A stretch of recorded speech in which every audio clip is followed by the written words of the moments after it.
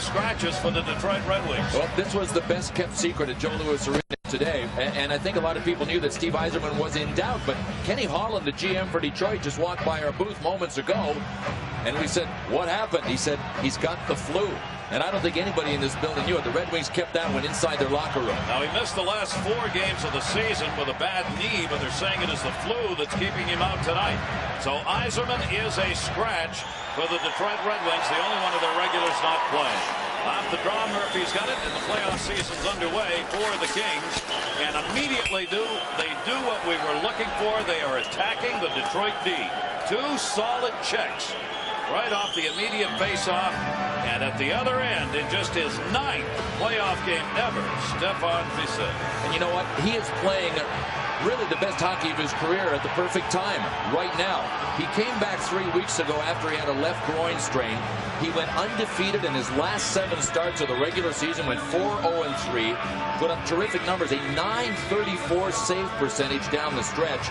He is in the zone right now, exactly where the Kings need him to be. And there is 27-year-old Chris Osgood, number 1 all year for the Detroit Red Wings. You know, and in talking to his battery mate, his partner in goaltending, Kenny Regan said today Chris Osgood seems capable of rising to any occasion. Now's the time. And as always, a question in Detroit when the playoffs start, is Ozzy good enough to get you there? No, he's won a cup. Smolensky line is out there, the big offensive line. Intercepted at center, roll free.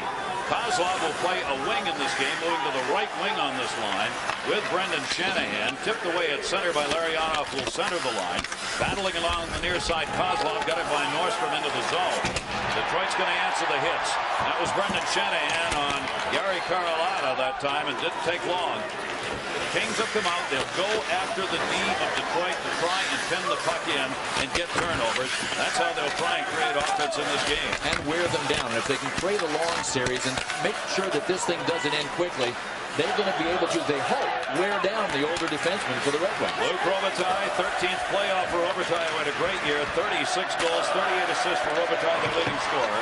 Shot from center, knocked down by Osgood. Those are the ones over the years in the playoffs that have troubled him. Tomas Holmstrom reached in, trying to get it, could not. Stumple had it pinned up.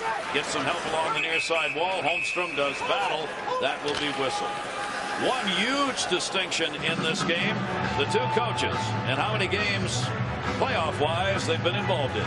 Well, I can tell you this because I know Andy Murray pretty well and I know how he coaches. If the LA Kings don't win this series, it will not be due to their coaching. I mean, this is game 1 of his career. Obviously, Scotty Bowman's reputation and his resume speaks for itself. Andy Murray, to me, is already, even though this is his first playoff game, one of the best coaches in the NHL. Love the record he has. I mean, he has coached midget, Tier 2 junior, Canadian college, European pro, AHL, Canadian national, and an assistant coach in the NHL. All before finally getting the lead job with the Los Angeles Kings after being in high school hockey last year. Touched up by Blake at the other end for the icing call. Well, we talked before the game began about how difficult it is for Andy Murray to match up against the Red Wings because of the Red Wings' depth. One of the consistent pairings on the blue line all season long for the LA Kings was Rob Blake and Matty Nordstrom. And guess what? He has split them up for this tilt. They are his 2 best, and he wants them split apart so that they can play really more out there and match up a little better against Detroit's depth, Ron. But his coach, Andy Murray, said this morning, look, the end of the year, Modric played well. He deserved the chance to be here in this playoff game. So we're going to give him the chance. And Aki Berg is a scratch. Steve McKenna, Jason Blake are stretchers tonight. Boy, those are the hits that hurt. And that's what Detroit can do. And they've got guys like Darren McCarty back in the lineup. McCarty been out 17 games with a groin injury. That was Verbeek, who missed the hit on the far side. Darren McCarty starts out just the way he left before the injury with a big-time hit. Man, this is Darren McCarty's announcement. The announcement goes like this: I'm back. And he gives the Red Wings such a dimension. Check this out. Gary Galley put on the brakes, but he couldn't get out of the way of the freight train that just plowed him into the boards, crushed him. Check this out. I mean, McCarty came back so hard off the boards, he ran into the net. And then when he went by the bench, he actually yapped something right here, right there to the LA bench. Darren McCarty is noted out there as someone who can talk it up pretty good. Dandino said this morning that LaPerriere, who plays for the Los Angeles Kings, and Martin Lapointe are probably the 2 best yackers in the NHL, but not far behind is Darren McCarty. They'll keep the yapping going and try and get under your skin. They'll score. Opening minutes here of this first period. Nordstrom in the corner, avoiding the check. Smolinski trying to clear it up. Robitaille, Smolinski, and Palfi on this line. Run back in by Carlotta. Dumped it back in behind the net. Osgood misplayed it. But he gets back into the net before they can get the shot off from the point. Nordstrom trying to send it into the middle. Got deflected. That one will go up and over the glass and out of play. And Gary, you mentioned that the LA Kings want to try and really put a hard press forecheck on the Detroit Red Wings. If they can do it like Detroit does it, I mean, with guys like Pat Verbeek, with the hit like Darren McCarty had, Marty Lapointe, the guys that play the right side for the Detroit Red Wings are the guys that do the damage. So who's ever playing left defense for the LA Kings, you better be careful because you're going to get banged around. Now, Matty Nordstrom plays the left side. He wears number 14. He got out of the way of this one. But you can tell Pat Verbeek was going for him. I think LA has to do that in Detroit's end. Got to do that. You cannot let Detroit establish the physical game along with everything else they've got. Here's Sergei Fedorov with a nice time tonight. Fedorov! Heading for save, makes the save. Fedorov comes out fired up. Gilchrist working on the wing with him. Dump back to the near side boards. Gilchrist trying to hold it in. It came to the point. The Shane shot deflected wide. That gets deflected in front by Verbeek. And Passay had to make a save on that. And Rob Blake had to juggle it with his gloves because he had lost his stick. And an icing call at the other end. Lots of playoff action tonight. Let's check in with John Saunders. John?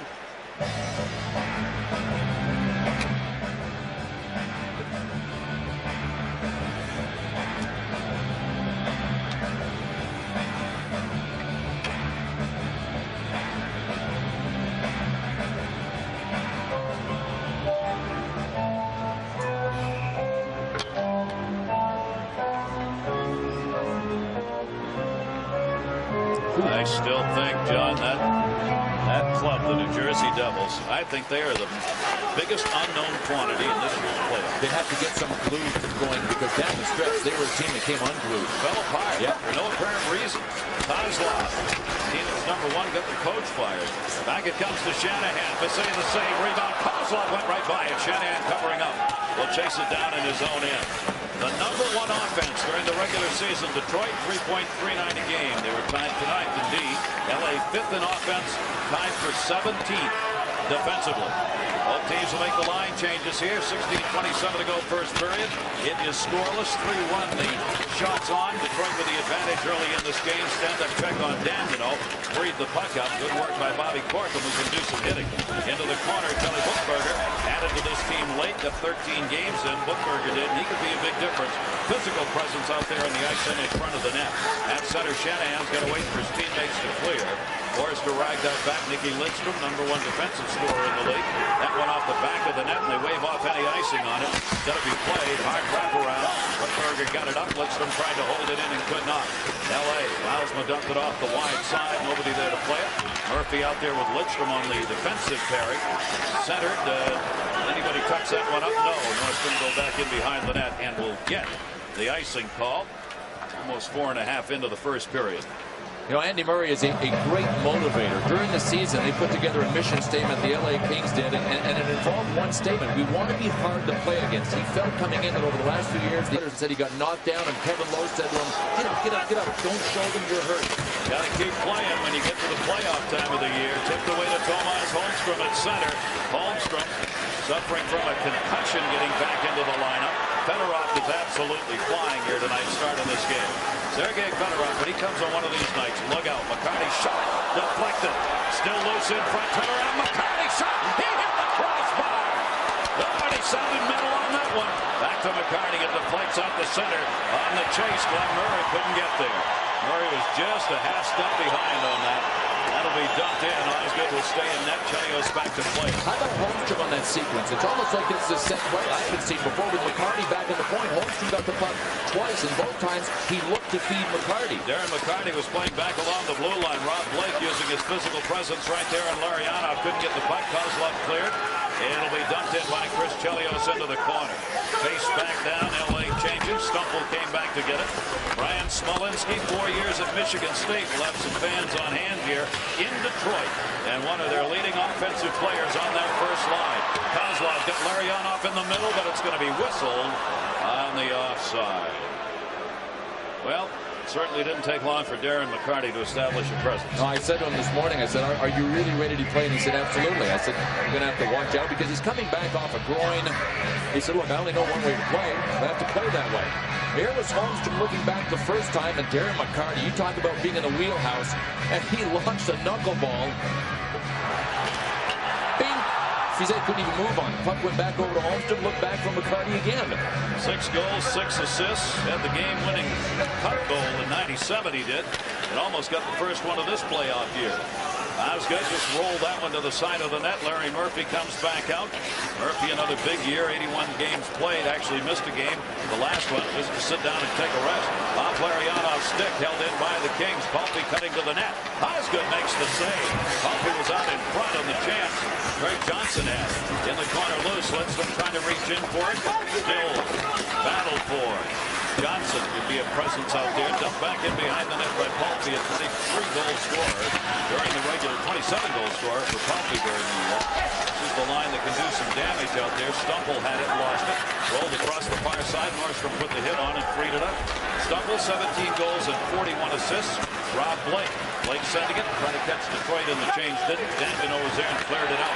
Detroit still changing. Oh, they sure were. They had 6 guys on the ice, and one of the guys involved in the change had full control of the puck. That was Ian LePerriere. That was the bullet there. Got away with one right there for too many men on the ice. Back in the corner, Ian LePerriere, number 22, had it, lost it. Lidstrom takes the check, puck loose. Centering pass, just banged away near side. Galley stepped up to squeeze it in. Lidstrom on the intercept. 3 back to the Kings. Lidstrom on the right from the blue. Blocked, they say, over his head over the bounce. Played back. Sean O'Donnell tried to clear it around. Couldn't get it around. Roos, who held it in. Danvino stepping up. Pat Verbeek out there in this line with Roos. Gary Galley, the veteran, will clear it up. 10th playoff season for Gary Galley. Dump back in behind the net.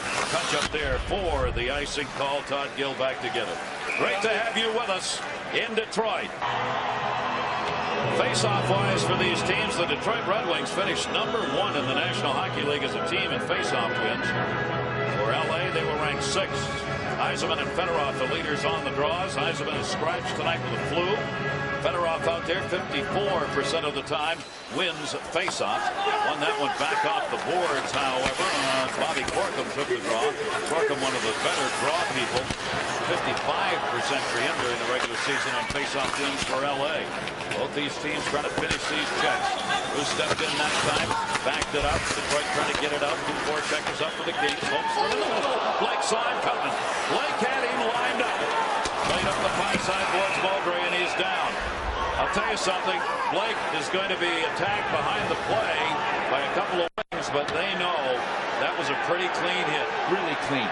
He saw him coming, waited till the puck got there, and nailed him. Rob Blake at his best. A clean hit.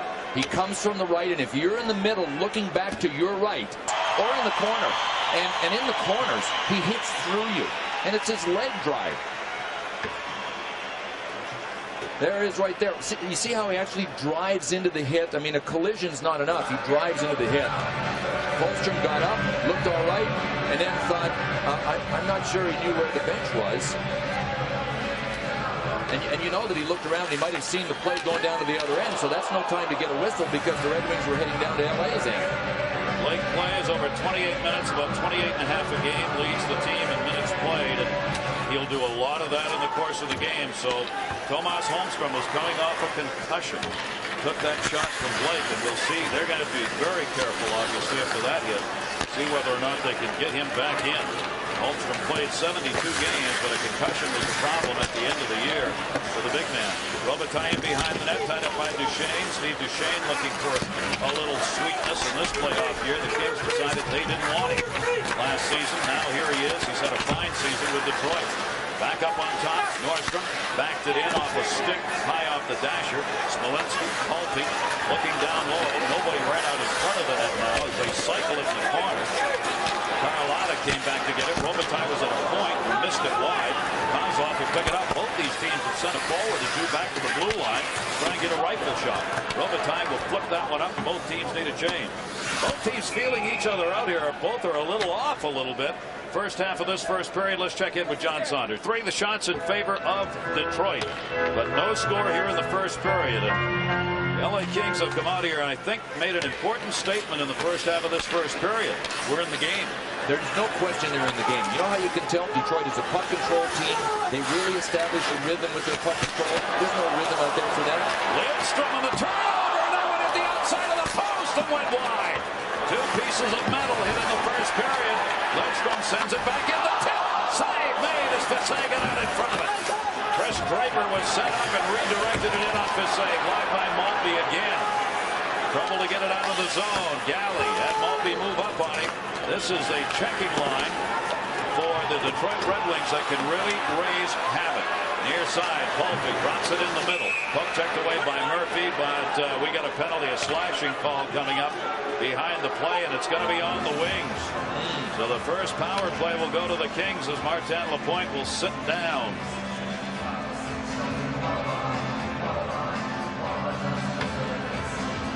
Well, we talked about the LA Kings and their game plan against Scotty Bowman's Detroit Red Wings. Here's what they like to do, and here are a couple of things they're doing well. There's Brad Chartrand earlier a couple of minutes ago. When the play is over here, Chartrand, the guy in the circle, is the weak side winger. LA does a weak side lock, right? So as the play comes, right here, 1, 2, 3 guys backing up. Here's another thing Andy Murray wants. When you get to this stage, if we stop right here, 1, 2, 3, 4, 5 dark jerseys in between the red line and the blue line. That is Andy Murray hockey right there. And when the LA Kings do that, it makes him happy, and they are sticking to their game plan. Now they get a big chance. Slashing call at 9:07, first penalty of the game. And Martin Lapointe is out of there. The LA power play this season finishing 11th overall. They did score 60 power play goals, which was the 5th most in the league. Detroit penalty killers 8th overall. Well, let's see what they can do with it here. They'll look for Robitaille, obviously, and their power play chances as Luc Robitaille finished the power play leader with 13. Glenn Murray had 10. Shot by Blake, deflected wide. Robitaille was set up right in front.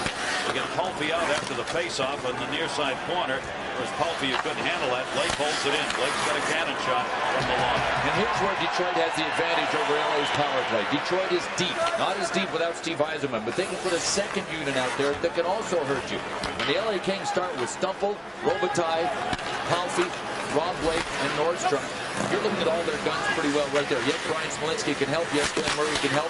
They're just not as deep as Detroit. Palffy got it in the middle. A shot out. Gattuso made the save. Rebound deflected in the pile and cleared out. So they snuck the point man down. Yaroslav Moldry playing a point. Came in all by himself. Detroit did not pick him up on the left wing side. And Osgood makes a big early play on this power play chance. Greg Johnson trying to dig the puck out of there, and he won't let him. Chris Draper, great penalty killing work. Murphy's got it. Tried to launch it, didn't. That may cost him. Murray from Galley. And the Kings are changing on the power play unit. Detroit changing on their penalty kill. Held back into the corner. Dumped low. Murray will head to the front of the net. Back up near side. They want to get it down low. Johnson in the middle. Murray a shot. Blocked. Lariano stepped in front of it. Murphy blocks the second one and clear. Well, I got to tell you, the Los Angeles Kings came well prepared for Detroit's penalty killing. They're moving the puck well. They know where all the holes are. Glenn Murray found a spot right in the middle of the ice surface and was able to get open. Nordstrom was open for the pass by Palffy. Before that, in the first unit, it's a well-prepared team right now. They will not convert on the power play. It is over. 0 for 1 on the first power play of the game during the regular season in 5 games. LA went 2 for 24 against Detroit. We are scoreless. Off the skate blade. Otherwise, it could have been no Moldry. Oh. Bill McCrory, Lance Roberts working the game as the referees. Gord Rusker and Tim Nowak are the linesmen. Bill McCrory, Lance Roberts were in Toronto for the game last night. Don't have to travel too far to get into this one. Gilchrist picks it up. Scoreless in the first period. 4 shots are even. The Kings have established themselves early on. A real presence here in about every way. I mean, the ice is not tilted. The hits have been about the same. Teams have had their chances. A couple of pipe shots by Detroit have been the only real advantage that didn't turn their way. That'll be flipped out, and Blake will come back to get it. He has teamed up with Moldry on defense. Moldry left his upper body. Just missed it wide on the pass by Blake. Moldry trying to get over to get that pass, and Verbeek stole it. And a great chance. I'm really surprised Ron Blake tried that pass. For one thing, he was on his backhand, and you know Verbeek was sniffing for it. Bruce shot, missed that one wide. Detroit changing it up. They'll just dump it back and get the line change completed. Modry back. He played 26 games during the regular season. Modry did. Compared with Aki Berg, who scratched and played 70. Holmstrom right back out on the ice. He's all right after taking that hit from Blake. And he had the chance right there. Kings will change it up behind the play. Osgood goes back to get it. Osgood played it around the near side. Holmstrom there is going to get a hit again, but not as hard as he got it up to Fedorov at center. Fedorov great pass to Duchesne. Duchesne's got an advantage. Shot for save the save. Fisset is acting in a hurry and a penalty coming up behind the play. Stefan Fisset is right now looks like he is really on. His reactions have been quick and on the point. John.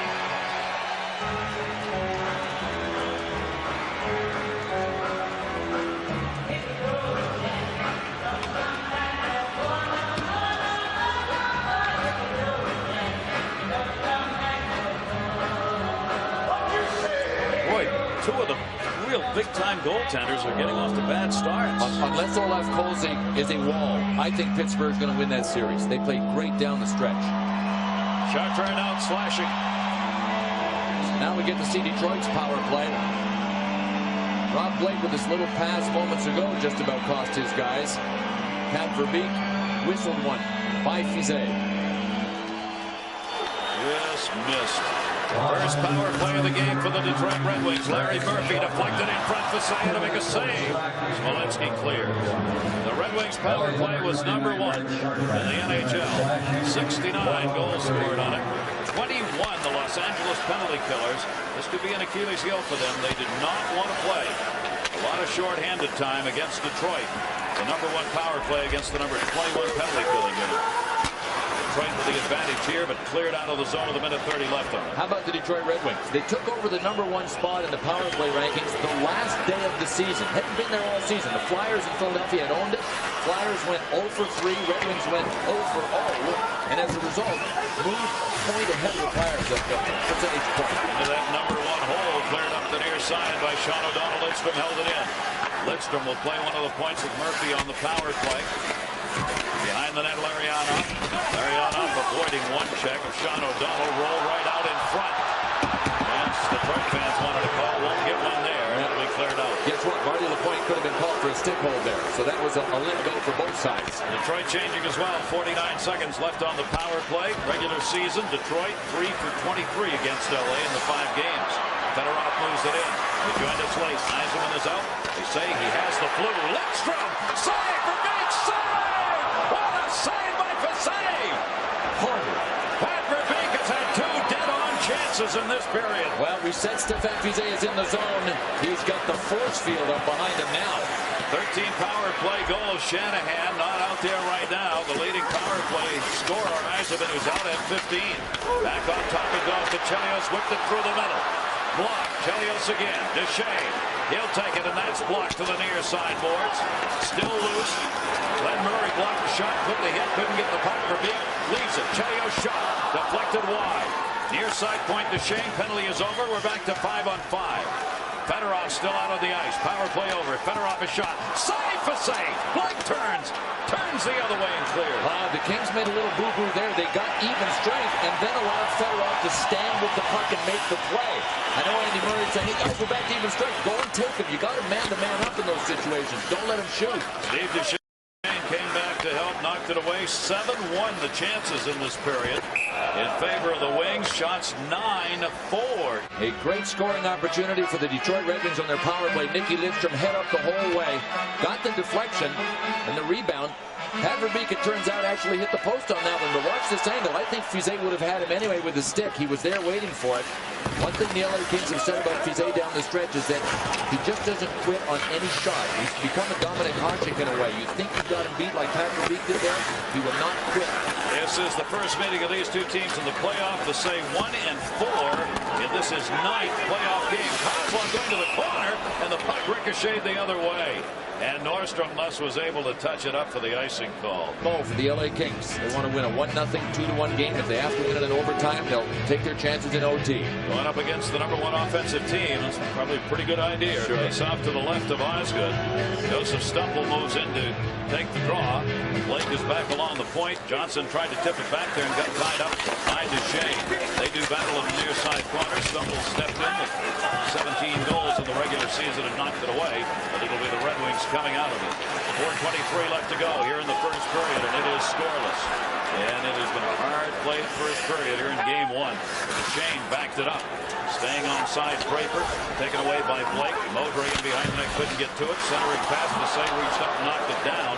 Was an aerial that was coming right up and over the net. Off the near side to Ziggy Palffy. Palffy, 3 consecutive 40-goal seasons for him. And finally getting into the playoffs. Off the near side boards. Draper took the hit. It was Palffy who got him and knocked him down. Chris Draper. Pretty good shot as he got run right along the dasher. Up the near side wall. Donald cleared it in a little deeper as the Kings were changing it up. Gill able to clear it out. Multi a chance. Off the stick of Say. All the way from center. Gill pushed it along the boards. And Gill got it back. Good work by Gill. McKenna took it away from him. John O'Donnell rather took it away from him out the center to Robitaille. Robitaille handled the check. Murray will set a little pick. Moving in O'Donnell. That'll be whistled on the offside. Defensively, both ends of the ring. This is Ziggy Palffy back checking and riding Chris Draper off to the boards. That is something you probably would not have seen Ziggy Palffy do in a month and a half playing for the New York Islanders. This is a different mindset, a different team, and therefore a different demand. And when you've got Ziggy Palffy buying in, you've got everybody buying in. Palffy had played the most regular season games in the NHL without getting to the playoffs until tonight. Now Brian McCabe is the man who picks up that mark. So Ziggy Palffy mighty happy that this is no longer the number one for him. 395, most among active players, the all-time record. Guy Charron played 734 regular season games without a playoff game in it. And Ziggy is just happy to be in uniform. This is his first game in a month. He missed the last month of the season with a sprained shoulder. Been working out hard, ready to go, and you talk about a guy that is just happy to be here.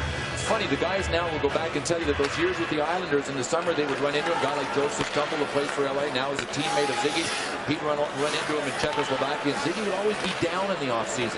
It meant a lot to Ziggy Palffy to play in the playoffs, and this is his first chance. That's why he comes, and he'll be fired up. Larry Murphy will pick that one up. Palffy coming back with a shoulder injury. Smolinski has got a medial collateral tear. He's coming back. Injured on April 3. Was out 3 games. Got a brace and wrap and going to try and play through that. Rob Blake's got a bruised knee. Said this afternoon he came in, I feel fine. Nordstrom up into the man. Gilchrist the chance. Nordstrom came back to pick up the puck. Nordstrom just poleaxed. And he gets hit over there by Gilchrist on the far side for his effort. Murphy trying to send it in. Detroit changing it up. Back to get it Blake, and that will be an icing call and a penalty coming in front of the bench. And it's going to be against the Los Angeles Kings. I think because Osgood had headed out.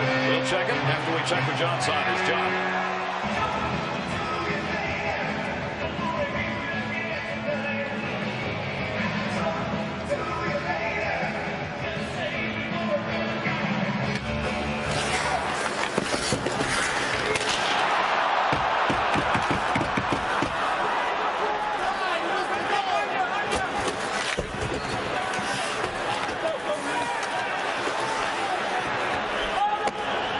Both of those teams were shaky defensively down the stretch, so I wouldn't be surprised to see a real high-scoring series between New Jersey and Florida. Robitaille is out of there at 17:31 with the slashing call. Second power play of the game for the Wings.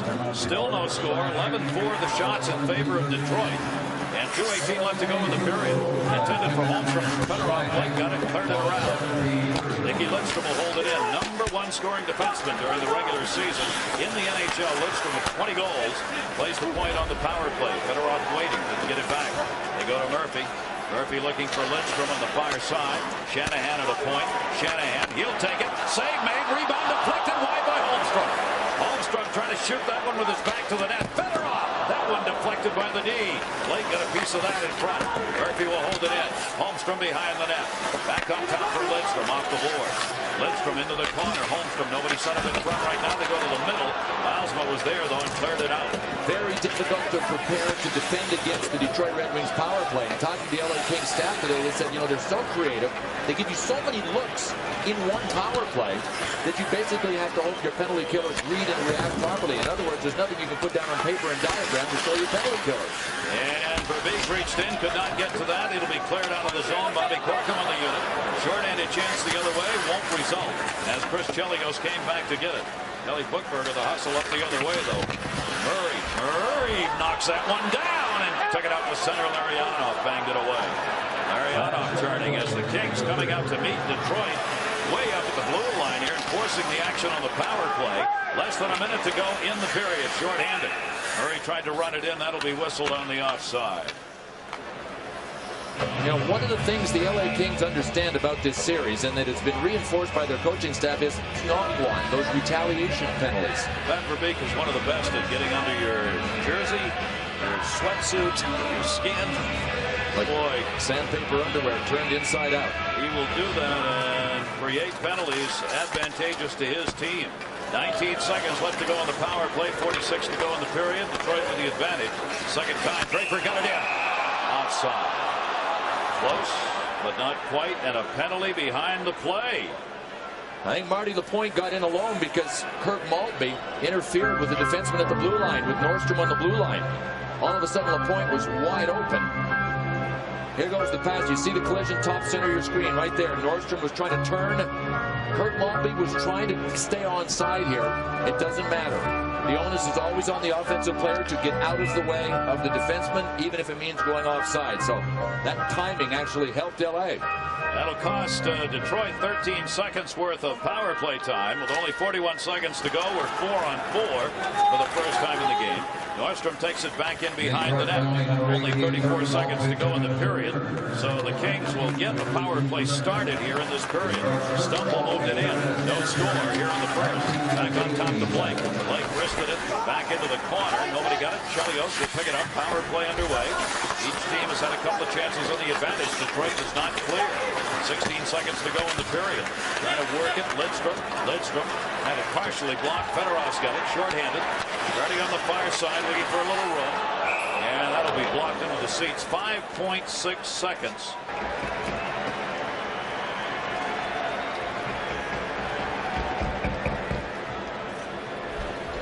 Face off.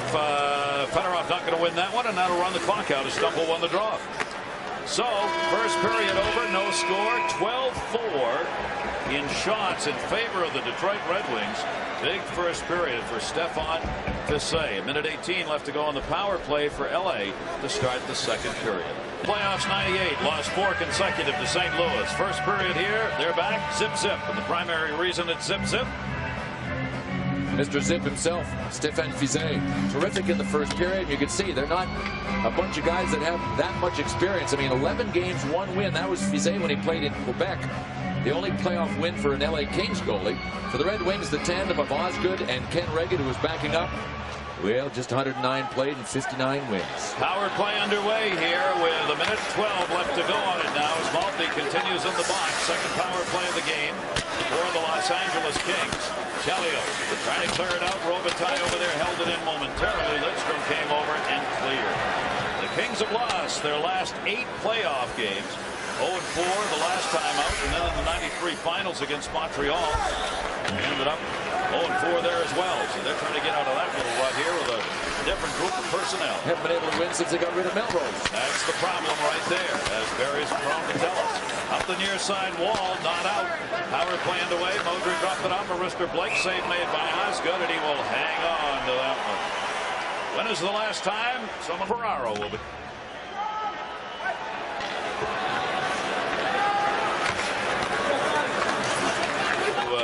Up those numbers here in this outing against the Detroit Red Wings. Drop back off near side in the seedings. LA was seeded 5th and Detroit seeded 4th, even though Detroit had the second best mark in the conference.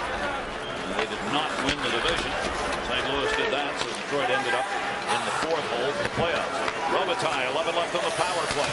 Dropped off, shot wide of the net near side by Murray and cleared out the center. That'll do it on the power play. That's why you have to hit the net from the sharp angles. You don't lose all that time. Now, 200 feet, so long way to go to regroup. Each team 0 for 2 on the power play. Bill and I looking at the numbers of the first period. 70% of the faceoffs were won by the Kings. That's not supposed to happen. Mind you, Steve Yzerman is out of the lineup, but that's such an advantage for the Kings because Detroit is such a puck possession team. It's amazing. Kozlov moved it in. We're back to 5-on-5. Dandino sets a little pick for it. Kozlov down the middle, a shot. Score! To save a screen. Kozlov 1-0 Wings.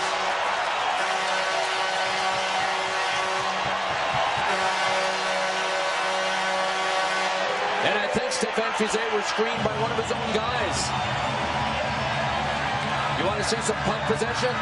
This is puck possession. Kozlov just wouldn't be denied. I mean, he kept this thing alive. See, Modry let him off the hook there by not staying with him. He wanted to guard against Kozlov going around the net. So Kozlov was able to lose Modry. A little pick set there. Nobody came to him quickly enough. Modry finally got out to isolate Kozlov, and that actually banged in, didn't it? It backed in off Carlotta. Yep, Yuri Carlotta.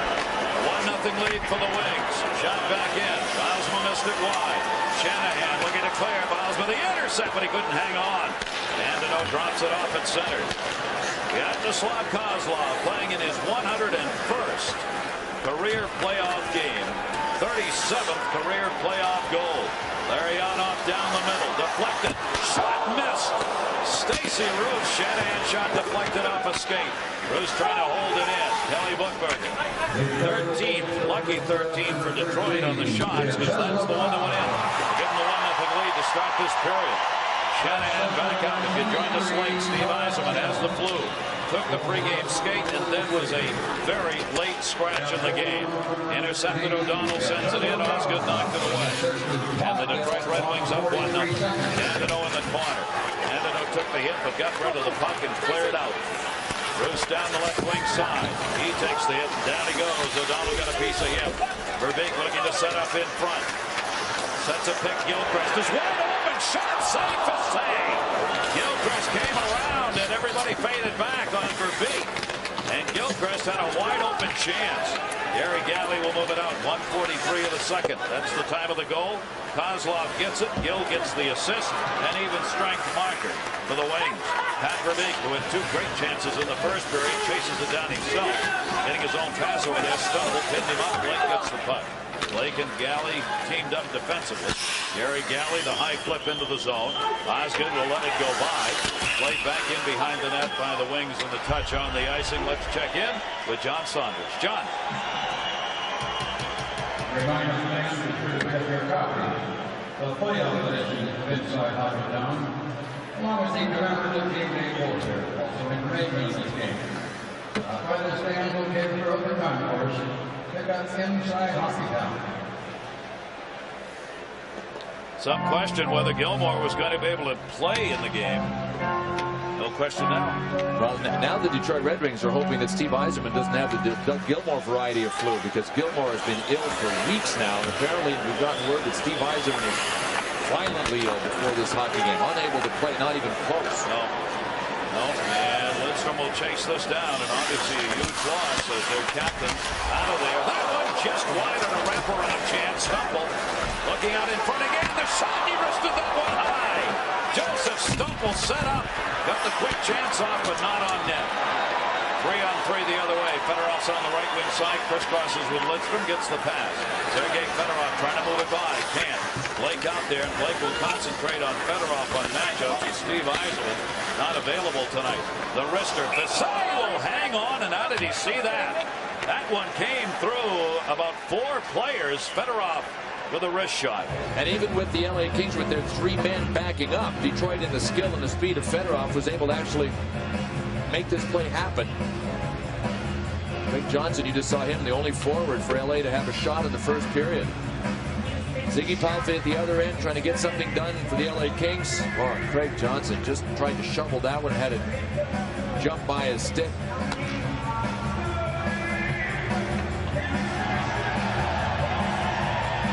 Here's the big chance by Joseph Stumble. All alone in front. Nicky Lidstrom might have held that right up his stick and over the net. You know, Lidstrom may be the best in the sport of getting a stick on a puck. Duchesne, and he shot that one wide. Chris Chelios steps up to hold it in. Kelly ending up second in the plus-minus category this season in the National Hockey League. He and Pronger battled for that spot throughout. Moving in Maltby to help out. Smolinski couldn't get it away. Backhand chance off Fasay went wide. Great effort by Draper, and here's that grind line again. Creating chances. LaPointe, Draper, Maltby, center, shot, Draper, and he missed it up and over. And the defenseman looking the other way when he took that shot. Leads it back behind the net. Maltby out in front again. Draper trying to wrap around, but he can't get it there. Great chances for Detroit here in the second period. more than they had in the first, and that'll be whistled on the offside, and the Red Wings with a 1-0 lead, and now a 16-5 shot advantage. Stanley Cup playoff coverage. Pretty good chance for what is considered the fourth line of the Detroit Red Wings. Chris Draper was in the corner, and he just rifled it out to Kirk Maltby. Trying to one-time it, coming across your body like that on that one-timer, kind of a push-on. It's hard to execute. Oswick got it out in front. Kelly Buchberger went right by on the opportunity. Buchberger cruising out in front of Osgood, trying to create a chance there. Valsma set him up, but Osgood down with a stick, had it blocked. Bobby Corkum knocked away with a paddle to the near side. O'Donnell stepped up to hold it in. Kings have had their D stepping up, pinching in a bit throughout this game. Try and create offensive chances. Kozlov batted it up in the air. Still loose along the wall. Kozlov got it. Valsma intercepted. Corkum in. Corkum looking. Dropped it down. Backhand chance. Fly! Buchberger. Big swing. Gary Galley stepping up, trying to hold that one in, but it was rifled out the center. Buchberger, good shift for him.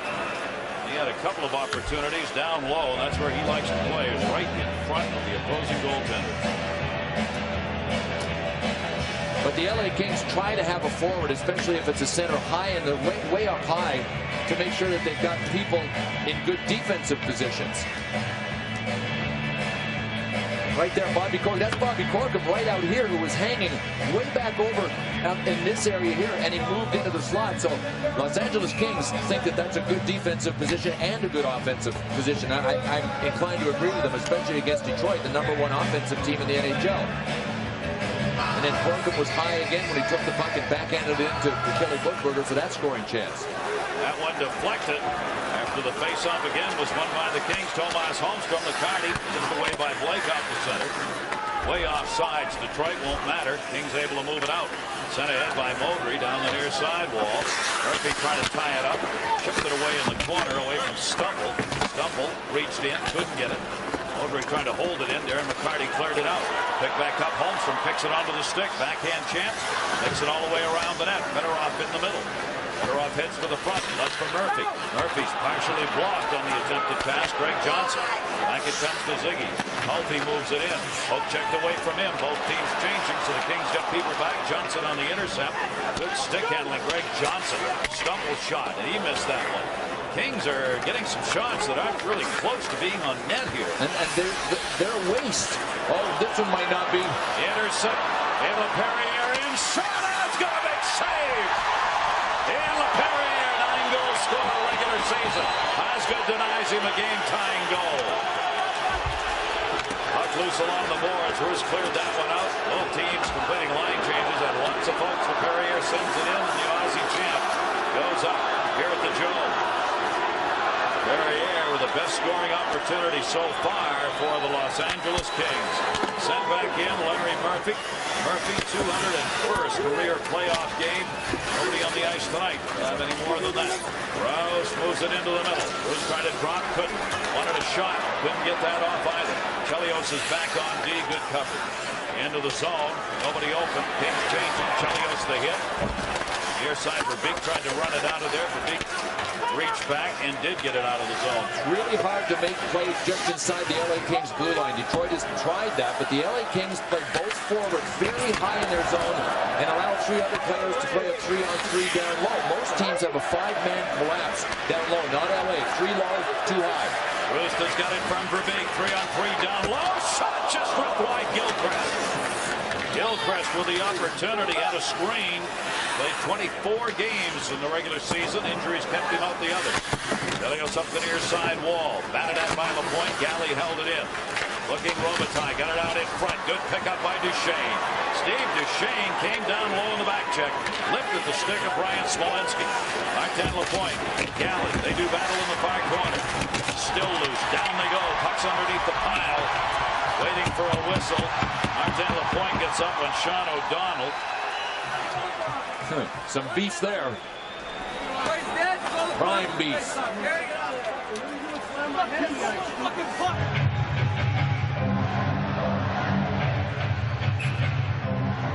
Face-offs first period. Smolinski 6 out of 9. Bobby Corkum at 4 out of 5. Smolinski won that one. Stumple went 5 out of 8. They dominated. Marianoff 0 for 5 for Detroit. Intercepted. LaPointe cutting to the net. No rebound for him to go after. And here's that line again.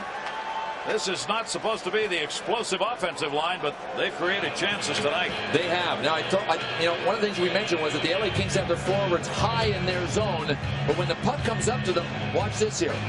It is key right here. This is Luc Robitaille for the LA Kings. He's got to find a way to get the puck out of the zone. I mean, that's an absolute. You see Marty Lapointe, number 20 in red, was in good position backing up Larry Murphy, but that is paramount. When you play your forwards that high and the puck comes up, you have to be accountable. When you get back to the bench, Andy Murray and his coaching staff will say, that's your bad, man. You've got to get the puck out of the zone any way you know how. Draper had the intercept and the chance. Robitaille heads over to the bench now with a line change, and Lariano right off the draw got that one in. And Visaya to make the save. Shanahan holds it in on the attempted clear. Knocked down by Modray. Cleared it out. Detroit with 4 back that time. Osgood in behind the net. Only 7 shots. And Osgood has made all the saves.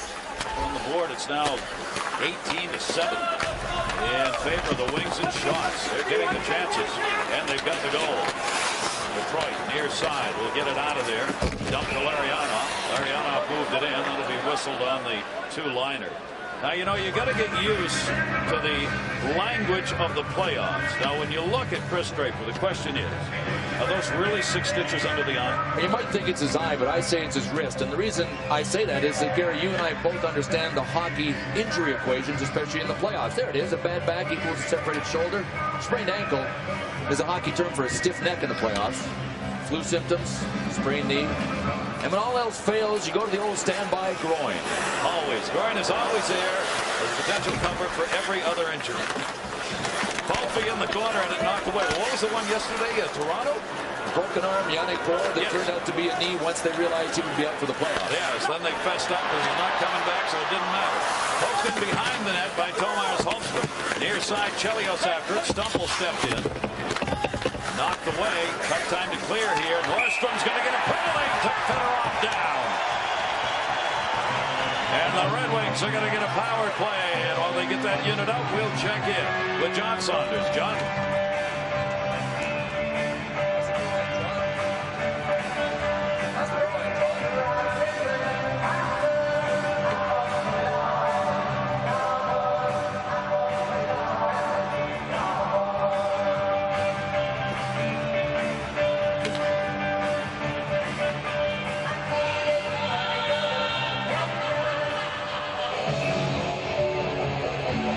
Explosive offensive team, and Gomez is probably going to be the rookie of the year, contributing right there. I think so. Penalty goes to Nordstrom. The hooking call, 9:38. Detroit gets their 3rd power play of the game. Great to have you with us here in Detroit for Game 1 between the Kings and the Detroit Red Wings. 36 Stanley Cup rings out there for Detroit on their roster. 3 for Los Angeles. Face down, short-handed O'Donnell. O'Donnell with Lidstrom in front. Save made by Osgood. Smolinski held it in. Great pick by Verbeek. Pickpocketed that one. Would have been offside. Smolinski knows it, so he's going to take it back. And once he did that, he'll get a whistle. And the face-off will come in center. Minute 42 left on the Kings penalty. Well, Andy Murray was able to breathe a sigh of relief when he realized that Brian Smolinski, who 10 days ago tore his medial collateral on his right knee, that's the inside ligament, he breathed a sigh of relief when he knew that Brian Smolinski would in fact be able to play. The interesting thing is the ligament is torn, but Brian Smolinski is not in a great degree of pain, and that's one of the reasons he's able to play. The other is that Pete Demers did a great tape job on him underneath the brace. He's had trouble getting used to the brace. He said, my leg feels like it's 3 times its normal size. All of that said, the LA Kings are happy to have him, and Brian Smolinski looks right at home out there. Interesting, Smolinski saying the doctors tell him now that those medial collaterals, which used to be an automatic operation, don't do it anymore. They try and let it go, let scar tissue build up, and let it strengthen. Unless it's severely torn, they'll just let it heal. And in all else fails, call it a groin injury to get better faster. Yeah, Gary Galley knocked away by Martin Lapointe to the far side.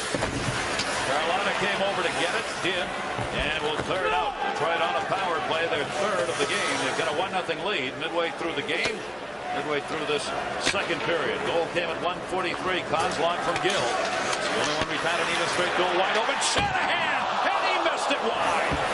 Wide open on the power play. Murphy dumped it in, and hit from behind the net. Off the say and out. Wow, that it came off the poster off of Larionov, then hit the back of Fizet, and it's kind of squirted beside him. He never knew that puck was coming from behind. Fedorov dropped it off. Shanahan, Fedorov from Lapointe up front. Lundstrom, and he hit Lapointe. And the puck is cleared.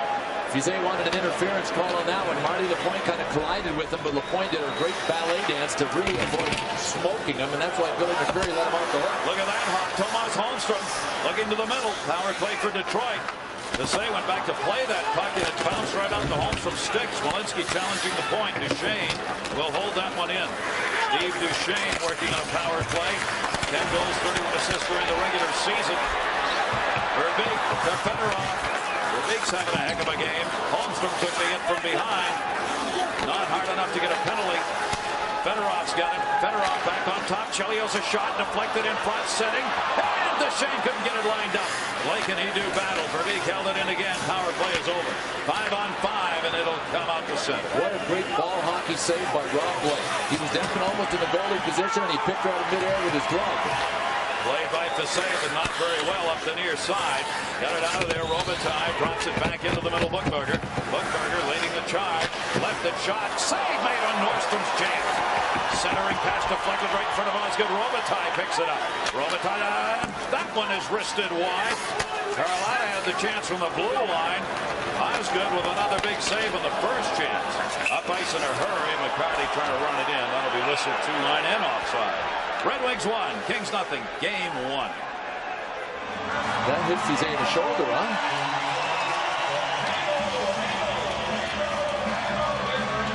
Getting busier around Stéphane Fizet. All kinds of pucks coming to him. The right post here. Watch the post on the right. Puck got by Fizet off the post, then banked off the back of his left skate. Unfortunately for him, wide. Marty Lapointe. This was that little collision that he had. Marty Lapointe jumped to get out of the way. You know what? That hit Stéphane Fizet in the shoulder, and he didn't even see the shot coming. And that been 4 inches higher. This is a 2-0 hockey game. Stéphane Fizet, one of the reasons he's starting, he had the big finish, 5-0-1 at the end of the year. He went 2-0-1 against Detroit, had a 9-4 save percentage during the regular season. Andy Murray said, look, he was the hottest and the best against the Wings. So, for those kind of numbers during the regular season and a good finish, let's put him in the start. I know the players enjoy playing in front of Stéphane Fizet, and not to say that they don't in front of Jamie Storr, but this is a guy that if he doesn't do as well as he wants, works harder than anybody in practice. Always working on improving his game. And it's really the hard workers are the guys that always have the rest of the team's respect. He and Jamie Storr shared the duties as Fizet was in 47 games, Storr in 42. Compare that to Chris Osgood, who had 53 appearances, to 29 for Reagan, the backup netminder for Detroit. 7:07 left to go here in the period. 1-0 lead. Nordstrom can't hold it in. Red Wings are on top. Batted away. Darren McCarty drove it deep. Nordstrom will chase it down and pay for it. McCarty got it. Near side, Chelios stepped up to hold it in and did. Chelios goes behind the net. Gilchrist back there takes the bear hug. Got pinned up. Robitaille will drop it right out in front. Carlotta, the 25-year-old from Finland, cleared it out. Detroit will change it up. Osgood knocked it down. Every time you get one of those long shots, the fans go, ooh, Fedorov from the outside of the post. Picked back up in the corner by Blake, and a penalty coming in. See who this one's on. Pointing to the Kings bench, Lance Roberts. It is a cross-checking call. That's really kind of interesting. Joseph Many chances. I didn't see the cross-check, but it had to be involved in the change. Face-off won by Martin Lapointe. Lidstrom, Murphy. Open a bit, decided not to take it. They'll set the point up in front. Shanahan on the far side, Larionov in the middle now. Without a stick over there, Gary Galley and Brooks. Larionov holding, backhander. Oh, what a shot, but he missed it. Went right across the top of the crossbar. And a battle for the puck on the far side with Bilesma trying to hang on because where was the puck? Well, I think Gary Galley might have had it caught in his equipment. Gary Galley had his stick snapped in two by a slash and was without a stick. So when Larionov backhanded it up. Draws the penalty on the slashing at 13:44. And that means it's a 4-on-4. So Detroit did not even get 30 seconds worth of power play time on that penalty. And for the second time in the game, we skate 4-on-4. Kozlov out there. Kozlov trying to move it in. The interesting thing was, though, it had to be a second slash. because the whistle was not blown until after Kozlov had already taken the shot. That was interesting. You know, I really think that the ref saw that first slash by LaPointe that broke Gary Galley's stick, and then we're just, you know, I mean, trying to find a way to justify the penalty. I think he might have knocked Rob Blake's stick out of his hand with another slash. Could be. Nordstrom held that one in. Lidstrom goes back to get it. Lidstrom to Larry Murphy. Murphy dropped it off to Fedorov. Fedorov, long up ice pass. Would have been a two-liner. So Kozlov had to let it go. Played back by Nordstrom and behind the net. As we said, most ice time in this team. Rob Blake eats it up. And he worked over 10 minutes in that first period. He's doing the same thing here. Shanahan's got it. 40 seconds left on the Kings penalty, then they'll have a short power play. Larionov circled. Murray gets spun around over to Shanahan. Shanahan leaves it. Chelios dumps it in front, hoping Murray will be held onto by Fasay. Didn't get a whistle, had to drop it off. No, good play by Fasay. Detroit didn't pressure him, gave him some room. I mean, get it out of there. Audrey cleared it back to center. Murray's got it. Murray from the red will dump it in wide side. And he was on the right side when he did so. Chelios trying to reverse direction. Osgood came up, left it behind the net. 11 seconds and the short power play will come for the Kings. Steve Duchesne, Palffy held him in. Kings trying to get control of the puck now, and they will. Gary Galley, they're still not on the power play. They are right now for 19 seconds. Galley cleared it off the near side. Power play for the Kings. This is going to be their third of the game. Galley sent it in, deflected. Larionov trying to clear it out. Can't. Duchesne blocked the original shot. Mowbray had it. He went down. Dropped by Duchesne to Chelios. Chris Chelios with 4 left in the Detroit penalty. Cleared it up. Intended for Shanahan. It'll be played by Fasay. And over Shanahan's stick. Now back to 5-on-5. Robitaille cutting to the net. Pass to him. Got blocked. Puck up against the near side wall. And there it will be whistled.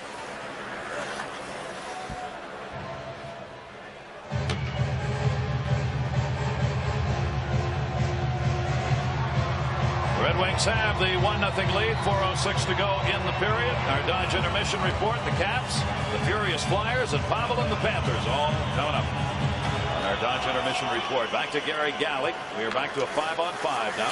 In behind the net, Greg Johnson trying to center. Got tied up. Maltby Dandino were there. Cleared up into the blue. Draper trying to get it out of there. Could not. Sent back into the near side corner. Blocked along the boards by the Perrier. Dandino picked it off, and the Red Wings will get it out. 20-11. The shots in favor of the Detroit Red Wings. Dominated in that department. Take a look at our Lending Tree League leaderboard. For the Red Wings, playoff points all time. Mr. Howe, Mr. Hockey at 158. Steve Yzerman out tonight with the flu, 148. Sergei Fedorov, third all time for these Wings. And if the Red Wings do well in the playoffs, obviously Steve Yzerman has a chance to pull ahead of Gordie Howe this year. Sergei Fedorov might have to wait for another playoff season. Unless he gets real huge this playoff year. And he could. Boy, you talk about a player that had a rimmed up down the stretch. He poses such a threat offensively and defensively because of his speed. And he really has used his speed, I think, more effectively defensively than offensively. Not take away from his offense, but he has been a defensive dynamo the last month of the season for the Red Wings. Walensky won that faceoff. Stacey Roos then tied him up. Larry Murphy cleared it around the near side, blocked by Modry for the Kings. He couldn't find the puck, though, and just flipped out of the zone by Pat Verbeek. Kings will come back to get it. Rob Blake challenged by Gilchrist. Gilchrist kicked it away. Good work by Gilchrist. Stacey Roos. Gilchrist got it again. Turns to the forehand. Drops it off the boards. Roos in front of the net. Trying to tie it up and get a chance. Stacey Roos.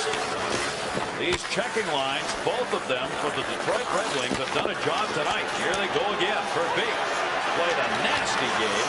Verbeek got tied up, cleared up. Smolinski all over his back, chased down by Larry Murphy. And Brian Smolinski had to match the nastiness on that play. Did a heck of a job because Verbeek was digging. Here he is again. Fedorov in, forehand chance, rolled in. And Fasay covers with Holmstrom looking for a rebound. Fedorov's 121st playoff game. He's had 38 goals and averaged over a point per game in the playoffs for Sergei Fedorov. His face-off will be to the left side. Say waiting as they're changing up there on the Kings bench. 21-11 there are the shots so far in this game. Still just a 1-0 game. And off the draw, Fedorov got a chance that rolled in towards Fasay, but was blocked. Red Wings will take it back out the center. Steve Yzerman not playing, has the flu. Took the warm-up and could not reach the bell. McCarty put the hit on over there on Bookberger. Aaron McCarty all over him. Osgood going back in behind the net. Left it there. Kings again trying to forecheck and create a turnover, and they did. Johnson came down low and created that. Palffy over on the puck. Ziggy Palffy goes back, changing places with the defense. Cleared out of there. Boy, Ziggy Palffy's had no room in the Detroit zone. And if he has room, he will do something to hurt you offensively. Let's check in again with John Saunders. John.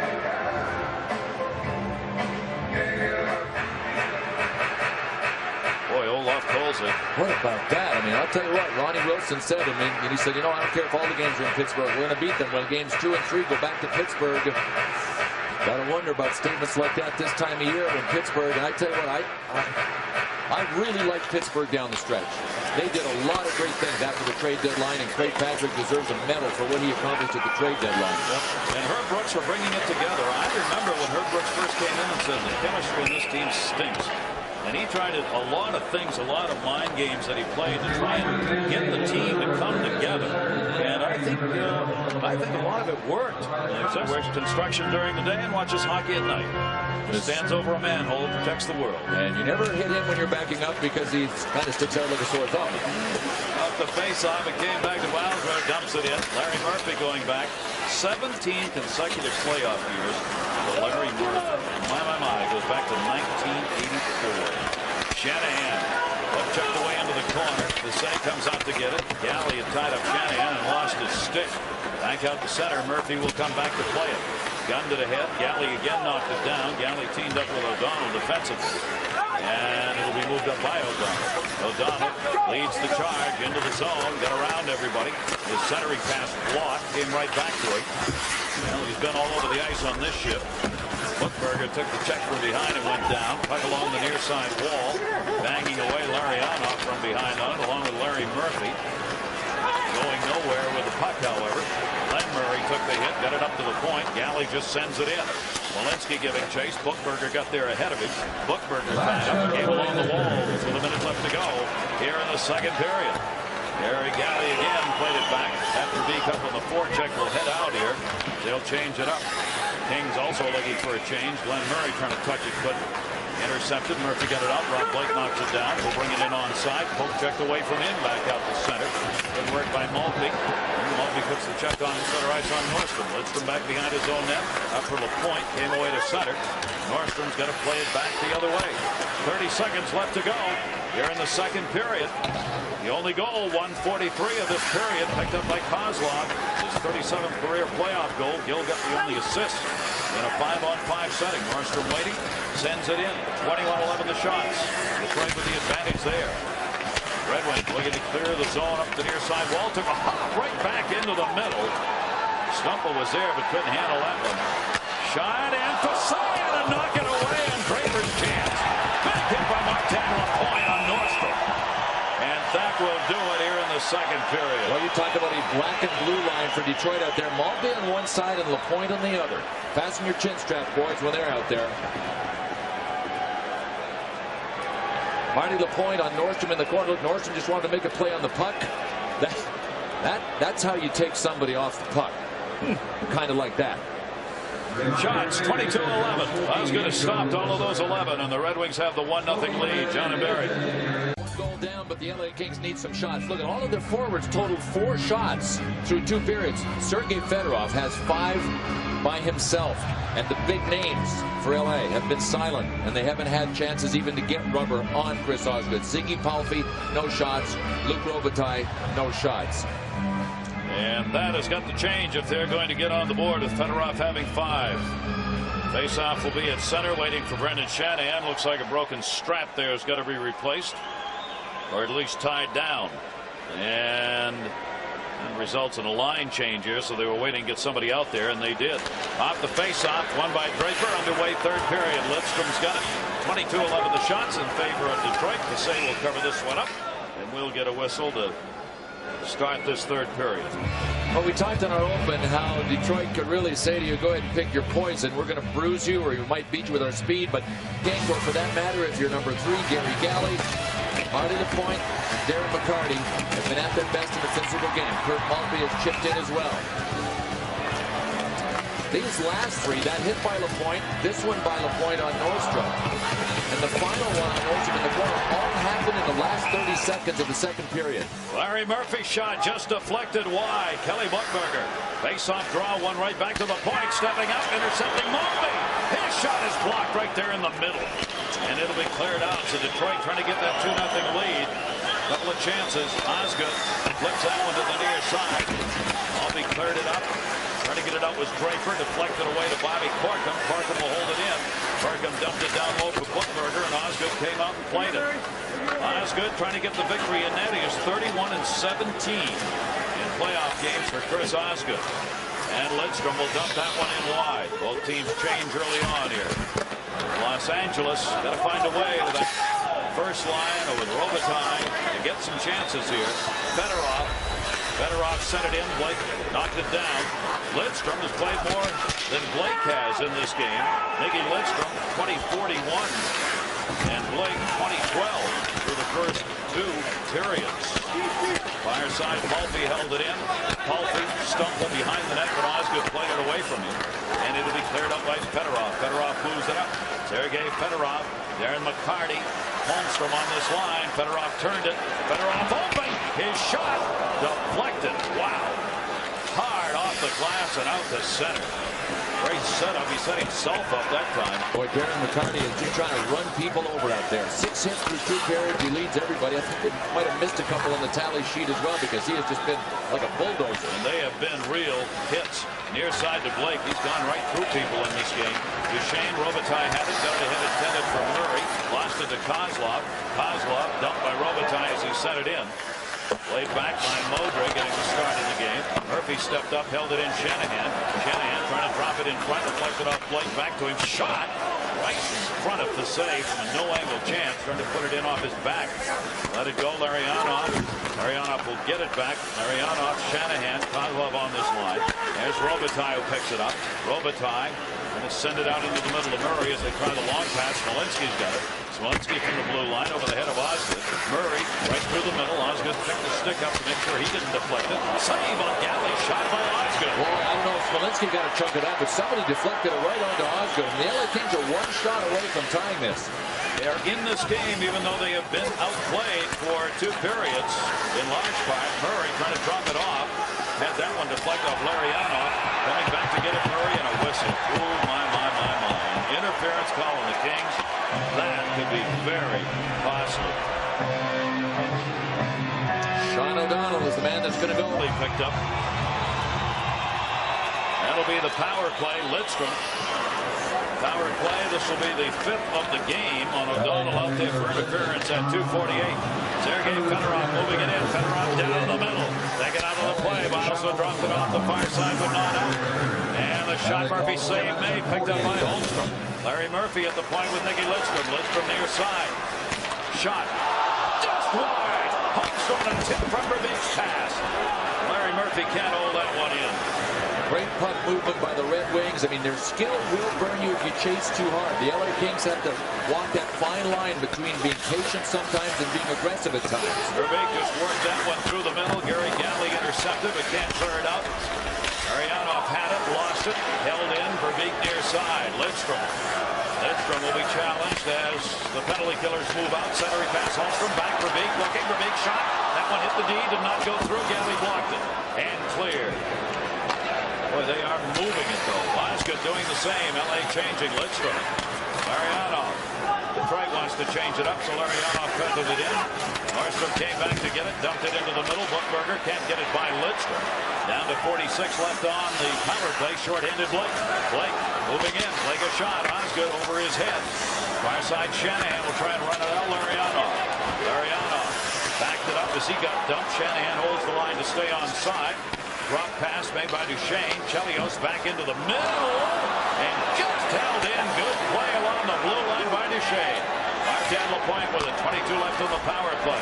Shanahan, he's open. He takes it. Blocked by Blake. Chelios plays it off the dasher. Bouncing puck that was hit with a high stick. And the faceoff's going to come all the way down into the Detroit end. Guys, the Red Wings are arguing that Gord Brosiker saw it. He's the linesman that called it. I didn't see that. You know, it's amazing, Gary, through 2 periods, as many face-offs as LA has won, they've been dominant, that they haven't generated more shots and more scoring chances. Yeah, Still only got a dozen shots. They won 61% of the face-off through the first 2 periods, but not converted into shots. LA during the regular season averaged almost 30 shots a game.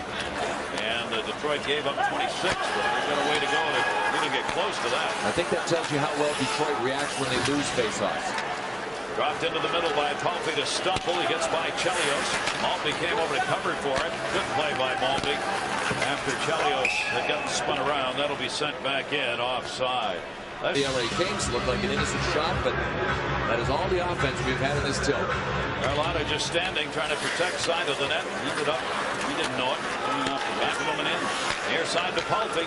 Ziggy Palffy, the high flip into the zone. And could be an icing call. Stumple going back, won't get there in time. Good hustle by Duchesne. Stumple moving in, but Duchesne beat him to it. Joseph Stumble is going to have to be a key and accept the responsibility in this series of being a key. And I'll tell you why. Not only is he a gifted centerman, but he hangs onto the puck really well. He has to hang onto the puck and get possession in the offensive zone, take the hits if he has to give Ziggy Palffy time to get open. Palffy's not that big, and he's not that strong, and he's not that fast, but he's really smart and really slippery. If you give him enough time, he will get open and he will find the hole. That's why Stumble has to play a key role in this series. Stumble with a +23 led the Kings in that department and had a good setup season. Here in this game, though, Detroit D has just shut it down. Palffy. It is just a 1-goal game. Good redirected. Palffy knocked it down to hold it in. Larry Murphy flipped it up the near side wall. Stepping up, dumping it down O'Donnell. Palffy again. Palffy's got Robitaille and Stumble now as they're on the same line. So they've got the power boys for the Kings together. Murray trying to find a way to get one by Osgood. Dropped into the center. Chance for the odd man rush. Maltby coming with it. Drops it to Lidstrom. Lidstrom, Draper, a trailer. And just underneath his stick as it was deflected. Draper had a 3-on-2 for the moment. Gary Galley. Just Palffy rather reached out and partially blocked that. Good defensive play. There's Palffy buying into the defensive scheme again. Lidstrom and Fassé knocks that one way back into the seats. Well, Palffy might not be contributing on the score sheet offensively, but boy, he has really dug in defensively. He is really giving Andy Murray everything he's got. He just can't make it happen on his own in the offensive zone without somebody getting him the puck, and he hasn't been able to get it offensively. But this is what he has done defensively. All the way back, Maltby a little shut, and he did tip the puck there to keep Chris Draper away from having a clear shot. Their second leading scorer, Palffy, during the regular season. 27 goals, 39 assists. Robitaille was their leader. Gill's shot, that deflected wide. Bruce has his stick held onto on the far side. Gilchrist, Bruce and Verbeek on this line. LaPerriere went by the puck, came to center to him, but he couldn't get it. Gill dropped that behind him and cleared back out by Verbeek. Pat Verbeek has been everywhere tonight. Veterans played a really strong, grinded-out playoff game. Got a ton of ice time, too. And that's Scotty Bowman. He'll see who's going the very first couple of shifts in the game and either play if you're playing hard and well, or you sit for a while. Yep. Back up. Dandino's got it. Dandino turned it up the near side boards. Gilchrist comes to center. 1-0 lead, Detroit on top. Gilchrist trying to lay it in. Gill will send it back in behind the net. Blake is there. Blake, Ian LaPerriere. LaPerriere's pass deflected to center. Dandino picks it up. Dandino has played both D and forward again this year for the Wings. Sent back in. Fassé will hold it up back there for Rob Blake. The near side, they're forcing the Red Wings, forcing the Kings to go length of the ice. And boy, King heading to the bench, touched that puck, almost too many on the ice here. Ian LaPerriere again. Remember the second period.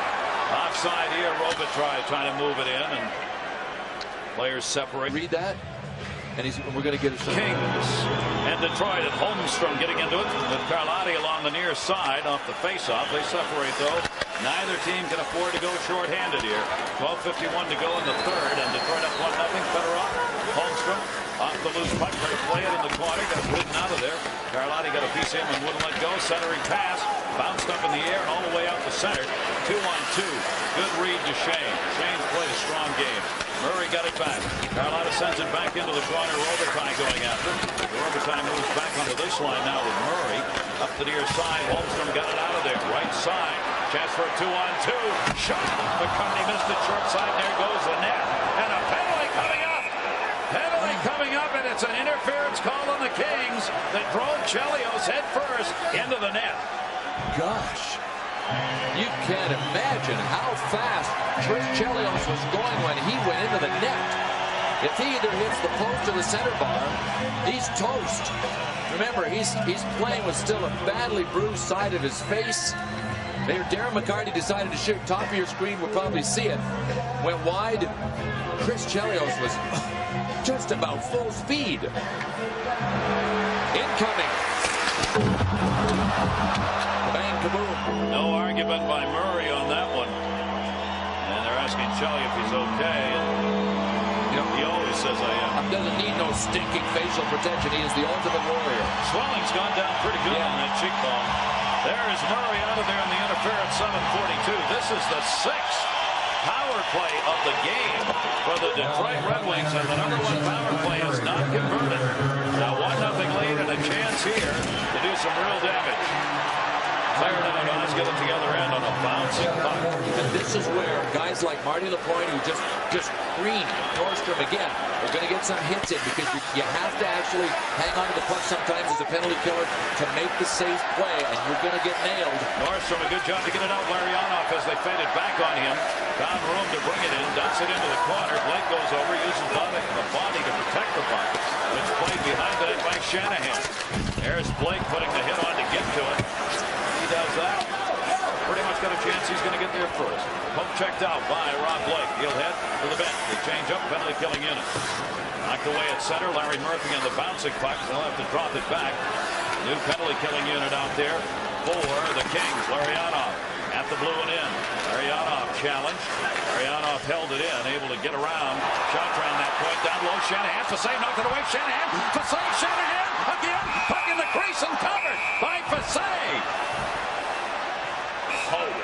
Kelly Buchberger just came in and kind of gave Brendan Shanahan the old face wash with a sweaty palm. Smells worse than it feels sometimes. But Brendan Shanahan was, well, he got away with one there. He closed his hand on the puck. But what's really interesting is this whole sequence. Not only did Brendan Shanahan got a few more whacks at it with all the Kings around him. Check it out. Nobody was there helping him. Marty Lapointe finally moved into support. Did Brendan Shanahan as a teammate anywhere near him, Detroit might have made this a 2-0 game. That's a save for Gary Galley right there. Absolutely is. Went off his... And he's probably right about that. Shanahan not only closed his hand on it, he threw it from behind him to the front of him. Good play if you can get away with it. Sergei Fedorov won the draw, but it's going to be cleared out. 46 seconds left on the power play for Detroit.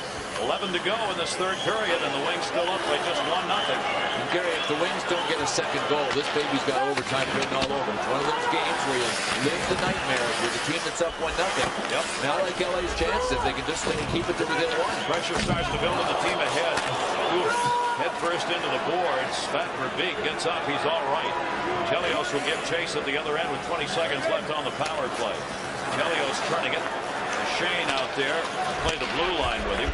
Good pass up ice to Holmstrom, who let the linesman skate going in and then got dumped. And it's cleared out. He caught the linesman skate going in. And that freed the puck up. Bilesma cleared it out. Short-handed.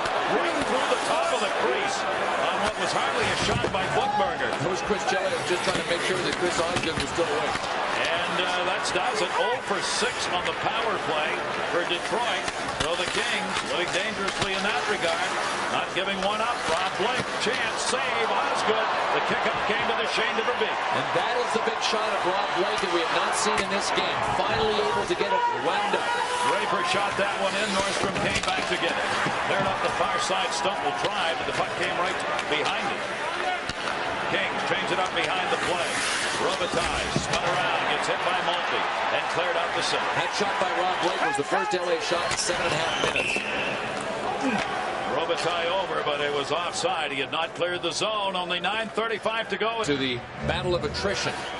Hits like that into the boards by Pat Verbeek. That wasn't unlike the one that separated Peter Forsberg's shoulder, but Pat Verbeek was able to bounce back up. 104th playoff game for the veteran Pat Verbeek, who helped Dallas to a cup and now trying to do the same for Detroit. 9:28 left to go. 5-on-5. Maltby chasing into the corner. Tried to bank it off behind the net, but Blake blocked that one. Centered Lidstrom. Tim Murphy trying to hold Dawes. Larry Murphy a chance. That's blocked by Stumble. And we're going to check in with John Saunders. John.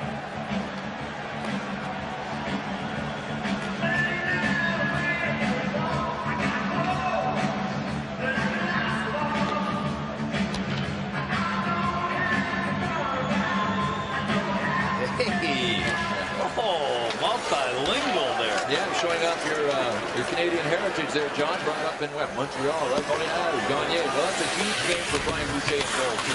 The Flyers rookie goaltender. How about the fact he finished first in the goals against department in the National Hockey League during the regular season, and earned the job from Van Beesbroek as the starter.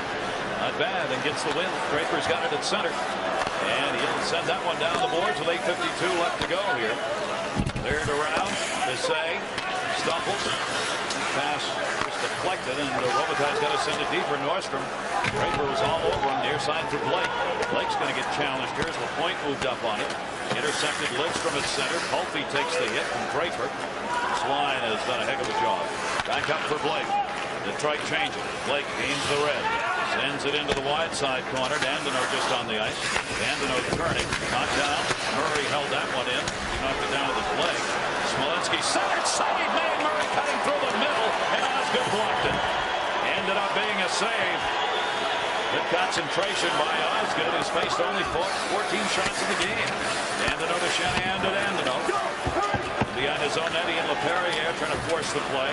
Cleared out. Look at the puck bouncing though, Gary. I mean, I don't know how many times you've said bouncing puck. I mean, that could work for or against Los Angeles. It's harder to control the puck, but when Detroit tries to break out, it's bouncing over their sticks too. They may turn it over. Playoff game in the National Hockey League in 1 year. Yep. He's earned it. I told you all the credentials he has from every level of hockey. A highly respected coach by the Kings. Shattuck's in married Fred, Faribault, Minnesota. His family, they're all there watching. Ruth, you're watching, aren't you? Sandy's wife. Mom's watching. Yep, Jordy, Brady, his boys, and Sarah, his daughters. I love that. We know you're out there. Cleared back through the middle. Patrick giving chase. Gary Galley got there first. 7:44 left to go. Gilchrist knocked it down. Gilchrist shot.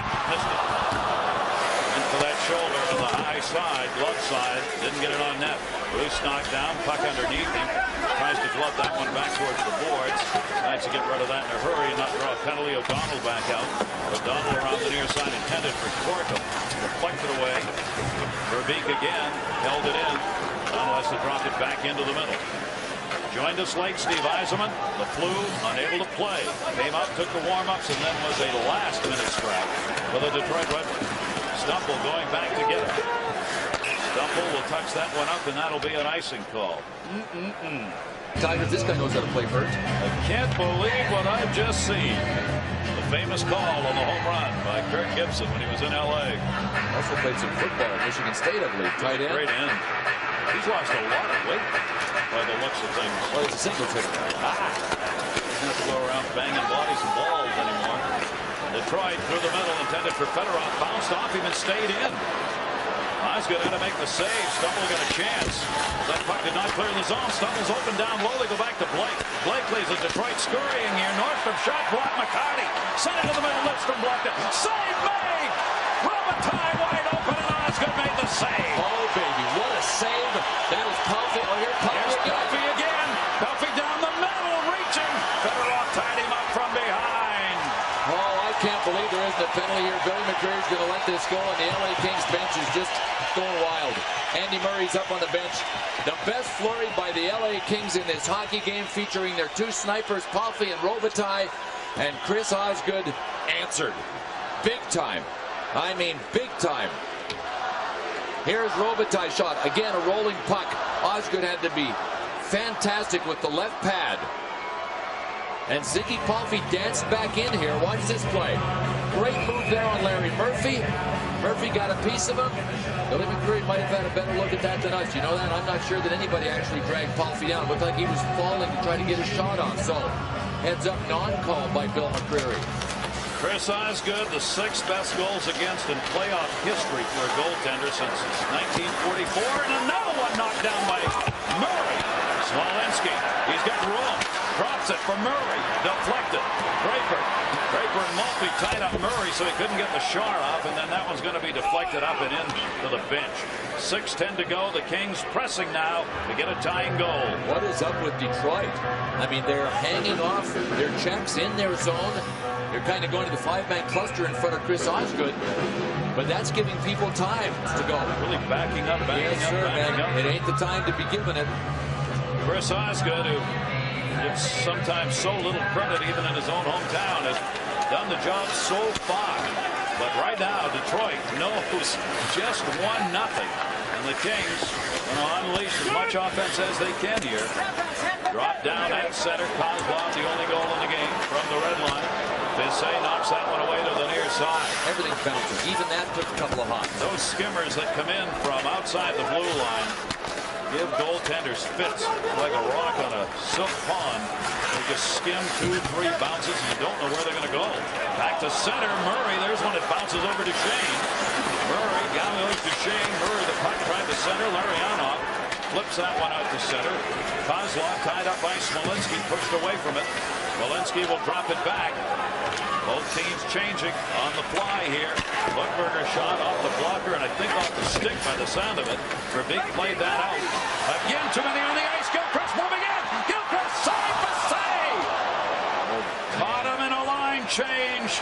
The Kings had about 8 people on the ice, but most of them were heading to the bench. I can't tell you how much this is looking like overtime.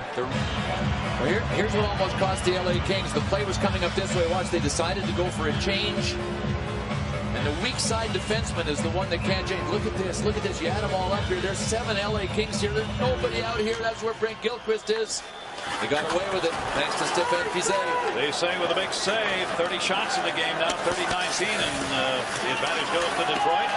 5 minutes left to go in the third period. Game 1. First round. Stanley Cup chase underway. And Murphy sends it in. Gilchrist right back out there. Play is onside. Gilchrist ridden out of the play by Bobby Corker. Puck up the far side wall. Detroit making sure they stay back. Lidstrom and Murphy on D. Galley in. Galley a little room. Tried to drop it off. Murphy reached in. Took it away. Feathers that one over to Gilchrist. Back off the near side with Hardy. And he'll send that down the wall. LA Kings are going to have D-men jumping up here. Gary Galley doesn't have the legs that he had 10 years ago because in his late 30s, actually going to turn 37 on Sunday. But he still tried to make that happen. You got to go in with 4:20 left to go, and that one's going to be touched up on the icing call. 4:20 left on the clock. This is where Detroit's back checking is going to have to be huge because Galley, Rob Blake, Carlotti if he's out there, Nordstrom, Modry, guys like Sergei. Look at Sergei Fedorov. I mean, the guys are giving him way to go, way to go. I mean, he is one of the top back checkers in the game. This looked like it was going to be a 3-on-2. And there's Fedorov right there. Got all the way back and got his stick on the puck. Turned it over and got it going the other way. Larry Murphy had the great line for these veterans. He said, the script is written. If we win, we're veteran and experienced. If we lose, we're old and tired. That's the truth. Isn't that the truth? That about covers it for some of these older skaters out there. Larionov is one of them. But they're the ones out there in key situations. Verbeek moved up. Couldn't get to it. Chelios didn't block it. Pat Verbeek stumbled, batted it, but Verbeek got it in deep. Nordstrom. Nordstrom turns the other way. Verbeek still up with Larionov on the forecheck here. 4:05 left to go. Third period. Detroit up 1-0. Great effort. Larionov sends it back in and onside. And this is important. Chris Chelios pinched twice there to keep the play in LA's end. If the defenseman for Detroit is back out of the zone, LA's just going to come at him. Stumple moves it in. Sends it behind the net. Osgood back to play it. Missed it. Osgood gets back in net. Deflected to Duchesne. Steve Duchesne. Larionov. Detroit trying to make a quick change here. So Larionov will punch that one into the corner. 1-0. Chris Osgood in net. 13-17 with 6 shutouts in his playoff career. First time these two teams have ever met in the playoffs. And plenty of time for anything yet in this game. Smolinski's in the middle. Pass to him. Came all the way through near side. The Perrier trying to hold it in. Did. Smolinski over to chase it down. Maltby there doing battle. Blake stepped up. Cleared back out. Draper giving chase. Won't give to it. Moses. Back out through center. Played by Martin Lapointe. Way offside the wings, and that'll be whistled immediately. Face-off coming the other way at center. Now it gets real tight. And it gets really tough, too, because the puck is bouncing so much. Andy Murray's guys may just end up being either the victims of a broken play or the recipients, the lucky recipients of a broken play. I mean, I really think for some reason, and the ice usually isn't that bad here, the puck's usually frozen, but this is like a monster to control for all of these players. Keep your eye on the puck and watch how much it is bouncing. Los Angeles team had the biggest spurt from one year to the other in offense this past year. But not in this game. As the Detroit Red Wings, playing without their captain Steve Yzerman, for all the depth they've had, played a defensive game, which is the way the Kings wanted to play it, not wanting to get into that run and shoot. But they've held on to the 1-0 lead since the start of the second period. Sent in by Fedorov. Quick changes for the Red Wings. 2:38 left to go. And it's going to be a 1-4 for the Red Wings. They got their forechecker in. That's Darren McCarty, 4 on the neutral zone. Stepping up, Kozlov tipped away from him. Lidstrom on the bouncing puck. Because it's bouncing, players are taking 9 irons, just trying to hit it and keep it going. That's all. Rather than play it. Murray tipped that one in on net. Osgood left it for Lidstrom. Lidstrom looking, cleared it out. Stumple had moved in on him, and it will be an icing call. Kings will hustle to get the face-off. Galley on the touch.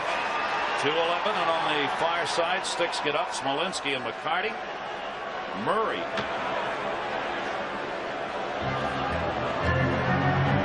Big Glenn Murray, who I think is going to have to be a key in this series as well. He's got the size and the speed. That's what happened all the way up and down the ice there. McCarty and Glenn Murray.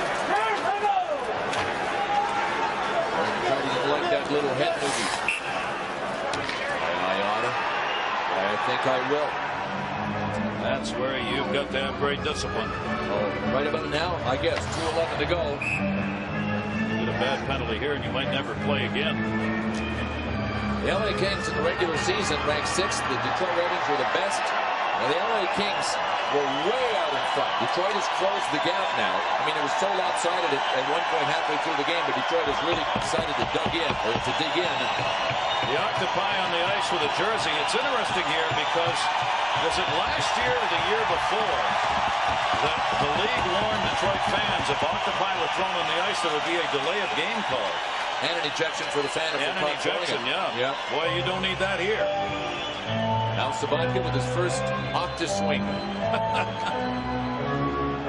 Those are to be worn, not thrown. Hey, Doug Holmes, our director, is celebrating birthday today. Happy birthday. That's part of our crew we talk about. Gary Galley, chance to deflect it off to the near side. And the great crew of Cameron A give you all the magnificent shots of the games. Cleared high off the dasher on the far side. Celebrating his 61st birthday today. Stumble trying to center after. And it's deflected. About 30 years off that. In the corner. Robitaille, a minute 50 left to go. Shane got it up. McCarty without the helmet. Over to Gilchrist. Gilchrist will chase down with Galley on it. Galley spun him around. Freed up. Kings will get it back. What a play by Gilchrist to make sure that wasn't an icing. He had passed it, and he's just in desperation reached back. Fasay banging a stick. Do you want me out of the net? And that'll be whistled on the offside. Stefan Fasay behind the play. Had his arm up, had his stick going on the ice. Saying, do you want me to come to the bench? And that's what he's asking right here with a face-off outside the Detroit line. Andy Murray will make that call with a minute 30 to go. And usually want your goaltender to go either on a face-off deep in the offensive zone or on a rush. But on the rush, you got to make sure you get it deep. Timeout, Kings, with a minute 30 left. Well, a 1-0 Red Wings lead here in Game 1. Dave Tippett, assistant coach there on the bench, talking to the skaters. Scotty Bowman talking to Dave Lewis, his assistant coach. Find out who they Timeout. The LA Kings didn't diagram anything. I mean, the face-off's outside the blue line, a minute and 30 seconds to go, so you're not going to diagram anything. Thing is, they don't have a timeout left to diagram anything. Let's say they get a face-off in Detroit's end with 3 seconds to go. Stumble won the draw. Fasay's gone to the bench. Extra skater out. Blake steps up to hold it in. 1:18 to go. Palffy reached for it. Couldn't get it. Robitaille had it, lost it. Blake will chase down. Empty net at the other end. A 1-0 Wings lead. Out shooting 30-19 the Kings. Osgood out to play to Chelios.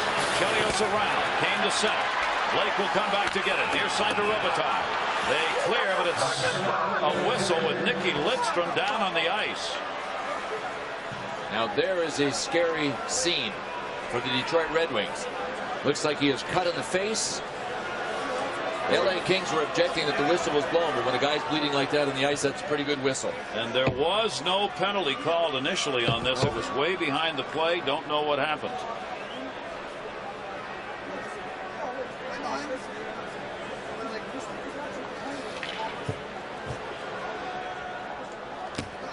#1 defenseman in scoring in the league, and the candidate for the Norris Trophy is the #1 D. Nicky Lidstrom eats up the ice time over 28 minutes a game. He's down. Well, we found something on one of our tape machines. I mean, right here is Nicky Lidstrom, and watch him go down here. I know this is a long shot. Nothing on his face. I think he gets cut with a skate here. Right there on the way down. I think he fell. That looked like Brian Smolinski's skate. Ooh, that is scary. The Detroit Red Wings obviously hope Nicky Lidstrom is all right because he's such an important player. Well, this has been a skate night. Right here. Here we go again. Here's Nicky Lidstrom right up here falling down.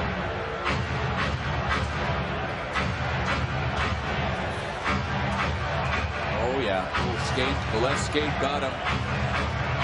That's a couple. I mean, that one with Gord Brosco, the linesman, in the first period that we had. I mean, these are guys that are wearing sharpened knives on their feet. Now, Face's come back in for the face-off at center with 53 seconds left to go. Once the Kings get to move it up ice, he'll be out of there. Holtby will start it. Gilchrist had forced him back. Tipped into the zone. Chelios giving chase. Face goes to the bench. Extra skater again for the Kings. Empty net. Fedorov reversing direction. 37 to go in the period. Back to Robitaille, and he can't reach it. Kings will have to get back onside. Fedorov out. Tipped. Murray couldn't get it in. Over Gilchrist stick. He gets banged along the near side boards by Holtby. Dropped back out into the middle. Darren McCarty looking to end it. It's blocked. Blocked it back and blocked it. Fedorov the intercept. Fedorov in. Fedorov scores!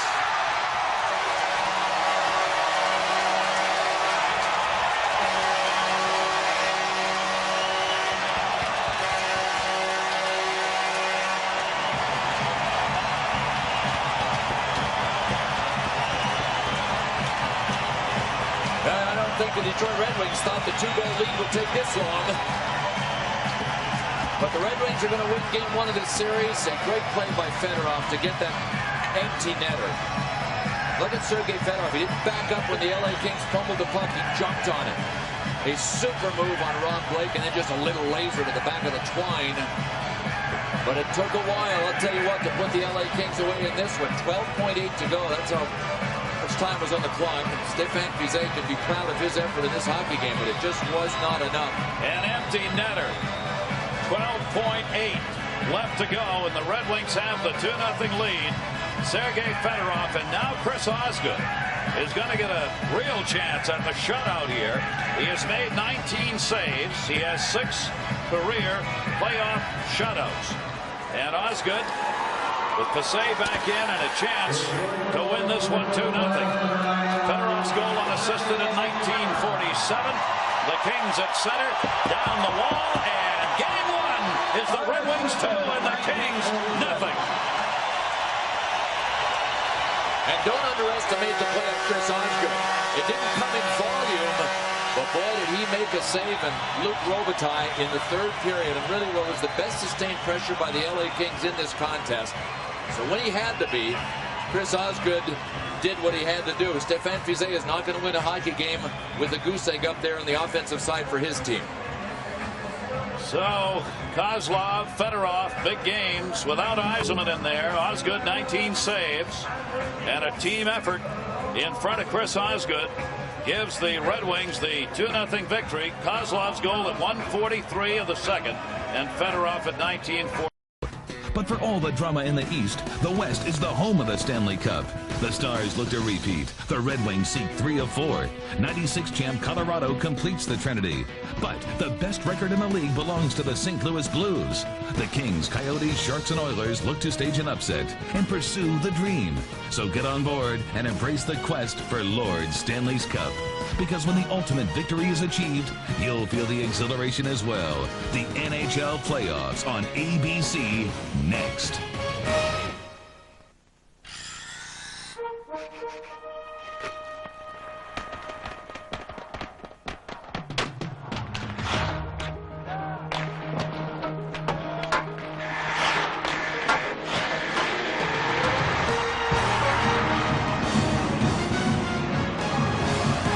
ABC's coverage of the Stanley Cup playoffs welcomes you to the home of the Detroit Red Wings, a team many feel might just take that cup home this year. Los Angeles Kings will have something to say about that. Welcome, everybody, to Detroit. I'm Gary Thorne along with Bill Clement. Game 2 of this first-round series. Red Wings won the first one 2-0. Coming into the playoffs, Bill, many felt the Red Wings heavy favorites in this series. They did nothing to set people off that mark in Game 1. Well, I agree, and this is only Game 2, and the LA Kings cannot allow themselves to admit that this is a must-win situation, and you won't hear them say that, so we'll have to say it. To me, this is a must-win for the Kings. If they don't win, they can say bye-bye to this series. They need their best players to play better in Game 2. But it won't be easy. Remember in Game 1, Detroit didn't have their captain, Steve Yzerman. He had the flu. Well, Yzerman is back and looking strong. And Detroit knows how to win and how to go for the juggler, and that's what they'll be doing here in this game this afternoon to go 2 up. Coming back from a groin injury in Game 1, a man whose physical presence was really felt, Darren McCarty. And a man who was good for the Kings in net, but not good enough. Stephane Fiset will be in there again.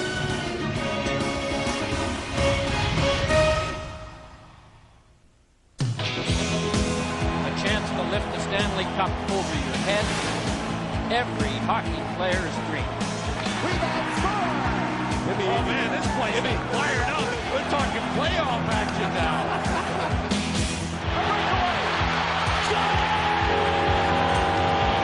Bring on the second season, baby. We're going to the playoffs.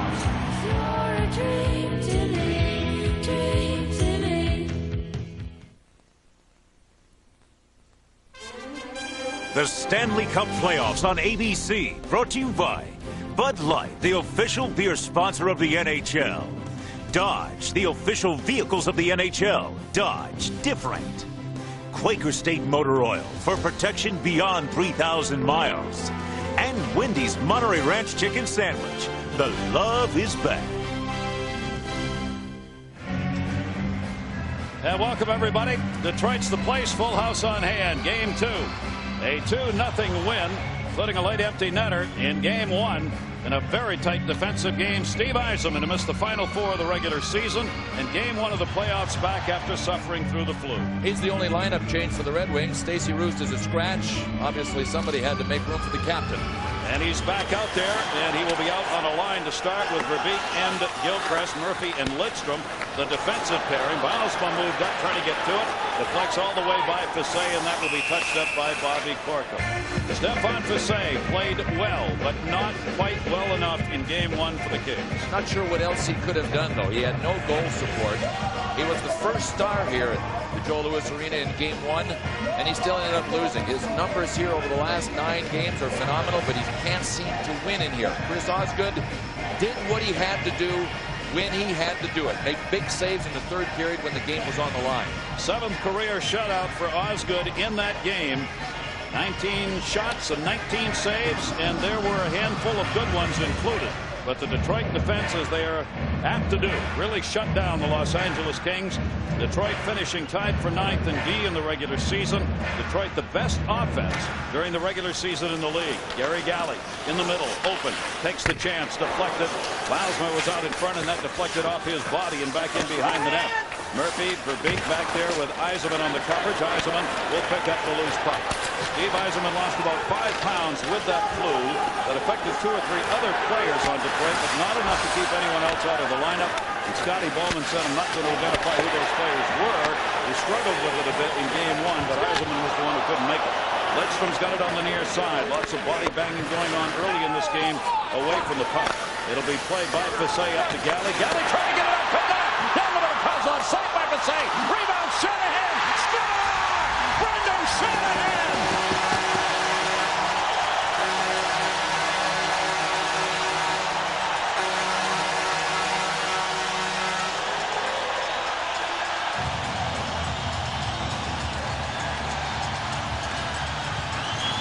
An absolute worst-case scenario beginning for the Los Angeles Kings.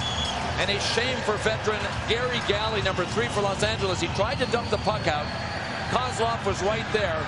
You know the Red Wings are the best counterattack transition team. They pounce on mistakes as well as anybody in the league.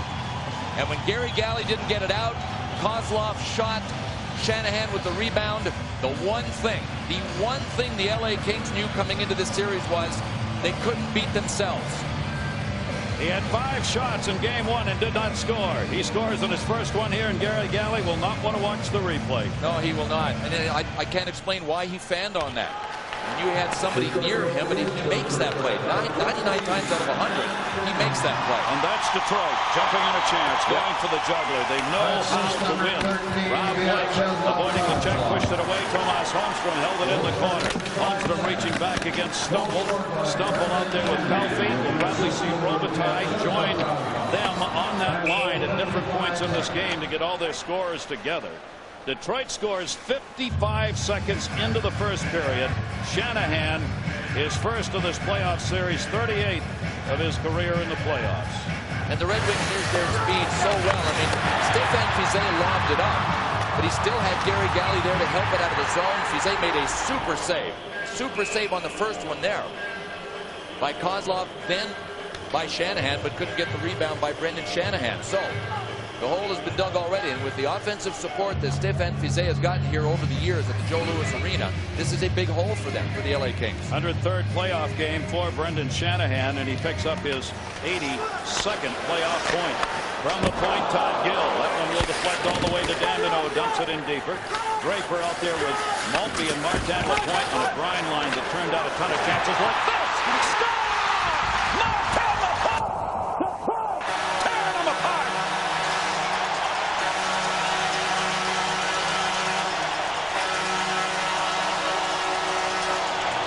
Oh yeah, the winners are laughing and telling jokes, but Andy Murray knows that he is in serious trouble right now. It'll be real interesting to see if Andy Murray calls a timeout here. I think he might want to settle his guys down right away. But Martin LaPointe, who really came on at the end of the season for the Detroit Red Wings, has scored to give them a 2-0 lead. Kirk Maltby with a great keep. The pressure originally was put on by number 33. There you see him, Chris Draper. Maltby squeezed it off along the boards. He got it over to Marty LaPointe. And Andy Murray, I think, has done the only thing he could do right now, and that is call a timeout. Martin LaPointe played every game for Detroit, the only Red Wing to do that, and he has set the Joe a-rockin'. It is a 2-0 lead, and we are not even 2 minutes into this game.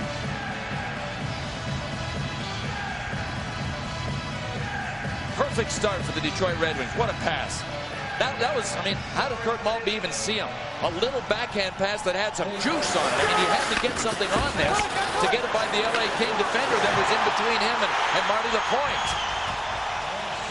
And then Andy Murray said, we got to call it. We got to call it right now. He's trying to get somebody's attention. And during the timeout, got to know that he was telling his guys, look, those two are gone. We have to play this. All right, you've got 18:27 to go in the first period. We've got an entire game left to win this.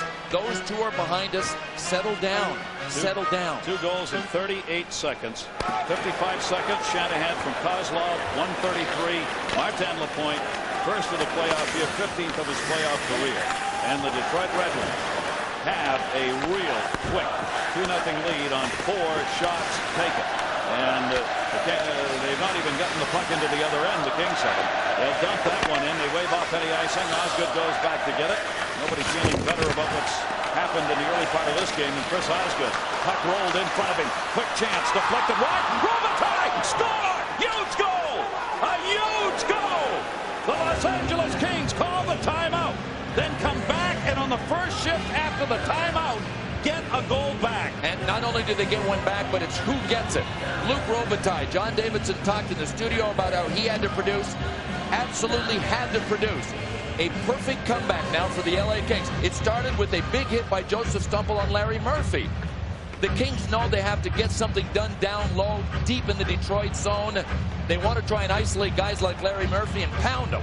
Really pound them physically. That's how it started with the hit by Stumple on Murphy. Luc Robitaille got in there and was willing to get his nose dirty. The LA Kings never got this close in game 1. This is an ugly goal. They have to score ugly goals just like that. Chris Osgood actually had that puck underneath, didn't realize where it was, and kind of helped it in as it went off to the left of him. Robitaille, 48th career playoff goal at 2:04. What's this game going to look like, folks? We're 2 minutes, 10 seconds into it. We've got 3 goals up on the board in 5 shots. Detroit looked like they put the game away a minute and a half into the first period. Your final score, 18-17. Final score probably be 2-1. Dumped in. Shanahan will give chase on the other end. Glenn Murray on his back, and that'll be touched up on the icing goal. What a start to game 2 here in Detroit. So the last 3 shots of the game have gone in. 2:04 Robitaille from Stumple. All right, Luc Robitaille did not end up with a shot on goal through 2 periods in game 1. Neither did Ziggy Palffy. Andy Murray said to me today, he said, that will not happen again. Boy, he was right. It took less than 2 minutes for Luc Robitaille to make this a 2-1 hockey game. But they're the 2 key people. I mean, Ziggy Palffy and Luc Robitaille. And then Andy Murray needs monumental contributions from just about everybody else. Rob Blake, their leading ice time man throughout the season, and in game 1. He played 30 minutes and 6 seconds of game 1. Only Nicky Lidstrom, who played 31:46 for Detroit, had more ice time in game 1. Dump back into the corner. Fedorov back. Holmstrom over to get it. Blake, who can hit probably better than anyone in the NHL, harder and more effective. It's the man who's out there defensively right now, leading the charge. Around the near side to Todd Gill. Gill takes the Holmstrom to Fedorov. Sergei Fedorov looking wide side. Holmstrom back to it. Fedorov trying to get the shot off, partially blocked in behind the net. Big time battle. Darren McCarty. McCarty trying to run it out in front. Stefan Passay watching short side. Gill the puck back of the blue. Todd Gill. The pass down low. Backhander. Fedorov! And deflected wide to the near side. Both of these teams are challenging the opponent's goaltender by getting lots of traffic early on in front. Holmstrom on the far side. Flipped almost hit his own man. Martin Lapointe. Centering pass. Fedorov! Score! Another bad pass. Another goal.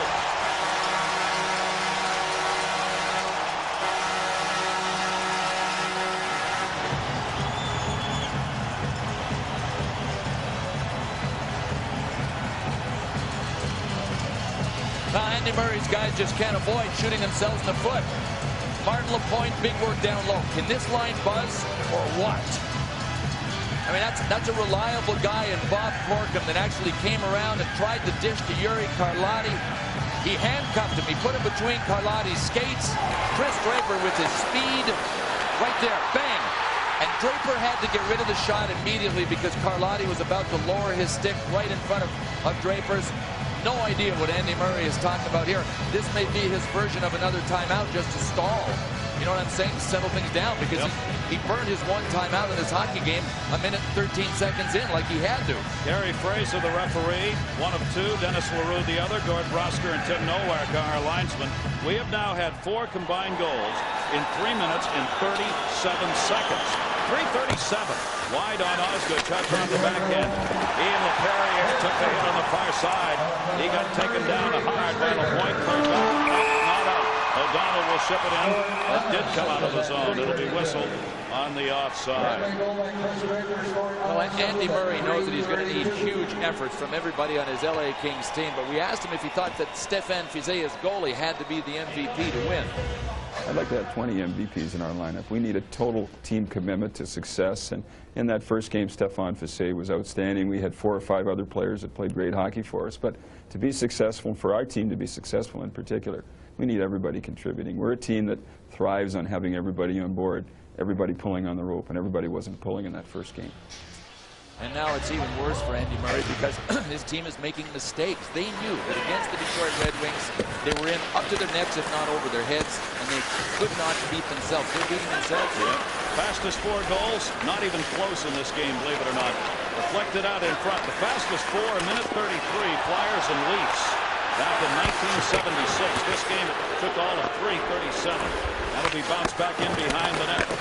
And cleared out of there by Pat Verbeek. O'Donnell will come back to get it. Both teams try and settle it down a little here. 6-3 the shots. Detroit another intercept. Centering pass partially blocked. Boy, the turnovers here have been in offensive areas. But the Kings have given the puck up to the Wings here in this first period. Crucial, just crucial, where you really have to make sure you get the safe play executed and executed properly. Oldray back to get it. We'll touch that one up. Our score here, 3-1 Wings. John Saunders. Gary here with JD. Colorado and Phoenix. Chris Drury, JD, just gets too much room to move. Yeah, Sean Burke on the short side's got to be aggressive with his goal stick here. He was not. Drury just went right around everybody, including the defenseman Newman, and boy, Colorado's on a roll. That's your Dodge update. Back to Gary and Bill. John, thanks. A lot of games going on. We'll keep you updated on those as well as this one here. I mean, I knew Detroit would come up for the juggler, Bill, but even I'm surprised at the chances they've had early on. Well, the LA Kings wanted to avoid being in awe of the Detroit Red Wings here in Game 2 because they felt they were in Game 1. And I think that's hurting them here again. I mean, they look jittery. They've made mistakes that they don't usually make. And that will be touched up. You do not make those kind of mistakes against the Detroit Red Wings because they will take advantage of it. Stefan Fiset, their 29-year-old netminder, who came in 5-0-1 at the end of the regular season, lost Game 1 and here today. His save percentage over his last 9 games here, and that goes back to regular season as well, .944. I mean, a minuscule goals against average, but it is kind of unraveled for Fiset as it has for the rest of the LA Kings here in the first period. Folks, we haven't even played 5 minutes yet of this hockey game. Played a whole hockey game. Usually in the playoffs, 3-1 is what you end up with as a final. It's been the way games have gone. There have been 4 shutouts already in the playoffs this year in this first round. Home teams, unlike last year, 9-1 advantage this year in the playoffs for the home teams. Last year it was the visiting teams that jumped out. That shot blocked. Rob Blake chance. Deflected wide. Rebound. Score! The Kings come right back again. Palffy was standing on the far side. Ran that one home, and we're back to a 1-goal game. Is this some kind of chess match or what? Now the LA Kings get big boy number 2 on the board. There is Ziggy Palffy, number 33. Joseph Stumble just tried to stick with this and get his stick in there to keep the faceoff alive.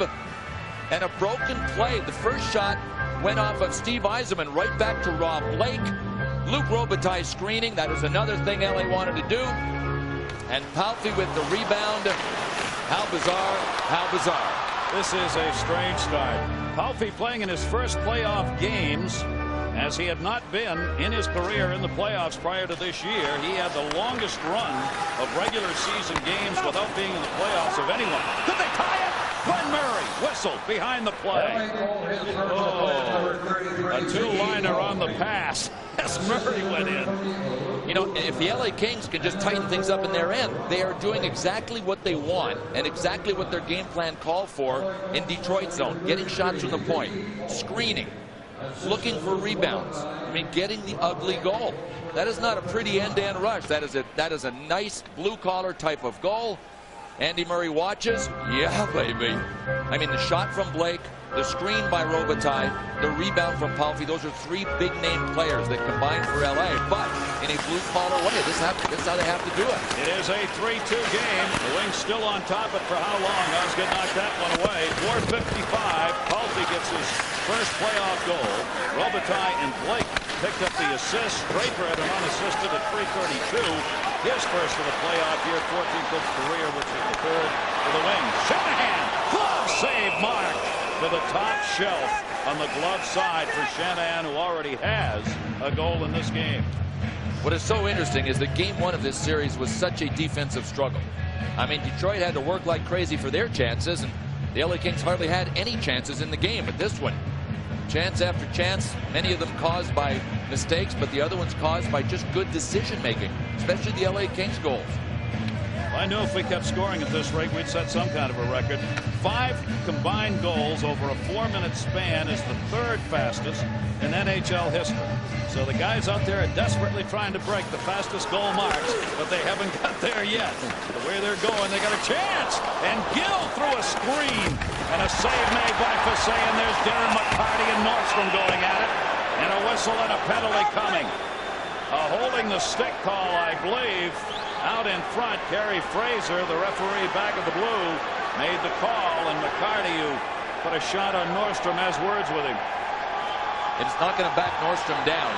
And Darren McCarty is going to keep coming like this the entire game. But this is a guy that Andy Murray called a warrior. And he did it in front of the rest of the team, and it kind of stuck. And they kid Matty Nordstrom. They call him, hey, warrior. 2 minutes obstruction, holding.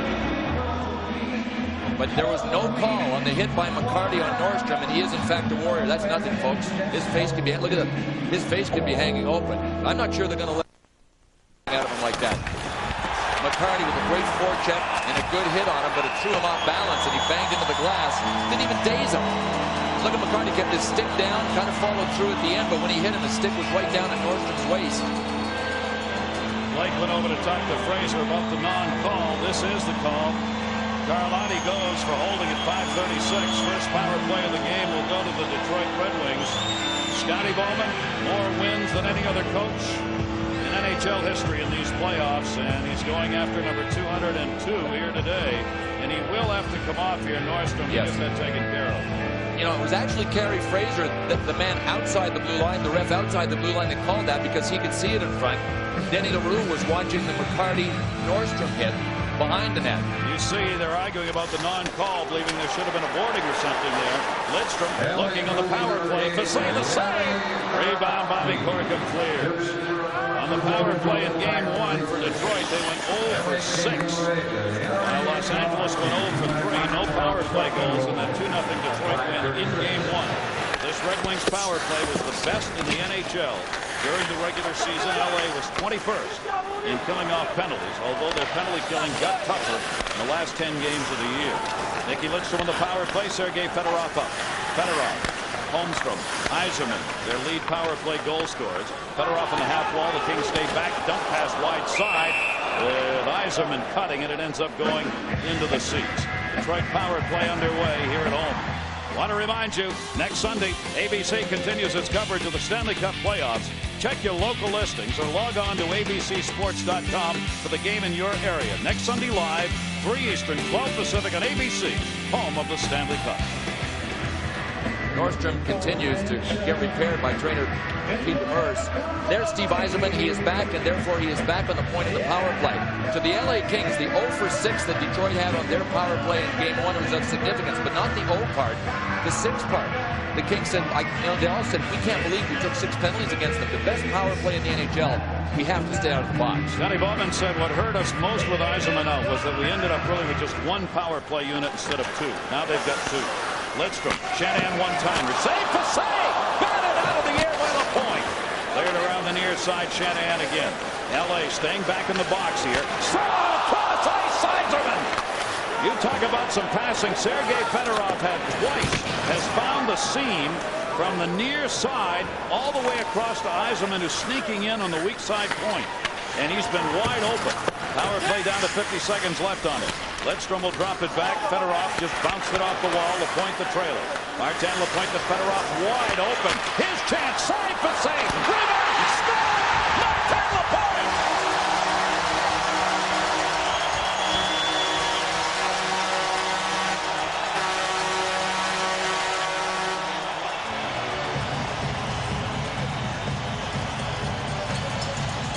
This is unbelievable. And guess what? Stick around. LA is going to get a goal in about 40 seconds, folks. We're just starting. Look, he can give them. Steve Yzerman came all the way in, dumped it back to Marty LaPointe. Got it to Fedorov, who just drifted in front, and there's Steve Yzerman, who went to the front of the net. But it was Steve Yzerman's forward mentality that made this thing happen. He came rushing through the neutral zone, set it up. Another blue-collar goal. For all of the skill the Detroit Red Wings have, they can also beat you with guys like Brendan, Shanahan, McCarty, LaPointe with the block and jam game. I mean, right in front, get your nose dirty, get the ugly goals, go for the rebounds. They can beat you in many ways, and Stéphane Fizet's day's work here at the Joe Louis Arena appears to have just come to an end. Jamie Storr, these two split the regular season games. Fiset played in 47. Went 20-15-7. Jamie Storr played in 42. He went 18-15-5. He comes on. You see the playoff numbers for him. Only those 3 playoff games and 2 losses in those games. First time the Kings and Wings have ever met in the playoffs, and the first time for either of these netminders against Detroit during the playoffs. So Jamie Storr comes on. 4 goals given up on 12 shots by Stéphane Fiset. And LA comes right back with the Palfi Robitaille Stumple line. They have to. They want to try to counter this thing right away. And you know, these delays here, and then Robitaille went over there, delays. I mean, this is still, to me, this is Los Angeles trying to slow Detroit's momentum down. And give Jamie Storr a chance to loosen up a little bit as he came on. So a 4-2 game, 6 goals were not even midway through the first period. 6:56. Lapointe gets his second. He's got both of those in this game for this playoff year. Eisenman and Fedorov on the power play to give Detroit the 4-2 lead. 4 goals in a matter of 6:01 for the Detroit Red Wings. How solid is Rob Blake? We talk about him being the hardest hitter in the NHL. Darren McCarty's right behind him. McCarty hit Blake, and McCarty went down. An unbelievable start, resulting in a game early on where everybody here, including those guys, has to be wondering, wait a minute, just what is this day going to look like come 5 o'clock? 4-2 Wings.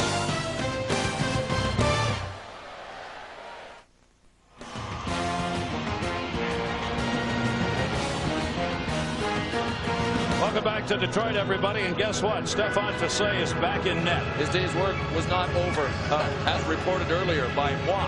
No, he is back, and this isn't us. He never sell Andy Murray short. He wanted to slow things down, so he just delayed on that goalie change. And you can make an infinite number of goalie changes during the game. That's right, and Jamie Storr never saw a shot.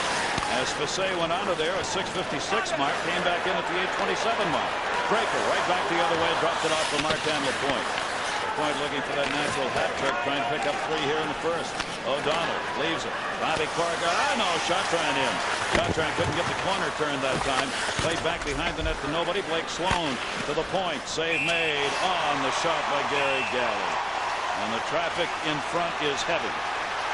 Oh, that is Jason Blake in the middle of it. That's the one lineup change for the LA Kings. Number 11 is Jason Blake. He was a scratch in game 1. But Andy Murray said, you know what, if he can agitate the other team as much as he agitates the guys in our room, he might be effective today. And the down low play, Ian LaPerriere is in there, and these two guys can cause some trouble. If you want to throw people off down low, they're your men. Okay, well, they separate. Let's check in with John Saunders. John. Gary and Bill here on the Dodge Update. We'll show you why St. Louis had the best record overall in the National Hockey League. That's Scott Young on a forecheck. Back in the lineup, coming back from injury. So he makes a play, throws the puck to the net. There's the deflection. Marty Reisner scores his second of the boy. St. Louis looks good early. The terrific forecheck there, Gary and Bill. Well, how about a comparison? Game 1, first period, no goals, 16 combined shots. Today, game 2, 6 goals on 19 combined shots. What a difference a day made. Yep, 24 little hours. We might end up with 24 little goals here. We are going to pick up a penalty here. The Los Angeles Kings and Andy Murray not happy about it. Now they're going to match them up and have matching minors by the looks of it. 1 each. In the scrum that occurred in behind the net, there's Kerry Fraser, second most games officiated in the NHL among the active refs. So I'd say 4-on-4 with a matching minors called here.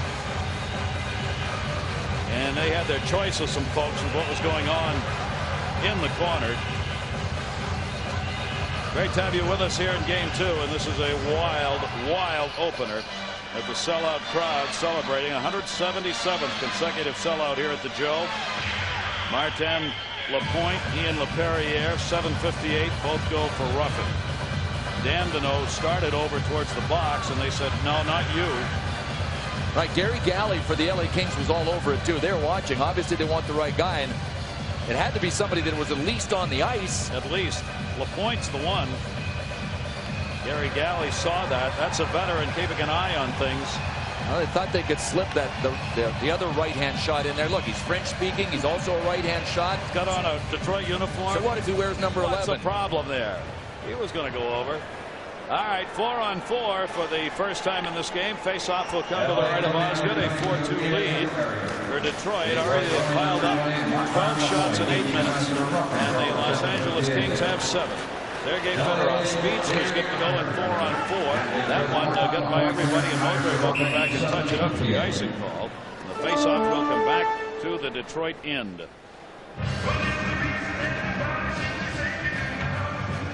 Steve Yzerman was funny yesterday talking to the press. Everybody gathered around him after the morning skate yesterday, and he said, "I feel fine." And they said, "Well, what did you have?" And he said, "The flu, and it's highly contagious."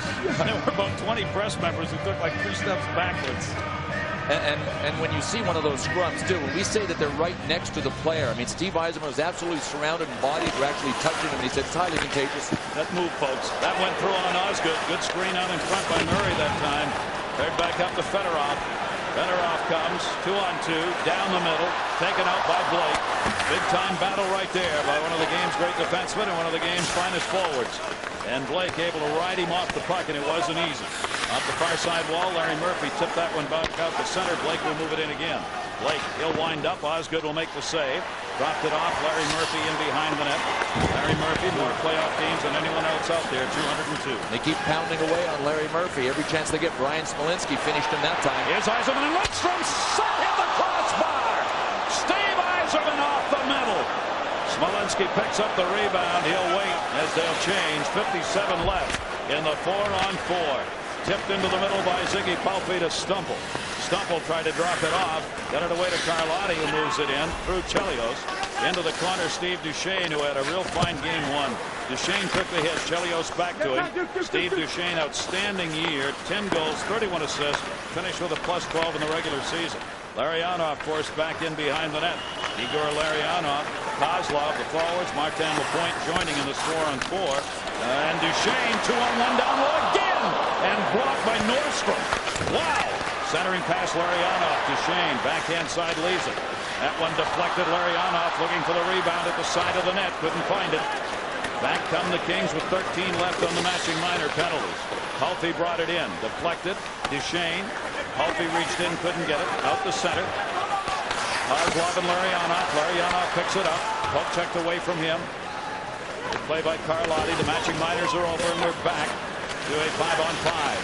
And a shot blocked. Gary Galley blocked by Lapointe. Left it. Shot over the head of Osgood that time from the left side. These teams are flying here in this first period. Shanahan sent it in. Had it lost to Draper. Took it away from Galley. Chris Draper charging right through. Came away with a puck. Gary, it's amazing. Even when Detroit floods their play, it's working for them. Brendan Shanahan tried to get the puck in deep on that play, and he missed it. They still made a play on it. Still made a play. This line is an incredible line for Detroit. When we talk about the depth of the Red Wings, this line we're talking about primarily because Draper and Lapointe and Maltby. Wow. And another interception. Fedorov fakes. Fedorov dropped it into the middle.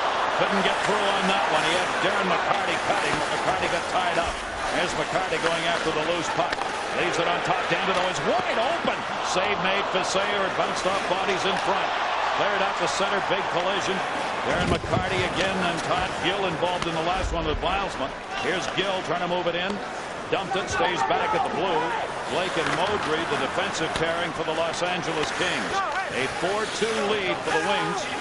We've had an unprecedented amount of time go by here. Almost 4 minutes without a goal being scored. Yeah, what's wrong? What's wrong here? What's happening on the ice? Gill takes it back in behind the net.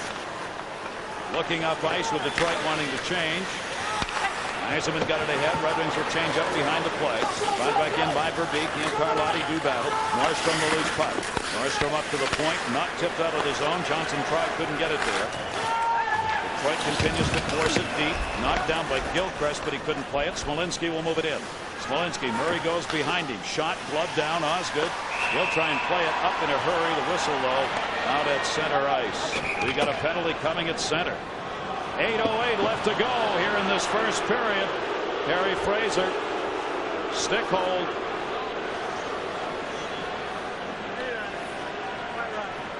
Almost a 5-goal first period. Steve Yzerman right off the crossbar in this chance. Still 4-2.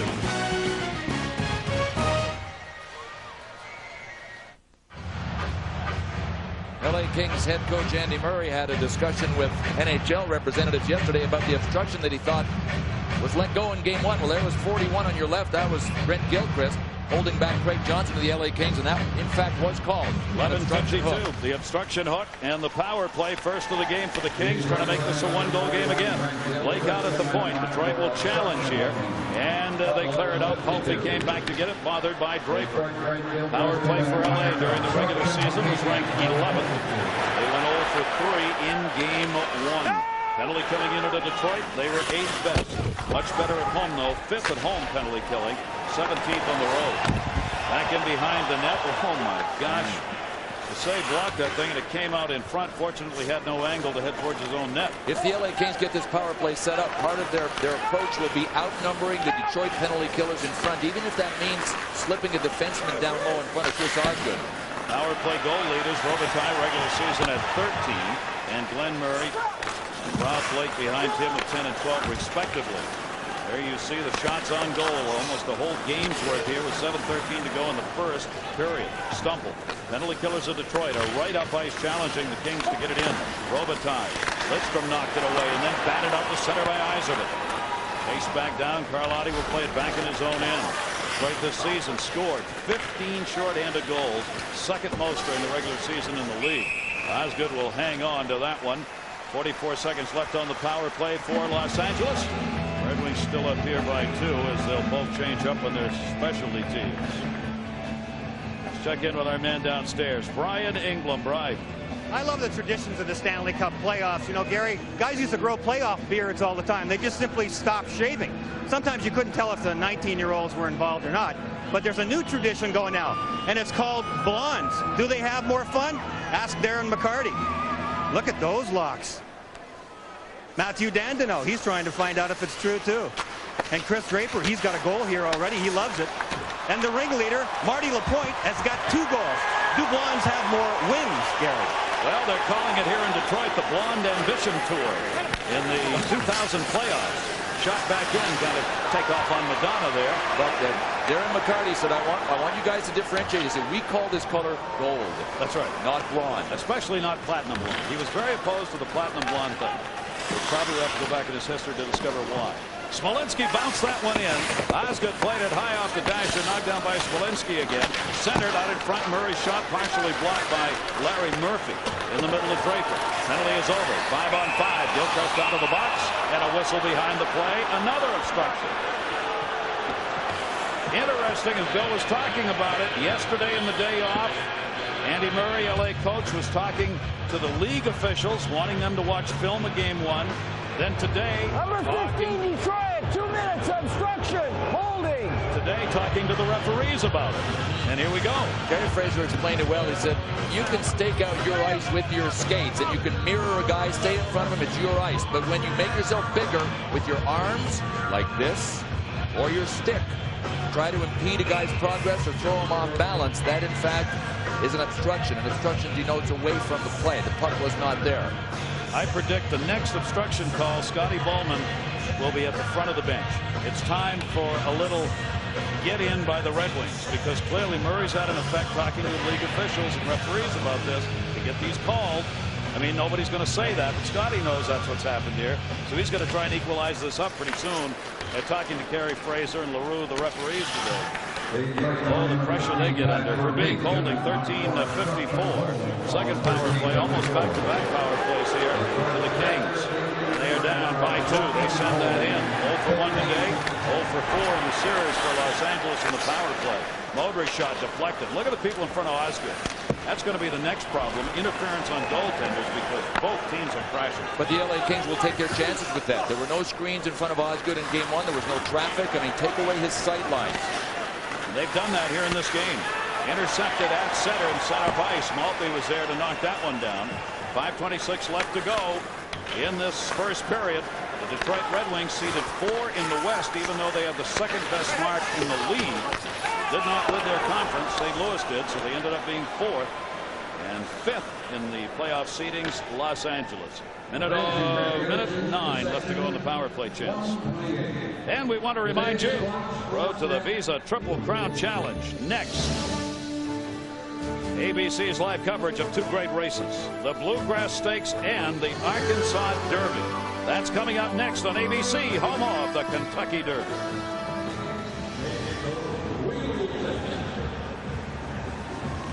That's pretty good. That is. Good call there, holding the cup over. Cleared up the near side again. The Red Wings able to get it out of there. Carlotti comes back to get it. Power play still underway. Greg Johnson near side. Johnson dropped it. Shot. Carlotti save. Nate Osgood. Rebound. Glenn Murray tied his man up. Freed the puck up. Galley came in to help. Galley dumped it off the near side. Carlotti steps in. And a whistle coming again. On the action in front of the net, maybe it is going to be another holding call. Yep, or an interference call, because Sergei Fedorov lost his footing trying to get out to the point, and it was because Craig Johnson had a piece of him, and Pat Verbeek was just trash talking out the penalty box to Johnson as he went by. But now 46 seconds from now, we'll have 46 seconds of 4-on-4, at which point the Red Wings will go back on the power, barring any further penalties. Greg Johnson out of there at 15:08. There's Johnson there. It was actually McCarty that was trying to get out to the point. Fedorov was McCarty, but Johnson was the guilty guy. Well, clearly the players put on notice for this game that those obstruction, interference, holding, hooking, obstruction calls are going to be made, at least early on in the game. So we go 4-on-4 with a penalty on Johnson. And a power play coming up for the Red Wings in 33 seconds. Osgood came out to play it. Cleared it around, gets back in net just in time. Close. Ian LaPerriere got that shot while Osgood was moving back in. Kozlov shot ran up on him. Leaves it back for Chris Chelios. Osgood in net now. 32 wins in the playoffs with Chris Osgood and his lifetime mark of 32-17 and a good one. He won game 1. Dropped off far side. Power play in 4 seconds for Detroit. Swept away by Chelios. That's going to be whistled on the offside in light of the effort by Chris Chelios. Great to have you with us on ABC. Our coverage of the Stanley Cup playoffs from Detroit. Known as the Motor City and Motown. Some of it had to do with cars, other with music. This is about music. Hitsville, USA, where it all started. All those great Motown artists. Jackson 5 included. Jerry Butler was a Motown guy, wasn't he? Only the strong survive, and that, interestingly enough, that is the LA Kings motto in their fight song for this playoff run. Only the strong survive. Andy Murray is big on mottos and slogans, so they kind of dipped into Motown themselves. Pretty good motto. Gary Fraser talking with Andy Murray again now. And with 4:09 left to go, we're 3 seconds away from a power play, which will be the second of the game for the Detroit Red Wings. Went to both coaches. Apparently one of the overhead cameras, they're having a problem with it, and he was telling both coaches about it. So one of the overheads, why does that matter? You watched the game in Buffalo last night, you know why. The overheads are hardwired directly into the replay box with a video replay judge. One of those apparently a problem here today. Detroit's on the power play, a minute 3 on it. And to the fans in Buffalo, I feel your pain. Drop back out the center. Tomas Holmstrom has it. Fedorov in 2-on-1. He had Verbeek in the middle, and it's cleared. Boy, not often do you see Sergei Fedorov wait a second too long to make the play. His timing is almost perfect every time. He delayed, and he was half a second too late on the pass.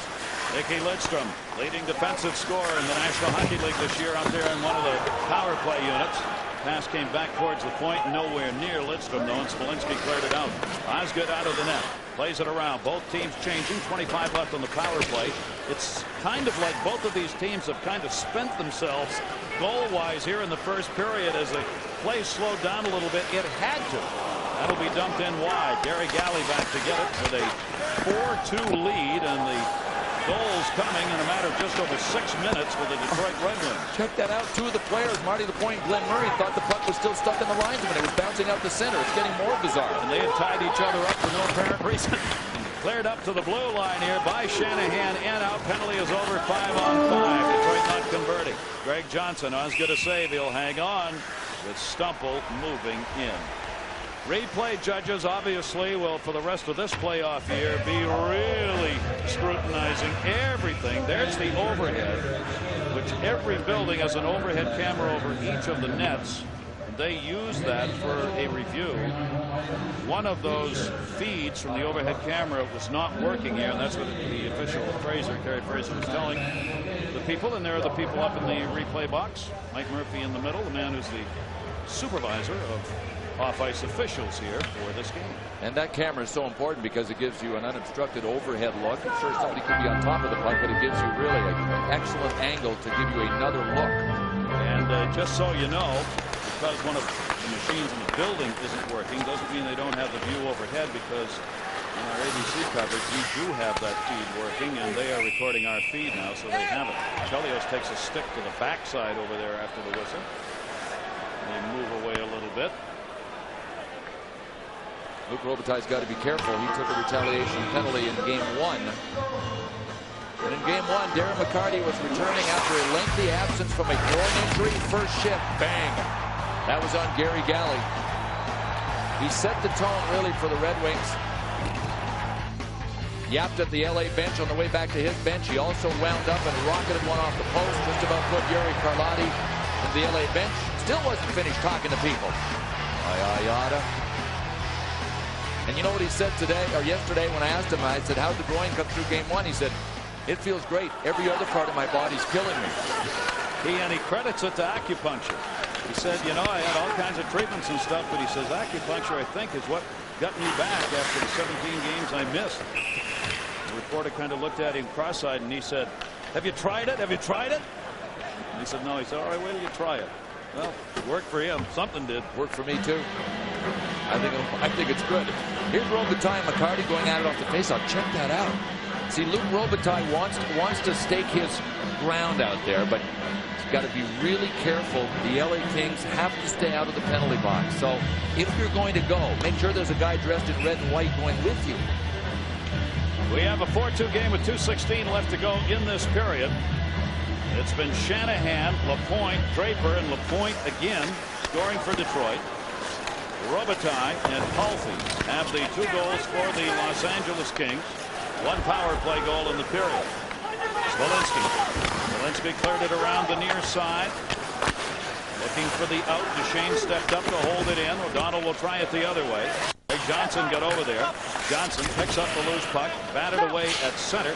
Control though. Smolinski had it. Lost it. Fanned on. O'Donnell's got it. O'Donnell looking for Murray cutting. Tries to send it into the middle. Bounces around to the near side corner. Galley in. You'll notice how the LAD are constantly up ice. They can be in the corners. They're always moving up, pinching in, trying to create offensive chances. Double-edged sword. I mean, if it backfires, Detroit will just come at him. Caught him in a change. Galley a shot. Save made. Rebound. Shanahan. Swept it to the side. Blake another chance. Osgood another save. Batted down by Murray. Went right into the crease and out. Larionov cleared that one out to center. 2-on-2 the other way. Murphy the trailer with Kozlov, and he overskated. Back it comes to Stumple. They got a 2-on-1 down low. Murray in. Murray shot went wide. And again it was Shanahan. Murphy helping out on D as they got back. Cleared into the middle of Shanahan. 1 minute left to go in the period. And Nicky Lidstrom will get back on that last back check. Into the middle it is Palffy. A lot of open ice. Shot Nordstrom. Save by Osgood again. Larry Murphy on the pickup. Larionov. We're in the final 45 seconds of the period. Intercepted. Kings going to get back on side. They do. Move back in with the line changes being made. Palffy centered block. Chelios trying to sweep it out. Didn't. Centering pass. O'Donnell stepped up. O'Donnell whistle coming in Detroit. Palffy a shot. Save made. Robitaille shot. Save made. Robitaille. Save made. Osgood. Rebound shot. Score! How about the 5th chance? O'Donnell kept hanging. It is a 4-3 game. What an amazing goal. Amazing.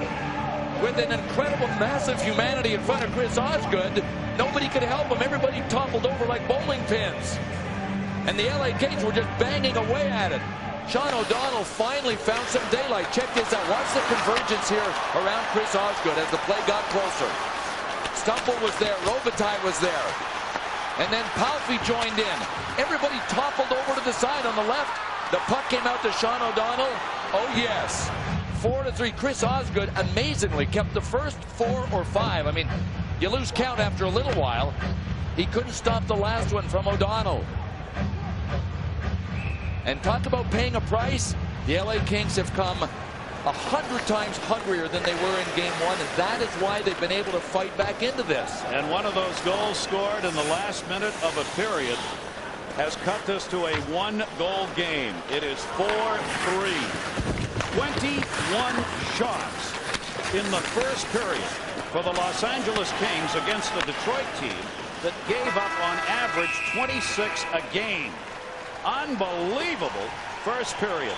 LA outshot Detroit 15-2 over the last 13 minutes of the first period since that second goal by Martin Lapointe.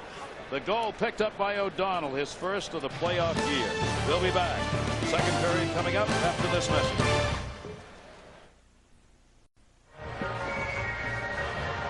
Welcome back. The Detroit Red Wings with the 4-3 lead after the first period.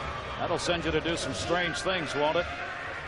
Draper's the one who made it 3-1, as every chance given by the Kings resulted in a goal to the back of the net by Detroit. More action coming up from Detroit. Second period. Red Wings 4 and the Kings 3.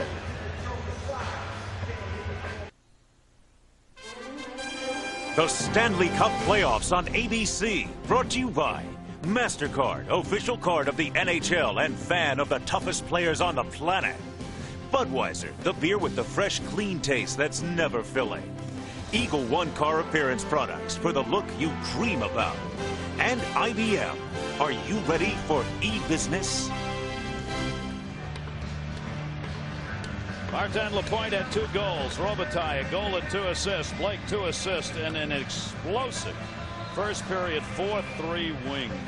You know, Andy Murray, the head coach of the Kings, knows that he needs everything going his way. And his family is in Faribault, Minnesota, where he coached at Shattuck St. Mary's Prep last year. His wife Ruth and 3 kids, and his young son Jordy, who just turned 10, decided that he wanted to help Dad beat the Detroit Red Wings. So this is one of the cute moments, folks, in sports. Last week, this is what Jordy faxed to Dad, some diagrams of plays to run in practice so that Scotty Bowman could, in fact, be defeated. And Love Jordy was how he signed it, and Andy Murray appropriately said Scotty Bowman is in trouble now. Way to go, Jordy. That is the Vince Lombardi School of Hockey right there. Sending that tight end in deep. Scotty, that's why he has that look on his face. He saw that during the intermission and said, uh-oh, Jordy's involved. I am in trouble now. I tell you what, Andy Murray did a heck of a job of coaching in the first period. He did. He kept it tight, let his goaltender in and out of there. Regroup, Stephane Fiset. First game, backhander, save made Fiset. Martin Lapointe, centering pass, knocked away Bobby Corcoran. In the first game, Los Angeles had 19 total shots. In the first period of this game, 21. 21 to 15 the shots in favor of the Kings. Almost a game's worth on average for Detroit. I mean, that's just unbelievable. And you know Scotty Bowman is not happy about this because he believes in playoff defense winning games. Gary, noticeably the Detroit Red Wings had everything come easy to them, and the play ended up being spread out. That is not a good defensive posture to take on the outside. Way too much room for the LA Kings for Scotty Bowman's liking. And we're going to get a penalty on the Kings right here on the touch-up. A tripping call. So, only took a very short time to go back to the specialty teams here in the second period. Minor tripping. Tripping call will put Detroit on the power play to start the period, and Blake is gone. And the tower of power on the penalty kill is the man that will be in the box. There was the chop. And the subsequent takedown of Chris Draper. So, really the most valuable penalty killer that the LA Kings have. We'll have to sit and watch this one. In case you were wondering, most goals teams combined in a playoff period is 9. Done twice. Rangers, Philadelphia, 79. LA, Calgary in 90. So the teams did not break that mark either. 0 for 2 in the power play. The Kings 1 for 2 for the Red Wings. The power play goal was Lapointe's. This will be power play number 3. Steve Yzerman, the captain, out there in the power play unit.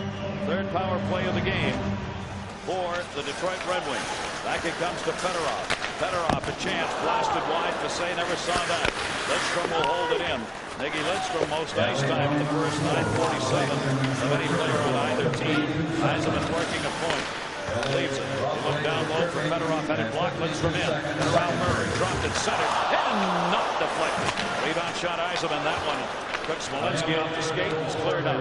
Interesting start to this power play for Detroit. Steve Yzerman really strong on his backhand pull in the faceoff, so he took the draw and then switched with Sergei Fedorov once he had won the draw and went back to the point position. Rob Blake, 4 shots. Robitaille 4 for Shanahan. They were the leaders in shots on in the period. Third around, not out of the zone. Carlotti did not get it out of there. Yzerman plays a point on this first power play unit. Even though he is a forward, something we've seen more of in the NHL. There's only one D out there, and that's him, Lidstrom. And that's deflected by Tomas Holmstrom. Right into the crease. Still loose. Cleared to the boards. A big pileup in front. Lidstrom, Fedorov, one-timer. Blocked behind the net by Fisset. Bobby Corkum will gain a little breathing room. Tell you what, Pat Verbeek just spent, I imagine, 10 or 12 of the most grueling seconds of his career in front in the trenches. Boy, did he get beat up. It is a battle royal in front of each netminder. Both teams wanting to charge the opponent's goaltender and create confusion down low. Martin Lapointe sent that one in. O'Donnell didn't get it out of there. Shanahan with 28 on the power play. Got it back. Tried to jam it in and couldn't. Fisset held the net. Shanahan has become one of the Gretzkyites since Wayne has left in bouncing or trying to bounce the puck off the back of goaltenders and into the net. Gretzky made a habit of doing that and really kind of created that play. Shanahan has picked up on that. We've seen him do it a couple times this year. Larry Murphy. Murphy will send it in. Second power play unit out. Martin Lapointe. Shanahan. Duchesne at a point. Off the boards. Played by Lariano. Wide open Steve Duchesne. Save made Fisset. And cleared out of the zone. That one was blocked by a Red Wing. And he's hurt. Into the middle. Palffy had a man open. He had Stoffel cutting. 5-on-5. Penalty is over. Shanahan up ice. Shanahan taking away O'Donnell. Detroit was changing. They got a 3-on-1. O'Donnell trying to set it. Held it too long. John O'Donnell once, twice tried to go into the middle, and Duchesne blocked it both times and then to control the puck. Great play by Steve Duchesne at the other end. Draper scores!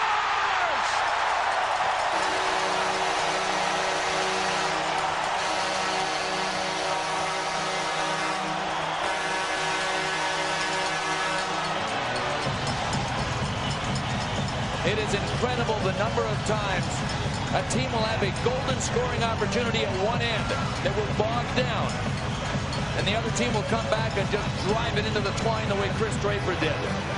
Sean O'Donnell on the 3-on-1 waited too long, Gary, as you pointed out, and when the puck finally got over to Chris Draper, who has absolutely got rockets in his skates today, he is flying for the Red Wings. One of the great role players for Detroit has given him a 5-3 lead. Jamie Storr is coming on. I'm not going on record as to whether or not this is a permanent change or not. There's Chris Draper, and the subsequent counterattack by Detroit. He just lasered that one by Fisset. Watch Fisset. He is out top. He's out of the crease, cutting down the angles, got everything taken care of. Can't tell you how much room he left on the short side, but that's where Draper shot. But I'm not sure Fisset could have positioned himself any better. That was a laser. 5 goals during the regular season for Draper. He's added 2 here in this one. It is a 5-3 lead, and for the second time, Stefan Fisset goes to the bench. He went out in the first period at 6:56, came right back in at 7:27 on the next whistle. He goes out here at 3:27 of the second period, and Jamie Storr is back in net for the second time. Backed up by Chris Chelios. Maltby couldn't get it. Rob Blake a chance. And deflected right along the blue line. Osgood came back and a whistle on the offside. My, oh my. Let's check in John Davidson and John Saunders. Well, guys, another question from abcsports.com or NHL.com. Are the Wings a little too old? No, absolutely not. I mean, it didn't bother Dallas last year, and they had some older players on their team. No, I think Detroit, they're older players like Larionov and Chelios right here. Yzerman right here. They're very, very smart people. In fact, I think Billy Clement could probably still play. Hey, Billy, you hear that? Get your stick out, get your skates out of storage. Can't tell you how much I appreciate that, guys, but if you knew how wrong you were, I'll tell you what. If you felt like I did when I go to bed in the morning, you would know that I have no chance, guys. The key to that is that you go to bed in the morning. That may be one of the reasons you feel that way. Fedorov moves it into the zone. Kozlov! Jamie Storr! Welcome to the game. He did not have to make a save when he came out for a few seconds in that first period, but he had to make one there. No, he may have to make more because Stéphane Fizet is actually sitting down with his mask off and his gloves off watching Sergei Fedorov. When he starts the serpentine, you got a problem.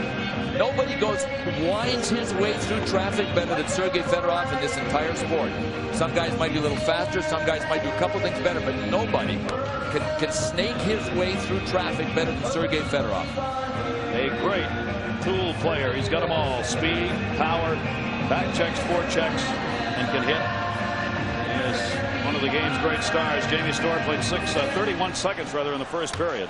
He's in there now in the second. So 5 goals scored against Stéphane Fizet in this game on 17 shots by Detroit. Kozlov in his own end. Dumped it around the near side. 3:27. Time of the goal by Draper. Second of the game. That one deflected off bodies in front and cleared back out. Duchesne got the only assist on Detroit's 5th goal. Rolled in wide. We've seen the Kings come back here in this game. Every time Detroit looks as though they're going to run away with it, Kings have been able to find a goal. But I still don't see Detroit back checking the way they do when the game is close. I see more space out there for Los Angeles. I think the Kings, if they just stick with it, can get back into it again. Detroit's not doing what the game plan is. That tight checking game, cutting down space and time against the Kings hasn't happened here. They've been willing to go into more of a run and gun game, and that is not the game plan for the Detroit Red Wings. Cleared back into the middle of Robitaille. Robitaille, Palffy picking up goals. Far side, stumbled, got tied up, net taken away. Cleared up to Pat Verbeek. Another good defensive play by Steve Duchesne. He's having a game. That one, Jamie Storr to kick that one out. Deflected back in behind the net. Pat Verbeek wound up and got a good shot off on Storr that time. Dumped past Verbeek in the middle. Tried to turn it, Yzerman. Yzerman looking, Gilchrist in front of the net, left it, Duchesne. Deflected wide, Gilchrist was trying to redirect. Cleared out by Robitaille. Detroit changing behind the play. Palffy had it taken away. Duchesne left it in the middle. Kings need a change and don't get it. Larionov. Wide side Shanahan. Shanahan. That deflected by Blake in front. Robitaille can't handle it. In the corner, Blake doing battle. Back up to Chelios on the tip pass. Gill the shot. That one deflected again. Kozlov in front of the net waiting for a chance. Look at the move right there by Gill. Poke check to Chelios. His shot. Storr the save. This is a shooting gallery right now. Blake moves it to the red and will dump it in. Osgood holds it out. Both teams over the boards. 5-3. Detroit leading it. Trying to take a 2-0 lead in this series.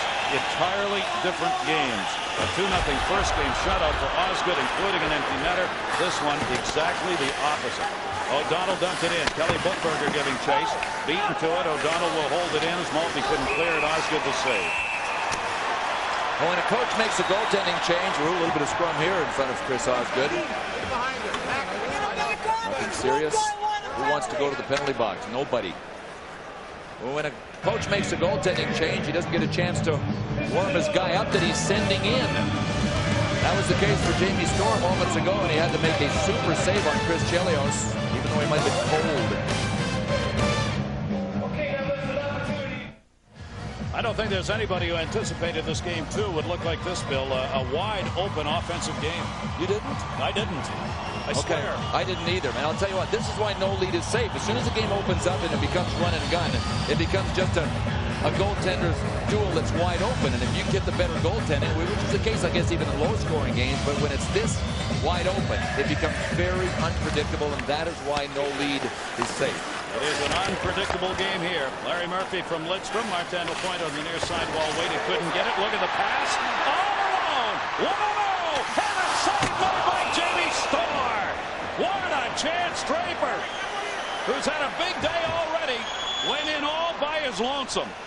And this game continues with the same mode of play. Gary, Kirk Maltby could have gone in with him on a 2-on-0, but he hung back to try to do a little blocking to make sure that Draper went in with nobody tugging at him from behind. So Chris Draper was solo, looking for the hat trick. Larry Murphy. You know what John Davidson said? Doesn't matter how old these guys are, they're smart. This is what he was talking about. Larry Murphy with that long lead pass. What if it was over 7 lines? Oh, man, Jamie Storr just got a chunk of that with his blocker. A little plywood glove. And it went down and dropped in front of him. But Larry Murphy sees the ice so well. Very hard to line up and to punish physically, even though he's not that fast. That tells you what? really smart. Larry Murphy makes a habit of being in the playoffs. For Murphy, the 17th consecutive year he's been in the playoffs going back to 1984. A veteran with a lot of smarts. Out through center, Holmstrom took the hit. Cleared back up the wall. McCarty had also taken a run from Corkum and lost his helmet. O'Donnell in behind the net. Drops that one off. 12:51 to go. We are in period number 2. A 5-3 game. And Osgood deflects the Galley chance. Near side, Gary Galley after his own rebound. Corkum came up to help out. Penalty coming up. Delayed call. No whistle yet. Going to be on the Kings. Detroit. Holmstrom drops it off. Osgood waiting in net. Not going to leave here. Like puck comes out through center. He's not going to leave at all. He doesn't know. Osgood. Fans are kind of hollering for him to go to the bench, get the extra skater. He didn't realize the call had been made because Kerry Fraser made it, and he was way back at center ice with the arm out, and Osgood couldn't see him. Let's get the call. Number 9, Los Angeles, 2 minutes charging. Another power play. A reminder coming up Sunday night, tomorrow, ESPN2 at 7:30. The Philadelphia Flyers and the Buffalo Sabres. Oh my.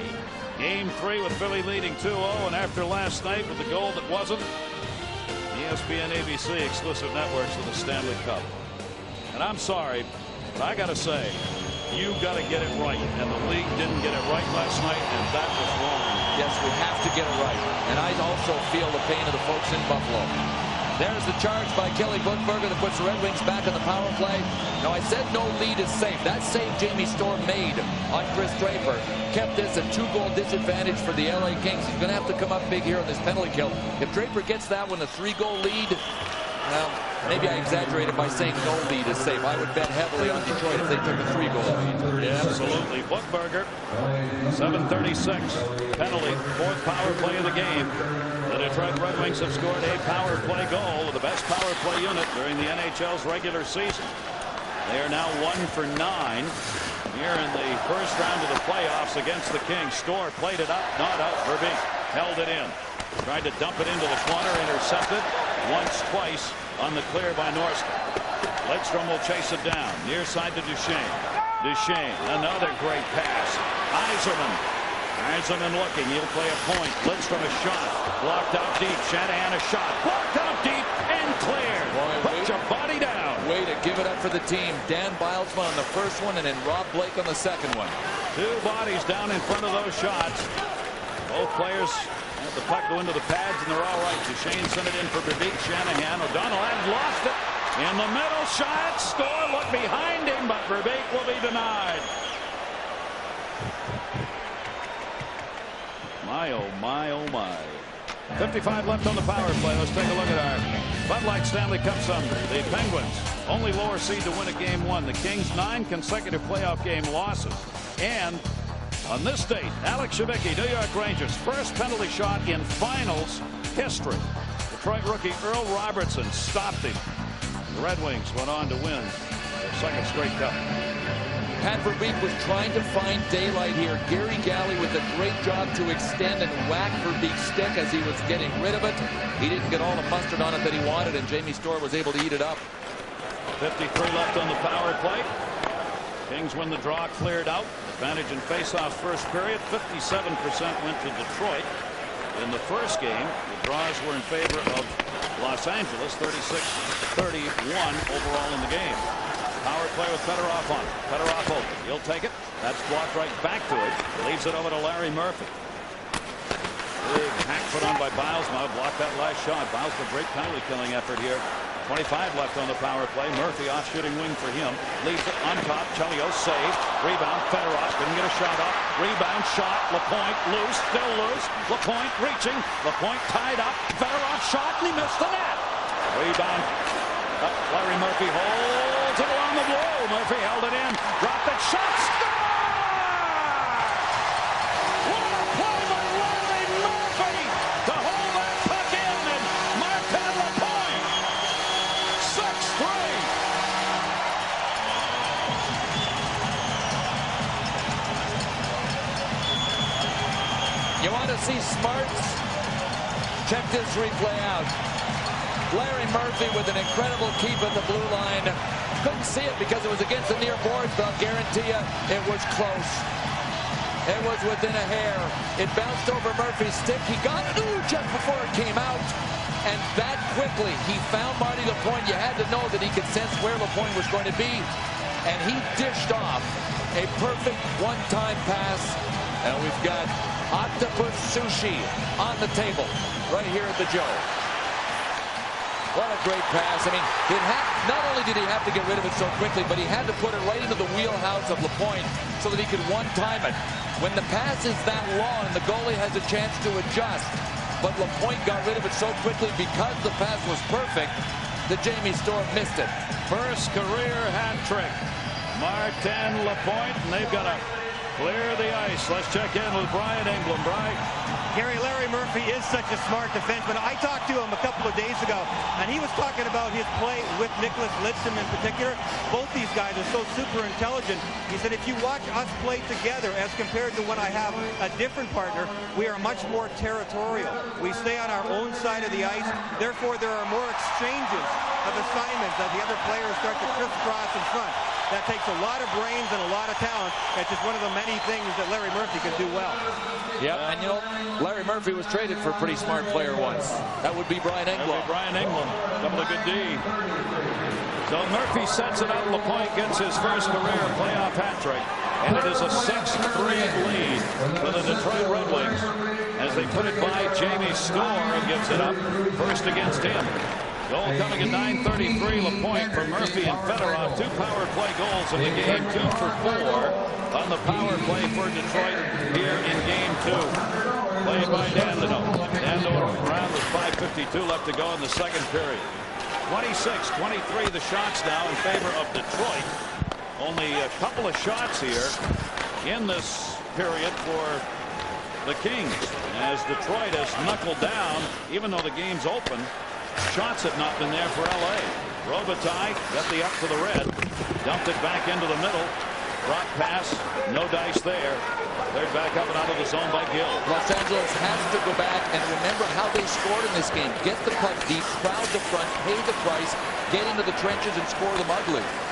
Stumple's pass will be intercepted. Detroit just flying. Look at these guys flying here. Look at the shots. 12-2. In the second period, McCarty, Score knocked it down. Tried to clear it out, shot it right into Maltby. But it bounced in the air and came to the near side. Stumble. He'll move it in. Dropped it off for Galley. Nope. Stumble trying to get it back from Pulte. Pulte paid the price. Stumble pays the price. 2 hits. Here's Pulte on the near side. Only 1 D back. Sent it in. Osgood deflected that, holding the short side. Larry Murphy back out on the ice. What a hit by Chris Draper. He had locked up the left wing. 3 Red Wings were backing up, and Stumble paid a price. Joseph Stumble's going to have to continue to pay that price to get L.A. back into the game. He is their big puck-carrying guy that can really get it done down low and set up Pulte and Robitaille. And Detroit knows that, so obviously they are on in Gilchrist on the far side. Yzerman moved in. Yzerman, Gilchrist, and Verbeek on this line. Back to Blake. His chance. Osgood to save. Rebound Murphy. Lost it. Greg Johnson. Score! Greg Johnson! Murphy tried to put it back to Osgood to get a whistle, and instead it came to Greg Johnson. Amazing. It is almost as if the hockey gods give it, then they take it away. After Larry Murphy made so many good plays that we were able to show everybody in this game, he goes to the bench shaking his head because he knows what he has done here. Rob Blake, the shot, trying to get traffic. Watch what Murphy does here. He tries to scoot it back to Chris Osgood. And Craig Johnson with a real timely push of Steve Duchesne. 23 in the purple, 28 in white. He just pushed him down and left himself wide open. But here's Larry Murphy. The puck is right there. What he's going to try and do is just slip it back here to Chris Osgood. But watch Steve Duchesne here get cleared out. Murphy tries to hit him back. Craig Johnson with a real timely push on Steve Duchesne. Otherwise, he doesn't get this goal. Unbelievable. A game that will not go to either camp. 11:43, the time of the goal. Johnson gets his first of the playoff year, second of his playoff career, to make it a 2-goal game. Greg Johnson over Osgood is going, oh, my.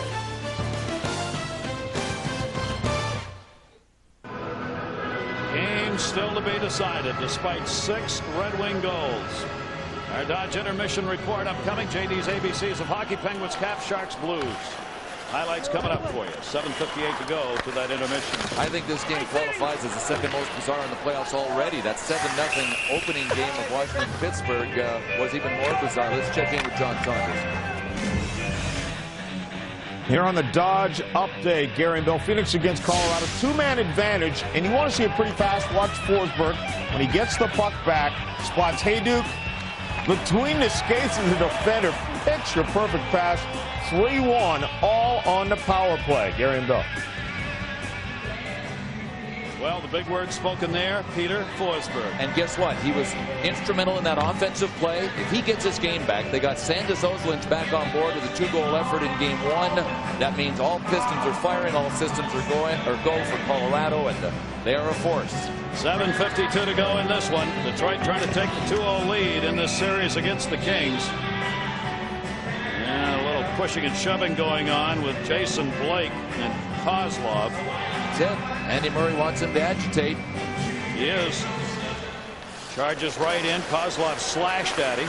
Blake came away with a puck, though. Blake in the offensive zone. Back into the corner. Ian LaPerriere. Blake and Chartrand checking line out there. Up the near side wall. Martin Lapointe lost it. Kozlov clears it out. 1D back, and that is Blake. The captain will take it back in his own end. 6-4. 27-26 the shots in favor of the Wings. Late offside call here, and that'll bring the face-off to center. And if this isn't offside, Marty Lapointe was going to be the real lucky recipient of a good play, a result of a good play that he made. Watch this. Matty Nordstrom had the puck. He took the hit there. Bang. Nordstrom went down, and as Lapointe came back, the puck came to him. Fortunately for the LA Kings, this is why you hit. He took his man out of the play, turned around, got the puck, but it was offside. It's not offside. He pivots and gets a scoring chance. Martin Lapointe, a huge game already. We're only halfway through. Chris Chelios on the near side. Tipped away by Lapointe. Fedorov dumped it into the corner. Nordstrom on him, put the hit on. Kozlov leads up. Lapointe going for 4. And that one blocked. Modry clears it up. Robitaille got it into the middle. Robitaille will be a trailer here. Palffy looking for him. They've got the 3 scorers back on the line. There's Lapointe again. Palffy finds his stick after he finds his consciousness. Robitaille centered right over Osgood's stick. Delayed call. Let's see if it's on Lapointe. Going to be an interesting call. Lapointe being held by O'Donnell now as he heads to the bench, and a little nose-to-nose. Look at Marty Lapointe, though, dishing up the chin, arms at his side, hoping that O'Donnell will take a poke at him. It is that kind of sacrifice that you make this time of year. Yaroslav Modry gone to the box. The hitting's picked up too, boy. Marty, look at that. That was a cartwheel by Ziggy Palffy. Palffy's just a little guy. He usually sees those kind of hits coming. Lapointe with a big smile and congratulations from his teammates. That's his style of play. From Darren McCarty saying, way to go, bud. That's what you got to play. This great scoring chance here did not sound like it hit the post. There's Lapointe's shot. Watch this. It hits the handle of Jamie Storr's stick. Otherwise, Marty Lapointe's got a trick. Man, oh, man. So it is still a 6-4, but a power play again for the Wings. High sticking on Modry.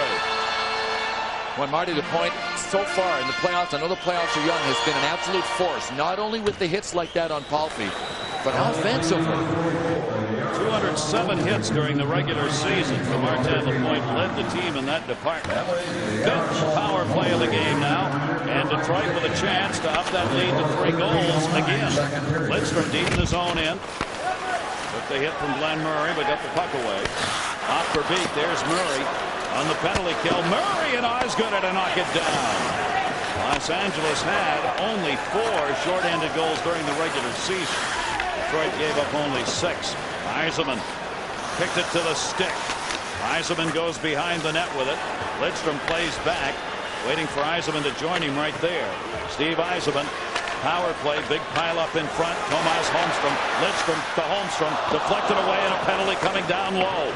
Cleared out of there. Fedorov, Yzerman the touch, and Detroit's going to lose a minute 5 worth of power play time. An interference call in front of the net. Tomas Holmstrom, I believe. 96 white, interference with the goaltender. He backed in too far. Well, that's the double-edged sword, too, that the blockers and jammers, the risk they run in front. Holmstrom is really, really good at getting in front and taking away a goaltender's vision. Get a little too close, and all of a sudden you're going to get called for it. And Holmstrom is somewhere in this picture, but I can't find him. Or corner here somewhere on the right. Yeah, there he is. That's Holmstrom coming in from the right. And that he sets up in front. Oh, well, there. You see why he might have done something to Jamie Storr. He was getting the stick up between the legs and the groin before that, but you know what? It looked like Jamie Storr was doing most of the damage there.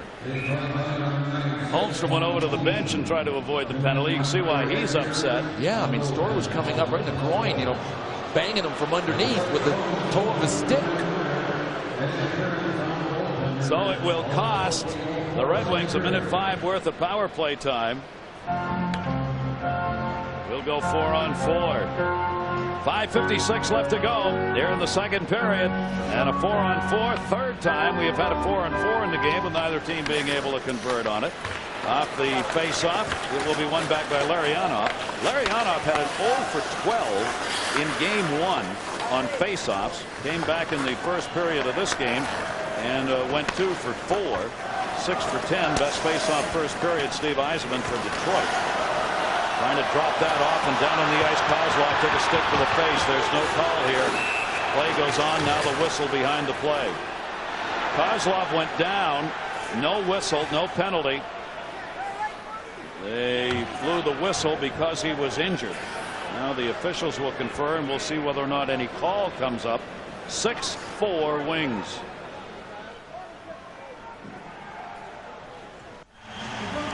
So we'll get back to play. Slava Kozlov went off the ice. He wasn't really hurt, but he did, in fact, our replays show, get hit high. There he is, 13 white. Watch the stick of Sean O'Donnell come up and almost under the visor. Tapped him in the mouth. More look at it. Stick on the left, the stick of O'Donnell's. Boy, it came up and kind of crammed his helmet up. He's all right. Didn't hurt him that bad, but he definitely got hit with the stick in the face. And no call. So what do you do in that case? I think that's a pretty good non-call. Whether it's accidental or careless, if the player isn't hurt.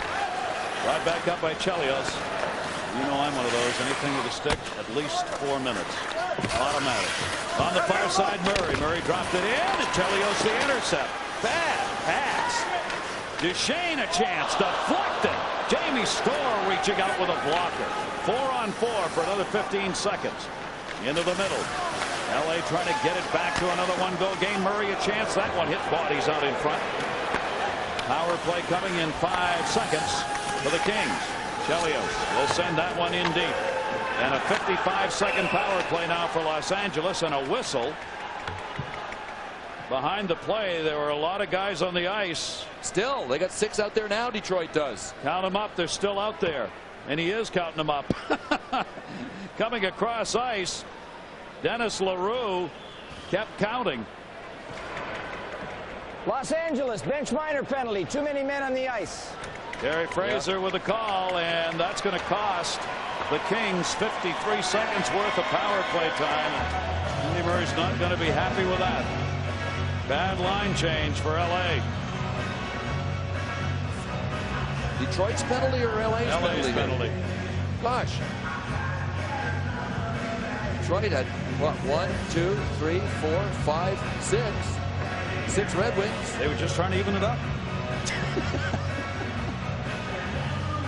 The Kings will be called for too many on the ice. How does that happen? Well, they had 7. That was pretty bad. You're just not allowed to have one more than the other team. That's right. As long as you keep it even, you're okay. Well, when I looked and when I realized it was too many men penalty, Detroit distinctly had 6 skaters out there. Well, back to 4-on-4. And a goalie. And a goalie. Yeah. Back to 4-on-4, maybe, for some 53 seconds. Osgood comes out to play this. Palffy knocked it down. Murphy picks it up. Harry Murphy with Palffy up on the forecheck here. Played back in behind the net. He'll work from there. Nicky Lidstrom. Lidstrom moving it up. Candidate for the Norris Trophy. Best defenseman in the NHL, Nicky Lidstrom. Murphy takes the hit from Blake. Here's Palffy shorthanded. They've got a 3-on-2. Shorthanded. Blake hit the outside of the net and Osgood's leg. Back up shorthanded again. Nordstrom drops it. Stoppel. That one's blocked. Great chances for the Kings, short-handed. Could not convert. Here comes Maltby in 4-on-4 rather. And a save by Storr. 4-on-4 chances at each end of the ice. And lots of ice to work with. And the LA Kings had both defensemen jump up on their chance. Then the play came the other way. How bizarre. How bizarre. Larry Murphy, who we said hardly gets hit and hardly ever makes a bad play, gets hit on this one with the worst part of Rob Blake's body. When he gets you with the big rear end like that coming at you, you might as well have been hit by an automobile's bumper. And then Ziggy Palffy laid it out perfectly for Rob Blake, but Chris Osgood made a good play on this, but I'm not sure Rob Blake's shot was even on net. I think it might have been going wide. Norris is a former Norris Trophy winner right there. Rob Blake, you see the hits. Believe it or not, second on the Kings in the hit department. Nordstrom had more, 206. Rob Blake plays so much he can't go looking for the hits like he used to, and it's not wise. I mean, you got to hold your position, and to go out of position and make the hit is a mistake. But it's amazing Rob Blake is number 2 as much as he plays. Lidstrom and a save made by Jamie Storr. 4 seconds and a power play coming up for the Red Wings. Right now they've got 1.7 minutes worth of power play time. This will be power play number 6. They have scored a couple of power play goals here in this game. 2 for 5 on the power play. A 6-4 lead. Big penalty kill. Again, Yzerman, that's twice he's done that. Kicking it in off his skate onto his stick. Intercepted and cleared out of the zone by Sean O'Donnell. Osgood holding it up the other end. Great to have you with us. NHL and ABC Game 2. First round. And the Detroit Red Wings trying to make it 2-0 in the series. Have the 6-4 lead in a wild game. Verbeek sends it back. Tomas Holmstrom protected but couldn't get the puck. Murray trying to clear. Bounced away off Fedorov's stick off the dasher. Off Yzerman's stick. Yzerman controlling that. Murray was ready to break short-handed. Near side for Tomas Holmstrom. Holmstrom looking along the blue line. Pass deflected off Yzerman. Held in. Fedorov. Fedorov behind the net. Hit by Nordstrom. Fedorov looking for Lidstrom, but they couldn't get it to him. Verbeek. Holmstrom in front. Pass off bodies to center. He was looking for Steve Yzerman. Yzerman had snuck in the back door, but there were just too many skates in the way for Verbeek to get it through. Both teams change it up here. Blake's got it. Penalty over. 5-on-5. Into the middle. Osgood will knock that one down and hang on with Blake moving in. 2:34 to go. Second period. Furiously paced offensive game. And our Eagle One storyline, Martin Lapointe, first career playoff hat trick. Detroit 4 goals in a matter of 6:01 in that first period. Well, our Eagle One replays. Detroit scored too many goals to show you in this game, so we'll show you Los Angeles' goals. But the important thing is how they scored them. This, to me, is how they have to continue to play. Block, jam, get physical, pay a price. Go to the areas of the ice where your heart beats fast. You know you're in traffic and you know you're going to get smoked. Amazing. Bodies were flying when Sean O'Donnell scored his. And then Craig Johnson scored the 4th Los Angeles goal. But this is how they have to continue to keep playing, the LA Kings. 10 goals combined, a record for total goals in one game, 18. Set LA Edmonton, as you might expect, back in those big days of the Edmonton Oilers. And every game had about 10 goals just for them.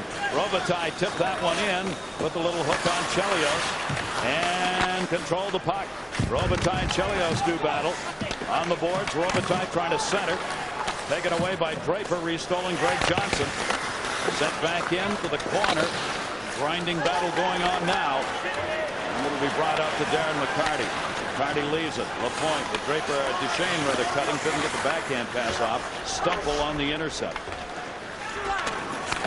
Brought back up to Palffy. Poke checked away at center. That was McCarty knocking down Robitaille. Shanahan from center ice. Gunned it in so Detroit could change it up. Mowbray came back to get it. Shanahan, Lapointe, Draper, Lapointe, Draper, Lapointe. Those are the goals for the Detroit Red Wings. They've piled up 6 of them. Backhanders right through the top of the crease. First offensive chance for the checking line. That was Jason Blake who had it. Robitaille, O'Donnell. They have picked up goals in this game for the Los Angeles Kings, and Palffy the 4th to make it a 6-4 game. Back in behind the net. Slow it down a little bit. Detroit making sure they've got 3 back here now with 1:05 left to go. Osgood knocked it down, and Shotran trying to run the rebound in. Blake center, he passed him all the way back up. The block shot. That's deflected. Penalty coming up, delayed call in Detroit. Nordstrom, extra skater out. Osgood looking for the loose puck. Jammed out. Whistled. This looks more like a rugby scrum than a hockey game right here. Brendan Shanahan is ripping away at Ian LaPerriere's jersey, and LaPerriere is still. I've got plenty of time for dialogue, folks. Don't let this little guy in my back bother me. I think he was talking to Kerry Fraser, Denny LaRue, our refs, and talking about the call right away. It was like Brendan Shanahan wasn't even an issue to him. Now that, ladies and gentlemen, is focus. Ian LaPerriere picked up just a few fighting majors during the regular season. We won't see many of them in the playoffs, but if there is going to be one, he might get it. Just 21, right? Led the league. 21.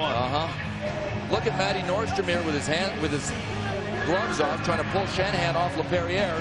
And LaPerriere is paying zero attention to Brendan Shanahan. He was about to get smoked in the chops by Brendan Shanahan, and he could have cared less. That is playoff focus, and I mean that. This is the time of year where you have to ask your players, if you're a coach, how much courage do you have? 2 minutes obstruction.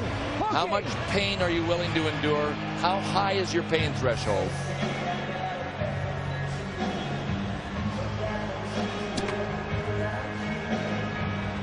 That's not LaPerriere that's on the bottom there. That looks like Gary Galley to me. And Nicky Lidstrom, a Lady Byng candidate. No, I was wrong. That's Jason Blake. All those guys look alike with their visors on when they're upside down. It's easy to win the Good Sportsmanship Award when you're the one on top. I mean, you almost need the jaws of life. There's a pile of guys over on the right there that took about 30 seconds to untangle. And after all of that, we're going to get an obstruction hooking call. That's all? That's all. 51 seconds to go in the period. Price you pay. Stitches. Tomorrow. Coming up on ABC, 12 of the top drivers from NASCAR and Indy Racing go head-to-head identical IROC Pontiac Firebird Trans Ams. The International Race of Champions from Talladega. Tomorrow, 5 Eastern, 2 Pacific on ABC. Well, this wild game continues. 0 for 3 on the power play. They've had 4 shots. Shanahan out of there. Less than a minute to go in the period. Can the Kings do what they did in the first and get a late goal? Osgood gets into a shoving match behind the net. Would have been calling for a penalty on Osgood. It looked like they kind of just got tangled up and couldn't get apart. Each gave the other a shove. 13 to go. Galley trying to push it in on the near side wall. Chelios wouldn't let him by. That's deflected away. 6 seconds left to go in the period. And Osgood has to knock that down. Robitaille slashed him. He speared him right in the stomach. Chris Osgood just speared Robitaille on the way by. Took the paddle and drove it right into the midsection of Robitaille. And I don't think either of the refs saw it. No call. Gave him a chop. He definitely chopped him when he was on the way by. And Luc Robitaille said, "What was that?" And if this game was in L.A., the place would be going crazy. Our Dodge Intermission Report is coming up. John Saunders, John Davidson, after this message and a word from our ABC stations.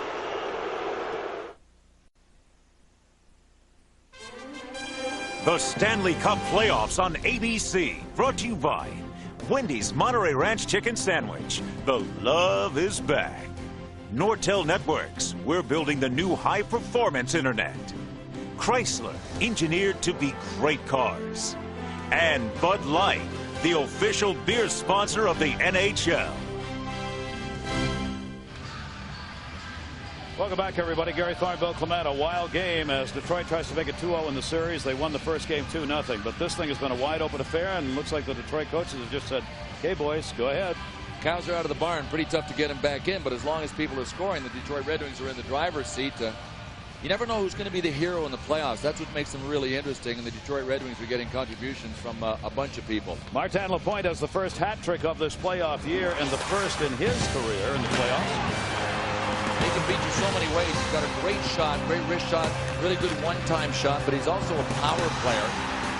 Can play in front, can play in the trenches, and he's strong enough to hold people off. There's a one-timer.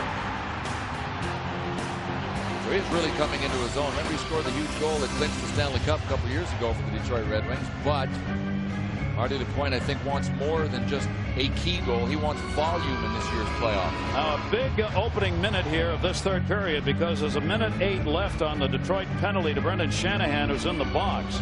So the Los Angeles Kings with a chance on this power play to cut this back to a 1-goal game. And we are underway here in the third. Detroit is shorthanded. 32-31 the shots in favor of Detroit through 2 periods. Those are numbers you would generally rack up in the course of a whole game. Power play Kings deflected off the near side. They've not been able to convert on the power play, and the attempted clear goes nowhere. Palffy, Robitaille, wristed that one on the stick side. Blake waiting at the point to hold it in. Steps up a bit now, kicked away from him and out the center. Nice work by Draper. And they do not get back onside. Robitaille was still in the zone offside. And I think Luc Robitaille has to be as involved here in the third period as he was in the second period. And he was obvious. He got nailed by McCarty. He was willing to give up his body. He got into tangled situations, that time with Chris Osgood. Then he got chopped by Osgood as he went by him. But even more than that, I think he did great work in front, stood his ground, super work along the boards. I mean, those are places that are tough to play, and you've really got to have a level of courage that is right up there to be able to withstand the punishment. And Robitaille did that in the second period, but he's got to give even more here in the third. Luc Robitaille playing in his 117th playoff game. He's played more playoff games than any other Los Angeles King. Larry Murphy leads all the guys on the ice here. His 202nd career playoff game. Stopped back in behind the net. We've seen both netminders in this game. Both Jamie Storr and Stefan Passé, who started. Storr stays in here to start this third period. Passé gave up 5 of the 6 Red Wing goals. And Palffy brought it back in. Lost control of it. Shanahan clears it right back out. They hit Blake at center. Gary Galley didn't know it was there. Fedorov in. Fedorov a chance. Save made by Storr. Rebound. Save made by Storr and Draper. Picked back up by Stumple. And the power play ends right here. And we're back to 5-on-5. Shanahan out of the box. And a score! Osgood had it rolling behind him. Ziggy Palffy has made it a 1-goal game. And we got a finish for you here in Detroit. You know, again, Gary Galley fell. The Detroit Red Wings had 2 great scoring chances. This happened earlier in the game. The LA Kings turn him back the other way. Jamie Storr with a couple of good saves. And Ziggy Palffy was just waiting up at the blue line. We talked about Stumple having to be a key for this team. He just got over the blue line. He had to do that to make sure this was not a 2-line pass. And you know what? Palffy got nothing on this shot. Look at this. Nothing. Chris Chelios and Nicky Lidstrom had him hog-tied. And he had enough to get it by Chris Osgood. And 24, 2 minutes roughing. Chelios is charged with a penalty after the goal. The window of opportunity will never be any wider open for the LA Kings as it is right now. An incredible hockey game. The timing on this play has to be perfect. Zygmunt Palffy has to start his stride exactly when he thinks Stumple is coming to the blue line so that he can maximize his lead on Chelios and on Lidstrom and not make it an offside. That was perfect execution by the LA Kings. So Chelios is out of there. The Kings go right back on the power play. Their 5th power play of the game. That was an even strength goal that Palffy scored because the penalty had expired. Duchesne will touch that one up and it will be an icing call. In a 6-5 game just underway here in the third period. Palffy and Chelly can't believe that call that was made after the goal had been scored. Won't matter. How scary would this be for the Red Wings now? They had this game so locked up so many times, except the LA Kings. They go back to their motto in the playoffs. Only the strong survive. Andy Murray won't let them quit. These are the saves I was talking about by Jamie Storr. There was one. Kurt Mulvey on the rebound. Bang! Super saves by Jamie Storr. And then Joseph Stumple picked it up, had a clear pass to the blue line, and found Ziggy Palffy. 1:11, the time of the goal by Palffy. Stumple got the only assist, the even strength goal.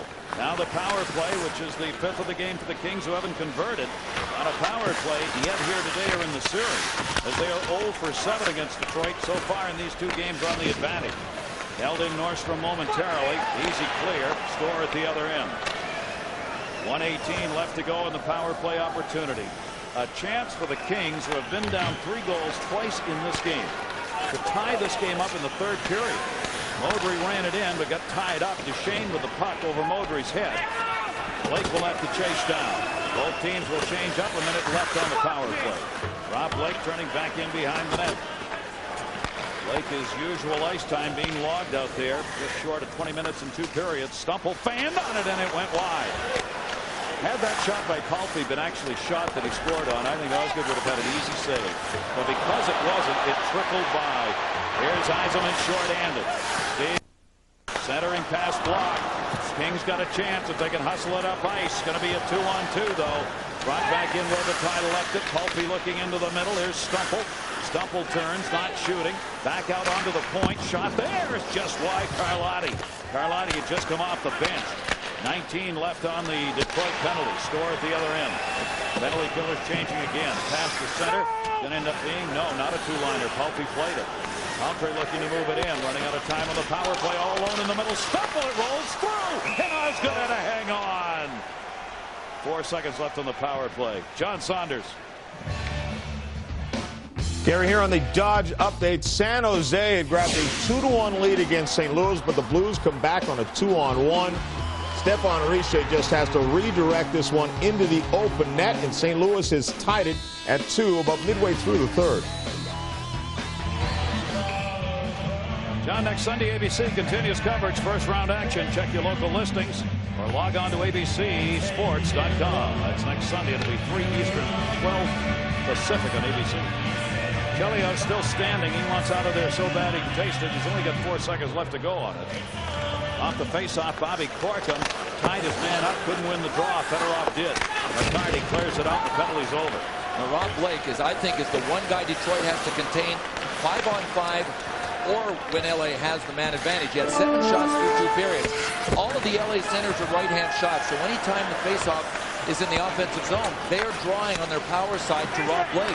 Larkham got the pass into the middle for the backhand. Chance Biles. No, that one deflected up in the air behind the net. Buchberger chipped off the boards. Darren McCarty on the far side looking. Sent it ahead for Tomas Holmstrom. Blake is back there again. Big collision, 2 heavyweights right there. Blake won it. Los Angeles Kings not going down easy here in game 2. But they have really fought a war to come within 1 again. Larionov the move. LaPointe the shot. Blocker deflected away by Score. Held in Detroit. Looking to work behind the net. Holmstrom avoided the check. Came to LaPointe. His centering pass got there. But deflected wide. Larionov. Holmstrom. Holmstrom at the side of the net on that pass. And it came out to center. Gill will chase down. Gill's pass partially blocked up in the air. Murray a chance. Open shot. Where did that go? Oh, what a chance for Smolinski. He got the rebound and was all alone. O'Donnell stepped up trying to intercept. Couldn't get it. Smolinski came down the slot. Wasn't a soul within sight. Maybe too much time, Gary. I don't think he got it on net. No, he didn't, and I think he tried to shoot it a little too hard, too. He had enough time that he could have taken his time and picked his spot, but I think he went for the speed on the shot instead of the accuracy, and he shot it over Osgood. What a chance. Gilchrist on the near side. Gilchrist ended up not playing much in that second period. Not much in the game so far. See what Scotty Bowman, how he uses him here. He started out with Yzerman and Verbeek down the middle.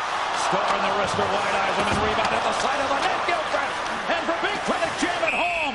And a whistle as Store covers.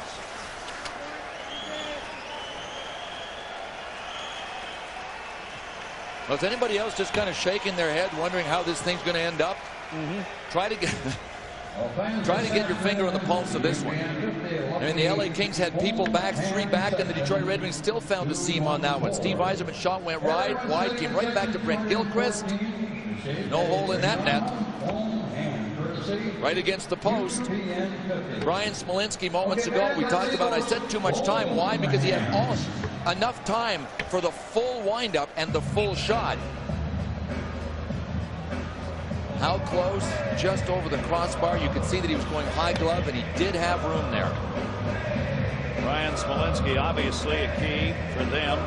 Robitaille, Palffy, Smolinski, Stumple, their leading scorers, relied on, and they have come through in this game. Back in behind the net, Nordstrom's got it. 14:51 to go here in period number 3. LA will head back home.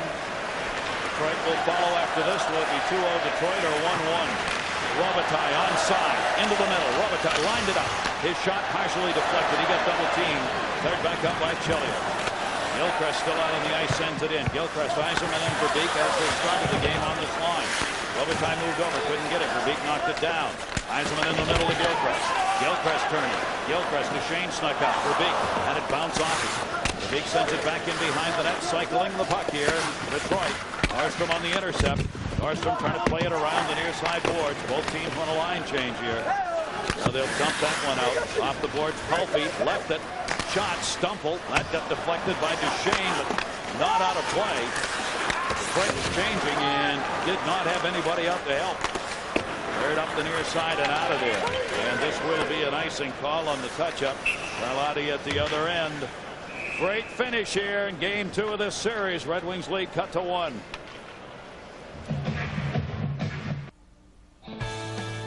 Back here in the studio, time for the 1-800-COLLECT great save of the day. Patrick Roy has 111 career playoff victories. Here's the reason why. 3 big saves, holding his ground, stacking the pads. The Avalanche lead 3-1.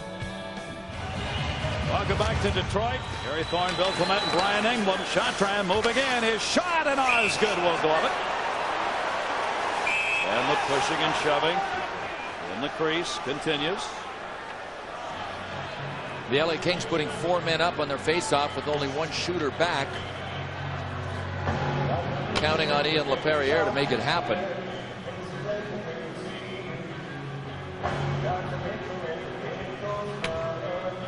One of the reasons they do that is that they know where LaPerriere is going to draw. He's going to try to draw it right back.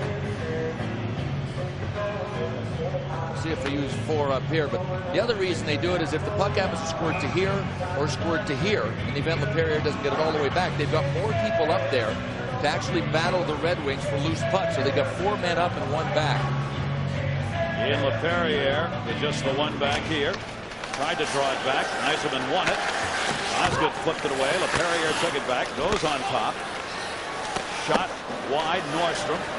Osgood got a stick out on it. Murphy cleared it. Eiserman drew it back and couldn't hold the ice. Tipped away by Jamie Storr. And in behind the net, Audrey. What was that? Eiserman, that was a perfect pass to Steve Eiserman. Shot on, Sloan shot deflected to the near side boards. We have seen some strange things in this game. Sloan sent it into the corner. Galley, the defenseman, was way down low. Third back Sloan, LaPerriere, his center and pass. O'Donnell couldn't get to it to hold it in. It was tipped away by Gilchrist to center. Red Wings will change. O'Donnell right around wrap there. McCarty on the far side trying to clear it out. Did. Here's a chase at the other end. Storr came out to get it. Played it into the corner. Draper shot it right back at him. Wow, what a gamble by Jamie Storr. Instead of banking it up high off the glass, now mind you, if he clears the glass, he ends up with a minor penalty. But he turned around and steered it right to where Chris Draper was going, right in the corner. Bounced off the boards. Watch this. Instead of putting it up the boards here, Jamie Storr dumped it into the corner. Well, guess who's there first? And the puck came caroming off the boards right out, and Draper had an angle. Storr doesn't make a good recovery and end up semi-square to this shot. He might have just cost himself a goal. Storr did a great job to get back and really regain some semblance of posture while he was standing in there. Here are the Kings' big guns. You see in game 1, 4 shots and a -4 for this trio. Today, Robitaille, Stumple, and Palffy, 3 goals and 5 assists. Sigmund Palffy playing in his 2nd ever playoff game. A big man, right spot at the right time for that goal. He scored 2 in this tilt. The second one didn't have much to it. Chris Osgood, I think you're right, Gary. Chris Osgood went down expecting the first shot to come. When it didn't, Palffy was able to get by him. Just rolled on him. That one blocked on Dandino's shot and out to center. Bookberger got in front of it. Billy Bookberger, Bilesma sends it in. And just missed on a wide side shot, Bobby Corkum. Corkum went for the far side. Within inches of tying this game. Corkum will turn it off the near side, and that one's going to be whistled. They had not cleared the zone. How close? I think Chris Osgood got a chunk of that shot by Bob Corkum with his glove hand. But the LA Kings are getting chances. That is why this thing could be tied in moments. Don't go to the bathroom. Don't go to the refrigerator, anybody. Stay right here. You're going to miss it if you go. You know you are.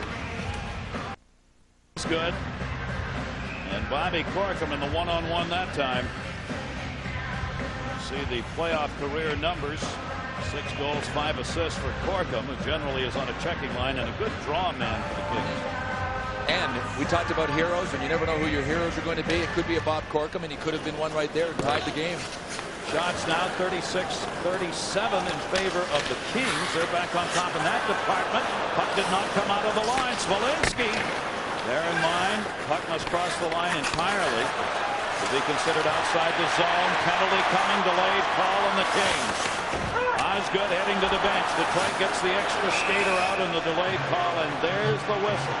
And Detroit will get a power play. Sergei Fedorov has done it again at a real prime moment.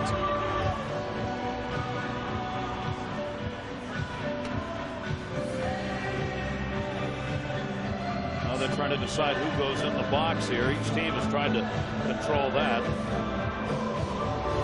Number 14, Los Angeles, 2 minutes holding. Now it is Matty Nordstrom. We got the right guy this time. But Sergei Fedorov, with his speed and his leg drive, he drew 2 penalties in game 1. Even when Fedorov isn't making it happen offensively, he is doing things like he did right there, making it happen and getting his team on the power play. Red Wings, the best power play in the NHL, and they have picked up 2 in this game, 2 for 6. Trying to get that lead back to 2. Tomas Holmstrom was set up in front. Shot off the point, went wide. Lidstrom gets it. Lidstrom sliding. Fedorov looking. Heads to the net. Verbeek trying to run it in short side. Matt Verbeek tied up behind the net. Kings looking for the clear. Bilesman trying to drop it off. Triple team. Tomas Holmstrom to Fedorov. Fedorov leaves it. Great pass through the seam. Lidstrom's got it. Eisenman out along the blue line with Nicky Lidstrom. Back to Fedorov. Fedorov wanted to backhand it. Bobby Corkum will clear. 7th power play of the game for the Detroit Red Wings, who are 2 for 6. They've got 1:13 left on the advantage here. Lidstrom hard around near side. Larionov skipped off him and out to the blue. Held in Brendan Shanahan. Tomas Holmstrom. Larionov. Larionov, great job. Tied his man up. Controlled the puck. Shanahan, a shot. Deflected. Holmstrom in front. Did not end up on net. Cleared up and not out. Big battles in front. Holmstrom trying to get set up there when he can. Near side, Lidstrom. Eisenman. Eisenman. Little opening. Eisenman looking. Lidstrom. Score! Nicky Lidstrom!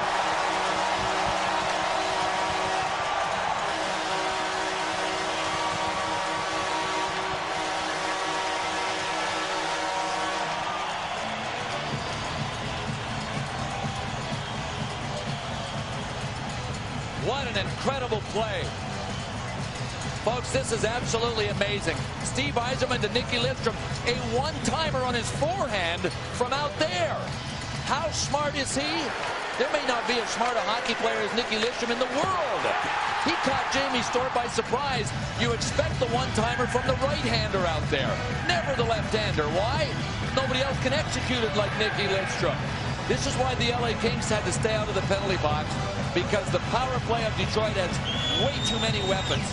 Nicky Lidstrom with just an amazing play. Lidstrom gives Detroit a 2-goal lead again, their 3rd power play goal of the game. And Lidstrom has made it 7-5. The sellout at the Joe Rocket again. They'll be hoarse when we leave here today. Stumple for Palffy. Knocked away by Duchesne. In Palffy do battle. Cleared around. Robitaille intercepted. Palffy got it back off the dasher. Centered it. Came all the way back to the blue line. Robitaille dropped it off.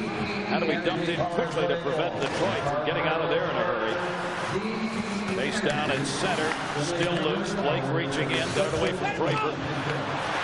Draper and Blake tied up in the near side, separated. Won't be a call there. LaPointe sends that one in, and they'll change it up.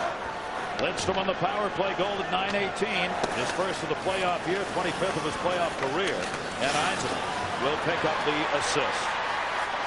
Aaron McCarty sends it in. Everybody involved in this game. Kozlov banned on it. Blake pushed it up. Greg Johnson moving it out. Wide. Osgood thinks about going out there and does. Got it up, kicked away to center. O'Donnell takes it back. LaPointe's had the hat trick. Draper's got 2 goals. Robitaille 1 and 2. Alfie 2 goals. Lots of multiple point people here with a 7-5 game.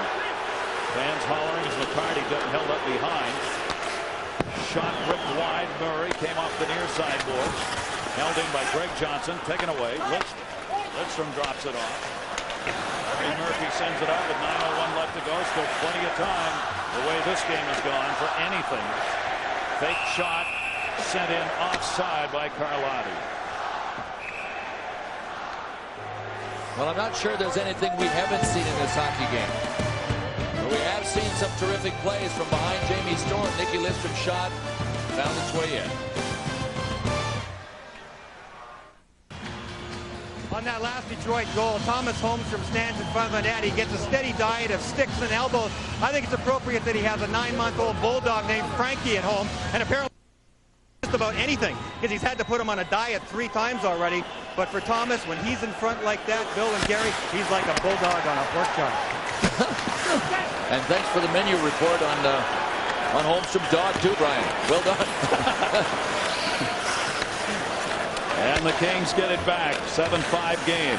Can they get it back? They've been behind by as many as 3 twice in this game. An incredible shootout here in the Joe tonight, or this afternoon. Blake will pick it up. Blake dumped it ahead off the boards. Gill giving chase to let it go to Dandino. Dandino in the touch, and that'll be an icing call. We'll check in again with John Saunders.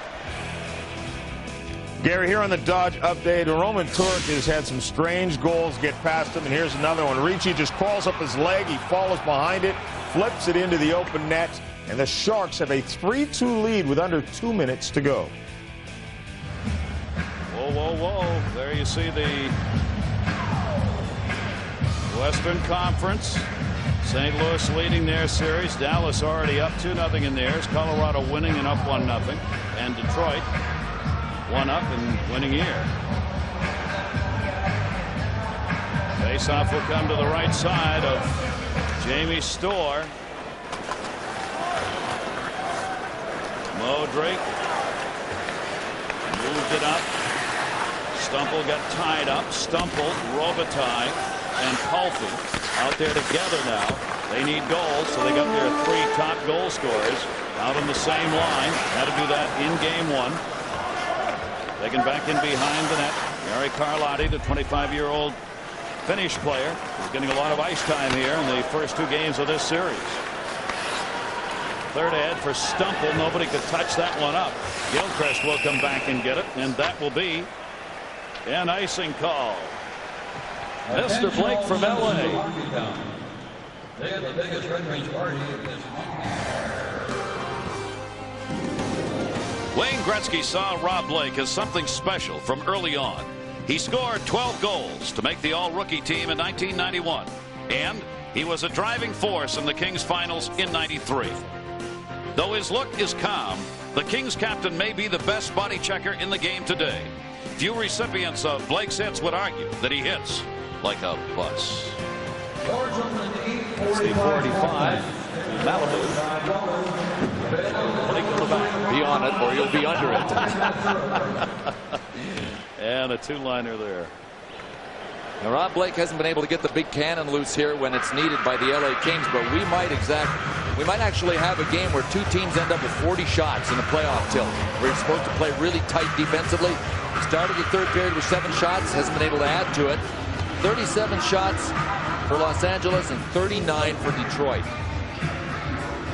Not the way either coach planned for this game to be played, although one would have thought with this many shots and these many chances that it would have been really in the Kings' favor to open it up a little bit. But always to bear in mind, Detroit is the best offensive team during the regular season. They may play defense in the playoffs, but they know how to score. Down to 7:21 left to go. ESPN2's coverage of the playoffs tomorrow, 7:30. Philadelphia Flyers and the Buffalo Sabres, and will it be rocking in Buffalo? Philadelphia leads the series 2-0. ESPN and ABC exclusive networks. The Stanley Cup coverage. That is obviously one the Sabres have to win.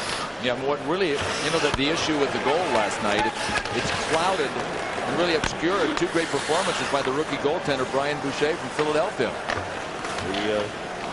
Right down to the end of the season, not clear if it would be Boucher Van Beesbrook. Boucher put up the numbers, got the lowest goals against. Fedorov almost got that one. And they started both of them.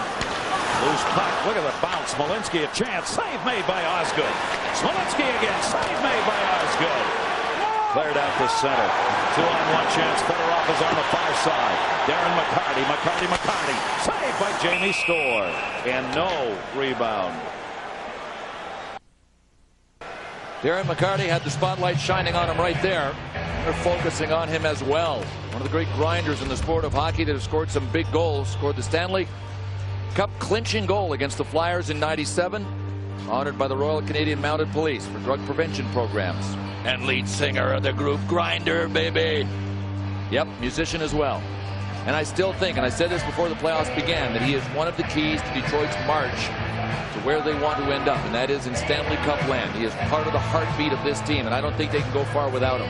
Darren McCarty missed the last 17 with the groin problem, but you'd never know it the way he's played here. Save made, Storr, rebound, got to find it. They did, and cleared out. Shane has played a fine 2 games on defense as well. Chelios, his teammate, touches that one up. And the clock running in favor of Detroit. 6:30. Steve Duchesne, of course, was with the Los Angeles Kings, who decided they didn't want him. Let him go. So back here in Detroit facing the Kings, this is a little extra meaningful playoff round. Well, he re-signed with the Kings last season after starting there, and you can see 39 playoff points with the Kings. He's the all-time leader amongst LA Kings defensemen, but this last time that he went last season, signed a 4-year, $13 million deal, and the LA Kings decided to buy him out halfway through the year, which is really strange. Draper had the chance, and that'll be a Maltby rather. Draper was looking for the rebound. Jamie Storr held on, and the faceoff will stay in the Los Angeles end. Well, we talked about the LA Kings having 4 centers that are right-handers, so that's their power move. There's Stumble trying to power to the corner. Draper trying to power behind him. See, this is why you have to drift into the faceoff circle. That was actually, it happened because of Maltby moving in behind Draper. You hardly ever win the draws cleanly without help from your winger. Stumple won that last faceoff for the Kings, out to Blake. Blake up for Palffy, had it batted away by Duchesne. Duchesne gains the red and will dump it in. Again, LaPointe trying to draw it around. Oh, he does battle against the boards with Nordstrom. They're still into it behind the play. They'll separate. Robitaille moved it in. And batted away again. Duchesne again made the play. 3-on-3. Shanahan missed it. But he got all of it on the shot. Deep rebound to Palffy at center. Robitaille heads to the net. Palffy looking for help. Goes wide wing side. Shot by Modre. Comes all the way around the boards and out to center. 5:34 left to go. Carlotti off the far side boards. He'll get it back. Carlotti coming. Detroit changes. Tried to get that one in. Lidstrom blocked it. Lidstrom centered. Yzerman looking, couldn't get to it. Johnson knocked it down. Shanahan over to Yzerman. Yzerman, Shanahan, and Verbeek out there together now. Played behind the net with Verbeek up on the forecheck. Stepping up Shanahan. Shanahan stole it. Shanahan centered at it, blocked. Ian LePerrier blocked it and got it up ice. Smolinski. Osgood. Hangs on, no rebound. 5 minutes exactly left to go. Third period. The Detroit Red Wings with a chance to go 2-0 in this first round.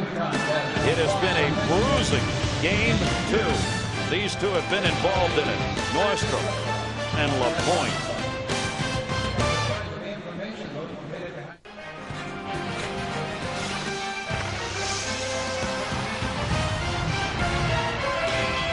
Gary Thorne, Bill Clement, Brian Engblom with you. Thanks for joining us here in Detroit on a wild game with the Red Wings on top of us with 7-5 and time running out for the Kings in this game. Smolinski won the faceoff.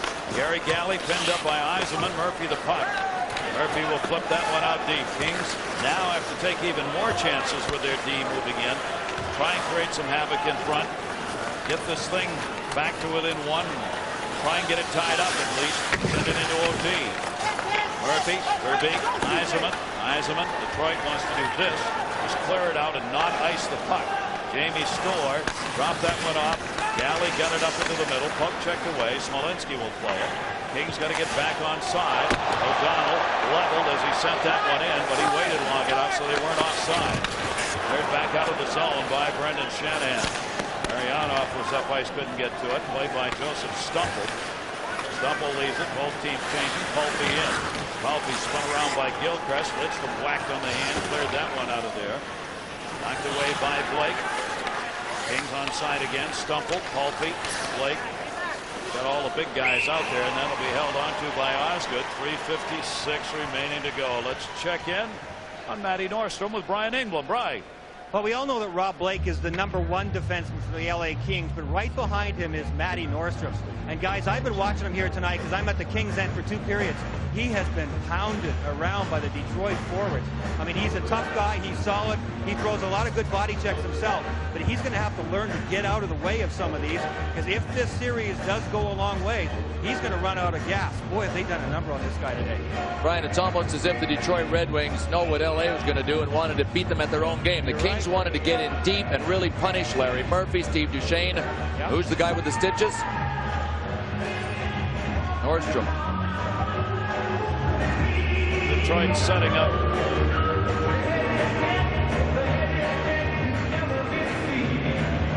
For those of you watching the San Jose-St. Louis game, welcome to Detroit. Barry Thornville, Clement, Brian Engblom. This has been a wild game.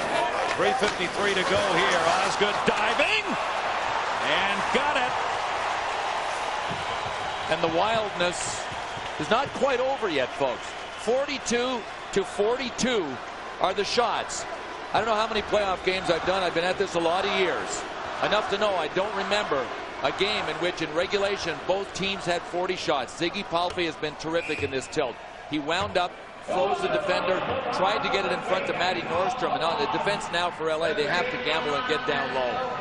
3:50 to go. The LA Kings have fought back a number of times from deficits in this game.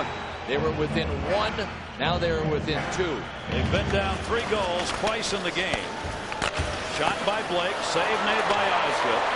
The first period was 4-3 in favor of Detroit as Detroit got 6 goals in a matter of 6 minutes and 1 second of that first period.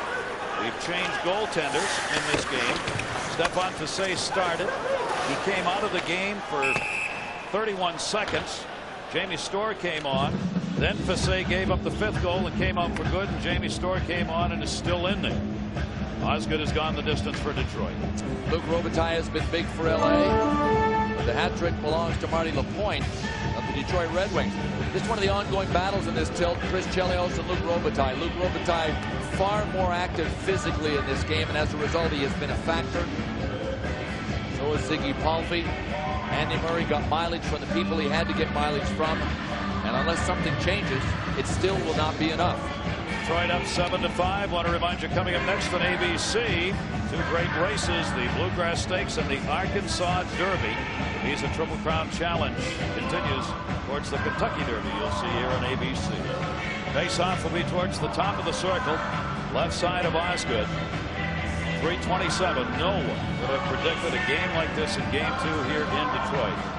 This got started off in a wild affair. Detroit has taken advantage of the power play chances, scoring 3 power play goals in today's game. That has made a huge difference for the Wings. Big face-off here. There's no face-off dot. There are no hash marks to keep the skates back, so Smolinski and Draper have their helmets against each other. Smolinski won it. Carlotti along the blue line. 2 Red Wings were there. He dumped it into the corner. Lidstrom trying to get it out. Murray sends it back in behind the net. Johnson, Lidstrom took it away from him. Carlotti at the point. Right out on it. Deflected off the dasher. Murray got it behind the net. Back from Murray. Wanted a one-timer. Instead it deflected it across the top of the crease. Point went tumbling. Back Murray. Shot. Save. Osgood. Rebound. Picked up by Maltby. And Maltby clears it around. Smolinski couldn't get it. Jammed up in the air. Did it come out of the zone? No. Smolinski His pass intercepted Larry Murphy, and they'll move it out. 2:47 to go. Murphy just feathers it in. Detroit wanted a change. Martin LaPointe, who's played a huge game. Carlotti takes it away. Drops it back. Audrey. LA changing. Couldn't connect through the middle. Chelios for Gilchrist. Will be played back by Blake. Next game will take place in Los Angeles. And the Kings trying to make it even going back, but they've got only 2:23. Would at least get even here and send it into OT. Gary, they don't have a timeout left because Andy Murray had to take it early when they were really under the gun. It was a good time to take it. They came back and scored, but if they need to rest Robitaille and Palffy, who are on the ice right now, they will not have the timeout to get that done. That was taken in the first period. Centered for Larionov. Came back to get it. Dumps it again around the wide side. Galley over. Aaron McCarty. Galley going by each other there. Robitaille will send it back to Blake. 1:53 left to go. And Blake with the Kings changing. Dumped it off far side. That'll end up on the bench, and a face-off coming at center. A minute 46 remaining on the clock here in Game 2. Coming up next, road to the Visa Triple Crown Challenge continues. Our live coverage of two great races today, the Bluegrass Stakes and the Arkansas Derby. That's next on ABC, home of the Kentucky Derby. Andy Murray, the coach of the LA Kings, said before Game 2, we need our best players to be our best players on the ice today. They have been. He is still down by 2 goals in a minute 46 to go, and he's got to think about getting Jamie Storr out of the net. What kind of tricks does Andy Murray have left up his sleeve? He's a master motivator, a fantastic coach, but Scotty Bowman holds the cards because of because of Detroit's skill, because of their depth, and because of their experience. Sent back in. LaPointe's had the hat trick. Draper 2 goals. Yzerman 2 assists. Robitaille 1 and 2. Palffy's got 2 goals. Stumple 3 assists and Blake 2 assists. Multiple point people here in this multiple goal game. Storr will head to the bench. Empty net at the other end. LA gets the extra skater. Johnson couldn't get to that one. They'll have to regroup back in their own end. Audrey came back. Audrey takes it back in behind the net. Jamie Storr, even though he came on in relief, is now the goaltender of record, even though Fassé started. Up to Shanahan. Shanahan just feathers it down the board. Blake came over to block it. Shanahan in return blocks his. Yzerman. Taken by Modric. 1 minute left to go. Third period. Modric got a chase down. Yzerman with him. Yzerman and Modric go to the boards. Yzerman will take this as they eat up the clock. Yzerman trying to center it. Back came Stumple. Final minute, third period. Detroit up 7-5 and a chance to go 2-0 in round 1. Galley backed it out into the middle, wide open. Lundstrom! It's over!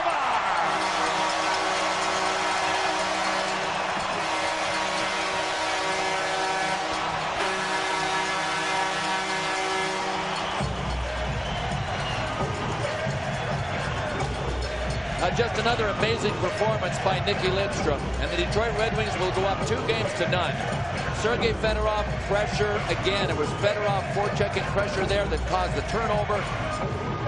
Nicky Lidstrom didn't want to make any mistake about this one, did he? A rocket from the neutral zone, bulged the twine, and that will do it. 20 goals scored during the regular season, and the #1 scoring defenseman in the NHL, Nicky Lidstrom. An 8-5 game. 36 seconds left to go. Lidstrom put that one home.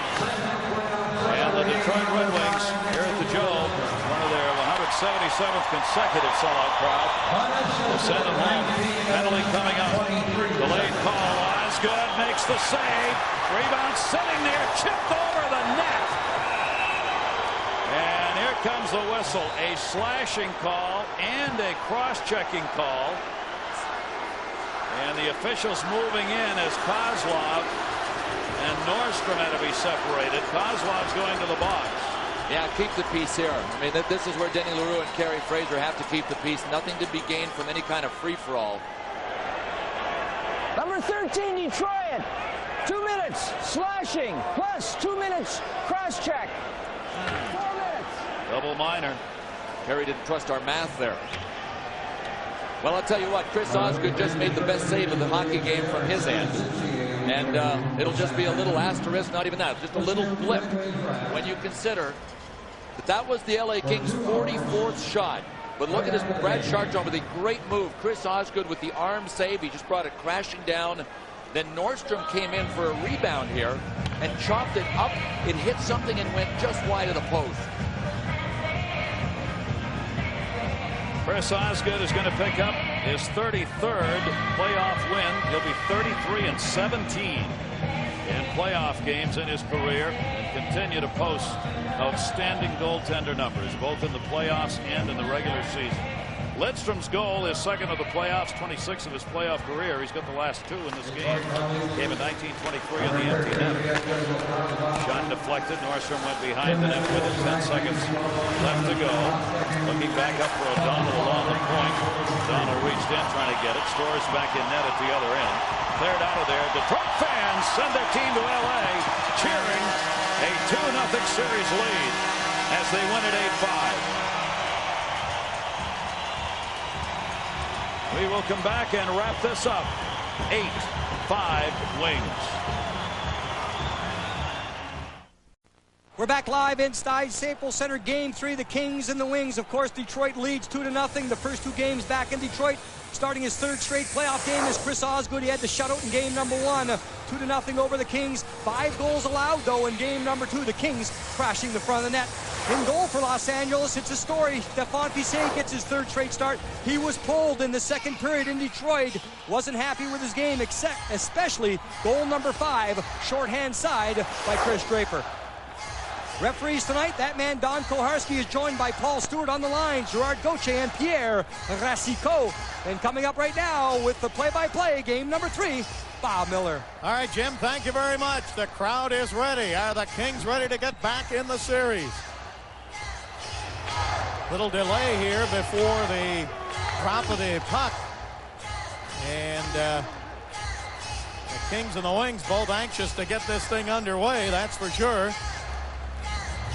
Kings will start out with Bob Corkum.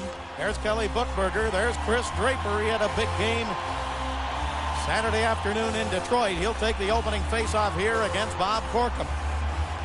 Kelly Buchberger is lined up against Martin Lapointe, who had the hat trick on Saturday for Detroit.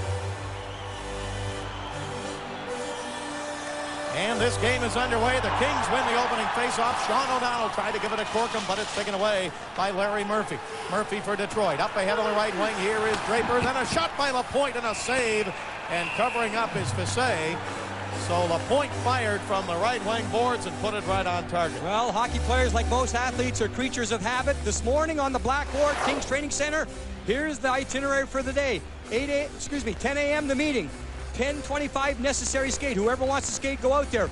Pre-game meeting, pre-game warm-up, of course the game, and then Andy Murray head on the board. 9:41. Series is now 2-1. So he wants to set the tone. He said it this morning. Very confident. The Kings scoring 5 goals in game number 2. They want to keep crashing the net. Well, I hope he's more right about the outcome than the time the game's going to end. That's the important thing is the series 2-1. Puck comes up to center ice, and Martin Lapointe puts it back in his own zone. Now over to former King Larry Murphy. His pass taken away, but the Kings have to get back on side. Buchberger was in to throw a check at Murphy. Now Bilesma drives it around on the right side. Kings hold it in. In the corner is Buchberger to Corkum. Pass left side. Gary Galley. Galley shoots just wide to the right, and the rebound. Right point held in by Sean O'Donnell for a moment, then kicked away and cleared out to center by Maltby. Red Wings and the Kings changing on the fly. The game just underway. Darren McCarty came in to throw a check at Galley. Here's Ziggy Palffy. Palffy fights his way across the line, runs into Duchesne, knocks him down. Palffy again can't find the handle on the puck, and it's cleared up to the blue line, and the Red Wings come back to center. Pass ahead now, driven down in deep by Chelios. Back to get it is Rob Blake. Blake and Matty Nordstrom out to start the game defensively. Kings clear it out to center ice. Down the right wing here is Stumple. Stumple across the line. Checked there by Kozlov, who took it away. Kings can't hold it in. Here comes Sergei Fedorov against Nordstrom. Fedorov shoots wide to the right. Rebound off the boards, comes into the Kings zone, and along the left wing side, Stumple had it, but he got hit by Fedorov. Now Fedorov tried to jump around Rob Blake. Blake still with it.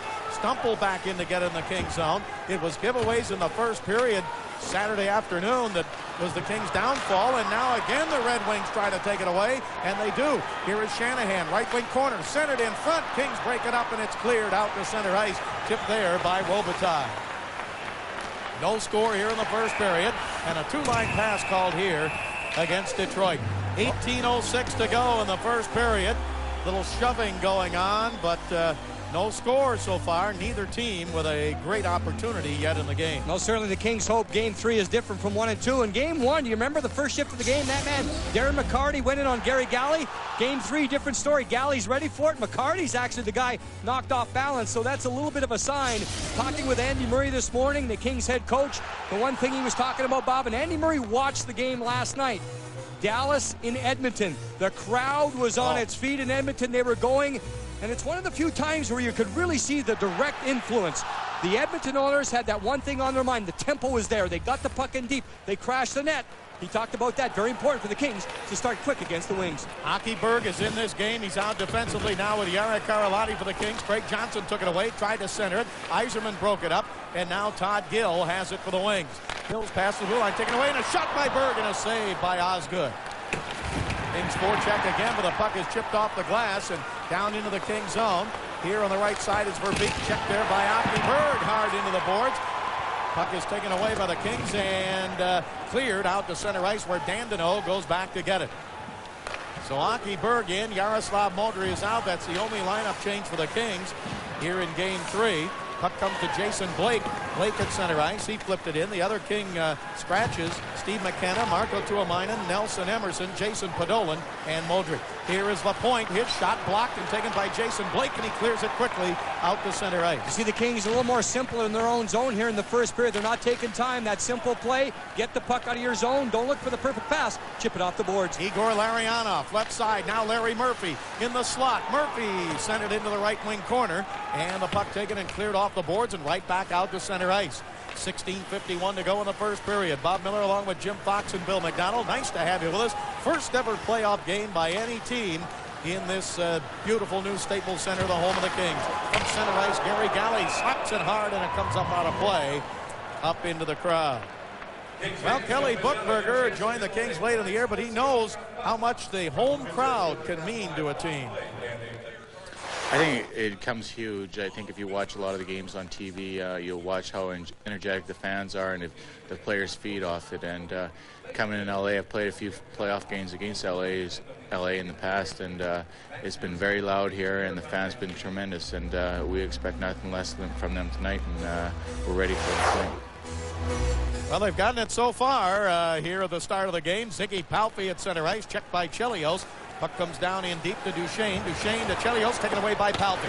Palffy behind the net. Chelios spun him around. Robitaille took it away. His pass right side. Shot saved by Osgood. And the whistle blows. The puck was loose, but Osgood had made the save, and the whistle blew. This is what the Kings want to do. You have McCarty involved, but the crash to the net is the important thing. Bob, if there's any weakness at all, and you talk to anyone around the NHL, certainly the defense of the Detroit Red Wings are experienced, but they're not overly physical. Believe me, they're smooth with the puck. But the Kings get a chance to crash here. Look at Ziggy right in the crease. He doesn't care. Chris Chelios is there. Look at Luke Robitaille come in. Even if it's after the whistle, you want to give Chris Osgood the sense that he's not in control in front. He was very strong right there to make sure the puck did not come loose. But it's certainly in Game 2, there were a lot of rebound chances. 4 of the 5 Kings goals in Game number 2. You saw the puck right there. It's still bouncing. It never really was covered, but a pretty good job by Palffy. Watch Palffy. He doesn't care. He's going to get run in. Watch Robitaille come in. You want to just make the goaltender feel uncomfortable. And that's what the Kings do right there. They don't get the goal, but they jam at the puck. Osgood faced 63 shots in the first 2 games. He gave up 5 goals. Red Wings have it in their own zone. Verbeek clears it out to center ice. Now across the line, Steve Duchesne. His pass taken away by Rob Blake. No score first period. Blake up the center ice to Palffy, but off his skate and taken by Shanahan. Shanahan had the first goal of the game on Saturday afternoon in Game 2. Puck comes into the Kings zone, and Yzerman and Blake battle for it. Kings dig it out. They get it up to Robitaille. Robitaille, he gives it to Palffy. Palffy across the line. Dropped it back, but offside. Called against the Kings, and then Palffy hit hard by Chelios. And Shanahan's right there. He jumped right on top of Palffy, threw a punch on the way up. There was an offside call on the play with Luke Robitaille on the far side. Now Chelios did what he should do. Ziggy Palffy was in a susceptible position. Palffy went down, Bob, as he was trying to make the move. Now Chelios did not hold up. Watch Palffy. Now the whistle will go right about here. It's offside. Now Chelios doesn't really, and Ziggy doesn't give up either. The stick takes Palffy out. Now here it comes. The crash in, Chelios, watch Shanahan get involved. He'll take a push, a punch. There's Stumple from behind, and Shanahan gets right back up. It looks like the only man going to the penalty box right now is Joseph Stumple of the Kings. He gets a roughing call as he took down Brendan Shanahan from behind.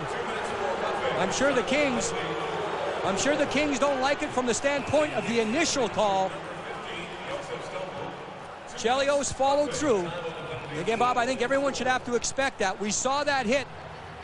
The hit of Joseph Stumple coming in from behind.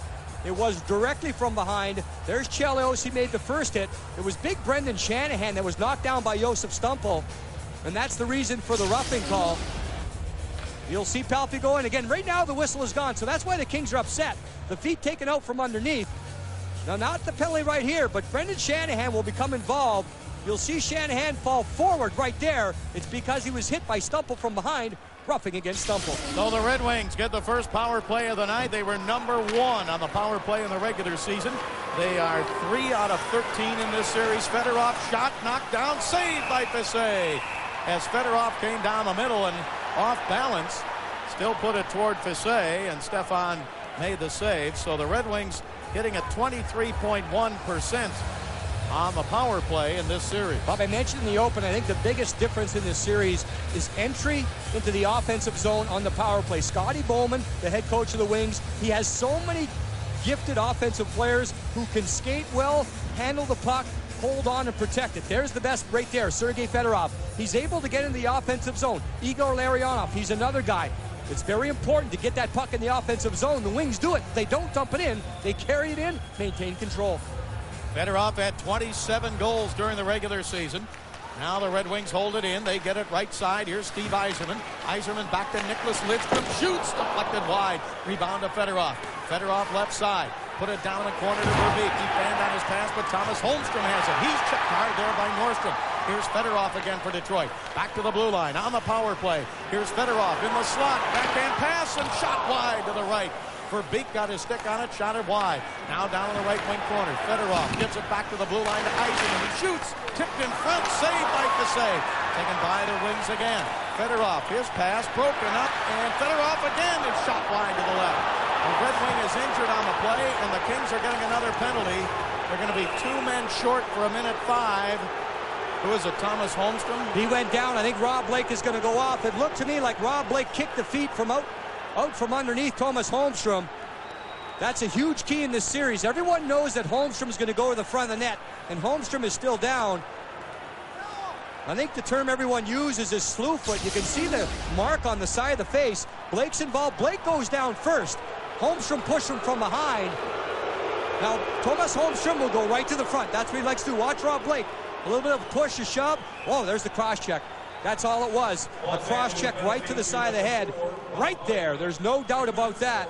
Now, Blake certainly was upset that he was taken down the push from behind earlier. Retaliation's going to kill you every time. And, Bob, you know how many times they talk about it? Andy Murray has been very vocal about that, too.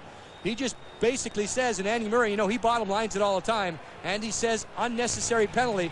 Now, Rob Blake was taken down by Holmstrom. Perhaps that should have been a penalty. Again, there's the mark right on the right side of the face of Thomas Holmstrom. He was hit hard by a body check from Rob Blake in game number 1.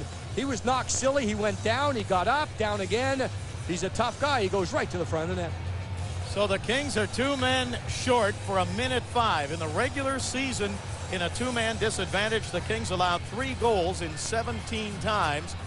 And they have to come up with a big penalty-killing effort here. There's no score in the first period. We played 5 minutes of the period, and the Wings have a great chance here, a 5-on-3 advantage. Kings win the draw. Sean O'Donnell's pass, though, not going to clear the zone. Held in by Yzerman. Yzerman sends it over to Lidstrom. Nicholas Lidstrom back to Yzerman, right side to Lidstrom.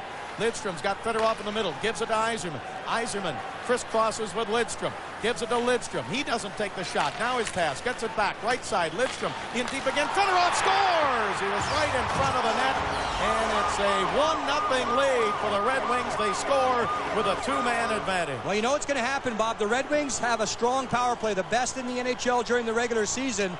They really had it going, and the puck never stopped. 5-on-3, they really didn't plant anyone in front of the net. That's what you do 5-on-4. Fedorov is in front right there, and you saw the one-touch pass by Igor Larionov down to the left. That's so important because Larionov really doesn't stop the puck. One touch, back to Lidstrom. Watch Larionov 8. Doesn't stop it, he just redirects it.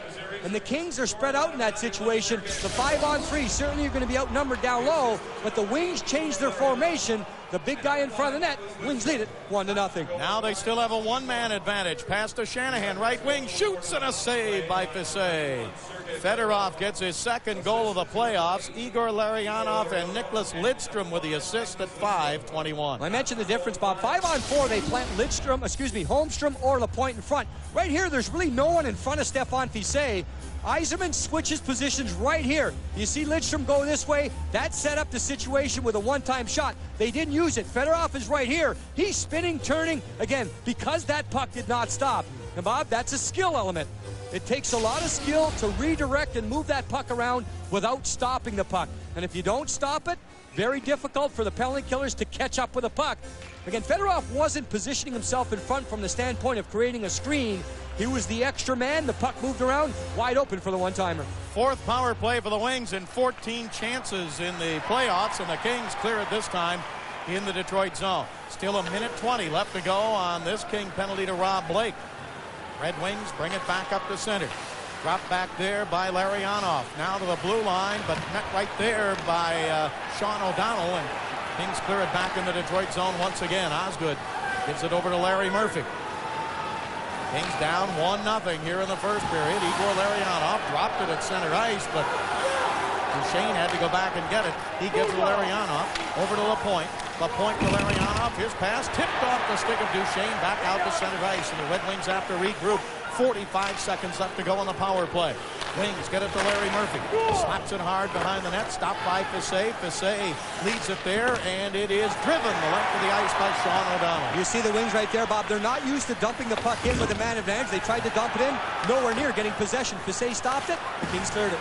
Kelly Buchberger took it away. Got it to center ice to Nordstrom. He gets it to Carlotti, and the Kings drive it back behind the net. And a penalty against Detroit.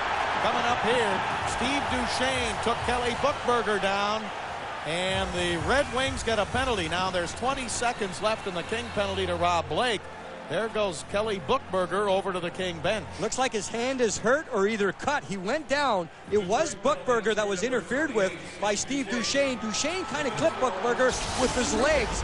The Kings trying to go in. We isolate Kelly Buchberger. Watch the leg, the right leg. He drops it back. That trips up Kelly Buchberger. Now when Kelly fell there, something happened to his hand. You see him grab immediately, and he looks into his right hand. To me, it looks like either a finger is out of position, dislocated, something like that. Doesn't look like there's any blood dripping from that. But the tripping, the old slew foot from behind by Steve Duchesne, 4-on-4 for 20 seconds. At that point, the Kings will go on the power play. Face off to the left of the Detroit net. Osgood, he's had 30 wins for the fourth time in his career. Only two other Wings with more wins in a single season. Terry Sawchuk at 44 and Roger Crozier. Kings get it over on the left side to Aki Berg. Berg checked there by Maltby. Berg in deep. Tried to come back in front, but went off the side of the net, and the Red Wings dig it out. They get it back up to center ice now. Nicholas Lidstrom. Lidstrom across the line. Throws it in, and he's hit hard by Jari Karlotti. Kings bring it back up, and they've got the power play now. Kings with a man advantage, trying to tie it up. Karlotti over to Stumple. Stumple got knocked down. So did Lidstrom. Stumple holds it in. Now Karlotti in front. Robitaille hopped over his stick. Luke was coming down the left side, and the puck hopped over his stick. Back at center ice. Kings with it. Here's Rob Blake. Left side now to Stumple. Stumple in the Red Wing zone. Chased in by Chelios. He and Stumple collide. Puck is picked up by the Kings. And a penalty charging against the Kings, I believe. Luke Robitaille will go off. Wow. Chris Chelios had the puck behind the net, so the Kings, Bob, hurting themselves. The referees told both teams they were going to call this one like a man's game. They thought it was going to be a little tougher, but that one a little too obvious behind the net. A reminder tonight, the last word with Jim Rome. Interesting topic tonight. Jim Rome will discuss the impending return of Braves pitcher John Rocker. So you know Jim Rome always has interesting things to talk about and say. Tonight they'll discuss John Rocker coming back to the Atlanta Braves. The Kings chasing down loose puck. Watch Luke Robitaille behind. Again, Bob, I think it's where he hit Chris Chelios. It was directly from behind. There's Don Koharski. He's right there. Luke was gliding into the check, and Luke did not jump up. But how many times have we seen it? When you hit someone square between the numbers, you will get called. And Chris Chelios, you see a little bit of massage right there on the back of the neck. John Wharton is the trainer of the Red Wings. Chelios goes down hard. Perhaps that whiplash effect. Robitaille to the box. Now we have a 4-on-4 skating situation. 1-0 Red Wings lead here in the first period. Puck comes to center ice. Stumple takes it away. Now on the left side, here's Gary Galley. Galley to the blue line. Is shot and a save by Osgood on the rebound. Taken by Stumple, but he couldn't center it back out in front. Picked up in the corner by Todd Gill. Checked by Palffy, but Gill knocked down again by Palffy, and the puck comes out to center. Gary Galley with it in the neutral zone. Galley fires a shot at Osgood. They're putting it right on the target there, and Osgood had to make the save. Red Wings with it. Here's Larry Murphy. Rob, the knock on Chris Osgood in the past, those easy goals, a lot of long shots, even if the first shot doesn't go in, Osgood is susceptible to kicking out long rebounds, so Gary Galley throwing in the long shots. At center ice, Glenn Murray back together for the Kings, but his pass to Carlotti hopped over his stick, and Carlotti into the corner to get it in the Kings zone. 1-0 Red Wings, first period with 11.5 minutes to go in the period. Here is Aki Berg, sent it across the line. Glenn Murray holding up to stay on side, but the Red Wings start back out. Red Wings are going to have a power play in 2 seconds. Puck comes down into the Kings zone, and 47 seconds on a power play now for Detroit. But we get an icing call, and a face-off coming up with 11:19 to go here in the first period. Bob, before the series started, we talked about the pluses and minuses for each team. Certainly with the Detroit Red Wings, Andy Murray admitted he feels the best team in the NHL. So who do the advantages go to? Well, you look back on Game 1 and Game 2, the offense, certainly you have to give 31 shots to the Red Wings. Defense, you know, is kind of a tie, but the Kings only mustered 19. Specialty teams, well, kind of even. You have to go with the Kings. They killed off 6. Goaltending, dead even. You go into game number 2, the offense, certainly the Red Wings scored 8 goals. You have to give it right there. The defense for the Kings, you give it to the Red Wings. It was kind of a little bit, not much of an advantage right there with the Red Wings because the Kings really did crash the front of the net. That was their objective going in. And certainly the Kings met that objective by crashing 4 of the 5 goals on rebounds with crashes to the front. Bob Blake brings it up to center ice. 30 seconds left to go on the penalty, and a long shot by Bilesma. Save made by Osgood. Shots are even now at 5 apiece, but the Wings have a power play goal. Fedorov scored with a 2-man advantage. Lidstrom throws it back behind the King net. Stopped there by Pissé. Put it up on the glass, but Lapointe knocked it down, and a hand pass is called here against Detroit. 12 seconds left to go in the King penalty. We'll look back at that checklist, Bob. Certainly again, Game 2. The offense goes to the Wings because of the 8 goals. Defense, it was a toss-up, but you give a little advantage to Detroit. Again, the Kings' defense coughed up 3 pucks early in the game. Specialty teams, 3 power play goals for Detroit. The goaltending, Stéphane Pissé admitted it was not his best game. He gave up that bad goal number 5 to Chris Draper. So the Wings were favored in most of those areas. Going into the series, we gave an even up with the goaltending because Chris Osgood, yes, he has a Stanley Cup under his belt, but certainly he's known to allow bad goals. Game number 2 was a situation of no big saves early and a bad goal in period number 2. Here is Steve Duchesne, kicked in the corner by LaPerriere. And the Kings are back at full strength, still trailing 1-0. Wings get it up to center ice. A battle here for it. Loose puck taken right side. Gilchrist, his shot blocked and played by Chartrand. Now the offside called against the Wings. Sean O'Donnell blocked the shot. Chartrand cleared it. Offside Detroit. He'll be back in a moment.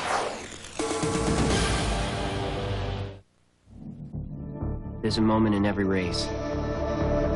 In every game. In every 60 minutes. When you can either quit, fold, or say to yourself, I can do this. I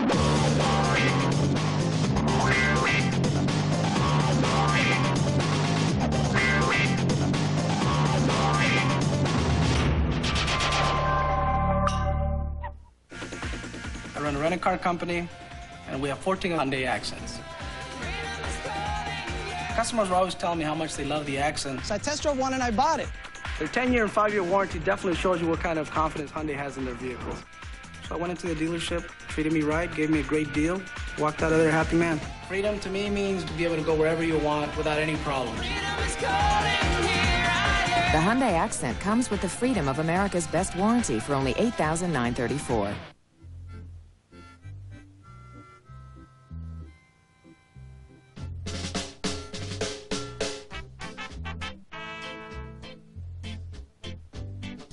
been there all year long, screaming and carrying on. Angels, Lakers, even the King. And he's never been on skates in his whole life. And he'll be screaming at the players like he can do it better. Fool.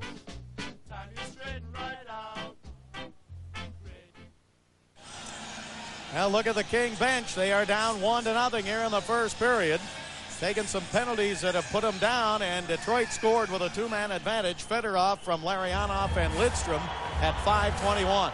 Right now, both teams at full strength in the neutral zone. Todd Gill fires it back behind the net. Stefan Fissé gives it around to Sean O'Donnell on the right wing.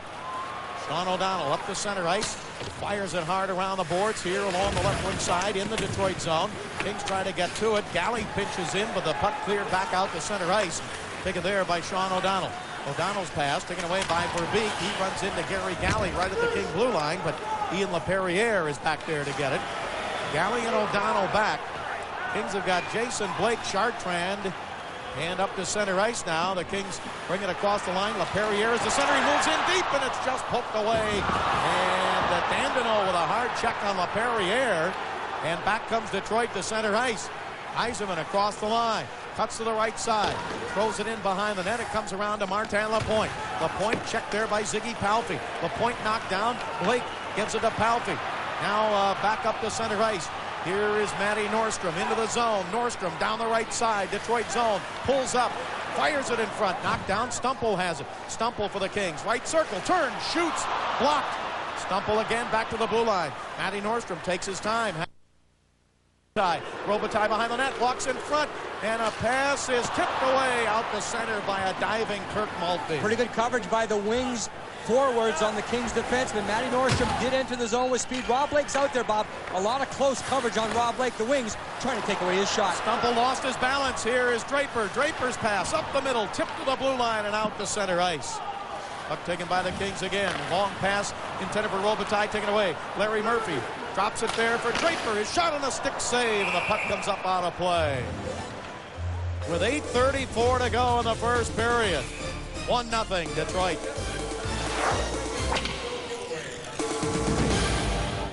We took one of the 10 best engines in America, improved it, beefed up the horsepower, and actually put it in the Pathfinder. This is a V6 that's got more horsepower than many V8s, which means you can literally go to the ends of the earth. Tow a small barn, blow by a sports car on the Autobahn. Not that you would, but you could.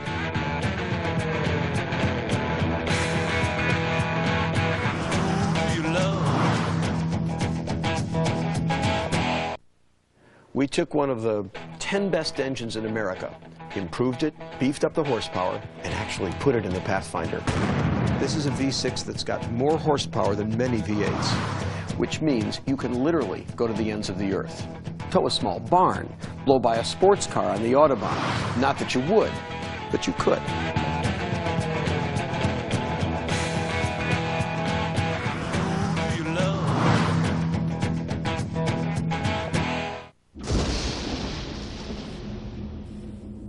Well, this isn't a fake, and there is no scientific explanation.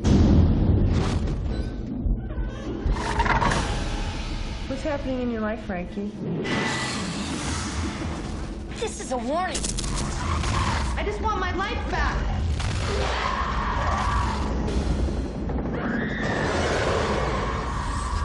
Playing this month on Direct Ticket, only on Direct TV.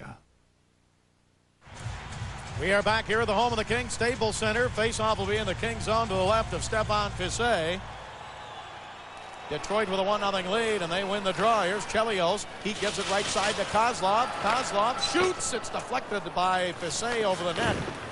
And played now by the Kings back in their own zone. Blake, his pass knocked down, but he got it back again. Fedorov tried to take it away.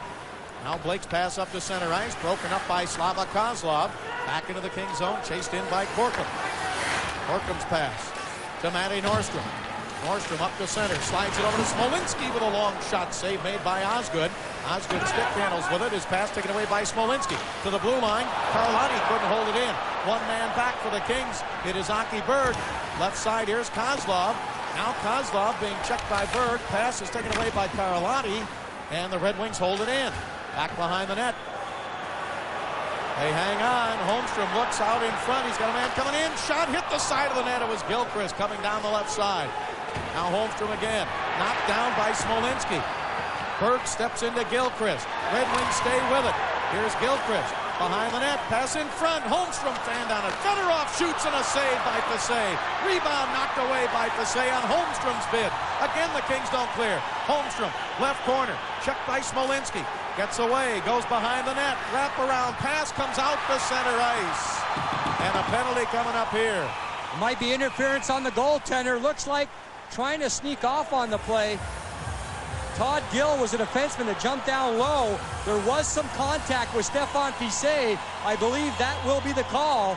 So the Wings had control in the zone, grinding down low. The Kings were strong on defense, keeping the puck to the outside. Kings going on the power play. So the Kings with a chance to tie it up. Say, do you think your sports knowledge is second to none? Then check out Sports Geniuses, the new nightly game show that'll challenge the most knowledgeable of sports fans. Sports Geniuses, weeknights at 6 and 11 p.m. here on Fox Sports Net. Bob, you can talk about skill and skating all you want. There's Todd Gill. He goes to the box. Goaltender interference, I believe, is the call.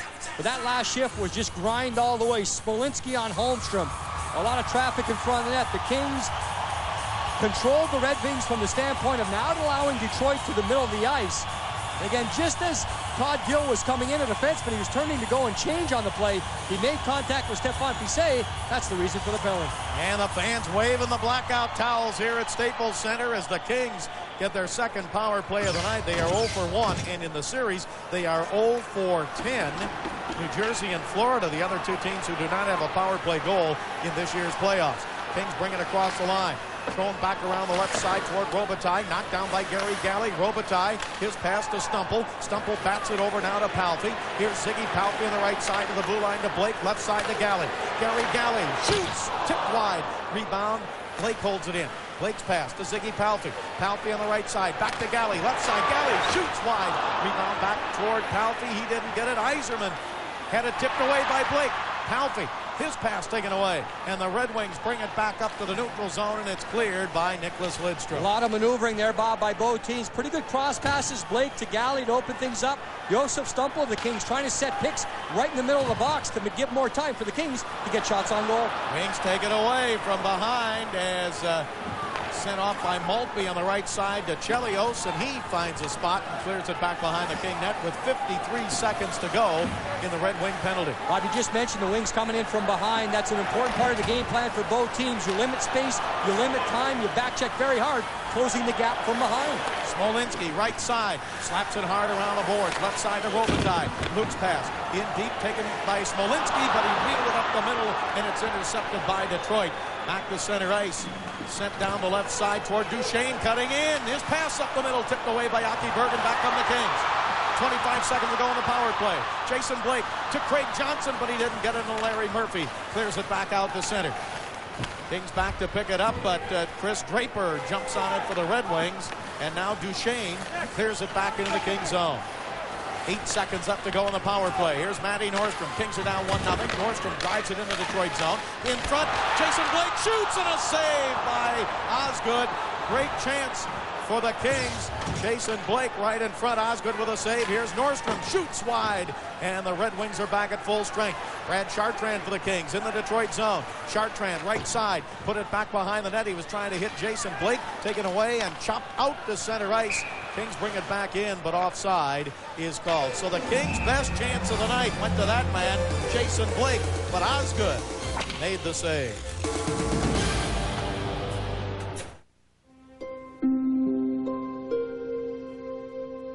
Why is it that no matter where you are in the world, there is always a place for people to come together?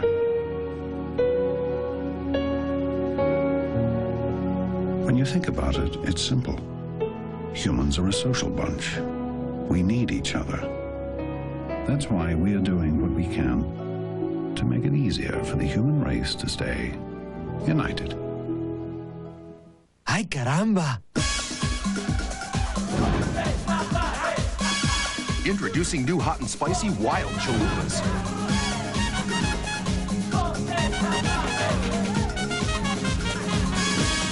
Ay, ay, ay. New hot and spicy wild chalupas. Just 99 cents for a limited time. It's wild. Only at Taco Bell. Gail? Elaine, how wonderful to see you. So how's that handsome son of yours? Just terrific. He's in criminal law. And how about you? I hear you're newly married. Oh, yes, Vincent. He's fabulous. Around here, things aren't always what you'd expect. Like the Mercedes-Benz M-Class. It costs a lot less than you'd think. Big part of the Kings' game plan forced the Detroit Red Wings defense to move the puck before they're ready. The Kings dump it in. They get pressure with LaPerriere. Lidstrom's there right to the middle. Jason Blake goes to the backhand. Watch Chris Osgood. Stayed with him every inch of the way. Just dove with the glove hand, the glove arm to make the save. Now Nordstrom drove it in the Detroit zone. Tipped away over to Sergei Fedorov, who's lost his helmet. Puck comes up to center ice. Jason Blake takes it away. 4:35 to go here in the first period. Kings are down 1-0 on a Detroit goal with a two-man advantage by Sergei Fedorov. Osgood puts it back behind the net. Slava Kozlov's pass to Matthew Dandino. Dandino checked there. The puck is loose. Right side, Chartrand going for it. Todd Gill tipped it away up to Kozlov. He couldn't clear it. It was held in by Blake. Rob Blake down in the corner now. Kings hold it in. LaPerriere to Chartrand. Chartrand checked in the corner by Todd Gill. Chartrand and LaPerriere for the Kings. Wings back off a little bit. Kozlov tried to pick it up. Now Gill has it. LaPerriere steps into him. Rob Blake couldn't hold it in offside. Called against the Kings. Bilesma threw it down in deep, but the whistle had blown due to the offside. The Kings on Fox Sports Net are brought to you by Dodge. In a perfect world, everything would be different. By Taco Bell, proud sponsors of the Los Angeles Kings telecast. And by Supercuts. Call 1-800-SUPERCUTS for a store near you. Supercuts, as hip as you want to be. Well, Bob, the Kings' fourth line is the energy line. There's Brad Chartrand. I talked to him yesterday at practice. He said before this series, his role was explained very clearly. Create energy in Game 2, and to start Game 3, they've done a great job. Not only, Bob, defensively and just running around, they've had the puck quite a bit, a lot of puck possession in the offensive zone. Gary Galley back behind the King net. Now over to Sean O'Donnell, up to center ice. Kings jump on it there. Here's Ziggy Palffy, 2 goals last game. His pass to Bilesma went off his stick and taken there by Verbeek. A nice play by Sean O'Donnell at center ice to take it away, and Gary Galley flips it in the Detroit zone. Duchesne drives a pass off the boards that was held in by Sean O'Donnell. O'Donnell in front, and Bilesma can't get a shot. Now he throws it back in front, and it's intercepted there by Shanahan. Up to Verbeek, now to Yzerman. Yzerman across the line to Verbeek. His shot, save made, and the rebound. Shanahan drives it in front. Boy, that was one that almost fooled Stefan Fisset. Shanahan just decided, Bob, he didn't have an angle. He didn't have anyone cruising through the middle. Just throw it to the front, hoping for a deflection in behind Stefan Fisset. 2:58 to go in the first period. Game 3 of the series. Detroit leads it 2-0. Rob Blake back in to get it. Over to Nordstrom. Now to the blue line. Here's Craig Johnson. Johnson, he's got a goal in this series. His pass across the line, broken up, and played by the Kings. Craig Johnson. The Red Wings would have been offside if they touched it. They let it go, but they get it back again at center ice, and Maltby fires it behind the net. Rob Blake over to Nordstrom. 2.5 minutes to go in the first period. Matty Nordstrom in deep. Kings have been outshot 9-7 here in the first period. Joseph Stumple, his pass, right side, shot by Murray, and it's wide. Rebound off the boards, back out to center. And Murray just kind of hiding in the weeds over there on the right wing. Great pass by Joseph Stumple, Bob. The Wings had 4 men in the neutral zone, really clogging it up right there, but the hard pass by Stumple right on the stick. Murray allowed to get the shot. Robitaille's pass taken at center ice by Palffy to Stumple. Stumple shoots, and it's deflected up out of play into the crowd. 2 minutes exactly to go here in the first period. Well, the last shift, we had chances at both ends. First, it was Dan Bilesma. Chris Osgood, the goaltender, did a great job. Kings keep it in. Bilesma gets it. Watch Osgood. He goes out across and tries to get as close as possible. That delayed Bilesma. Chelios able to get back and lift his stick. You go back to the other end. You mentioned that play. Verbeek gets it in deep. Here's the redirection right off the stick of Gary Galley. It's a changeup. Look at Fisset. He's already made his move, but he was able to regroup, get his body underneath him, and make the stick save. Now taking it center ice. Kings with it. Ziggy Palffy throws it down into the right wing corner.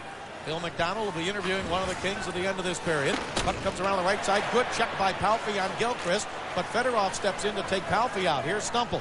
Stumple checked by Fedorov. Puck comes to Gilchrist, and he chips it out to center ice for Detroit. Rob Blake back to get it. Over to Matty Nordstrom. Off the boards, but out of the reach of Robitaille at center ice. And Nordstrom took a hard hit from Darren McCarty. Puck comes back into Nordstrom. Nordstrom back behind the King net. Pass off on the right side and tipped up out of play. Shanahan was over there looking for it, and it came off O'Donnell's stick up into the crowd. Whether our limited playoff tickets still available for the Kings and the Red Wings in Game 4 of this series. It'll be Wednesday and then Sunday, if necessary, April 23rd. Tickets are available at Staples Center box office, all Ticketmaster outlets, and by phone by calling that number 213-365-3600. Definitely, we'll be back here on Wednesday night, hopefully on Sunday. Faceoff will be in the Kings zone, and Jason Blake back to get it. That Sunday game would be a noon start here. Pass over to Chartrand. Tipped away from him in front of the penalty box. He sends it in the Detroit zone. 1:10 left to go here in the first period. Jason Blake trying to take it away, but Shanahan had it, and he got it over to Lidstrom. Nicholas Lidstrom starts back to center to Larry Murphy. 1 minute to go here in the first period. Detroit has a 1-0 lead. Puck comes in to Sean O'Donnell. He gets it to Gary Galley. Now Galley's pass up the center ice, but it went behind Chartrand. Larry Murphy flips it back up in the air, and Galley knocked it down right to Lidstrom. Nicholas Lidstrom with a nice move. Now to Yzerman. Yzerman had it taken away by O'Donnell.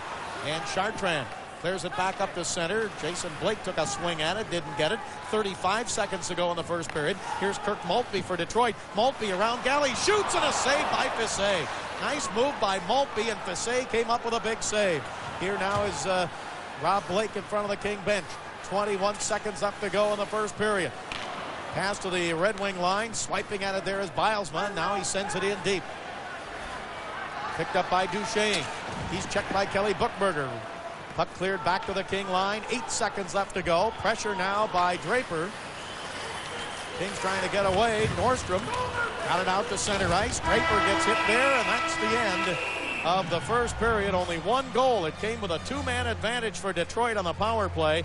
Fedorov is second of the series from Larionov and Lidstrom. We'll be back. Bill McDonald will interview one of the Kings right after this.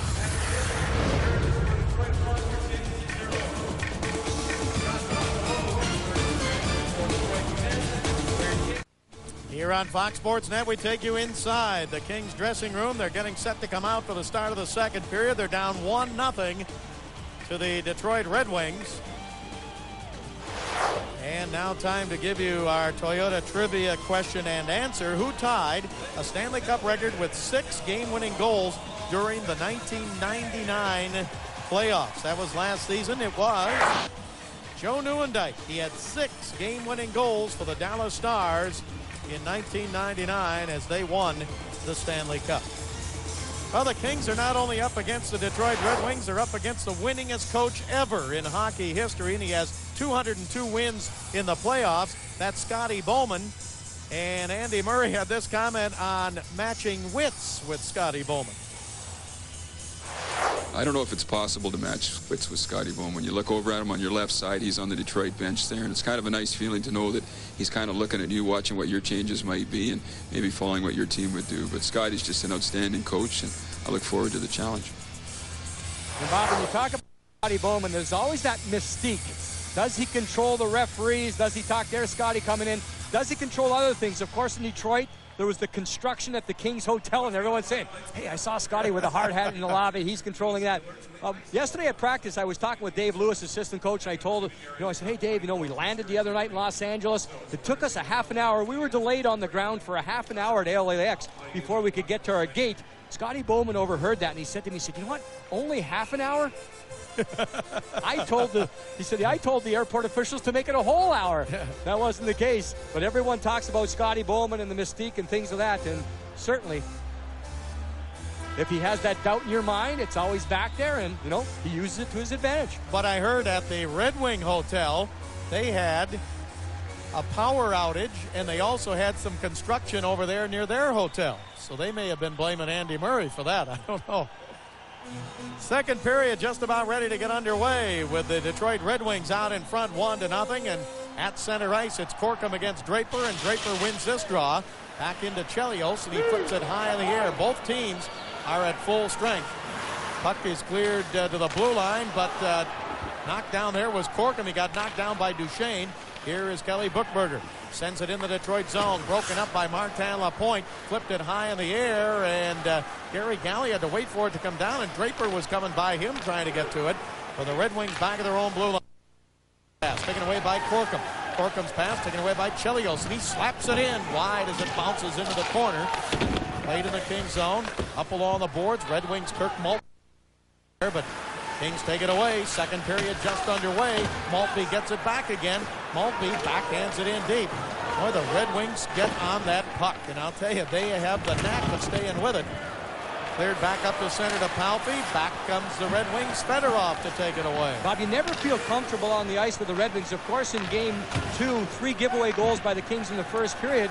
That's just attributed to the speed of the Red Wings. Even when you do have time, you don't think you have time to throw the puck away. Now the Kings back in to get it. Here's Rob Blake. He sends it around to Robitaille. Robitaille back to Blake. Fedorov stepped into Robitaille, and Blake waits behind the net with Slava Kozlov into forecheck.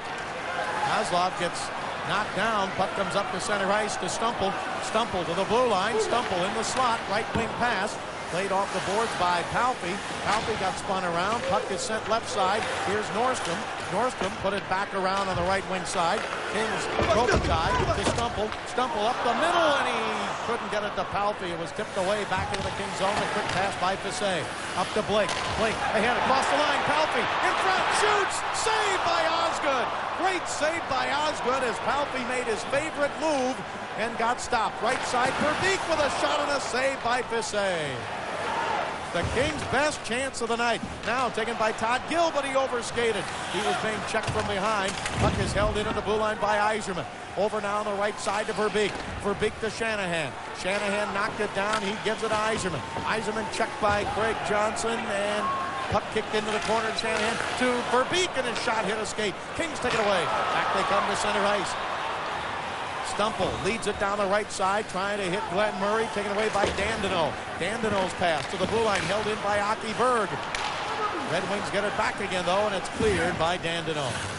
Boy, Palffy had a great chance, and I mentioned that's his favorite move coming through the slot, and Osgood came up with his best save of the night. Bob, the second half of the season, the Kings really worked on quick transition.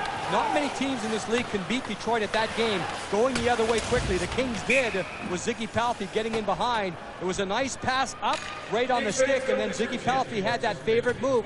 Outside in, he goes from his backhand to his forehand. The passer on the play is Rob Blake. Look at that. One look up the middle, good support on the play. Outside in, stays on his forehand. Look at the pad save by Chris Osgood. Great positioning by the Red Wings goaltender. He stayed right there. Another look. Palffy does a great job coming to the passer, but then at all times there, the Ziggy Palffy stays on his forehand. He only has to have one touch on his backhand making that move, and that move fools so many defensemen. That time, though, didn't fool the goaltender. Osgood making the pad save. Steve Duchesne in his own zone. He was with the Kings last year, didn't work out. Here's Larionov, sends it across the line. Puck is taken to center ice, but taken right away again by Larionov. Shoots and a save and a rebound to Gilchrist, and he couldn't get a shot. And the puck covered up by Fisset. Holmstrom was right in front. You won't see that too often. Theodore Larionov got over the blue line and took the shot. Holmstrom was trying to crash. Galley was there with O'Donnell, so the Kings preventing penetration. No second chance. Fisset coming up on the rebound. Well, a lot of the fans here at Staples Center tonight had season seats, and they had the first pick of the playoff seats. Well, Kings fans, it isn't too early to start thinking about next season's season seats. You get the same great seat for all home games and the Stanley Cup playoffs. For more information, call right now, 1-888-KINGS-LA. Faceoff will be to the right of Stepan Fisset. Sergei Fedorov has the only goal of the game, a power play with a two-man advantage for Detroit. Larionov and Lidstrom with the assists. Wings win the draw. Duchesne, left point, shoots. Save made by Fisset. Got his right leg out. Now Jason Blake tried to clear it. Held in the right point, tipped in front. Save made on the tip by Draper. And the puck cleared to the blue line. Held in by Duchesne. Now along the right wing boards, it's cleared up in the air and chased down by Jason Blake, but we have a two-line pass called here against the Kings. Jason Blake trying to use his speed out there. He had a pretty good back check just on that last Red Wing chance, and that time going forward. I talked with Jason also yesterday at practice.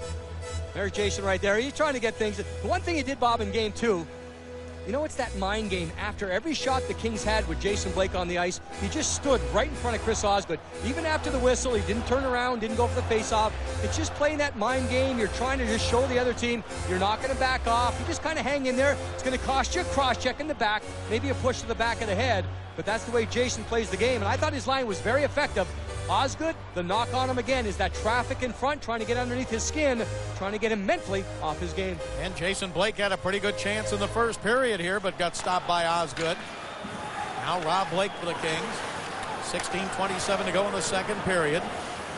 1-0 game, so we've reverted back to the way these two teams played in game 1 in Detroit, which was essentially a 1-0 game. They got an empty net goal, so the official score was 2-0.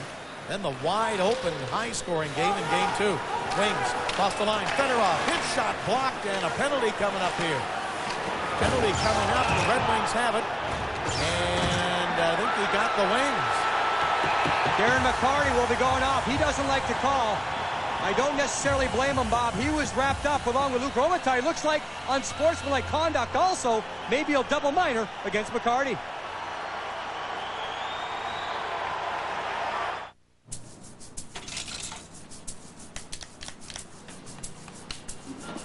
Don't you wish everything was as dependable as a Chevy?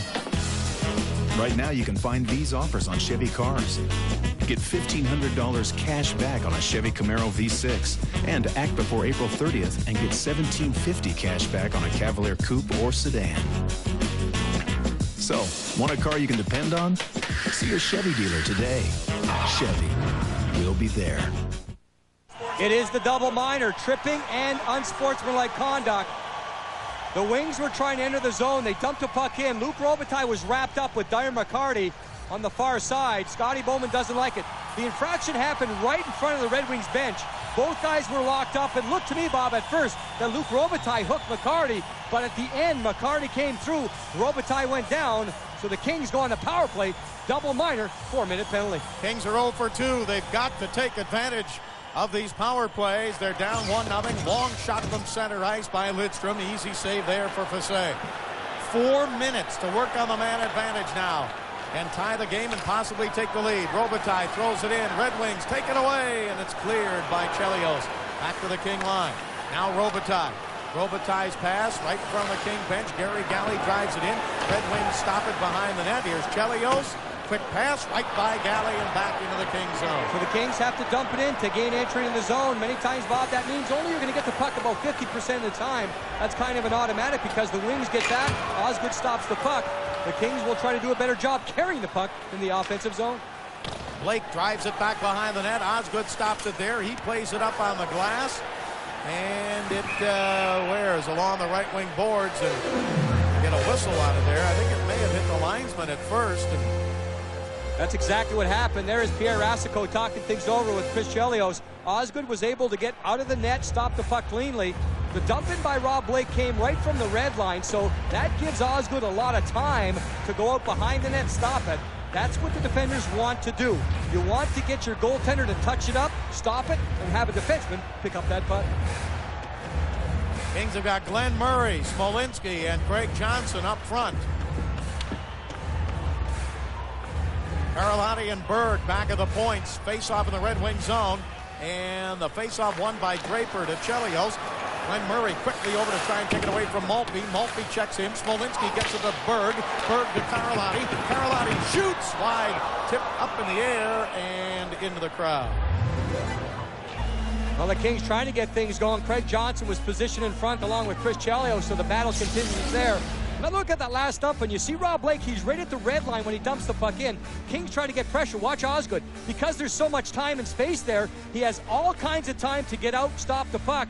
Goes along the boards. This is where it hits the linesman. Right there, Chris Draper just holds on to create the faceoff. The puck is on the ledge. If possible, Bob, the Kings have to do a better job on the dump in. Really ring it harder along the boards. That time there was too much of an angle. When it goes in on the angle, it slows down the puck. That allows the goaltender to stop it behind the net. Smolinski wins the draw to Karlotti. Now to Hockey Berg. Berg in his first playoff game this season. Puck comes down along the right wing side and taken away by Fedorov. He stole it from Craig Johnson. Fedorov to the blue line. Skates it back. Killing time on the penalty. Gives it to Larry Murphy, and he drives it wide to the King net. 2:35 to go in this double minor to Darren McCarty. A great chance for the Kings to tie it up. Karlotti to center ice. Lost the puck there. Here's Yzerman looking for a shorthander. And can't get a shot, but he still has the puck. To Duchesne. Duchesne checked, and it's taken away, and the Kings get it up to Craig Johnson. Now to Smolinski. Smolinski to the blue line. Tipped away by Yzerman. There's that speed being very effective right there on the penalty kill. The Wings, look at Shanahan way up the ice. The Wings are so confident that even if they pressure the puck way up the ice, they're still going to have the speed as a unit, a four-man unit, to get back and play some defense. Now the Kings bottled up again by Draper. Kings now have 1:55 to go in the power play. Pass ahead. Cutting in is Palffy. Shoots. Saved by Osgood.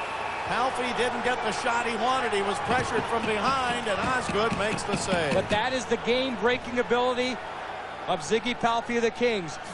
The Red Wings took the chances up the ice. Karlotti makes the pass. Watch Palffy. Doesn't slow down. Picks up the pass at the same time. Nice reach-in right there by Lidstrom. He really did a good job handcuffing Ziggy Palffy. Coming right at you. Osgood has to stand there. Ziggy really never did get the shot off, but it was a pretty good transition there by the Kings. Look at the stick right there in the hands, and that's not a hook. Lidstrom only has one hand on his stick. That's a great example of a defenseman right there. You see Ziggy trying to go in, leaning to the inside is Lidstrom, neutralizing the play. To Galley, to Blake, shoots wide, rebound tipped away behind the net by Osgood. Robitaille was trying to get there, and Osgood tipped it away, and the Wings clear it back into the King zone. Kings get what they want right there. They have Rob Blake on the one-timer. It doesn't happen too often. That time, Bob, obviously, with the offensive zone face-off, so important. The Kings win the draw, get the shot by Blake. Here's Rob Blake. Blake had to reach out for it. Kings stay on side. Backhand pass into the corner to Robitaille. Robitaille to Stumple. Stumple checked there by Chelios. Wings have it, taken away by Palffy. But the Wings get it back, and Maltby backhands it out to center ice and over the stick of Galley. Pass by Fisset to Galley with 1:10 to go in the power play.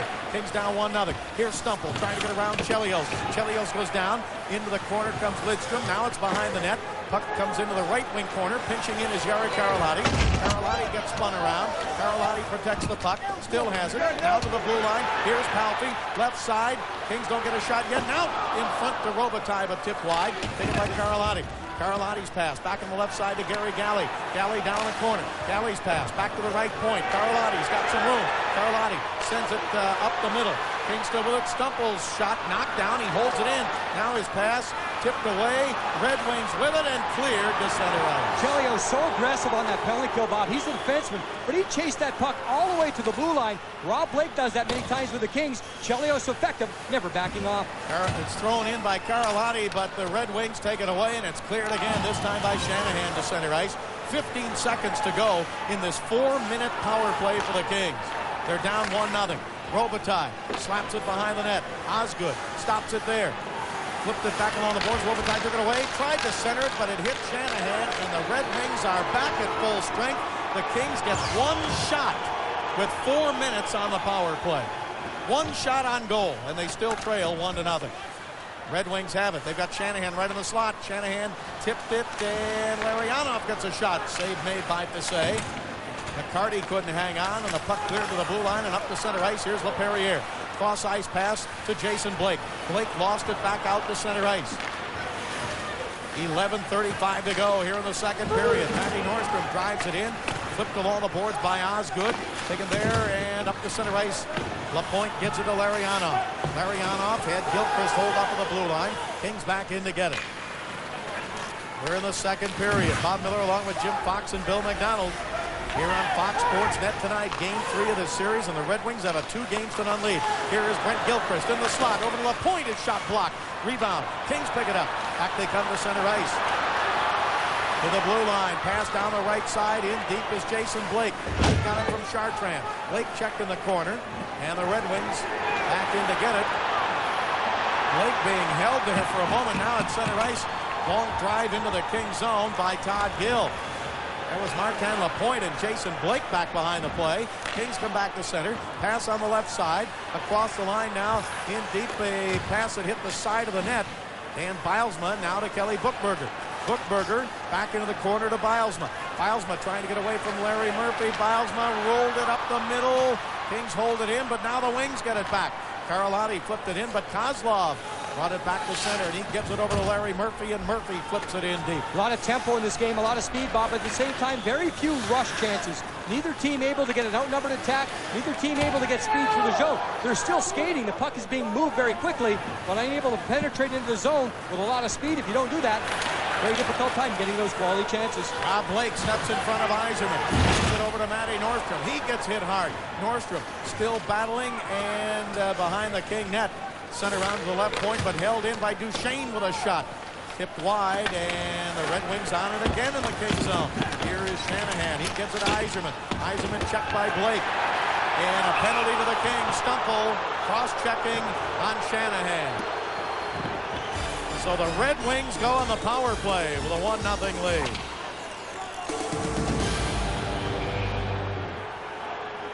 Hey, how'd it go at the bank? Jim, the car loan. Did we get it? How about a home equity loan? At Bank of America, we get to know you. Jim, honey, what's this? We ask questions. Car? Right. So why not a car loan? Well, are they all out of car loans? Then we find financial solutions that fit you. Actually, we have plenty of equity in the house, and we could get this thing called a tax break. I mean, where is the trust? Bank of America. Let's talk. Hang on a sec. This could be him. Gloria, this is Miss Roberts, your mom's friend. Oh, my Eugene just moved to the city. I'm so proud of him. He's 31. It's his first apartment. He just got his PhD in entomology. You know, bugs. I was thinking that the two of you should really go out. Maybe a nice dinner. He has to stay away from cheese. He's lactose intolerant. What a guy he is, and what a dancer.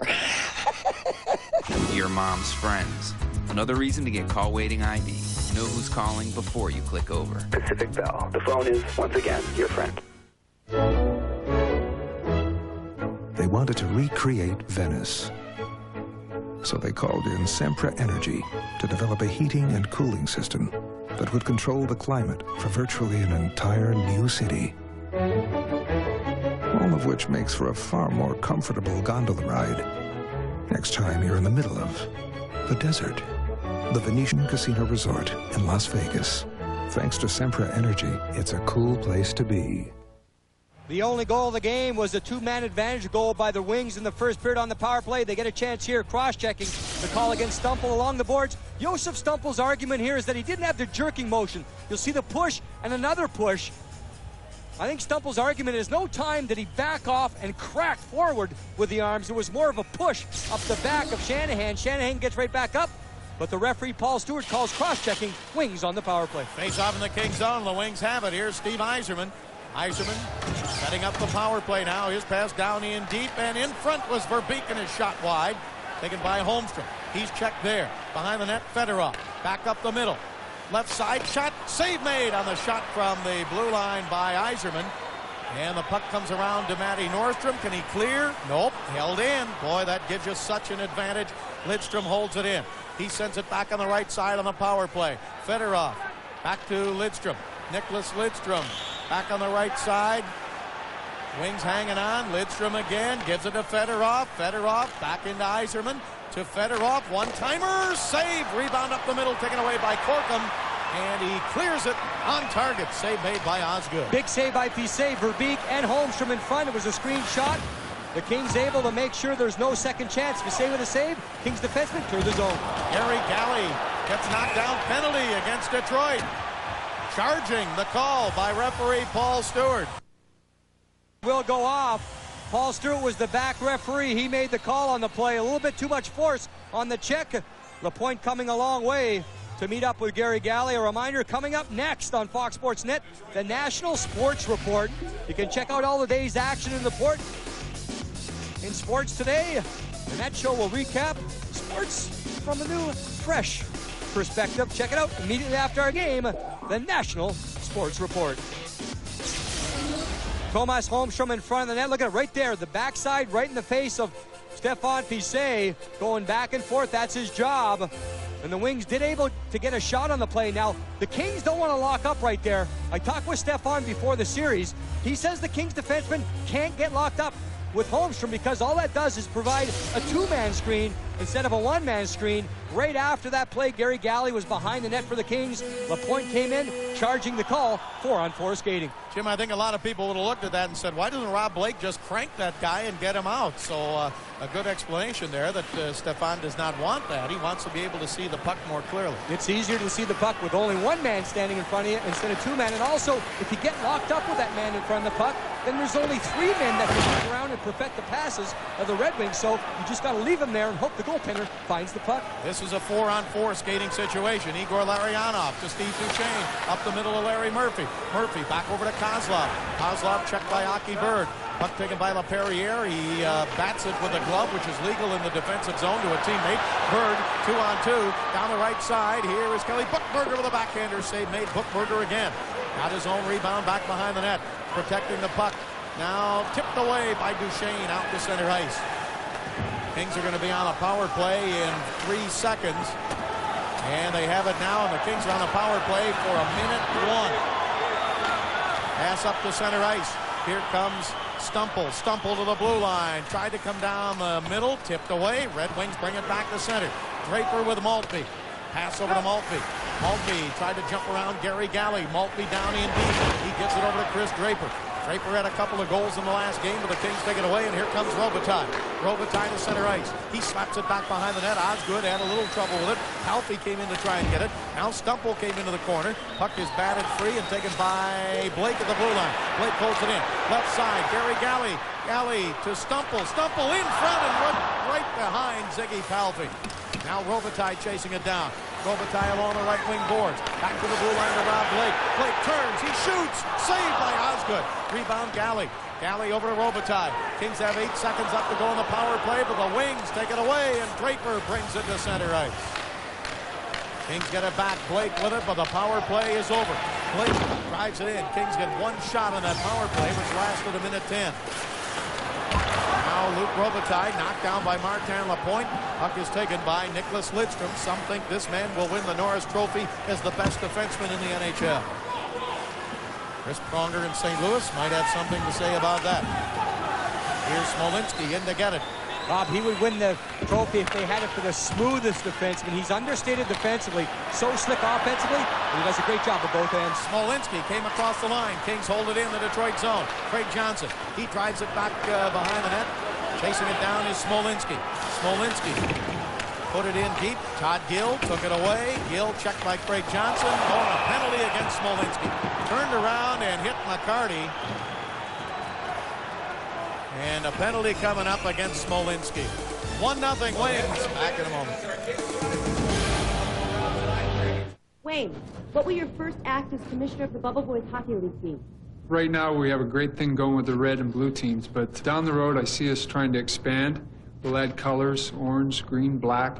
My favorite, a crew. What's in a crew? Shut up! What else, Wayne? Well, if we're going to be as big as the NHL, we're really going to have to promote our stars. Murph, how do I look? Guys like Radio Robert. What? Oh, not the Tin Man. Punks. Wait, how about a pitcher?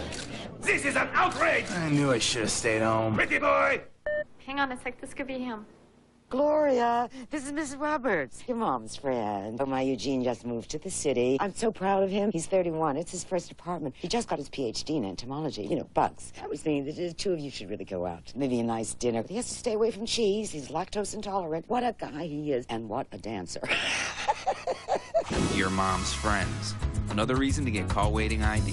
Know who's calling before you click over. Pacific Bell. The phone is, once again, your friend. You're looking at the official vehicle of crazy people. Like them. People like to bike off boulders, ski off cliffs, It's the Nissan Xterra SE, and it's got a heavy-duty suspension and a powerful 3.3-liter V6 engine. Tubular roof rack with integrated gear basket, water-resistant seats, and interior bike rack.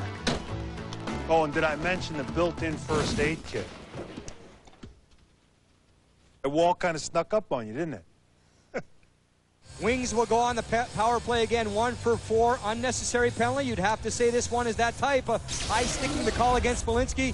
Keep an eye on the high left right here. Here's Smolinski and McCarty. The puck's coming around the boards. Smolinski unhappy, turns, and right there, the high cross check. High sticking is the actual call. McCarty helps it along, but there's no doubt there was contact with a high stick.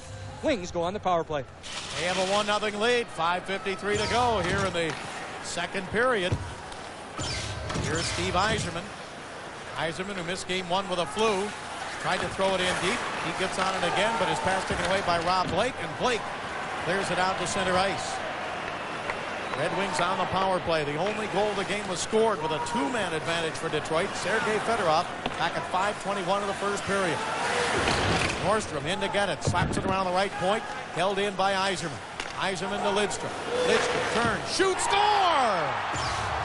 Holmstrom was right in front. Nicholas Lidstrom fired. It's a power play goal, and Detroit has a 2-0 lead. Well, you talk about simple, Bob. The Red Wings have so much skill, so much speed, but on the power play, it's simple puck movement. Yzerman kept the puck in the zone. Lidstrom turned and fired, and Tomas Holmstrom is planted. He has not left that position. Lidstrom looks up. Look at that. Head up all the way. Bilesma goes down, tries to block. It's a low shot. It must be. Yes, it is. Holmstrom redirects that shot right between his own legs. Keep an eye on 96. The setup is in front. The shot comes through. It's low. Holmstrom gets a stick on the ice. It goes low to high between his own legs. So the setup is so important, but also it's simple. Coaches talk about this all the time. You get the screen, you get the redirection. Second power play goal. Wings lead it 2-0. Holmstrom from Lidstrom and Yzerman. Holmstrom's first of the playoffs. And the story tonight is the Kings' inability on the power play. Their inability to stay out of the penalty box, and Detroit has scored with a 2-man advantage and now a 1-man advantage, and they lead it 2-0. 14:40 the time of that goal, and Lidstrom makes it 2-0. His house A costs this much, and house B costs this much. How much will I save if I buy house A? Well, honey, it depends. At Bank of America, our people ask questions, even at home. This is your first home or your retirement dream home? Say on House B, you have one of our shorter-term mortgages. You can build equity faster, pay it off faster. They find solutions that fit you. And maybe save enough money to buy, say, Lake House C. Assuming, of course, that... Dad, you're doing it again. I am? Oh. Bank of America. Let's talk.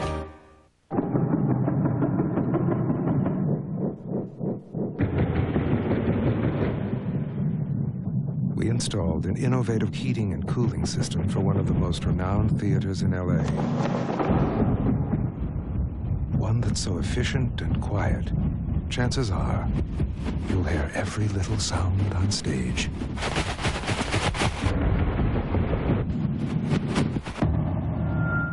Semper Energy. Do you need a new car? Do you need to see the ocean? Is watching a sunset absolutely necessary? Introducing the all-new, redesigned Avalon, the most spacious, most luxurious sedan we've ever created. Do you need a new car?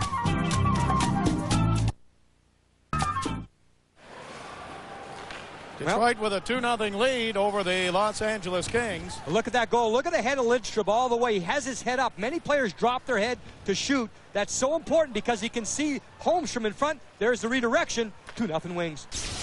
Chartrand fires it back behind the net, and puck comes up along the right wing side and cleared out to center, and the Kings have to hustle back to get it. Gary Galley to Sean O'Donnell. Now Jason Blake across the line over to Chartrand. He shoots, and a save by Osgood. Great setup there. Nice pass by Jason Blake. Now held in. A pass in front by Galley tipped away. But Osgood came up with another nice leg save on Chartrand's bid. It was nice the way Osgood came across, Bob. He did have to move laterally, but at the same time, he was a tight little ball. The only thing that had to move out was his leg pad. That's what he did to make the save. Everybody thought Detroit's goaltending would be the weak link. Well, they had one shutout, and he's working on another one tonight. Here is Palffy. He overskated, taken away by Yzerman. Yzerman takes his time, flips it high in the air, and a souvenir for a Kings fan behind the net. 3:57 to go in the second period. Kings have yet to get on the board. They're down 2-0. The Kings on Fox Sports Net are brought to you by Gatorade Thirst Quencher. Did you know athletes can lose more than a half gallon of sweat per hour? Gatorade, is it in you? By Toyota, making it happen every day. And by McDonald's. Did somebody say McDonald's? We're going to take a look at that last save by Chris Osgood, Bob. Again, the lateral movement by Osgood, but also important, he moved out at the shooter at the same time. Watch Osgood. One step, right there square, left leg pad, makes a save. Puck comes across the line into the Kings zone, and Rob Blake takes over for the Kings. He drops it off to Nordstrom. Now here's Stumple. Stumple coming up to center ice for the Kings. Puck taken away, though, in the neutral zone, and McCarty eludes a check from Blake, throws it in deep. And Stumple has it back behind the net. 3:28 to go in the second period. Kings are down 2-0. Here is Stumple to the blue line, makes a nice move, and then gets a pass in front, but tipped away by Larry Murphy. Back it comes to Carlotti. He shoots, saved by Osgood.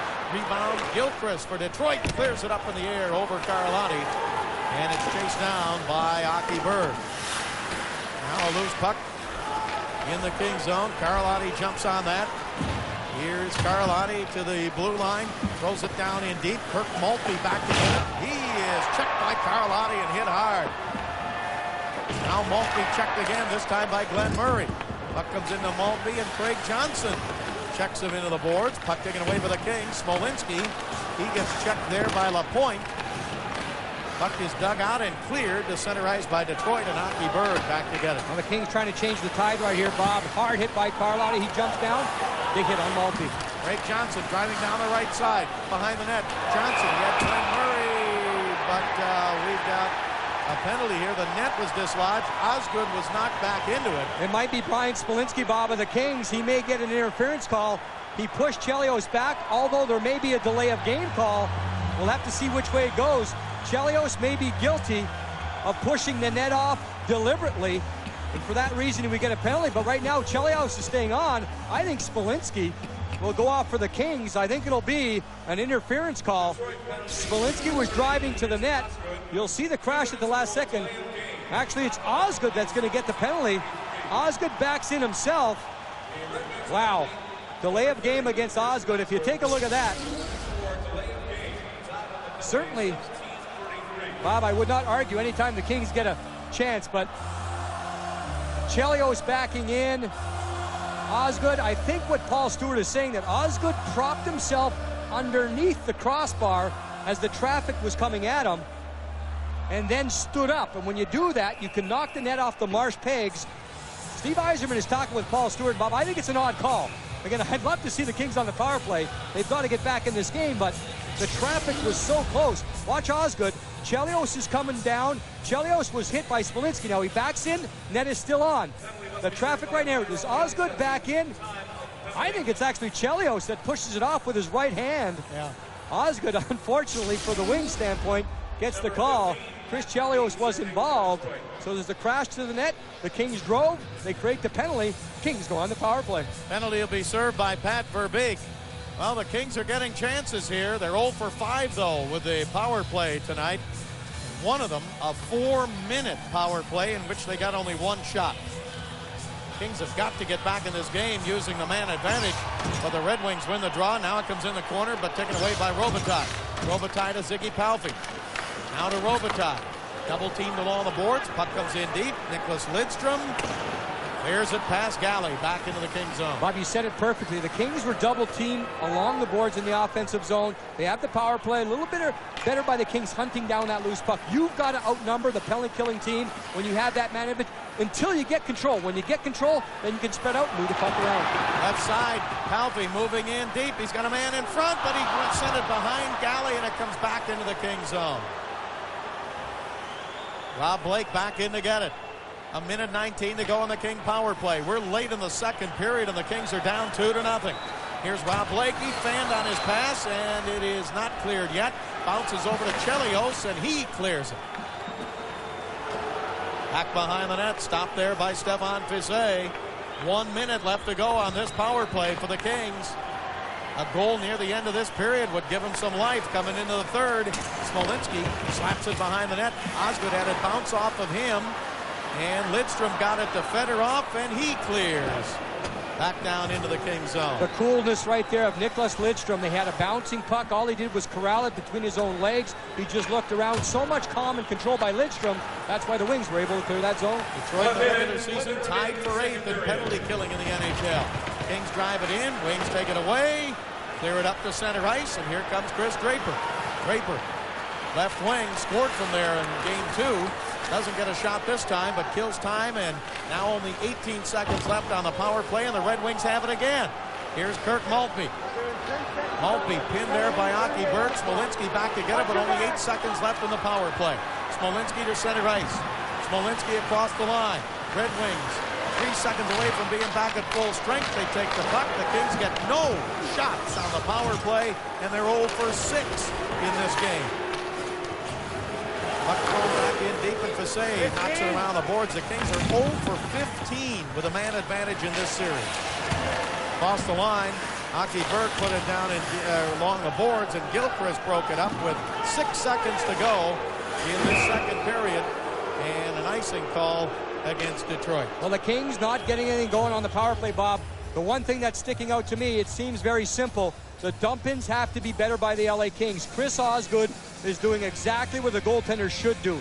He's getting out behind the net and stopping the puck. Not only doing that, he's doing it so forcefully, so directly, he's just setting that puck up on his tee for his defenseman to pick it up. So the Kings, they're shooting it in hard, but they're not fooling Osgood whatsoever. Normally when teams try to shoot it along the boards and ring it around, you want it to come out the other side. Osgood not letting that happen. Kings 6 power plays, no goals, only 3 shots on 6 times with a man advantage, including 1 4-minute advantage. Now the Kings have pulled the goaltender, Stefan Fiset, with 3.7 seconds left. So they have the extra attacker on with a face-off in the Detroit zone. Can you score into an empty net in 3.7 seconds? We'll see. Off the draw, Kings Blake shoots, saved by Osgood. Rebound shot right by Corkum, and that's the end of the second period. In that period, Thomas Holmstrom gets a power play goal from Lidstrom and Yzerman. It's 2-0 in favor of the Red Wings at the end of 2 periods. We'll be back here at Staples Center with more right after this.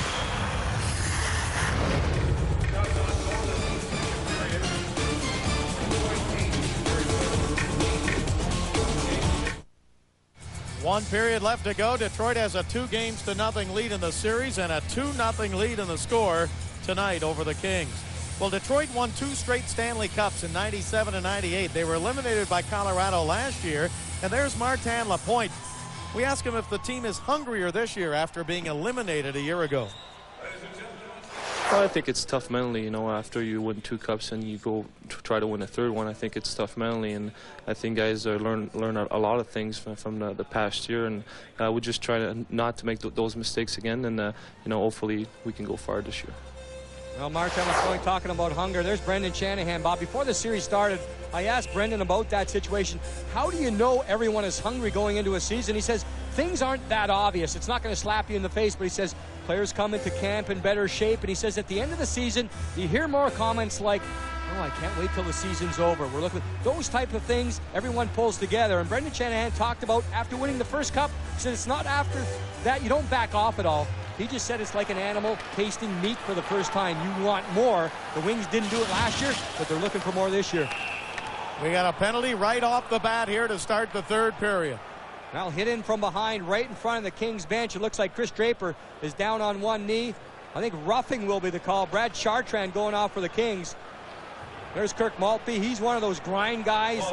The Detroit Red Wings, as much as you want to talk about their skill and speed, they have everyone doing the job.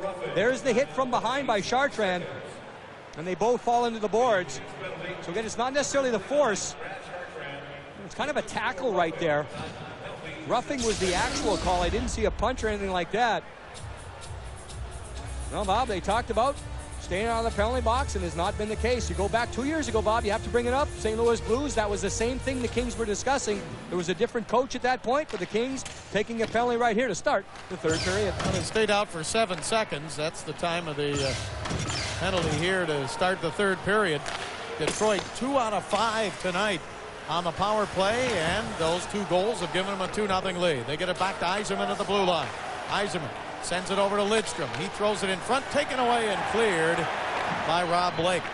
So Detroit 5 out of 18 on the power play in the series. Drop pass back on the left side to Verbeek. Verbeek over to Fedorov. Fedorov along the boards kind of collided with his own teammate Lidstrom, or Holmstrom. The puck goes back behind the net. Now to Lidstrom at the blue line. He throws it in front. Comes through over to Fedorov on the right side. Fedorov put it down the corner. Back to the blue line. They get it Yzerman to Lidstrom to Yzerman. Yzerman right in the middle. Now down in deep and walking in front, but he lost the puck was Verbeek, and it's cleared. Boy, what movement. They just take their time. They've got open men. They make the pass. And Verbeek just fanned on it, and the Kings cleared it. Here's Yzerman. Throws it right back in. And the Kings throw it in. Detroit gets to it first. Detroit throws it in. They get it. Left side. Duchesne gives it over to Yzerman. Yzerman backhands it into LaPointe. LaPointe let it go to Larionov. Larionov sent it out in front. And it's tipped away and cleared by Sean O'Donnell. Well, the Kings getting back to protect the middle right there. They're dumping it in more. The Wings are here in the third period on the power play. Many times they carried in. They had a chance earlier with Fedorov. With all that speed, they back off the defenders. 20 seconds left to go in the King penalty. We've just started the third period. Here's Shanahan. Brendan Shanahan down the corner. He had 41 goals during the regular season. Red Wings digging out again. Back to the blue line to Duchesne. Now to Larry Murphy. Murphy's pass tipped up in the air. Here's Shanahan. Shanahan in behind the net. Threw it out in front. He looked like he tried to bank it off of Fisset. It didn't work. Kings are back at full strength. No shots on that power play for Detroit. And Corkum sends it off the boards in deep in the Detroit zone. Glenn Murray in to get it. He's checked there by Shanahan. Murray put it off into the corner. Now Luc Robitaille comes in. He gets it quickly back to the right side. Carlotti shoots, and a save in the glove of Osgood. Well, the Kings try to get traffic right there with Glenn Murray, but Osgood found a way to pick that puck right out of the air. Carlotti got a lot on that shot, so the Kings get back to full strength. Bob, we've talked about that power play and the power play entry. Transition, watch this. The Wings go the other way. Fedorov is on this side right here. Does he look like he's going? No, he's gliding. Yzerman gets him the pass. That speed backs off. Again, a drop pass on the entry. That shows so much control. And you can see the Wings right now, they get it behind the net. That's the difference. The Kings have been unable to gain control in the offensive zone on the power play. The Kings are trying to dump it in. Osgood is stopping the puck. When the Wings get it, they use the speed, carry it into the zone. Stumble will take the draw. He's got 1 shot tonight. Robitaille's got no shots tonight. Palby's got 2. Right side, here's Carlotti. Carlotti throws it in front. Off the stick of Stumble. Stumble back in front. Robitaille shoots. He scores!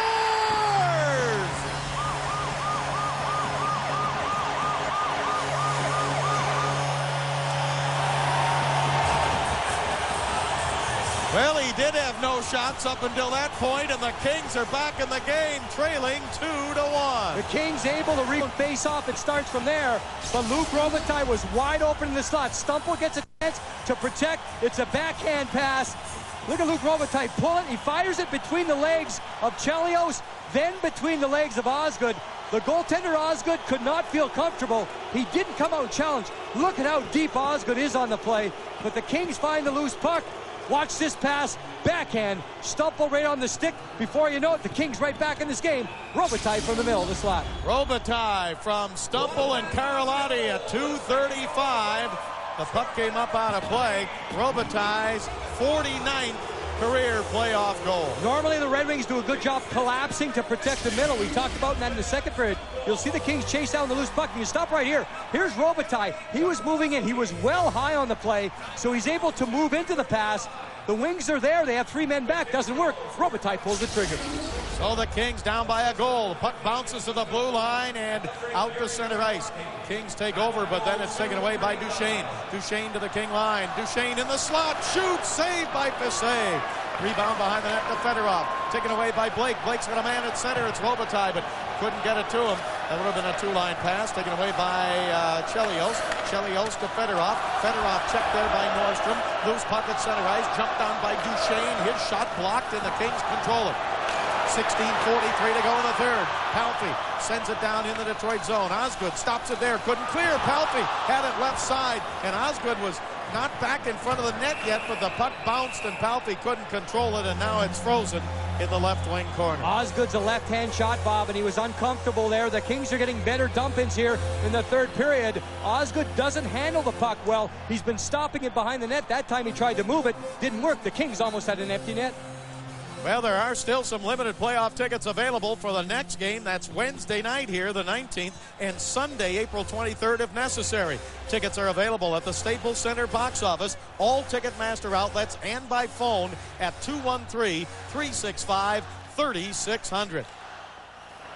Kings back in the game. They trail 2-1. We're early in the third period. Here's Larry Murphy. Long shot saved by Fisset, and he's going to hang on for a face-off. Bob, I talked about that dump by the Kings on the last play. Chris Osgood comes out. He's a left-hand shot. He was uncomfortable. He likes to go around the other way. Here's the dump. He can't go the other way. Palffy will get the puck, but watch Sergei Fedorov. He's known for defense. Right there, he locks up sticks with Palffy. So Palffy did have the open net, but Fedorov paying attention to defense back right there. But the Kings getting smarter with their dump-ins. You dump it to that one side, the right side, against Chris Osgood. That makes it more difficult for the goaltender. Off the draw in the Kings zone comes to Glenn Murray on the right wing. Murray, 29 goals in the regular season. He throws it into Craig Johnson. Johnson checked hard by Larry Murphy. Glenn Murray's pass around to an open wing, and the Wings take it away and clear it up to the blue line. They come back to center, 3-on-3. Here across the line, jumping down the right side. The puck comes into the corner, rolled away from Draper, and the Kings back up to center ice. Here is Carlotti to the blue line. Carlotti threw it in, taken away by Nicholas Lidstrom. He sweeps it around to Larry Murphy. Murphy's pass up to center ice, then he gets hit hard as he passed it up to center. He got hit there by Craig Johnson. Kings come back to center ice. Here's LaPerriere down the left wing in the Detroit zone. LaPerriere pulls up, throws a pass that's deflected up in the air and back out to center ice. 15.5 minutes left to go in the third period. Bob Miller along with Jim Fox and Bill McDonald. Kings were down 2-0. They've scored here in the third. Robitaille's second of the series from Stumple and Carlotti. And here's Chartrand to center. Didn't get it. Picked up by Osgood, and he sends it around the boards. Here is Holmstrom. Didn't get it. Daly's shot is wide off the tip of the glove of Osgood. In front, Chartrand. Saved by Osgood. Oh, a great chance for Chartrand to tie it up. And Osgood with a great save, and the Wings still lead 2-1. Brad Chartrand was in perfect position. Bobby did the right thing. He got the puck off. It looks like we're going to get a penalty right here. There's Chartrand down. He ran into Igor Larionov, but Chartrand had the best chance. It was a quick pass. The Kings are getting the dump-ins, working it more effective here in the third period. That's the biggest change in the game so far. I think we're going to get coincidental minors. Here's the chance. LaPerriere to Chartrand. Watch Osgood. Two-pad slide. When you see a two-pad slide from a goaltender, that means it's a drastic measure. But Osgood made the right decision there, and Chartrand did the right thing. He redirected it. A couple of penalties there at the end of the last play. Larionov gets slashing. Brad Chartrand, I think, picks up a penalty for hooking. Chartrand was trying to block on the dump-in to hold up Larionov on the forecheck. And coincidental minors, 4-on-4 skating. Well, the Kings had a great chance there to tie it up, and Osgood came up with that save, but the Kings playing the best that they played for the game. They're throwing it in, they're getting to the puck, and they're setting up some opportunities. Bob, I think that's the biggest difference. Smarter dump-ins here for the Kings. Osgood is handling it, but he's not handling it in the position he wants to. There's not a lot of control. Osgood throwing away the puck. Here's Stumple across the line, tried to get it over on the left side to Nordstrom, but it tipped away from him, and Chelios back to get it. Now Duchesne to Chelios, checked there by Stumple. Osgood covers it up before Stumple could get to it. And a face-off now in the Detroit zone. 4-on-4 skating here in the third. A reminder coming up immediately after the game, it's the all-new National Sports Report, the nightly news show that recaps the day in sports from a new, fresh perspective. Check it out tonight, the National Sports Report, after our game on Fox Sports Net. And Bob, when you talked with Andy Murray during the regular season, he said Scotty Bowman's team had most difficulty when the Kings pressured the wings and didn't give the wings defensemen time to make the outlet passes. That's another change right here. It happened on the last play. Andy Murray now has the Kings aggressive on the forecheck. There's no time for the wings defensemen to get to the puck, turn around and make the pass. The Kings spending time in the wing zone. Smolinski will take this face-off against Yzerman in the Detroit Red Wings zone with 14:31 to play in the third. 2-1 Red Wings lead. And off the draw, Yzerman wins it back to Larry Murphy. Now Yzerman can't clear, held in by the Kings' Rob Blake, but he gave it right back, and it's cleared up to center ice by Lidstrom.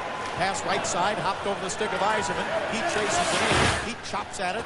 He and Matty Nordstrom battle along the boards, and the Kings come out with it. Here's Rob Blake. Blake up to center ice.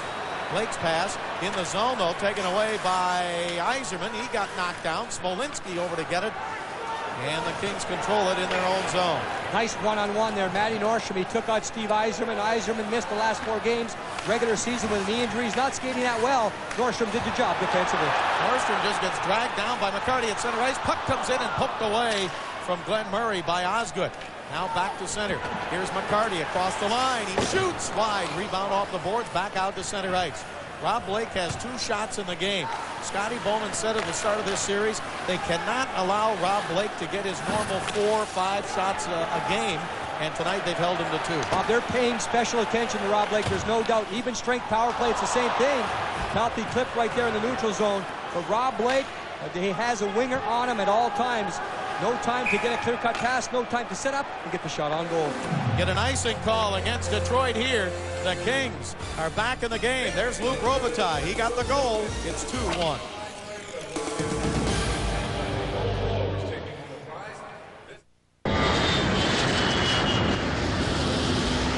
Introducing the Lexus ES Platinum Series with a host of unique features. Beverage, sir? Including a 2-year complimentary American Express Platinum card for benefits like free companion tickets on selected international flights. Now, more than ever, prepare for departure. Nothing treats you quite like a Lexus. Bye-bye. Save $2,100 at your Southern California Lexus dealer. One of the things you have to have is just this innate love of cars. It has to be something that you'd probably do for free even if they didn't pay you for it. And I used to do it for free before I ever became a professional mechanic. You know, while I was going to school and stuff like that, I worked on my own cars. For one thing, out of necessity, I didn't have the money to pay somebody to fix them. You know, it's like some people love to play chess or something like that. I don't personally like chess much. I learned how to play it. I didn't like it, but I love working on cars, probably for the same reason. Where it's analytical. It's kind of like solving a crossword puzzle.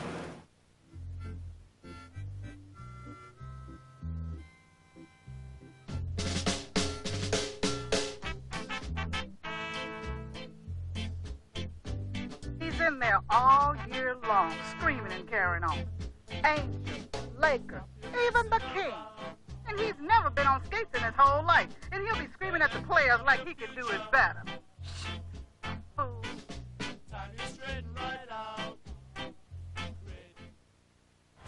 Sellout crowd, 18,118. 20th sellout of the season for the Kings. They had 19 in the regular season.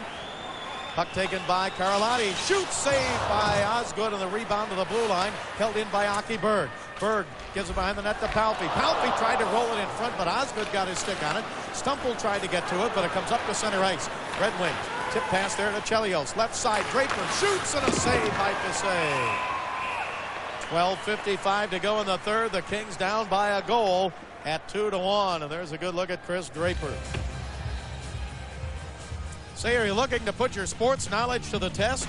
Well, then be sure to tune to Sports Geniuses, the new nightly game show that'll challenge the most knowledgeable of sports fans. Sports Geniuses, weeknights at 6 and 11 p.m. on Fox Sports Net.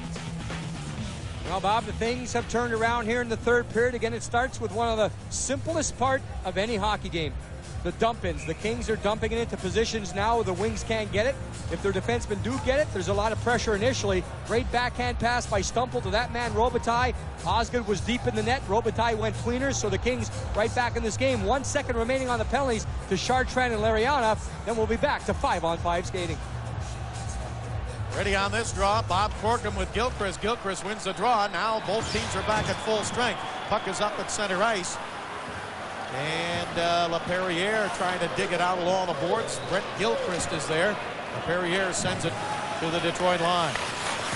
Now sent by Holmstrom into the Kings zone, and Rob Blake back to get it. Blake had 4 shots in game 1, and he had 8 shots in game 2. So Detroit trying to hold him down, as we mentioned just moments ago, hold Blake down in shots, and they've done it so far tonight. Here is Nordstrom, has to wait for the Kings to get onside. Then he flipped it in, but Holmstrom tipped it away, and now at center ice, here's Craig Johnson. He tried to throw it in, but the Wings knock it down again. Picked up by the Kings of their own blue line. Gary Galley, left side to Craig Johnson. Johnson throws it in. Jason Blake goes for it. Behind the net is Osgood. Puck comes around the right side. Sean O'Donnell. O'Donnell down the corner. He tried to throw it behind the net, but it's taken away by Todd Gill. Gill for the Wings up on the right side now to Holmstrom. Flips it in. Detroit going for a line change. Holmstrom tied up by Sean O'Donnell. Kings get it to Craig Johnson. Johnson at center ice. Shoots it in, and Osgood behind the net. Didn't get this one. Glenn Murray into the corner. He didn't get it, but Smolinski did. Smolinski put it back in the corner. He got it back. Then his pass deflected to the right point and held in by Smolinski to Glenn Murray. Murray behind the net. Murray put it back in the corner to Smolinski. Tipped away by Lidstrom, and the Red Wings clear it up to center ice. Across the line, Yzerman left side. Shoots, saved by Pisay, and Yzerman goes hard into the boards. Puck is picked up by the Kings. Yzerman slow to get up. Here's Galley to center. Galley left side. Glenn Murray shoots, save. Murray again. Murray in front, knocked away. Right side, Carlotti, and the net is dislodged. It looks like the face-off's going to come outside. The net is dislodged with Craig Johnson right there in the crease. Chris Osgood. The Red Wings had a pretty good chance on a counterattack. Steve Yzerman was speed wide. Stephane Pisay is extra aggressive here in the third period. Pisay knows there's nothing coming the other way. Look at Stephane right at the top of the crease to make the pad save. Yzerman tried to pick up the rebound, fell heavily into the boards. Look at that position by Pisay. He backs off. That shows you he's set for the shot. He knows when it's coming. Again, no traffic away from the play. But once again, Bob, I have to mention, from the standpoint of the Los Angeles Kings, the comfort level is no longer there for the Red Wings on dump-ins. Every time Osgood goes back to handle the puck now, he's fidgeting with it. He doesn't have a clear-cut outlet right away, so the Kings are right there, breaking up the play. And on the draw in the Red Wing zone, it's taken by Chelios up ahead to LaPointe. LaPointe to center ice. Sends it off the right wing boards. In deep, and Aki Berg back in to get it. He's in his first game in this series. Berg's pass up to center ice, chased down by Chris Chelios. Chelios slaps it to the King line. Here's Jari Karlotti. And the Kings do not clear yet. It's along the right wing boards, held in by Draper, but now Aki Berg in the corner.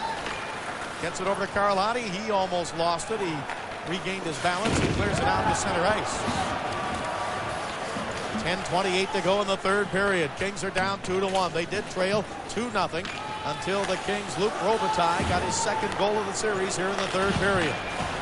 Now Rob Blake up ahead to center ice. Kings come to the blue line. Poke checked away by Nicholas Lidstrom off the stick of LaPerriere. Here is Yzerman. Yzerman across the line. His pass broken up. Kings turn it back the other way. Here is Chartrand to center ice. He had a great chance earlier in the period, and Osgood turned him away at point blank. Shanahan, can he clear up? Yes, high over the head of Rob Blake. And back in the King zone goes Matty Nordstrom. Nordstrom chased back behind the net. He protects the puck, but then he gave it away behind the net to Yzerman. Yzerman's pass over to Shanahan. Shanahan had it tipped away. Again, the Wings thought they held it in, but then they're offside as it came out across the line. 9:45 to go in the third. We'll be right back.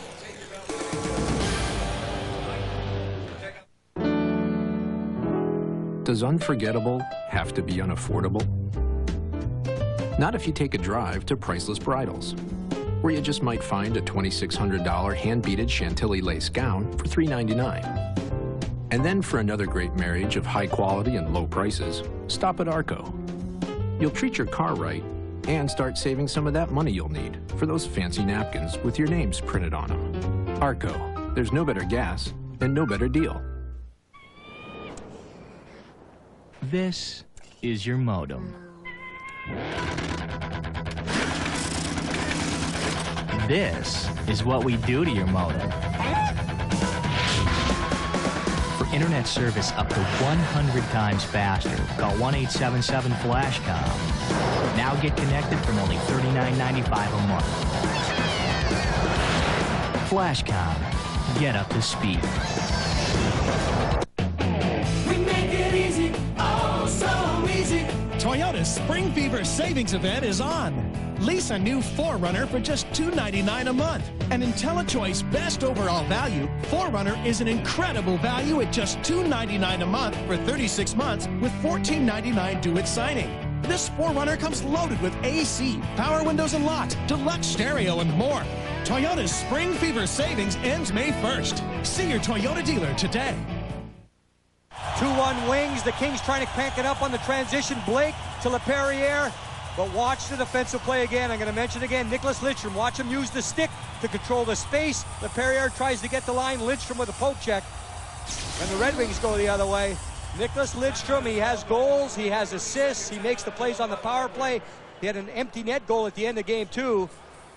And certainly, again, I think the word that best describes his play defensively is understated. He never makes the hard check as far as standing up. He's not a dynamic defenseman like a Rob Blake, but certainly he still gets it done. He's very smooth. On the other hand, Bob, from the Kings standpoint, I think a lot of credit is due to that fourth line. Ian LaPerriere, Brad Chartrand, and Jason Blake. They've created some energy. Again, I talked with Chartrand yesterday. I talked with Jason Blake. They said Andy Murray clearly told them what they want to do on the ice. Their role is only energy to get out there, but they're spending a lot more time with the puck than I think a lot of people expected them to do. A great job by the Kings' fourth line. Detroit had just called a timeout, so they've used theirs with 9:45 left to go here in the third period. And the face-off, as play is underway again, controlled by the Kings. Here's Matty Nordstrom up to center ice. Kings are down 2-1. Gets it back over to Blake. Blake tried to get it to Palffy, poked away by Chelios, back to center ice. Fedorov goes for it. He is knocked down by Nordstrom. Here's Duchesne for Detroit. Across the line they come. Shot, knocked down, and the Kings pick it up. With a shot, here's Palffy cutting in. He shoots wide to the left side on the backhand. Chelios got back to hamper him. Here's Nordstrom. His shot tipped up behind the net to Robitaille. Robitaille behind the net, waits, looks in front. McCarty checks him there, knocks him down. Luke gets up. He's knocked down again. Puck comes off on the left side. Nordstrom tried to hold it in. Now the Wings get it back to center ice. Taken there by Slava Kozlov. He gets a shot. And a save made by Fisset. A lot of speed in this game, Bob, but also a lot of one-on-one battles. Now everything's working down low. You have to battle. You keep going, keep the legs moving. Kings driving down in deep in the Detroit zone. Osgood leaves it behind the net for Larry Murphy. Kings do not get a forecheck this time. Puck comes up to center ice to Martin Lapointe. Tipped away from him. Craig Johnson's pass across the line. Broken up by Larry Murphy. Kings chase it down again. Harry Carlotti with 8.5 to go in the third. Kings are down 2-1, and they're down 2-0 in the series. Pass comes across the line, broken up by the Wings, cleared back to the King line, and Aki Berg has it. He gives it down the left side to Craig Johnson. Johnson's pass knocked down by Nicholas Lidstrom. He's all over the place, and gets it to Larionov, and he sends it behind the net. Well, you never see Lidstrom at top speed, but he controls the flow of the game because he stands up very smart on the ice. Here now to center ice, Gary Galley. Drives it in the Detroit zone again. Osgood, plenty of time behind the net, puts it up around the right side, taken away. Shot from there and a save. Shot by Glenn Murray and a save made by Osgood. Puck comes back off the boards, and the Wings get it to the blue line and out to center ice. Sean O'Donnell back at the King line. His pass taken away by Verbeek. Now across the line, batted back to center. Kings turn it back the other way. Craig Johnson. Johnson on the left wing. Up the middle to LaPerriere. LaPerriere shoots, and Johnson in front. Tipped it, but it went wide. And then he backed into Osgood. Puck taken by Yzerman. Yzerman back to center, but the Kings got traffic in front of the net on that shot. Craig Johnson went right toward the front of the net, and we get an icing call against Detroit. 7:24 to go. The Kings playing the best they played all night, but they're still a goal short here in the third. And normally when you talk about transition, you'd say the advantage goes to the Wings. The Kings have had a great transition game. That last chance, the shot by LaPerriere. There is Craig Johnson. He was right in front. He had his face to the shooter, which you want to happen. Watch Lappy hold on. The back checker was Verbeek. Gets his head up again. The timing is so important. You saw the redirection just to the near side. Then the barrel in. Watch Osgood. Does he see the puck? He'll see it for a split second. Now here on the right side, there's Johnson right off the side of the net. So the Kings getting their timing going. Again, Ian LaPerriere involved. Redirection on the backhand, just misses the short side. LaPerriere very effective tonight, Bob, in this game. Transition using his speed. And now he wins the draw to Chartrand. Chartrand, Detroit zone to the right point to Blake. Blake's pass broken up, and the Red Wings' Gilchrist brings it to center ice. And across the line, McCarty just did stay on side. Fedorov throws it in deep. Puck comes around to McCarty again. He gives it to Gilchrist. Gilchrist checked by Blake. McCarty picks it up. He gives it to Fedorov. Fedorov in the Kings zone, hanging on, protecting the puck, gets it to Gilchrist. Gilchrist hanks it off the boards to McCarty. McCarty trying to get away from Jason Blake. Gilchrist shoots wide. Rebound right side. Chelios pinching in. Chelios to McCarty. McCarty hit hard by Rob Blake. Blake lost his stick. He kicked it over to LaPerriere. He's got Duchesne draped all over him. Jason Blake picks up the puck. Had to knock a stick out of the way. Now Jason Blake to center to Chartrand. Chartrand gets checked. Behind the net, we've got two players battling. Puck is taken at center ice by Yzerman. It was Nordstrom and McCarty way back behind the net as play continued. Now no whistle yet. Lapointe rolls it in. Stop made by Fisset. We've got two broken sticks and a water bottle on the ice. We've got 6:09 to go in the third. Kings are down 2-1. Carlotti slaps it around Maltby. Puck comes left side to Palffy. Palffy's shot way wide. Rebound is taken by Maltby. Carlotti steps into him. Puck comes up to center. Pass ahead. They had Lapointe behind everybody, but couldn't get it to him at the King line. Here's Ziggy Palffy. He gave it now to Stumple. Stumple tipped it in. Checked by Palffy behind the net. And the puck rolls out to center ice. Luke Robitaille with it. He's got the King goal tonight. He gets it off on the right side to Ziggy Palffy. Palffy soft pass at center ice. Played for the Kings over to Robitaille. Luke tips it in. Kings want to get a line change. Larry Murphy in to get it for Detroit with 5.5 to go in regulation. Kings down 2-1. Here's Verbeek for Detroit. Flips it into the Kings zone, and Sean O'Donnell back to get it. Stick handles around that water bottle, and the Red Wings take it away. In front, Yzerman. Save made by Fisset.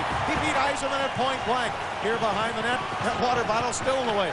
Shanahan, left side for Detroit. Down the middle, his pass taken away. Craig Johnson turns it back the other way. He's got good speed. Johnson across the line. Hooked from behind a little bit. Fanned on his pass, and the Red Wings take it away. And here comes Yzerman on a break. All alone. Yzerman shoots. Saved by Fisset. He hangs on, and a penalty coming up. Bob, that shot would not have counted. Chris Chelios is going to get an interference call. He tried to slow down Gary Galley. Galley was working on the back check. Yzerman had the break. Would not have counted. Kings are going on the power play.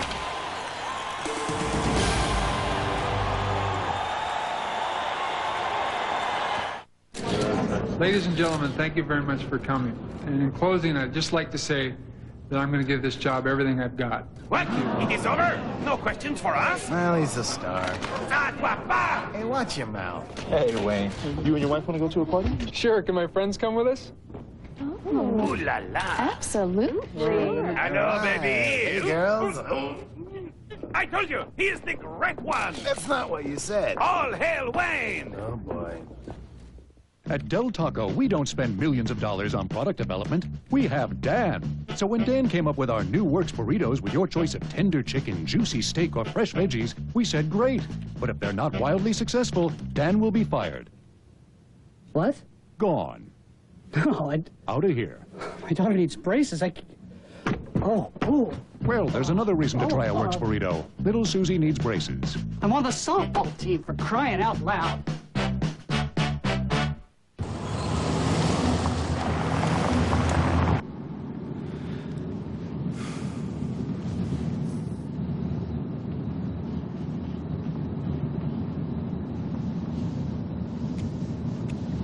If you ever have a rough ride in the Lexus RX 300,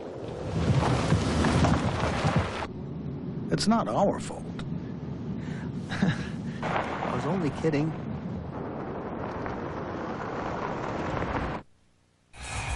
One goal difference right here. The Kings will get a chance on the power play. Yzerman chasing down the puck. Chris Chelios right here reaches out and pulls down Gary Galley. Keep an eye on the official on the left-hand side. Paul Stewart, once he tries to raise his hand, finally does raise his arm. So this play would not have counted with Steve Yzerman breaking in. Fisset makes the save anyway. He lunges, gets his glove on it right there. But the penalty interference, the call, hooking Chris Chelios. Kings on the power play. Kings are 0 for 6 with 3 shots with a man advantage and now a chance to tie the game. Puck comes in deep behind the King net. Here's Rob Blake. He's being hampered there by Draper. Draper cuts Blake off. Blake gives it to Ziggy Palffy. Here's Palffy to center ice. He slaps it across the line. Then it's fired in deep by Stumple. Osgood put it back in the corner, taken away by Palffy. Palffy lost it. It comes up the middle, though. Kings hold it in. Over to Blake. Shoots and a save. Rebound, left wing side.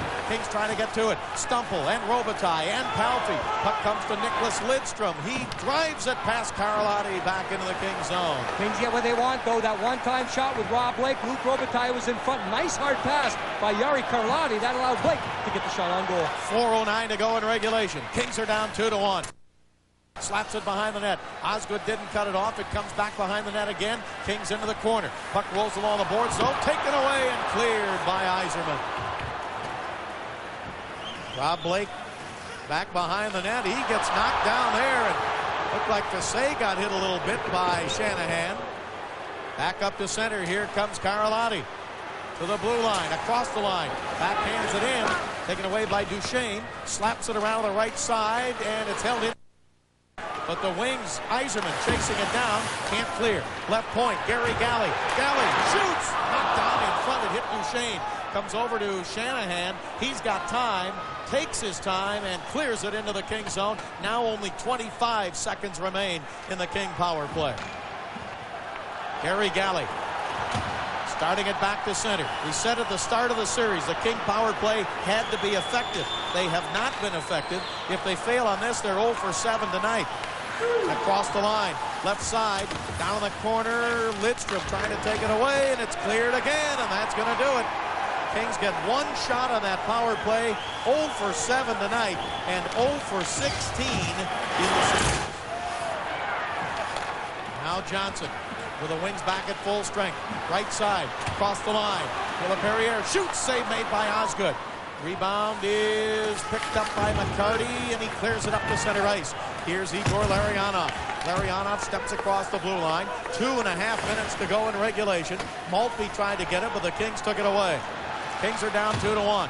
Pass up to center ice. Blake to Chartrand. Chartrand throws it in deep. Detroit zone. Played by Larry Murphy. Murphy's pass up the center ice, taken away by Rob Blake. Blake slaps it right back in the Detroit zone, but the Kings are offside on the play. 2:15 to go in regulation, and the Wings have a 2-1 lead.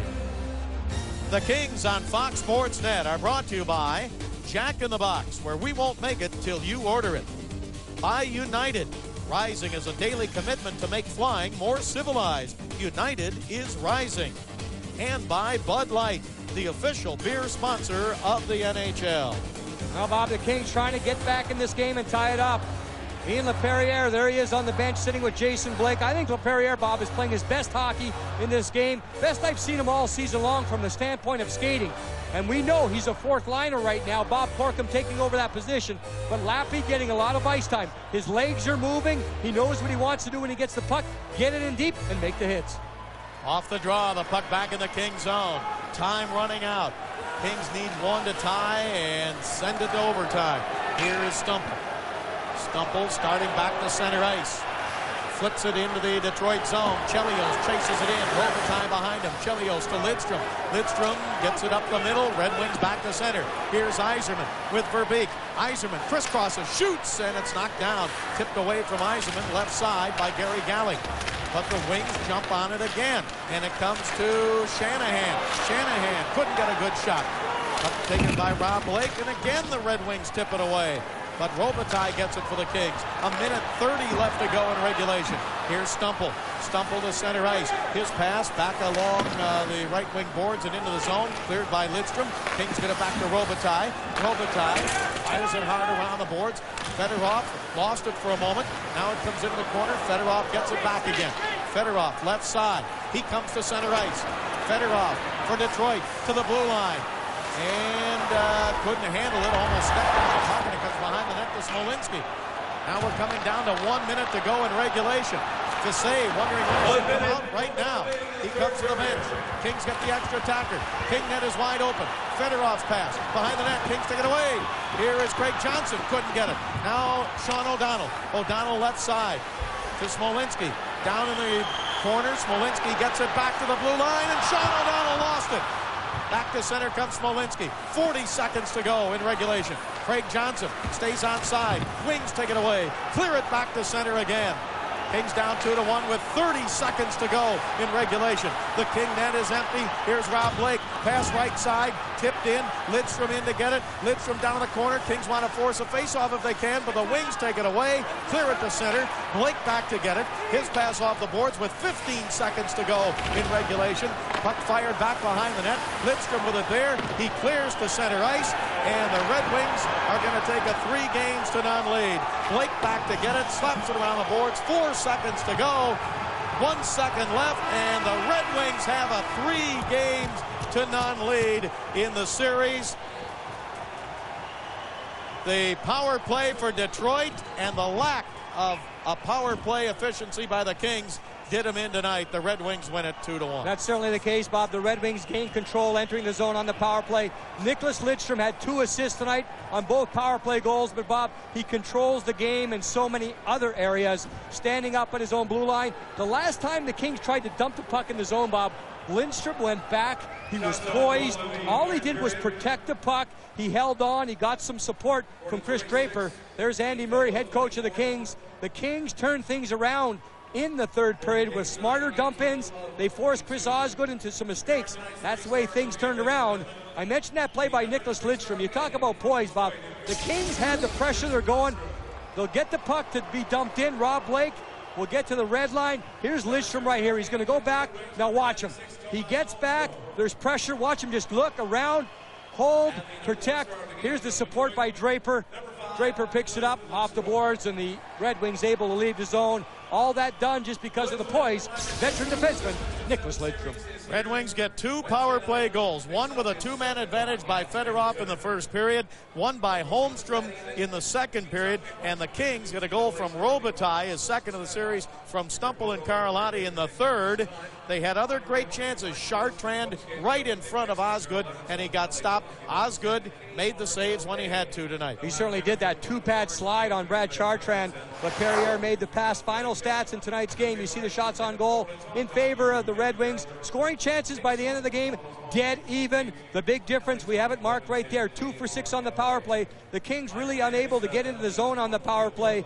It was a hard-fought game. There was a lot of tempo, a lot of speed. The Red Wings are a poised team. We talked about unnecessary penalties that killed the Kings in the first 2 periods. The Kings turned things around in the third. Smarter dump-ins. It's one of the most simple parts of the game. They got the puck in deep. The Kings have now lost 11 straight playoff games. They have not won since Game 1 of the Finals of '93.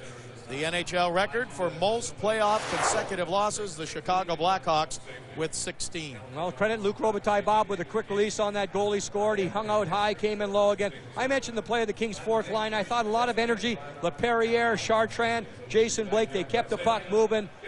The Red Wings did a pretty good job again neutralizing Rob Blake. Rob Blake had close coverage at all times. The winger on the Detroit Red Wings had one thing in mind when Blake was on the ice: make sure Blake doesn't get speed to get involved offensively. Well, the Kings now have to win 4 straight to win this series from the Detroit Red Wings. The Red Wings 2-1, the winners here tonight at Staples Center. For Jim Fox, this is Bob Miller saying so long from Staples Center, where the final score is the Detroit Red Wings 2, the Los Angeles Kings 1. Join us again at Staples Center this Wednesday beginning at 6:30 with Break the Ice when the Kings take on the Red Wings in Game 4 of this Western Conference Quarter-Finals. You've been watching Kings hockey on Fox Sports Net. Stay tuned now for the National Sports Report coming up next. Good night, everybody. Been sharp, well prepared, played wonderfully in Game 3, played great in Game number 1. Power play of the Detroit Red Wings has really given the Los Angeles Kings fits. There are so many areas, so many variables of this power play, and so many guys that are willing to pay the price in front of the net. With Fedorov shooting the puck, the next time he has the puck now, this will give him a little bit more room as well. He can fake the shot because they're going to be looking for that, and he can dish it off again.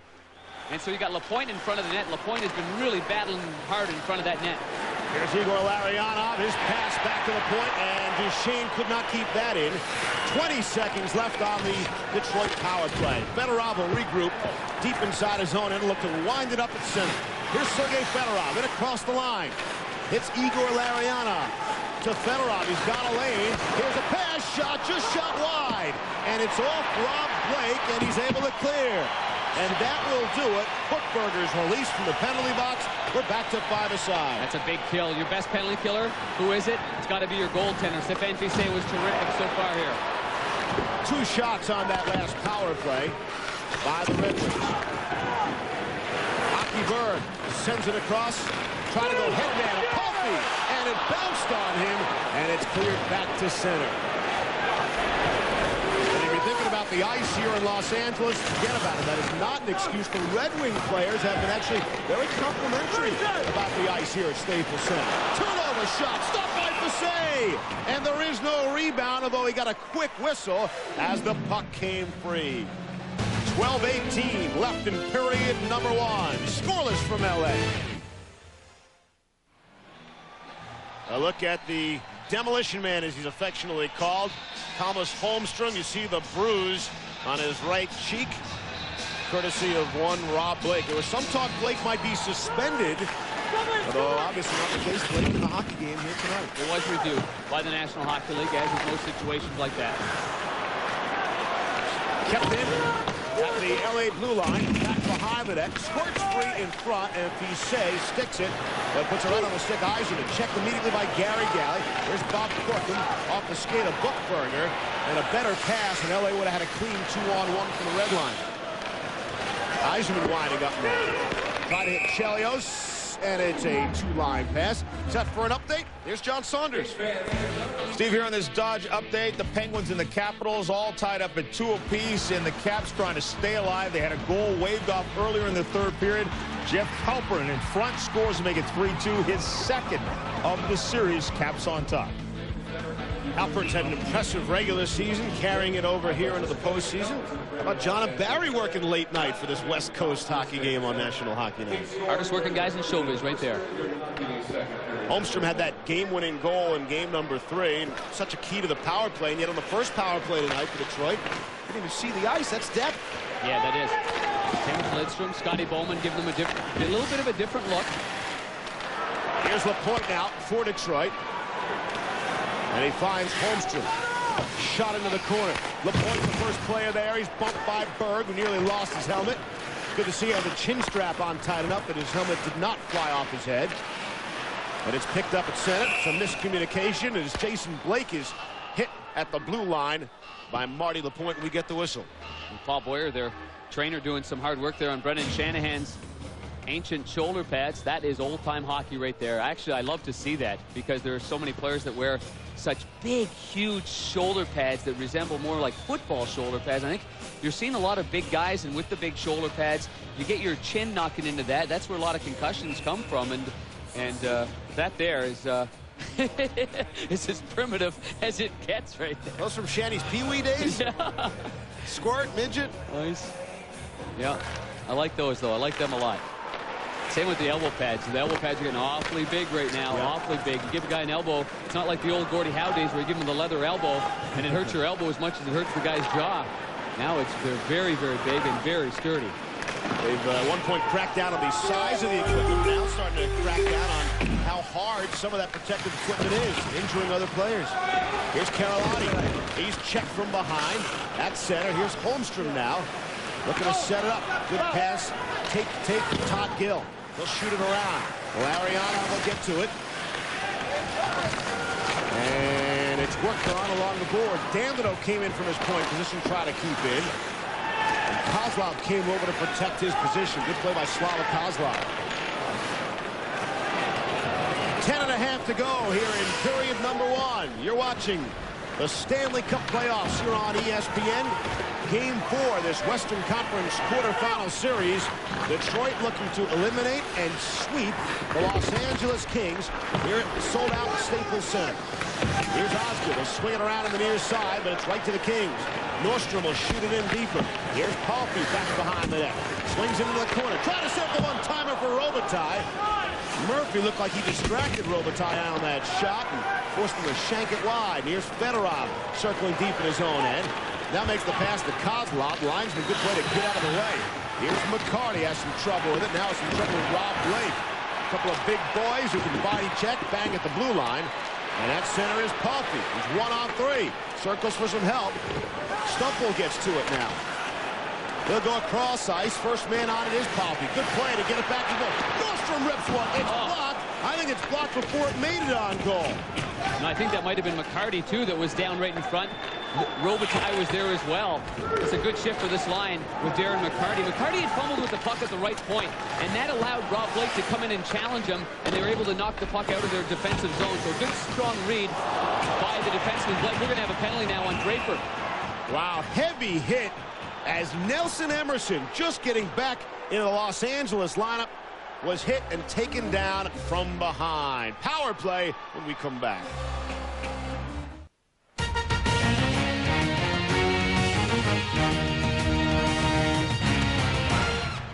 Welcome back to Staples Center. We welcome Nelson Emerson back to the lineup. And looky here, Panger. This is not the way to get back into the lineup, and I'm surprised it comes from, Chris Draper, of all guys, really got hit hard by Claude Lemieux in their bitter battle with Colorado, and that's just a dangerous play, no matter how you look at it.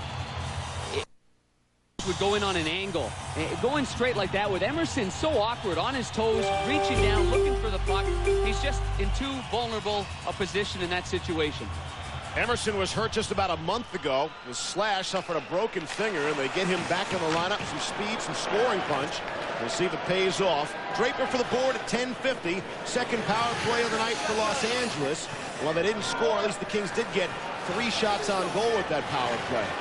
Interesting setup here. Blake just leaves it. Killed off some 17 seconds of power play time already.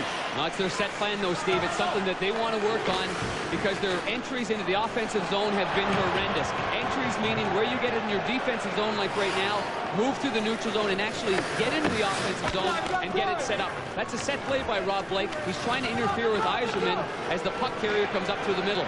Hey, whatever they've been doing has not been working coming in, so let's try something different. I understand that. As wrapped around the glass, and the power play is 0 for 17 in the series now, and Stumple has to regroup at center. Minute 5 left on the man advantage. Cross ice pass, connects. Carlotti will shoot in. Osgood swings it away from Lidstrom, right to Chelios, and Fedorov gets the clear. Kings have gone the last now 8 minutes without a single shot on goal. You have to consider, Steve, that the Detroit penalty killers are working harder than the offensive team on the power play. Yeah, this is not an aberration for Detroit. They have the 8th best penalty-killing unit in the National Hockey League. Now LA looks to set up along the wall. Here's Gary Galley with some time and space. Big one-timer shot. It's stopped by Osgood. And Duchesne is crunched by a pair of Kings. And that allows the Red Wings to get it. Murphy lost his edge, but they're still able to get the clear. 2 players hitting Steve Duchesne on LA, and that allowed Murphy. The puck was lying loose there, so 2 players preoccupied with one guy, and the puck was loose. They're easily able to get it out of the zone. Galley will shoot in. Osgood will get there. Man, Chris Osgood has looked so good throughout this series. Every aspect of the goaltender. When you consider even the game in which they won 8-5, I mean, he had 21 shots in the first period. I mean, LA gave him everything they could handle, scoring 5 goals on the road and not winning. Good play by Toussaint to leave it for Rob Blake, and they move it ahead to LaPerriere. Power play is over. They had just 1 shot on goal. Here's Chartrand trying to cut him from the angle. Back behind the net. Severing feed for Blake, and his shot blocked. Rob Blake gets a taste of his own medicine. Blake had 9 blocked shots last game. And Darren McCarty, I believe that's his 2nd block of the game. McCarty, the block on Blake. And it's pushed ahead at center. Boy, Detroit's line changes have been excellent. Players are real sharp, great communication coming from the bench. Being the road team and trying to keep up with all the matchups that are going on is very, very difficult. You've got to credit Detroit for getting the guys on the ice that they want to get on the ice. Some speed for Detroit. Here's Draper, fresh from the penalty box. Rubbed down along the glass by Ockyberg. Yzerman looks to run some interference for him. There's some hacking and whacking going on there. Good battle to the left to Stepan for save. Finally, it's free to Maltby, who's really belted as well. Verbeek back behind the net. O'Donnell and Draper going at it now. Here's Verbeek on his backhand centering feed, but right to Los Angeles. And Kelly Buchberger has it away. And the Kings gain entry into that Detroit zone. Buchberger from the angle. Buchberger was really hit by Maltby. They took advantage of Bookberger's position while trying to shoot the puck. Here's O'Donnell's shot. Another block before it hits Chris Osgood. That time Duchesne got the stick on it. Back to the point. That shot is deflected. It's all Los Angeles, but they've got nothing to show for it as the Wings are in position to move into the second round with a win tonight.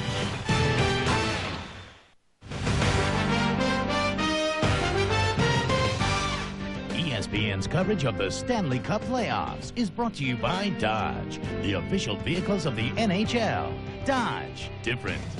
By RSL Communications, doing new things in new ways. And you. And by Valvoline Max Life, the first motor oil specially formulated for higher mileage engines. Steve Levy, Darren Pang back at Staples Center. National Hockey Night here on ESPN. And for the Kings, this might be their last gasp of the season in the playoffs. It's the second time in the last 7 campaigns to avoid being swept. Last time they were in a couple of playoffs ago, they were swept out in 4 by the St. Louis Blues, looking to avoid a similar fate here against the mighty Red Wings. It's shot in. Osgood will leave it there. We're 5 aside. Osgood he was bumped down on the ice there as one of the Kings skated by Kirk Johnson. And here's Los Angeles. They'll shoot in. Osgood juggled there, and you carry him off the end boards. That was a wicked bounce off the end boards. Got to be careful around there. The Detroit Red Wings are just clogging up that neutral zone so well. They're not giving Los Angeles anything to work with. There's no space at all for the skilled players or the grinding players of the Los Angeles Kings. Nothing. Detroit now has gone the last 8 minutes without a shot, Panger. Man. In a scoreless first period. Again, the Kings have not had the lead in the series at any time. Penalty coming up. Looks like Stumple will go. Delayed call coming up against L.A. Osgood heads for the bench. And they get the extra attacker on. Whistle will blow, and the Kings get possession like Sean O'Donnell right there. And then O'Donnell will try to goat one of the Red Wings into taking a penalty to try to even things up. Yeah, I don't think Paul DeVorsky is going to bite on that one there. It's going to be Josef Stumple that's going to go off for the minor penalty in the far corner to the left of Chris Osgood. This is Stumple's second minor penalty in as many games. The one in game number 3 here was a nifty call. Here he gets a first cross-check on Chelios. There would have been no call in all likelihood here. He takes him out. He's battling with Chelios. He gets him with one cross-check, and then the second one, and then the third one he's cross-checking. The referee obviously comes into your picture and makes the call. In attendance tonight here in Los Angeles, he's a huge hockey fan. He's our colleague. He's Al Michaels from ABC Sports. And of course, we'll talk to him in just a little bit. The countdown going on right now. Morrow up to Schultz. 5 seconds left in the game. Do you believe in miracles? Yes! Unbelievable.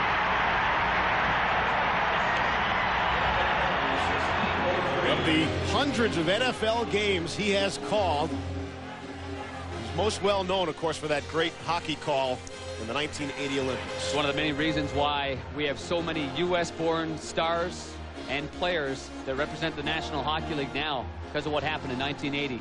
You know, I'm thinking if we play our cards right, we might wind up in the Monday Night Football booth with Al. What do you think? I think we get some chemistry going with Al. That's coming up. We'll talk with Al coming up in our first intermission here on National Hockey League. Thinking ahead, Panger, for your NFL career as well. He had a goalie in the booth. The legendary Kenny Dryden was in the booth beside him in Lake Placid. I wouldn't mind that. We got a power play right here for the Detroit Red Wings, their second power play of the game. Stumple for the cross-check at 16:03. Wings got 2 shots on goal on their first man advantage, and Blake will clear. Minute 25 left in the penalty on Stumple. Shot around. Say can't get to it. Rolls up for Lidstrom. Lidstrom's got it.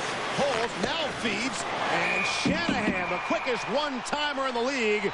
And to save the save, and Lapointe is involved for Detroit in a battle on the ice. Now it's a big scrum just for position here. Shanahan's trying to get some room because O'Donnell has got one of the Red Wings on the player. I believe it's Marty Lapointe that's down there. Marty Lapointe has seen a lot of time on the power play so far. The first power play right in front of the net, taking a little bit of the burden off of Thomas Holmstrom.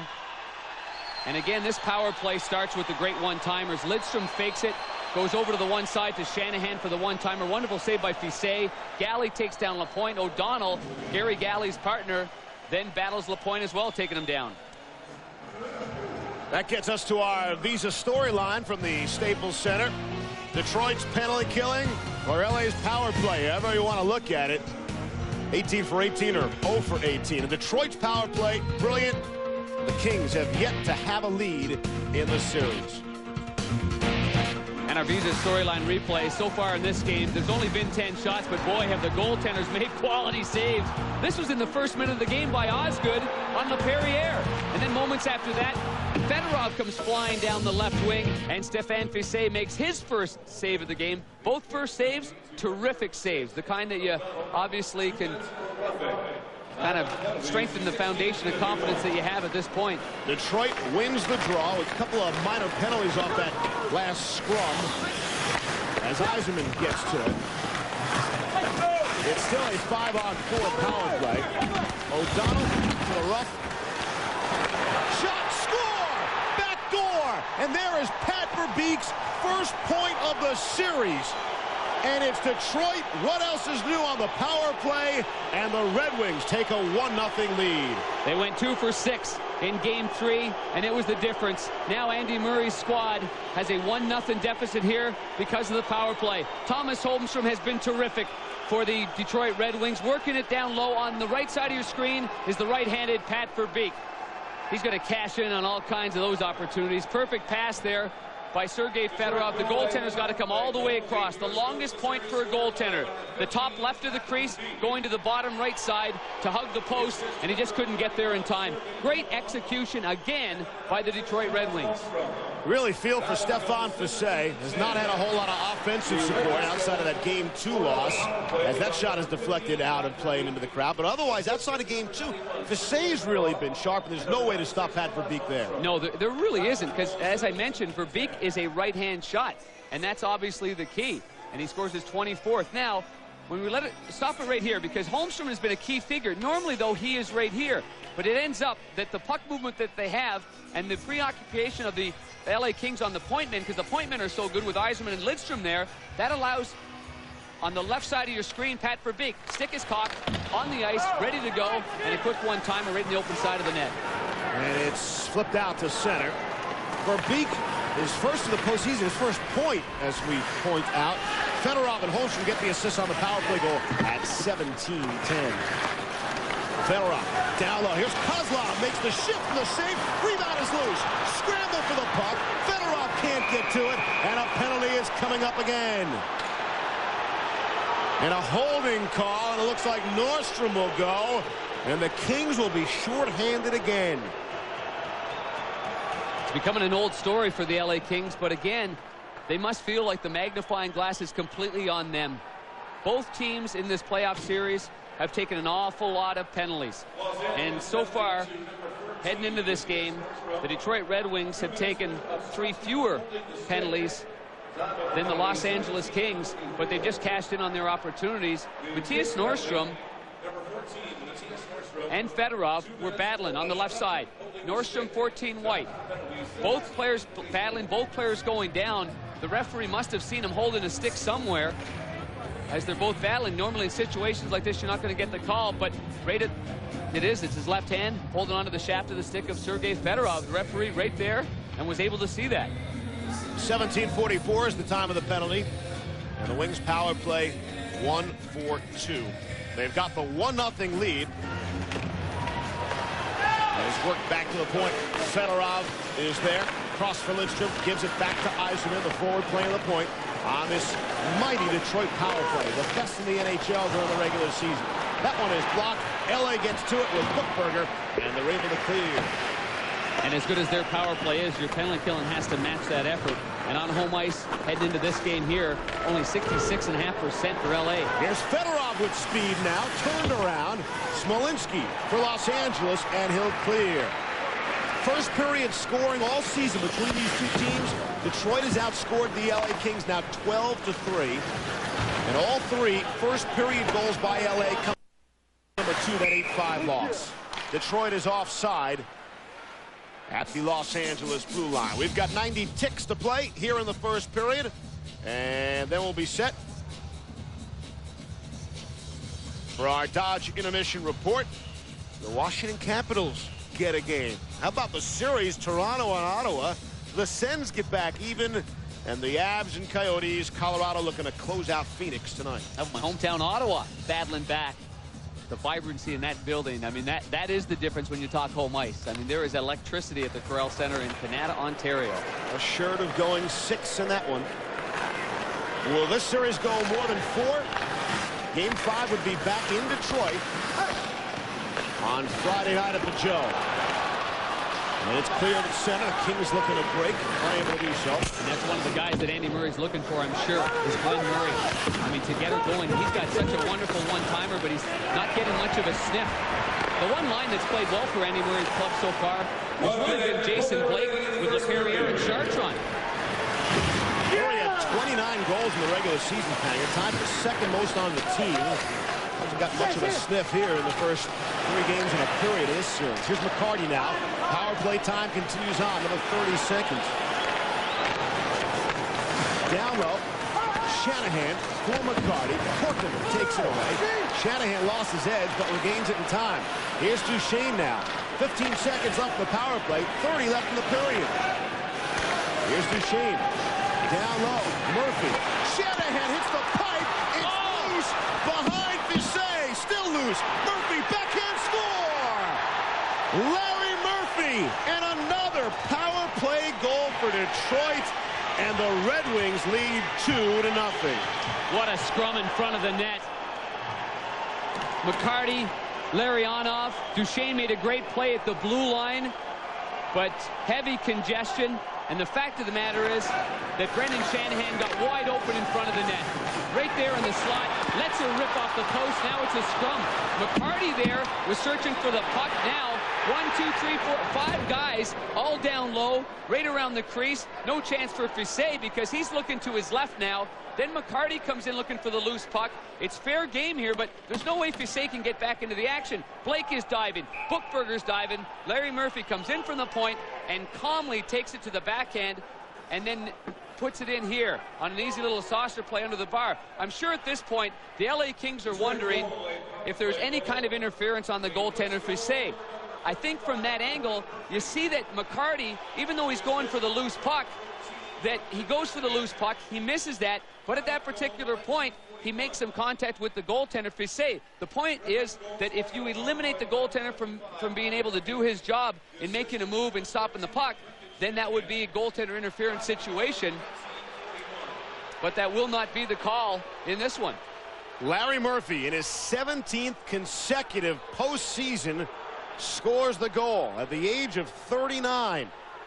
And Andy Murray just wants the referee, Dvorsky, to come on top. They're watching up on the overhead screen, and really, they're really upset.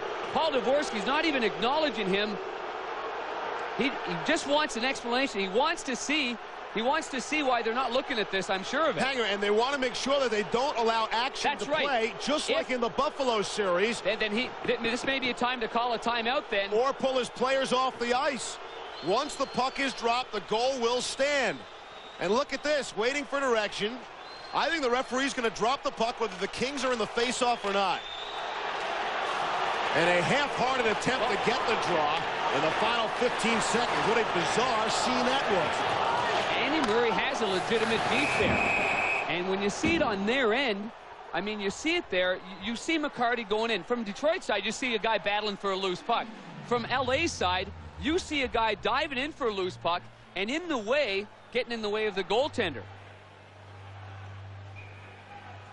25 in the red, right here. Is he going for the loose puck? He's going for the loose puck, but he makes contact with the goaltender. That puts the goaltender over to the left side. Goaltender now is trying to get up, but there's legs on the goaltender, so he can't get up. And the more I look at it, the more I like the beef in Los Angeles' favor and Andy Murray's favor. Officially, the goal is Larry Murphy. His 36th career playoff goal, 1 assist to Shanahan on the power play at 1941. I know Mike Murphy of the National Hockey League, Colin Campbell's assistant, is up there in the box here in Los Angeles. And they say they review every goal that goes in the net. And the horn sounds, ending period number 1. The story remains the same in this series. A couple of power play goals.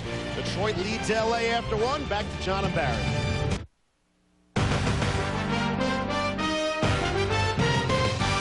ESPN's coverage of the Stanley Cup playoffs is brought to you by Papa John's Pizza. Better ingredients, better pizza. By Dodge, the official vehicles of the NHL.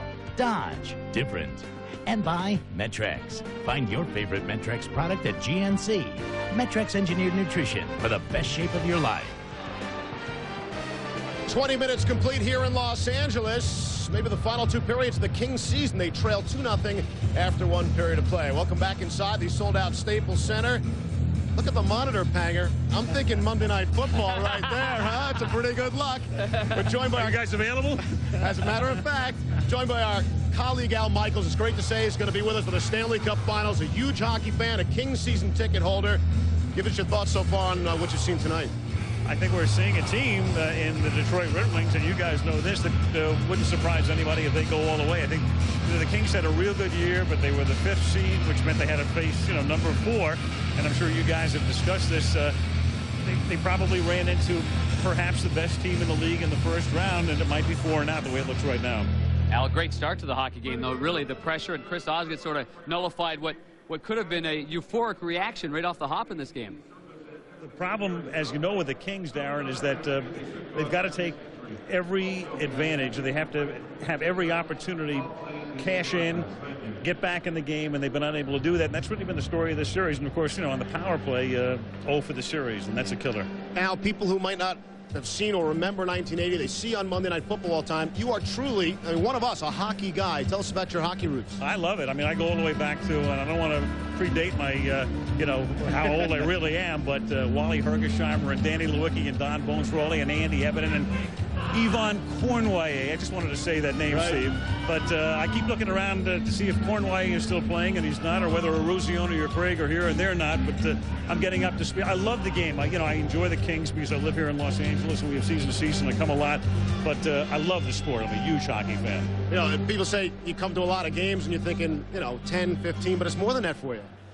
Well, there's no question about that. But, as far as this building is concerned, it's been a boon to the team. The team is a little bit better. They're getting a little bit better, but as I say, they've just run into the buzzsaw. Beginning here to the 2nd period, and the LA Kings have a chance on the side. What a save by Chris Osgood, Steve and Al. Terrific save once again. Kind of follows up the question that I asked you about Osgood, kind of nullifying the excitement here in the building. The one thing the Los Angeles Kings are going to have to deal with, like it or not, is what happened at the end of the 1st period. The goal, Andy Murray was looking for the referees, looking for an explanation. And here Osgood makes a wonderful save with Chartrand. And again, this line for the LA Kings, they continue to go to the net and drive hard to the net and pay the price. Chartrand and LaPerriere and Jason Blake as well, and it looked like it was Blake that had the rebound attempt, and he just could not get it by Chris Osgood. As we see from the goal cam, after Osgood had made the save, Chartrand had crashed into him, and Osgood was able to keep it out of the net. Great play by Osgood. And Los Angeles will go to the power play, but that hasn't helped them much. Yeah. 0 for 18 now in this series, and tough to beat Detroit in 5-on-5, but if you can't score when you have the man advantage, Al, what shot do you have at winning the series? And the other thing that I've noticed in this series is that even though they've had a lot of scoring chances, they're not getting any rebounds. They're getting one shot, and then Detroit's able to clear the puck or at least take the pressure off. For all the knocks Chris Osgood takes, he's been really strong in this series. Yeah, he has been. Won 10 of his last 12 playoff games, and those 2 were the couple losses to Colorado when he returned from a knee injury. Here's Stumple now, in across the line, hits the brakes and looks for some help. Looking at the power play going, and they'll work it back to the captain, Rob Blake. Cross ice speed, one-timer is ripped wide of the target. And here's Palfy on it now. A couple of Kings too close together, miscommunication, and Shanahan looks to break shorthanded. Here's Yzerman behind everybody. Yzerman cuts back to the net now. He'll wait for some help. Yzerman centering, trying to go backdoor to Shanahan. And pretty good scoring chance, and might get another one. Chelios ripped it wide of the net. Puck might have been on edge for him. Keep in mind, folks, this is a Kings power play. Talk about the depth Detroit has, though, too. Their penalty killers, Shanahan and Yzerman. Shanahan actually might have got away with an interference there on Rob Blake at the blue line, and that allowed Yzerman to go in wide. Play in the corner down to the right of Chris Osgood. Coming out in front, and a shot and a save. Osgood will hang on. Gary Galley with the offensive rush. Galley jumping into the play, and I'm sure we're going to see that a lot with the Los Angeles Kings. Their defensemen just trying to get involved in the offense, and Gary Galley came in from the left point. Looked like he was going to pass, then decided to shoot. Good choice by Galley, and he tried to take a little swipe at Osgood. This was before. This is the play where Shanahan and Blake are battling for it. Shanahan eludes him, goes over to the right, but in the meantime, he kind of lassos him with his stick, Al, and that allowed Yzerman to do some work down low. Absolutely. You don't think the two referees were going to let the Kings have a 5-on-3, do you, Darren? Even though we are in Los Angeles. Sometimes, though, I think we're in Detroit. There are as many Red Wing fans here tonight as Kings fans. Everywhere we go. It's Crazy. amazing. Original 6 team. Would you think, in your opinion, that you see it in football all the time, telestrating or going back to holding calls and offside situations, and we should maybe do a little bit more of that as well? I think so. I really do. Here's Smolinski out ahead to Johnson in across the line.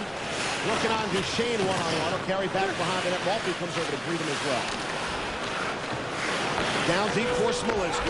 8 seconds left in the power play. And it pops free for Detroit. They'll come out of the zone rather easily. Maltby absorbed the check, and it was Galley who goes down to the ice, and that'll do it. We update the numbers for you. How about 0 for 19 in the series now? LA on the power play. Here at even strength. Jason Blake tried to break through. Most amazing number of the series at even strength, 5-on-5. The Kings are outscoring the Red Wings 6-5. And yet they're hardly in the series. That shot tipped wide of the net and off the glass. Here's McCarty now as it's pushed to center out. We're going to see during the Stanley Cup Finals. Any thoughts on where we might be for the Stanley Cup Finals? Well, I'm looking at the official airline guide, Steve, and I'm looking at flights into Detroit. I know that. I think it's a lot easier to pick in the West than in the East. You go 1 through 8 in the East. It's in the East is crazy. The West, I mean, the top 4 seeds figure to make it, to the second round. Except who knows what's going to happen between the Blues and the Sharks at this point. Pushed out at center and all the way down. Sean O'Donnell is on it for Los Angeles. Worked up the near boards and all the way out of the zone. It would be nice for the West Coast to see a playoff series in which LA played Anaheim or LA played San Jose. Right. And really see the bitterness and the hatred that can come out of a 7-game series. Ariana on the backhand. Here's Lidstrom now. Back behind the net. Circled around. Here's Lidstrom. Still got it. Lets it go. Hit the post. Post and out. And Desai will gobble up that loose puck.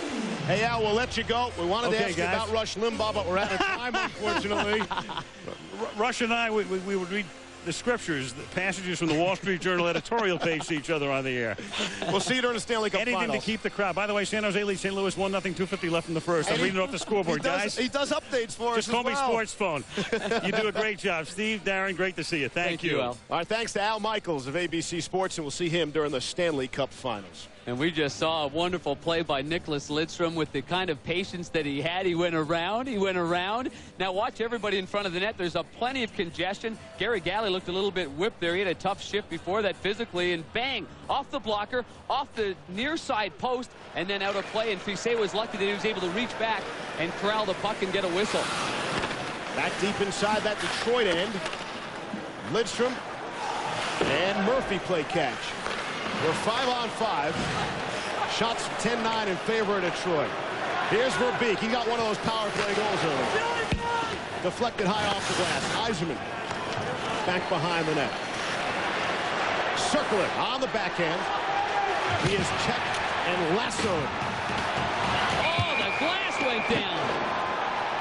And the glass goes flying. And we'll have a stoppage. Hey, somebody get Al back here. Clock is stopped with 15:33 to go here in the second. 2-0 Detroit. Scotty Bowman's going to look on and see the delay here, so he'll gather up his troops and regroup a little bit. Yzerman taking it on the backhand, protecting the puck with the right side of his body, and he's actually latched onto there by Berg. That's a holding penalty on Berg, and the LA Kings got away with one there. And the glass had shattered first. You see the crack, and then it just fell backwards after the hit after that, and that's why we're going to have a break in the action. We'll step out. Still 2-0 in favor of Detroit. 15 years ago, I gave John his start. I ordered the first Papa John's pizza. No, it was me. I said, John, this pizza's got great stuff on it. Join our celebration. Get 2 large one-topping Papa John's pizzas for just $12.99. Get it straight. It was me. I said this sauce is special. Me. Hey, wasn't it you that ordered the first pizza? Well, I am your mom. Get 2 large one-topping Papa John's pizzas for only $12.99. It's our way of thanking all our loyal customers. Over the years, a lot of businesses have put their names on one line of full-size pickups. The one that's overall the most powerful. The one that offers the V10 with the most torque. And the one that's also the longest lasting. We understand this name thing. We're pretty fussy about what we put ours on, too. Now get a $1,000 cash allowance on all new 2000 model year Ram pickups. See Oscar De La Hoya in action. Enter the Metrex Total Knockout Sweepstakes. Visit participating GNC stores in April to get 20% off on all Metrex products. Plus, win an all-expense paid trip to Los Angeles for Oscar De La Hoya's WBC fight, including airfare, hotel, and get $1,000 in cash. The 20% off Metrex and the Total Knockout Sweepstakes end soon. So come to GNC today. Back at Staples Center in Los Angeles with 15:33 to go. And the Red Wings have a 2-0 lead in the game as they repair the glass. And there you get a good look from our camera person actually on the ice. And there's Scotty talking it over with the officials. In that first period, Scotty Bowman's club had the advantage. And once again, the theme stands corrected. It's the power play unit. Penalty to Stumple, cross-checking on Chelios. Thomas Holmstrom in the corner. And now the Detroit Red Wings go to work. Just a world-class feathery pass by Fedorov over to Pat Verbeek, goal. Now, keep your eye on the goaltender after that penalty was called, because the goaltender gets run over here by Darren McCarty. That is not a reviewable infraction, although it could have been called down for interference. It was not. And Larry Murphy scores a huge goal at 19:41 of the first period to make this a 2-0 hockey game. Take care of some housekeeping while we have a chance. The 2 Detroit power play goals came 2:31 apart in period number 1. And on the second goal, they've added an assist. Steve Duchesne picks up an assist on the Larry Murphy goal. So there you have it. Darren McCarty's been a physical force. I'm not sure if they counted one of those hits on the goaltender, because at first glance, McCarty goes in. This is at the end of the second period. This is the Murphy goal. He goes in because there's going to be a loose puck. Shanahan has it right in the slot. Now, it's okay. Darren McCarty's allowed to go for the loose puck, but in doing so here, he nudges the goalie out of position. Now the goaltender can't get back to the right. Now, not only is he there, but also Bob Corkum is there as well. You got, 5 LA King players there, including the goaltender, and there's no way that he's able to get back in and stop the puck. The two squads have hit the ice, all of them skating to keep their legs as we await final repairs here at Staples Center. Back here in Los Angeles at the $375 million Staples Center. It's going to cost them a couple more bucks to fix the glass. Darren McCarty of the Red Wings was the top hitter for both teams in Game 1. There's McCarty. Top hitter for both teams in Game 2. The top hitter for both teams in Game 3, and he's got 3 more here tonight. He has been rejuvenated. Remember, he missed the majority of the season with that, what they were calling at first, a sports hernia injury in the abdominal area, and he's been taking acupuncture. I tell you, it has revitalized his legs. He's in great shape, and he's been a tenacious forechecker, really causing the LA Kings to always look over their shoulder. When you've got a guy like McCarty coming at you, finishing his check. When you've got a guy like Lapointe coming at you, finishing their check. Pat Verbeek is always in the face of you. Ends up, you don't want the puck. because you've got no time, you've got no space to think, and you know you're just going to get hammered around. You just saw the replays. There's a couple of those situations where McCarty could have easily gone to the penalty box for a minor infraction. He plays on the edge, but he's moving his feet at all times, and that's been a big bonus for the Red Wings. And the moving of his feet is amazing when you consider he missed the final 17 games of the regular season. Darren McCarty did for a leg injury. Turnover, shot from Yzerman is stopped by Fisset. That might have been your ball game right there. Another save by Fisset as Shanahan let it go from the wing. And it's cleared back to center ice. Good chance by Yzerman, and that's what the LA Kings cannot afford to see happen, is that is the top guns of the Detroit Red Wings scoring goals. Here's Stumple now, centering feet off a skate to Shanahan, and it's slipped out to center ice. Here's Nordstrom on it now. He's checked by Yzerman just after the whistle. 15 minutes even to play here in the second. 2-0 Detroit. Yzerman said before this game started, the longer you play, anything can happen. Injuries, momentum, fatigue. They desperately want to get this sucker over with. They do not want to give LA any type of sniff whatsoever. Funny things happen in the game of hockey, and I think the key thing was injuries. And Yzerman's very fortunate. He's been able to rebound from his right knee injury. He was also battling the flu wickedly before game 1, and he's had a couple of real good chances when you think back to game 3 here in LA, and now this one. That was by far his best chance. I may stand correct, it might have been his only chance in this hockey, but it was a wonderful chance. An interesting comment after the skate today Steve Yzerman did, and somebody asked him about the first goal being key. He said not necessarily. Look at the second goal and the third goal of the hockey game might be more important. Oh, Berg got the arm up on Martin Lapointe. Berg had the puck and played the body instead of the puck at that point. He just braced himself for Marty Lapointe. And Aki Berg has been a physical presence in this game. Here's Draper at center. Berg trying to cut him off as Draper skipped by him. Yuri Kalilani will shoot around as he is thumped. The Red Wings continue to finish every check. Here's Johnson. He'll reverse the flow near side. Carolati couldn't get to it. Draper did for Detroit. This Draper's had himself a strong series. Kozlov, a pretty feed. Too pretty as it's broken up. We'll go the other way. Johnson tried to help by a Red Wing checker of Kozlov. He couldn't get to the puck. They're just onside at the LA blue line. Here's Fedorov. Nifty little pass to Kozlov. Gets it back. Got a lane. Fakes the shot. Now lets it go. And it's deflected out of play and into the crowd. Well, Yzerman did not have a shot in the first period, but he did have a good one off the turnover here in the second. But go back to game 3. Yzerman seems to get more and more confidence with his hands. Here off a loose scrum in front, and then this play here, a spectacular save by the goaltender, Stéphane Fisset, not quitting on the play.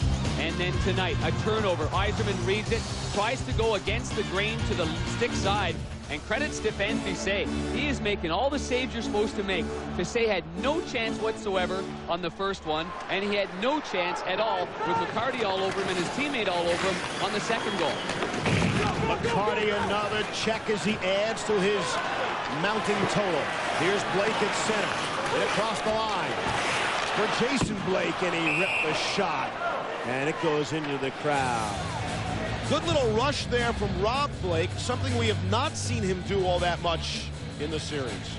Well, anytime the Los Angeles Kings can actually gain the zone, it's a big plus for them. And when Rob Blake is carrying the puck and is able to gain the zone, because that's not typically what Rob Blake brings to the table. But in this particular situation, he kept moving his feet here. Here he gets it by the red line. Now he's moving. He's got Blake on the right side, no relation. Jason Blake lets her go. It actually goes off the stick. But this is a positive that the Los Angeles Kings can build on here, because they're going through the neutral zone with speed. And a smart play by Rob Blake to get it on the backhand to Jason Blake. Jason Blake has been real good for this hockey club. Face-off numbers, and again, the Red Wings are the top face-off team in the NHL during the regular season. You see that continuing here. Draper's been brilliant on draws in this series. Here's Gilchrist now, rolls it in on goal, and Fisset will cover up there. Fisset has also been the main man for Coach Andy Murray, and I said before Game 3, I just love the way Andy Murray went back to Stéphane Fisset. Andy Murray sticks with the program, and he shows a great deal of confidence in all of his players. And he said a number of things heading into this hockey game, but I think the number one thing you got to think of with LA is pride. Being swept is a humbling experience, not a very good experience, and I know that Andy Murray, who's going to have a terrific future in the NHL. He had a great rookie year here with the LA Kings. 94 points for this club, but he wants to beat Scotty Bowman. You know he does. And you know he'd love to beat him right on home here, bring it back to Detroit and see what can happen after that. Murray's first year with Los Angeles, a .543 winning percentage. That's the best first-year head coach winning percentage in Kings history. Second, Barry Melrose, coming in at .524. And they're offside at the Los Angeles blue line with 13:02 to play here in the second. Andy Murray would take the second-best winning percentage if he could do what Barry Melrose did in 1993, and that is get them to a Stanley Cup final. It's very important here in L.A. to win a game in this building. It's important for the fans here in L.A. in this brand-new facility, the new-look kind of Los Angeles Kings, and experience victory, experience winning. It's the last thing you remember when you leave the building. As Barry has often told us in '93, during the Stanley Cup Finals run, that L.A. had the best hockey building in the NHL for 2 months. Remember all the Hollywood celebrity types were coming out? I love L.A. after every goal was scored. The Randy Newman song. I think he also did Short People kind of too. Yeah, he probably did. Here's Galley now at the blue line. Too far for Corkum, and Chelios will jump on it. And it's shot down the length of the ice. O'Donnell is back for the touch. Friday, ESPN continues its playoff coverage at 7 Eastern, 4 Pacific, when the regular season champion St. Louis Blues return home for Game 5 against Owen Nolan and the San Jose Sharks. 7 Eastern is the time for that one. For more, log on to ESPN.com, part of the Go Network, go.com.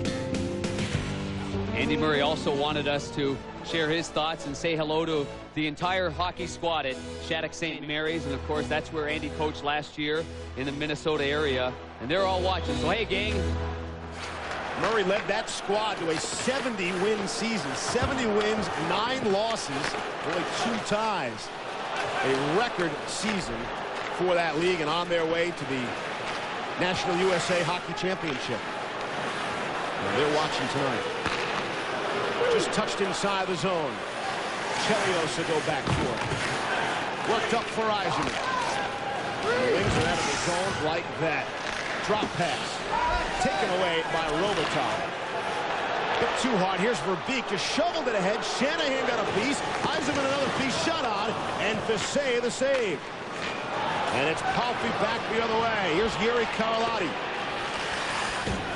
And it's dumped into the corner. Top players on Detroit now are outworking the LA Kings top players. Nowhere to go for the LA Kings. You go depth-wise, you go from top to bottom, and your main line is going up against the Eisenman line, and the Eisenman line is outplaying them and outchancing them, and you've got troubles because the longer you go down the list of first line to fourth line, it's much stronger on Detroit's end. Dan, the touch for icing, and you got to think LA's got to shorten the bench here at some point to get their big scorers out there. We told you that they only have 6 goals in the series. Robitaille's got a pair. Palffy's got a pair, and the rest of the team has combined for 2 other goals. And 11 consecutive playoff games lost. And, of course, we often refer to Game 1 of the '93 Cup Finals. It's the longest current NHL streak. It's not the one you want, and it's got nothing to do, really, with Andy Murray and many of these players in the lineup. But when you say that, and we all come into this say, well, you know, Ziggy's got to score and Stumple's got to score. Detroit doesn't say that. Detroit doesn't. You know what? Eisenman doesn't have to score. Right. You know what? Shanahan doesn't have to score. Fedorov doesn't have to score because they've got so many other guys that are matching up offensively with the LA Kings. Here's Gill off the good draw by Detroit.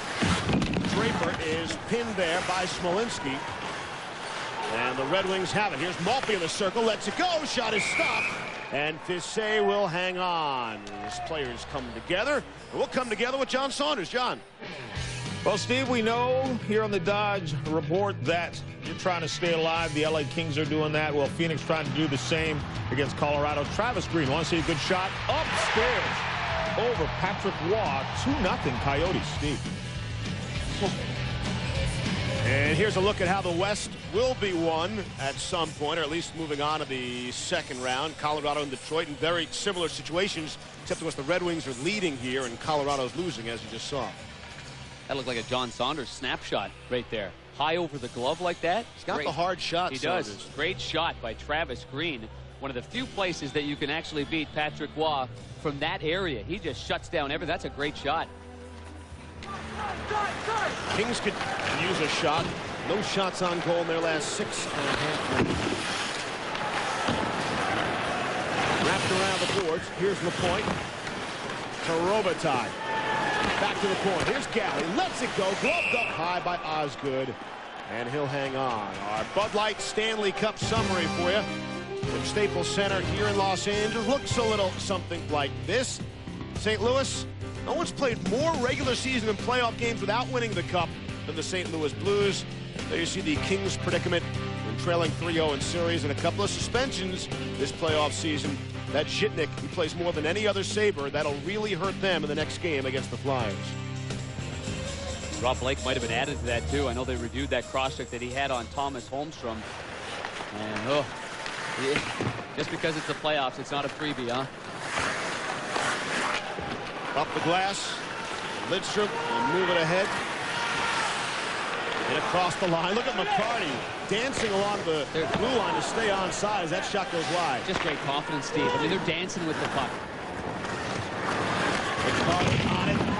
Nordstrom runs into him. Blake swings it around as he's rubbed out by Fedorov. It's moved ahead. Here's Nordstrom with some speed, trying to make a one-on-one move, and can't get by Lidstrom. Does anybody ever get by Nicholas Lidstrom? No, it's been 3 months and 4 days. It seems that way. Drop pass. Kozlov. Shot. Stick save to say. And he moves it out ahead at center. There's Caulfield with a one-on-one dancing through. Can't get past the full Red Wings stacked up. Exactly. Defensively, you know, Ziggy Palffy individually is not going to be able to beat 4 guys. 4 disciplined defensive players that are in that situation like Detroit. Gee, must be frustrating for the players too, because the only line that's had constant success is that grinding line of LaPerriere. It's got to tell you something. They've got to go just hard and to the net. Emerson has drawn a second penalty. And so the Kings will have a power play chance. 9:33 left to play here in the second period. The Kings have not given up yet.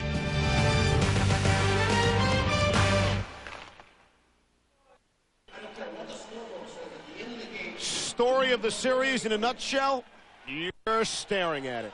The Red Wings power play 7 for 22. The Kings 0 for 19. Will it be 0 for 20? Gilchrist in the box for holding at 10:27. 4th power play of the night for LA, and they're obviously 0 for 3. Barry Melrose mentioned after the first period how there was indecision by the LA Kings on their shorthanded situation. Do we press? Do we not press? And you see Detroit.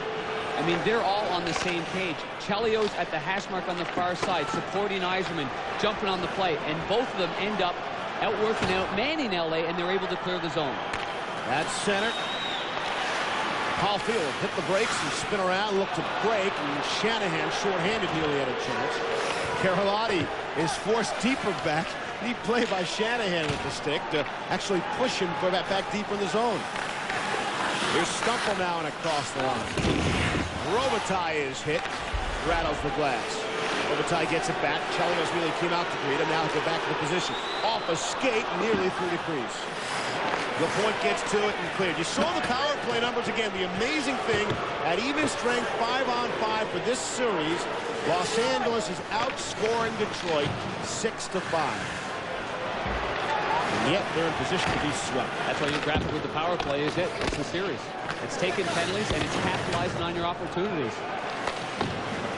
Sharks are capitalizing on their opportunities. We'll get an update from John Saunders. Next opportunity we get. Playing along the wall now. Back to the point. Here's Berg, just able to keep in. Robitaille thought about ripping one. Here's Berg. One touch to the cross. That shot is blasted by Smolinski. It was blocked by Murphy, went down. Murphy's got a goal in the game. Of course, it's a power play goal. I like to see Murray get set up for the one-timer because he's got a hard shot. Murray's on that point now. Let's see if they find him. Galley down deep. There's Murray. He'll go across. One-timer for Berg. Stick save. Rebound loose. Kept in at the point. Good play by Murray. Penalty is over. They're able to kill it off. Murray, another shot. Wide on the short side. Galley Crawley from the angle goes behind with it. Robitaille tried to center. It's broken up. Smolinski shooting it wide. It's a shooting gallery, but none of the shots on goal. And finally, it's clear down the length of the ice. There'll be no icing. Those are shots out of frustration. When you're on the goal line like that, the puck's rolling. I mean, there's such low percentage opportunities. And yet they're trying anyway. They are trying. Can you say 0 for 20? Man. No shots on that last power play. 0 for 4 tonight. 0 for 20 on the series. The big donut, bagel, Hussein. I even get the sense here in Los Angeles that the fans aren't getting on them because they're seeing something that's quite obvious right now. And that Los Angeles, with all due respect, they can't compete with the Detroit Red Wings at this particular point of the season. We touched on it. Don't be fooled by the fact this is the 4-5 series in terms of seeds. This should be the closest of the matchups. Detroit had the second most points in the entire NHL. But because they didn't win their division, they dropped down to the 4th seed in the West. Back behind the net, the team with the most points in the NHL in the regular season, the St. Louis Blues, are in some big, big trouble. John Sonos will tell you about that in just a little bit. Here's Crookham now trying to carry it up. Coming up on 6 minutes to play here in the second. Here's Fedorov across the line. Goes to the backhand. And Duchesne, how did he keep that onside? Fancy move. Hard pass. Kozlov could not knock it down. Oh, Blake puts his hockey pass into McCarty. And McCarty respects that, too. As soon as McCarty saw Big Four turning around and having his rear end against him, he backed off a little bit. No sense taking that 230 pounds. McCarty was hit and shaken up. And gets off the ice gingerly now as he adjusts his helmet. Johnson hit by Duchesne. Here's Coffey in the corner. Fedorov on him. McCarty gets to it. The wings come away. They'll shoot into it and go for it. Wholesale changes Detroit will. Yeah, they will. They're fresh. I mean, they're just jumping. Scotty Bowman just keeps getting everybody out on the ice, too. He's rolling them over. The one tandem that's not getting much is Dandino and Todd Gill on the blue line. Here's Berg now. When you see the killer instinct from the Detroit team, a playoff-savvy team, another team, maybe they don't go after the clinching game so hard. Maybe you got a 3-game lead, maybe human nature, but not with this Detroit Red Wing team that's been through the wars. They just keep finishing their checks, and they're not being held up, and the forwards are moving their legs and helping out the D. Here's Palfian across the line, towards the front of the net. It's broken up by Lidstrom, who is super smooth. Not enough O's in the word smooth to describe Nicholas Lidstrom. We'll step out. 4:30 to go here in the second. Detroit winning every battle, including the physical ones, here in LA tonight. Only 4:30 left, and what Darren McCarty just did on that last shift really exemplifies what the Detroit Red Wings have been. I mean, finishing their man, and Kelly Buchberger ends up in a great deal of pain here after taking this wicked hit from Darren McCarty. The thing that makes McCarty so dangerous is his explosiveness with his arms. He hits and he pushes at the same time. And quite frankly, in many situations, I don't like that kind of hit. It's not the way hockey was meant to hit. It was shoulder to shoulder. That's a different situation. He's going side to side with that player and giving him that extra nudge. I'm interested to see if Buchberger actually comes back. He looks like he's in a great deal of pain. And we get a whistle. Waiting for the indication. It's like a penalty is coming up. As advertised, here's John Saunders. Well, Steve, you talked about it here in the Dodge update, San Jose and St. Louis, and Mike Ricci just going to kind of send this towards the net. Almost looked like a pass. Turk just played it poorly, 2-0. In Phoenix and Colorado, the big guns finally get things going. Kachuk to Renberg, and it's a 3-0 game right now. Patrick Ross sees a goal over the glove hand. 3-zip, Steve. All right, John, thank you. John and Barry coming up in our intermission in just a little bit. Brent Gilchrist is being called for slashing, or Robitaille as well in the penalty box with Gilchrist. Both players going off. Chris Chelios is awfully sore. He went down hard just before that play in the corner. Thought that maybe that was the initial penalty, and that wasn't the case. It was actually Gilchrist and Luke Robitaille right at the face-off circle that we're going to have the face-off right now. See on the right side, Chelios already went down, slash Gilchrist, slash Robitaille. Robitaille's got a miniature hockey stick right there. He's got about a foot off the handle.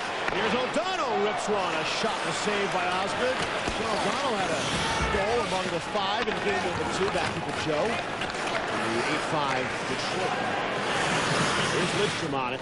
Time of the penalties were 15-51. Here's a break. Backhand shot. Stopped up high by Fisset. What a pass by Lidstrom. Boy, does he see the ice. Fire that puck through a seam. Brendan Shanahan didn't have to stop, just put the stick along the ice and fly across the blue line. And Smolinski. Got Murray and Smolinski out there together, and it's clear. We're praising Nicholas Lidstrom. It's amazing to see. He's got the worst plus-minus in the playoffs for Detroit. He's a -4.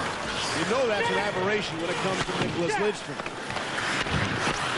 At the blue line, Coffey is crunched, then exchange a couple of shots to the head of Marty Lapointe. That's good. Here's Fedorov now. Hits the brakes, tries to skip by Nordstrom. Can't do it. Far side. Good to see Chelios back on the ice for Detroit. Dumps it down low. Fedorov. Nordstrom on him. We're 4-on-4. Ripped shot by Lapointe. Wide of the target. Fedorov will race over and force it a little deep for the Kings to get to it. Fedorov jumping. He's just flying. He's just getting so much space. Just so much space and setting up everybody, making crisp passes, opening up the ice. Long shot. Rough play. Gloved by Osgood, and he'll hang on. And right now, the Kings do not belong in the same sentence with the Red Wings. It's only 2-0, but it's all Detroit. Yeah, it is. I mean, because basically LA's only getting like one chance here. That's it. And then for 4 or 5 minutes, they're not getting a sniff. I mean, Rob Blake can shoot the puck, but in this situation, from this far out, and the goaltender's seeing it at this level, snap that sucker up there like it's a little flea. I mean, nothing to it. Lidstrom's pass. Neutral zone, head up. He looks one way, buys some time, goes through the middle. Shanahan takes it on the backhand. I'm sure he'd prefer this on the forehand, but at this particular point, going down the left side, he's got to take it on the backhand. He's still trying to go against the grain, top shelf, and credit Fisset. Perfect positioning by Fisset in nullifying that wonderful play set up by Nicholas Lidstrom and his vision. And every one of Lidstrom's passes, I always talk about Pronger being the best outlet pass now in the NHL. I mean, there's an argument there because Nicholas Lidstrom is right there as well. They're always flat, they're always hard, they're always ahead of you. Pile up to the left of Osgood, and a couple of players on top of the puck, and we'll get the whistle. 2:23 left here in the second. 2-0 Detroit. The Red Wings looking to sweep away the Kings and move on in to the second round. The Detroit Red Wings are competing with the LA Kings. So Scotty Bowman knows that the LA Kings are a team in which have to win 4 games to win this series. Now, at the other end of it, the LA Kings, they said before this game started that we have the ability to win 4 games straight. We've done that during the course of the year. Well, Andy Murray's squad did it. They did it twice, though. That's it. Both times, 5 games in a row were wins. So it didn't happen all the time.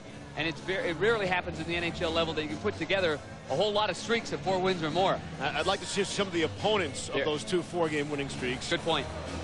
Not the caliber, I'm sure, of the Detroit Red Wings every single night. Off the face-off, Berg dumps it back down to Carlotti. And sort of a story of the way this postseason has gone. The pass from Carlotti right back out of the zone. Here's the Perrier for Jason Blake. Rips one, a stick save by Chris Osgood. LaPerriere off Lidstrom. No. Down deep behind the net. Robitaille. Centering feed, trying to hook up with LaPerriere, is broken up. And here's McCarty breaking out at center. McCarty the long shot. Fisset the save. No, wholesale changes for Detroit. Shot on goal. All 5 guys go to the bench. 5 new guys come out on the ice. Here's Kozlov at center. Puck rolling on him, and he loses to Smolinski. Headman pass for Nelson Emerson. Murray is still down by Chelios. 2 2-on-2 to the right of Chris Osgood now. Emerson will push it in deep. Delayed offside, wiped out. And Duchesne will just shoot in. Duchesne play. You hear the call on the ice. Tremendous on-ice audio. There would be not an icing call. 1 minute remaining in the second period. Chelios, Emerson on him, and Murray repeated the sequence of seconds ago. Final minute to play, period number 2. Kings working free with Emerson. Draper on him, centering feed, goes right back to the net. Good battle here down low. The LA Kings finally showing some urgency here. Winning some battles down low. Good ship for Emerson and Murray. Check is thrown. Blake, good headman pass, they're onside or overtime. Glance off the boards, the drop pass. Smolinski couldn't get there in time. Lidstrom beat him to the puck. Osgood will lead it there. It's up the boards and out of the zone. Final 13 ticks of period number 2. 8 seconds left. Off Palffy, untouched inside the zone. Osgood will swing it around. Murphy will get to it, and the horn will sound, ending period number 2. Coming up, the Trip.com intermission report.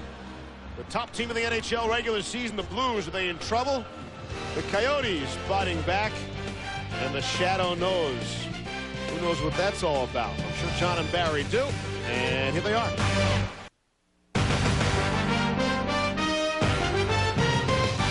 ESPN's coverage of the Stanley Cup playoffs is brought to you by Bud Light, the official beer sponsor of the NHL. By Alta Vista, smart is beautiful. And by Nortel Networks. We're building the new high-performance internet.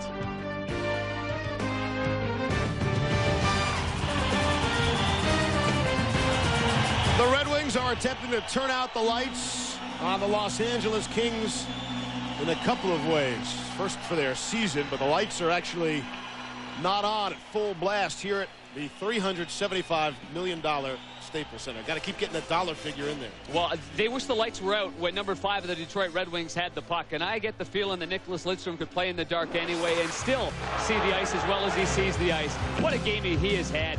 Around the net, buying some time. Oh, fake the drop pass to Larionov. Fire one right off the pipe, and you could hear the sound of it before Fusset covered it up. Want an outlet pass? Right on the tape. You don't think Brendan Shanahan thought about Nicholas Lidstrom when he signed that 4-year, $26 million extension? He kept saying, I can get the puck on my tape and flat every single time my stick's on the ice. This guy is just all world. Lidstrom and a couple of the Red Wings spent their off day on the 3rd Street Promenade out in Santa Monica, and Lidstrom had quite a funny line. They were looking around. Nobody noticed them. Nobody noticed the hockey all-stars. But Lidstrom said, a lot of freak shows going on out here in Los Angeles. I think the Red Wings thoroughly enjoyed their time. There are no lights in the building. In fact, the only lights on might be the 2 little lights we have in our broadcast booth here at the Staples Center as we await the start of period number 3. We look for lights when we come back.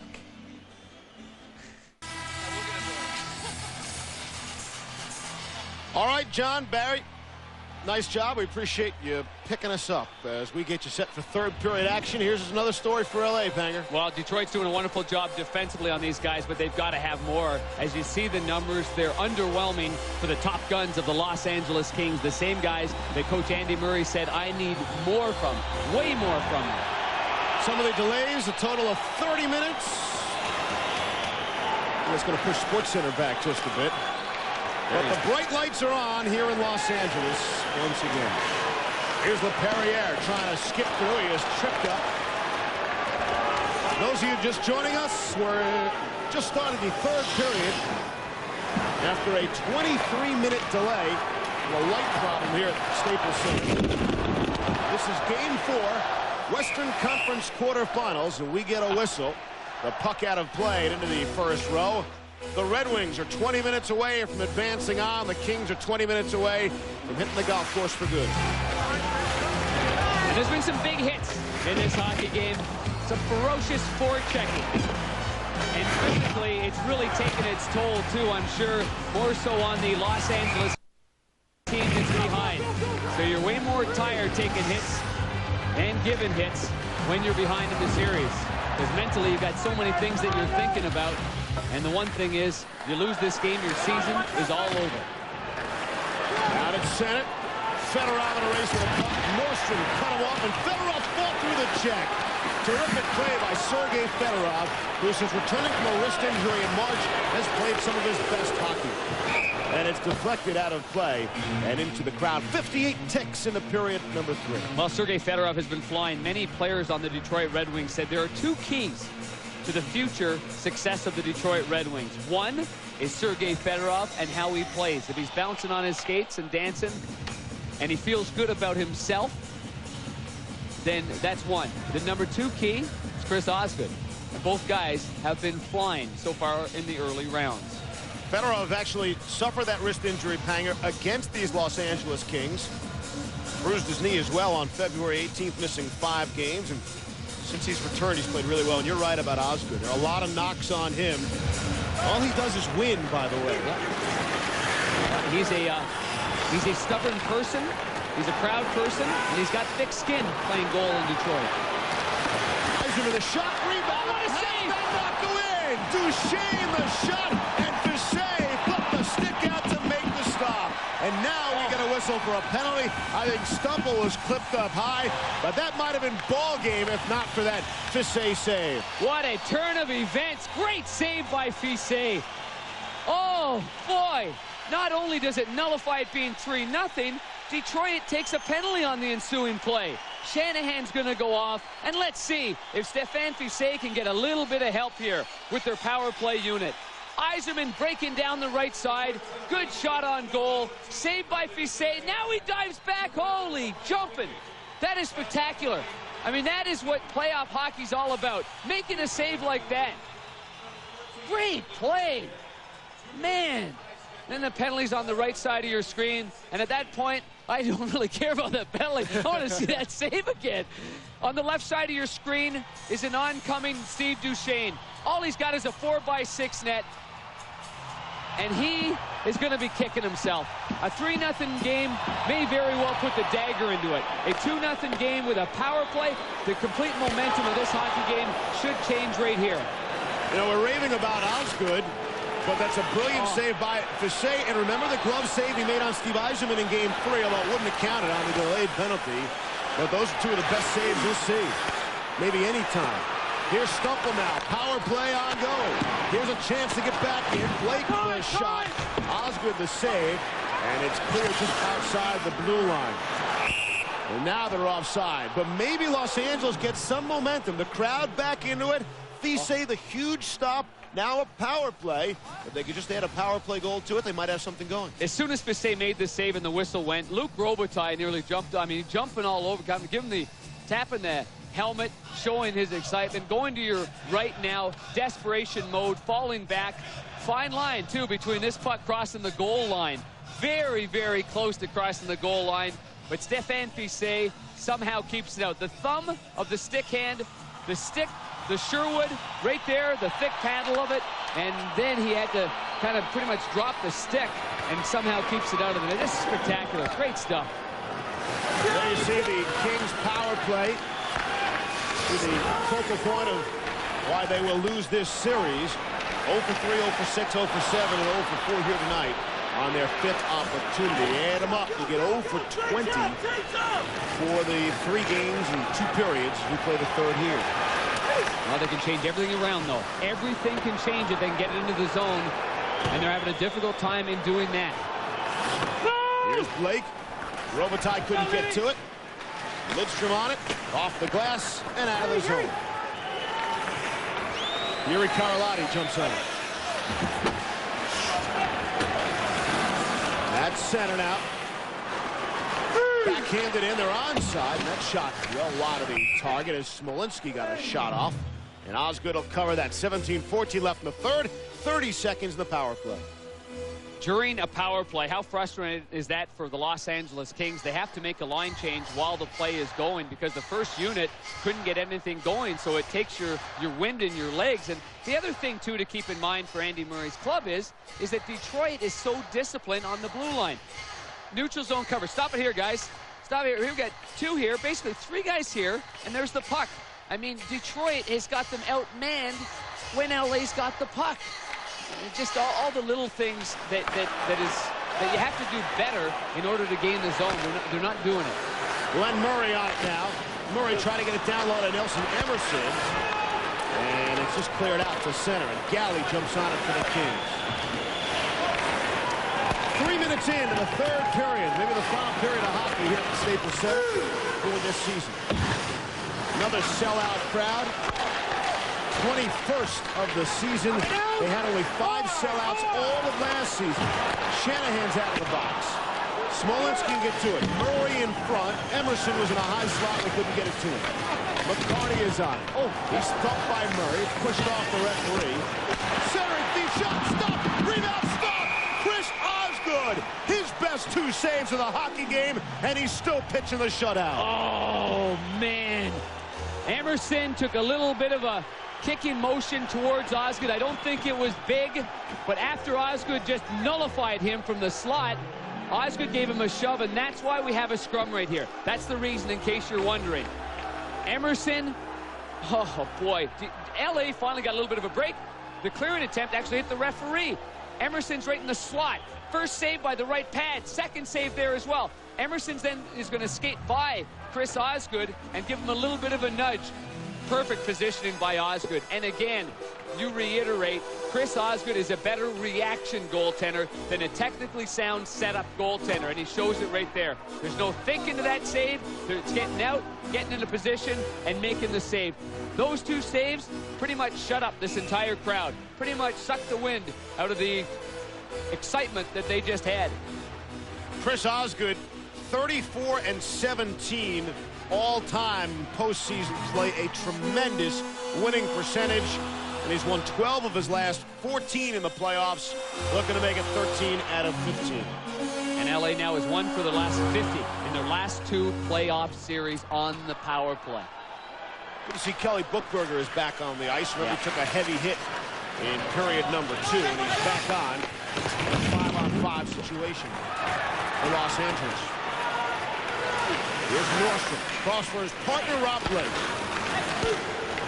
No! And it's shot in. Race to the puck. Dandino gets to it. Hit by Buchberger. Kept in at the point by Corkum. They chop it in deeper. Here's Buchberger. Got some time. Towards the front of the net. And some good positioning there by Dandino to tie up the player in front of the net. 1, 2, 3, 4, 5. Here's Carlotti. Getting a mic check there on the ice? No, they're counting the players. You might have heard them count. Yep, that's what it was. 2, 3, right. 4, 5. Yep. Make sure there weren't too many men on the ice. Because a lot of times on the line change, if one guy jumps out prematurely there like that, the other coach is going to try to get the referee's attention. They're onside here. Blake was on his back and he is thrown hard into the end boards. Dandino just leveled Blake. And it's out of play and into the crowd. 15-20 left in the third, and quite possibly the Kings' season. Matthew Dandino is a very, very strong individual. The forward-turned defenseman goes a very sturdy 205 pounds. After Jason Blake tried to take it on the backhand, now the stick's between his legs, and there's the push that I personally, I can't stand it. I just don't like it, because you're just, all your life, your instincts are getting hit by his shoulder. Here he's off balance. The stick's between the midsection, and he's just thrown right into the boards like that. And what's the ref going to do? Call you for pushing? But I think it's something that has to be looked into. I really, really do. That unexpected hit is what is causing a ton of injuries around the NHL.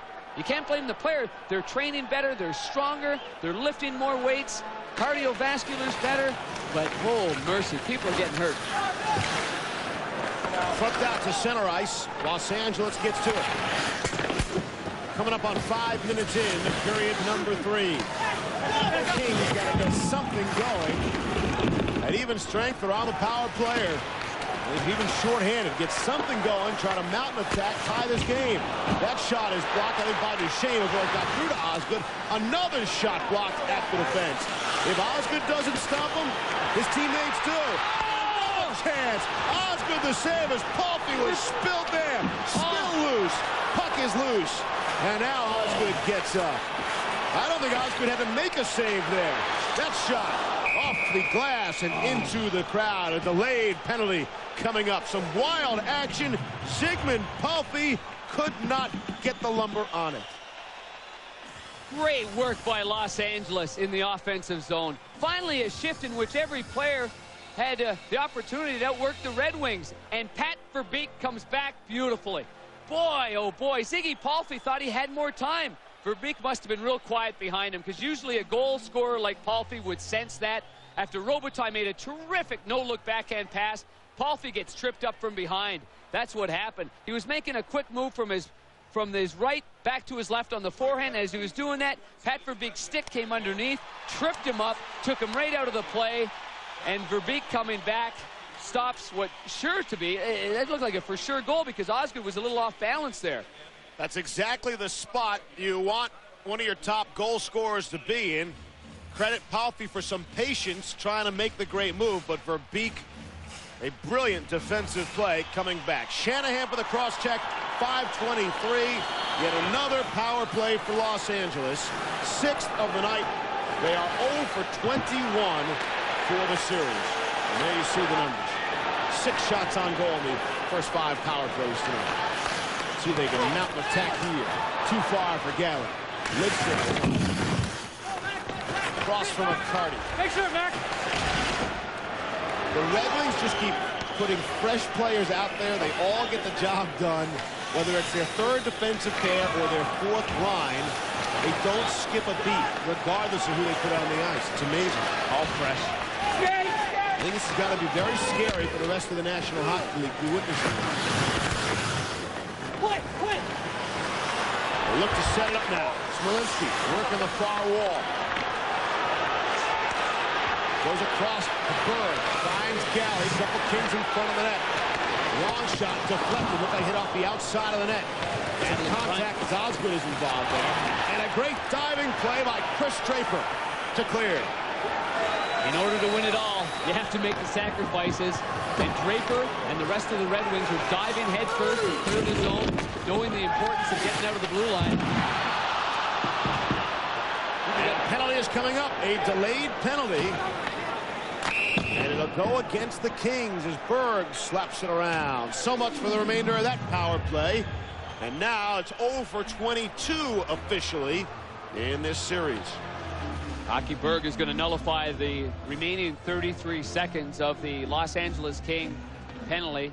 Power play, I should say, with Shanahan in the penalty box. It's a strange game, Pang. It's only 2-0, but it feels like it's 4 or 5-0. Yeah, it does. It's not always fair to keep harping on that, too, because you know that the Los Angeles Kings, they're giving it everything they've got. I mean, it's not a lack of effort. It's just the fact of the matter is there's a well-oiled machine on the other side after... Oh, boy. See, Chelios put some pressure on Galley, and that gets everybody going. And what Barry Melrose was talking about is if you've got one guy putting pressure like Chelios, you have to have the next guy supporting him. Right away, Draper read that, so he's on his toes. He's thinking be aggressive right there instead of going back on his heels and falling back into passive mode. Trying to go headman to Martin Lapointe. And Deseo play it away from him. We're 4 on 4 for 15 seconds. Headman the other way. Here's Palffy trying to break in again. And Fedorov got just enough of him to throw him off. Kings are still set up pretty well here. Here's Nordstrom now. He's bodied off it by Fedorov. Squirts free for Palffy. Back for the shot from Stumpel. That was blocked. And Shanahan will come away. Here's Brendan Shanahan. Lets it go from the circle. Fise the save. And he'll hang on. He's got that in his glove. Something looked like it broke, and that's why the referee is looking at something anyway, maybe from his pad, from Stéphane Fiset's pad that came loose. Meanwhile, Sergei Fedorov continues to be a force. That's the classic sweep check. No penalty. He reaches around the player, sweeps the puck from behind, and that's where Sergei Fedorov has the advantage, because he is truly one of the great pure skaters in this game of hockey. And when he's feeling confident, feeling good about himself, there are fewer players in the league that can be better than Sergei Fedorov. Super defensive play right there on Ziggy Palffy. Former Selke Trophy winner as the top defensive forward in the NHL. Rehydrating there a little bit, a little energy drink instead of the normal water or Powerade.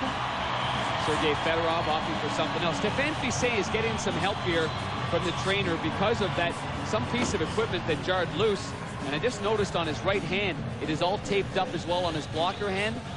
And consider the save that he made early in the third period, diving back. That was the hand in which he made that save. Maybe that's why he dropped his stick. Fissé missed 21 games due to a hand injury. Oh, that would be the one. Season. Yeah. And he's returned. Also had a strained left groin injury, missing 6 games in March. Actually hurt himself with a hand in warm-ups. Yeah. He was not a casualty of Al McInnes. Well, a couple other goaltenders were, including Chris Osborne. Here's Yzerman now. Dumped down deep. Power play at minute 5 for the Red Wings. Here's Lidstrom moving to the middle. Far side Shanahan. Towards the front. It's stopped. Rebound loose. Still loose. Snap over the puck. And Fissé's got it. Good save by Fissé because Thomas Holmstrom, his nemesis in front, was right there on the doorstep. The thing you've got to like about this setup here, Larionov goes back because Yzerman takes the faceoff. Then Yzerman right here is going to end up back to the point. But that's not the key to this whole play. Let this roll here for a second, guys. I want to show you Nicklas Lidstrom and what he does right here in drawing the line here. Stop it here, guys. He's going to bring it here, dance it here, and wait for this man to be open. It's a classic play here. Classic play going backwards, backwards, backwards, spreading it out, and then finally getting it over to Shanahan. It opens up all kinds of space. But if you don't have that movement like Lidstrom, you can't make that thing happen. Shot off the end boards, and it is cleared across the line. Under 12 to go here in the third. 40 seconds left in the power play for Detroit. Here's Holmstrom now. It's cut off. Gives it up to Fedorov from Pat Verbeek. Verbeek's got one of the 2 Detroit power play goals tonight. Larry Murphy, the veteran, has the other. Centering feed. Kings get to it, and they'll clear. LA's got to get something going if they're to join the 42 Leafs and the 75 Islanders, at least having a chance to come back. Being down 3 games for them. Those are the only 2 teams to ever rally from a 3-0 deficit and win a 7-game series. Shot wide of the net. Centering feed. Maltby in front. Couldn't get a whack at it. Fedorov back to the point. Lidstrom shot. Kicked out by Fissé. Penalty is over. Back to 5 aside. Here are the Kings roaring at center. Smolinski drop pass for Burrow. Blocked by Glenn Murray's skate before it ever made it on goal. What a shift by Lidstrom. Offensively, getting some help as well, but then coming all the way back and perfectly getting himself in a position in front of the net. Hacked at and whacked at by LaPointe and force it in deeper. Galley's without a twig. And then they'll get some new lumber, and Blake is on. Interesting change in front of the Kings bench there. We'll get a whistle. We step out. 10:29 to go in the third. It's 2-0 Detroit. It would be a lot worse if not for the heroics of Stéphane Fissé.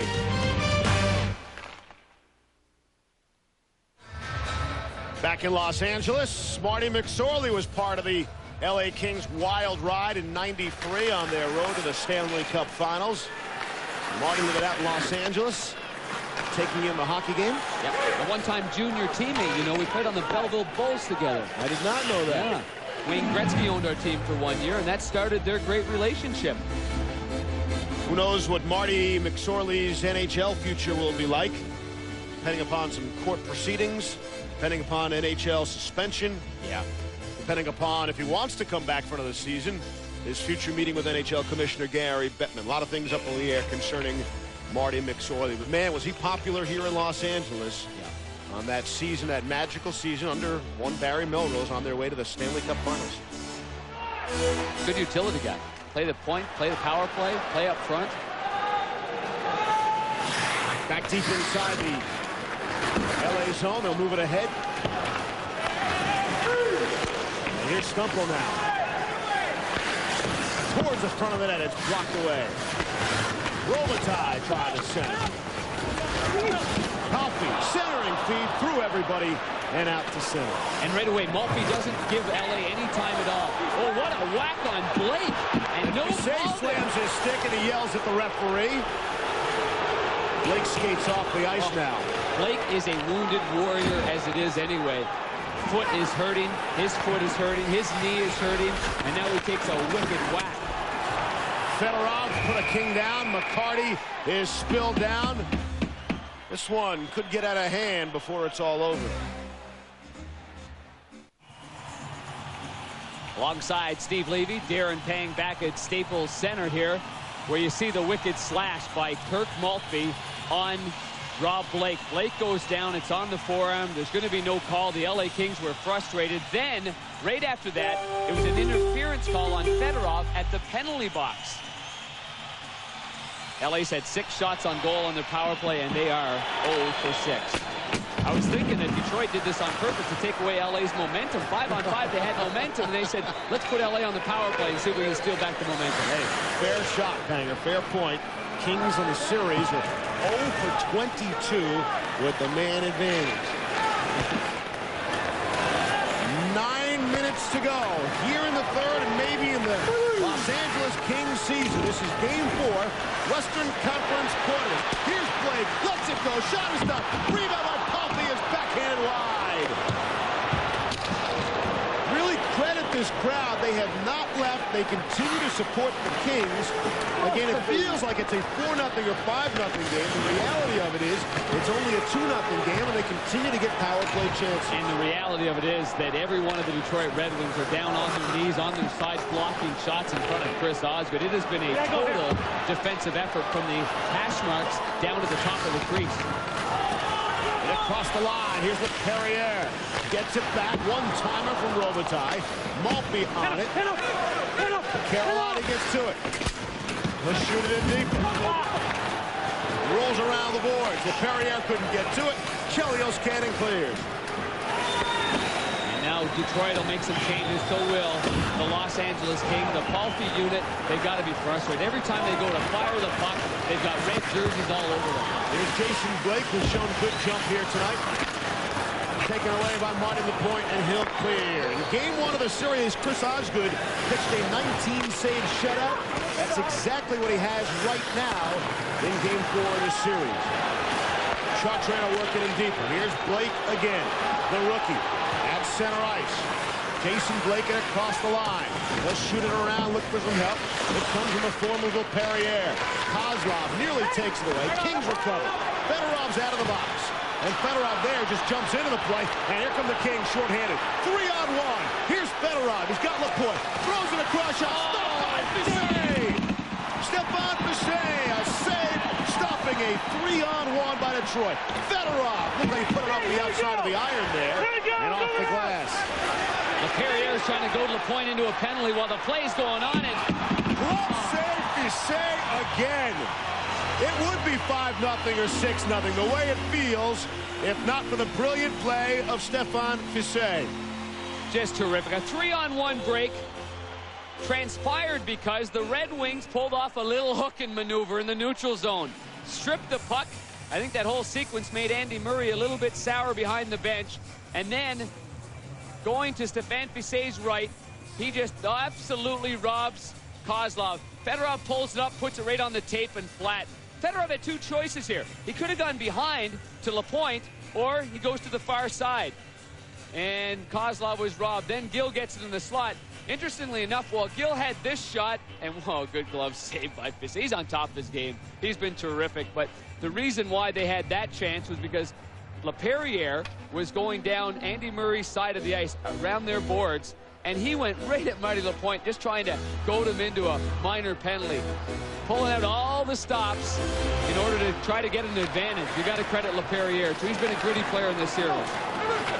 LaPerriere led the National Hockey League in major penalties this season. A pretty good scoring season as well. Sports Center is coming up next. Just as soon as we get through here in Los Angeles and maybe get through with the Kings season. Osgood will stick that one into the corner. Red Wings with a win here tonight could buy themselves a week break. A 1-week break, that is. Here's a shot blocked. There's an example the Kings have not quit. It's Nelson Emerson. Broken finger and all goes down to the ice to make the block. You bet he did. That's a super play by Nelson Emerson. thought of as an offensive player. He's in his defensive zone going down to block shots. Well, when you see Yzerman and Shanahan and all these guys on Detroit going down and blocking shots, it sort of tells you something, doesn't it? Got to be contagious. Hey, it works for Detroit. They win. Let's try that.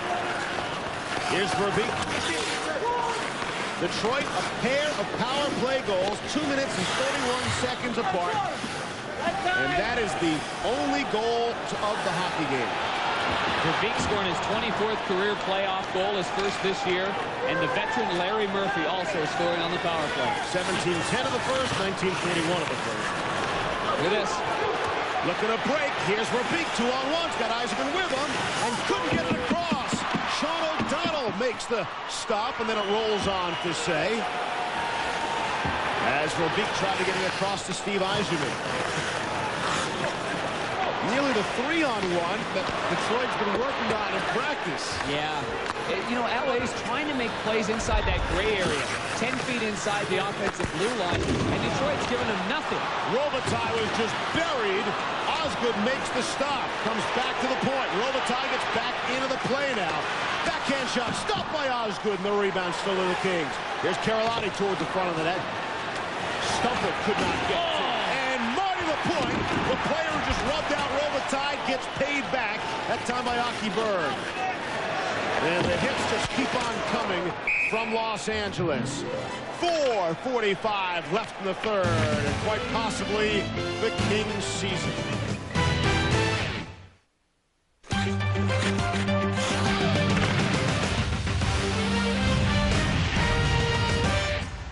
The Stanley Cup playoffs continuing, and our coverage throughout on ESPN, ESPN2, and on ABC. We've got some ABC flavor here tonight with Al Michaels in the building. Al will join us for Stanley Cup Finals coverage on ABC. As Detroit looks to become the first team to break through to the second round of the Stanley Cup playoff. Turnover! Osgood the save. He has been there every time. And one of the big differences, you get a good shot at Chris Osgood, there is no second shot. The wings cover for him so well in front of him. Yeah, they've collapsed down low. They've blocked shots. They've sprawled out. They've done everything.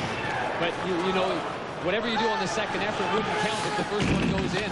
And you're right, Osgood has always been there for that first save. And for the most part, pushing the rebounds off to the side. Let's get an update now. Back to John Saunders. John. Well, Steve and Darren, the Sharks gave up a 2-goal lead to allow St. Louis to tie it at 2. Would it come back to haunt them? No. Gary Suter, watch the replay of this thing. It bounces a couple of times on the way to the goal. A skip, another jump, and it's 3-2 Sharks. All right, John, thanks. And whoever wins that hockey game, either way, you'll see it. Friday, ESPN continues its playoff coverage, 7 Eastern, when the regular season champion St. Louis Blues return home. It'll be Game 5 against the San Jose Sharks. For more, log on to ESPN.com, part of the Go Network, Go.com, and that regular season championship not helping the Blues right about now. No, and San Jose, if they were to upset St. Louis, boy, does that change everything in terms of the next round for all teams. That was a good pass by Shannon. I thought it might have been a two-line offside play. It was not. Rolls up around the near board. And here's Rob Blake trying to push it ahead. Again, SportsCenter is coming up just as soon as we exit stage left. Here's Blake trying to pound it towards the front of the net. It's blocked. And it's cleared down the ice. That's odd. Another block. 2 by Nicholas Lidstrom, using his foot like a goaltender. Verbeek is right there as well. Here's Murphy at center. The veteran in his 17th consecutive NHL postseason. He's got a goal tonight. Again, go back to it. A failure of the Kings' power play. And the fact that LA has outscored Detroit 6-5 at even strength, 5-on-5. And yet they appear that they'll be swept as we come down in the final 3 minutes. LaPointe is banged again by Aki Berg. Here are the Kings. They're 3-on-4. They cross the line. Here's Aki Berg coming late. Heavy screen in front. Berg can't get it through. LaPointe has to drop his broken stick now. Here's Berg for Stumple. Robitaille rips one on goal, and Osgood the save, and there's no rebound. Did the story of this game, and Chris Osgood got off on the right foot early on in this hockey game, really setting the tone, and what would have been a key start to the Los Angeles Kings as we go back to the very first period is this save by Chris Osgood on Laperriere, 22 white. Laperriere, I'm sure he was thinking the arms are up, the red light's going to go on, and it would be a goal, and that would start them off into the right direction. Osgood has simply been magnificent in this hockey game. Sports Center is coming up again just as soon as we're through. We're 2 minutes and 29 seconds away. The night in the National Hockey League playoffs will be a big story. But the swan song for Sir Charles. He wanted to go out on his own terms in the NBA. It looks like he did just that. The champ's in trouble. And again, highlights from around the National Hockey League. Stuart Scott, Kenny Mayne, Sports Center coming up just as soon as we are through here. And likely through with Los Angeles Kings. So we'll get the first team through to the second round and the first team to be eliminated.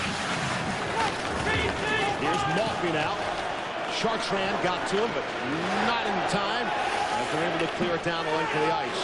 I'll quickly get back to it. If Dallas were to win, it would be Dallas-San Jose if San Jose wins. Detroit would then play, based on Colorado winning, these are hypotheticals, it would be Detroit-Colorado in the second round.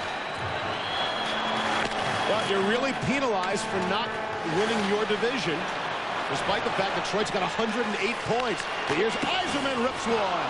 Stop by Passay. Fortunate to get most of it as it went through him and just wide of the cage. That puts an emphasis on divisional play. It does. I still think, this is just me, I just think that, you're rewarded by the first round. But we've got to reward teams for being good. Because the two best teams were in the same division, I think after the first round, I think it's the time to reseed them all. Anyway, Passay's gone to the bench, and they've got an extra man on the ice. Far side now, Berg, the defenseman in deep. Obviously, the Kings have to try to force the issue here. Final 70 seconds, maybe in LA's season. There's Palpy, gets it across. Shot, stop, rebound, stop. Oh, Chris Osgood getting it done. And it's pulled clear. Empty net. Here's Fedorov. Scored the empty netter in the first game, and he'll score the empty netter in the second game. The final game of the series. Sergei Fedorov has put it away for the Detroit Red Wings.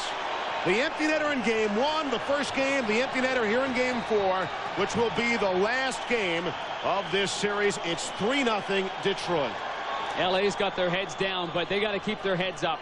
They've got to keep their heads up. They're going up against a superior hockey team. No disrespect to every one of these Los Angeles Kings players. But when the octopus hits the ice and you're in your home barn, it smells like trouble. Osgood, though, made an unbelievable save. Just an unbelievable save. Scotty Bowman's got to be feeling like it was such a key going into this series. How's the young fella, how's he going to play again? Makes one save, makes the second save, and not only that, he robs, 550-goal scorer Luc Robitaille.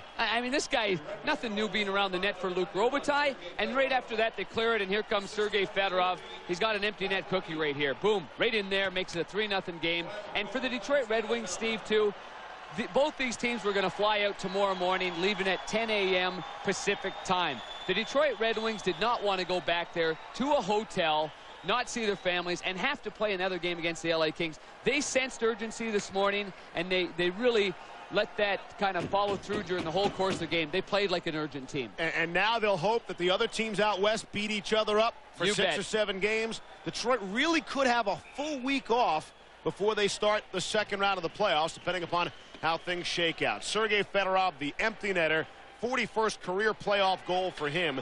Pat Verbeek, the assist, 1909, and it's 3-0 Red Wings, and it's all over but the crying here in Los Angeles. And they'll face it off at center.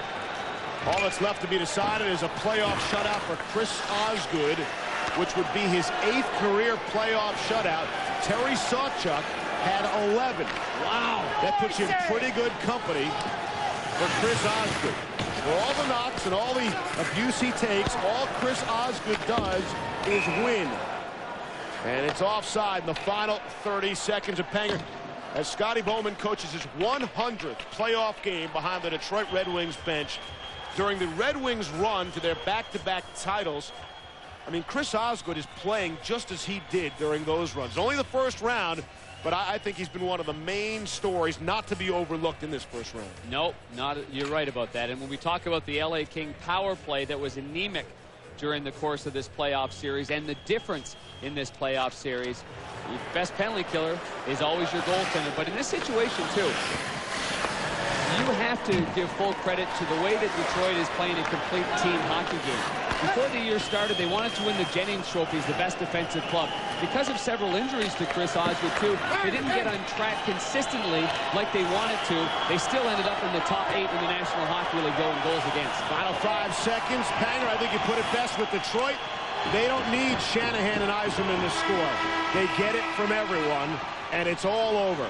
The horn sounds, and the first team through to the second round of the Stanley Cup playoffs is Chris Osgood and the Detroit Red Wings. Osgood, the shutout with 25 saves, his second blanking of this series, and Scotty Bowman just continues to tack on his winning records. Andy Murray has such a great deal of respect for Scotty Bowman, as does every coach. This is the 17th career time that Scotty Bowman has been involved in a 4-game sweep.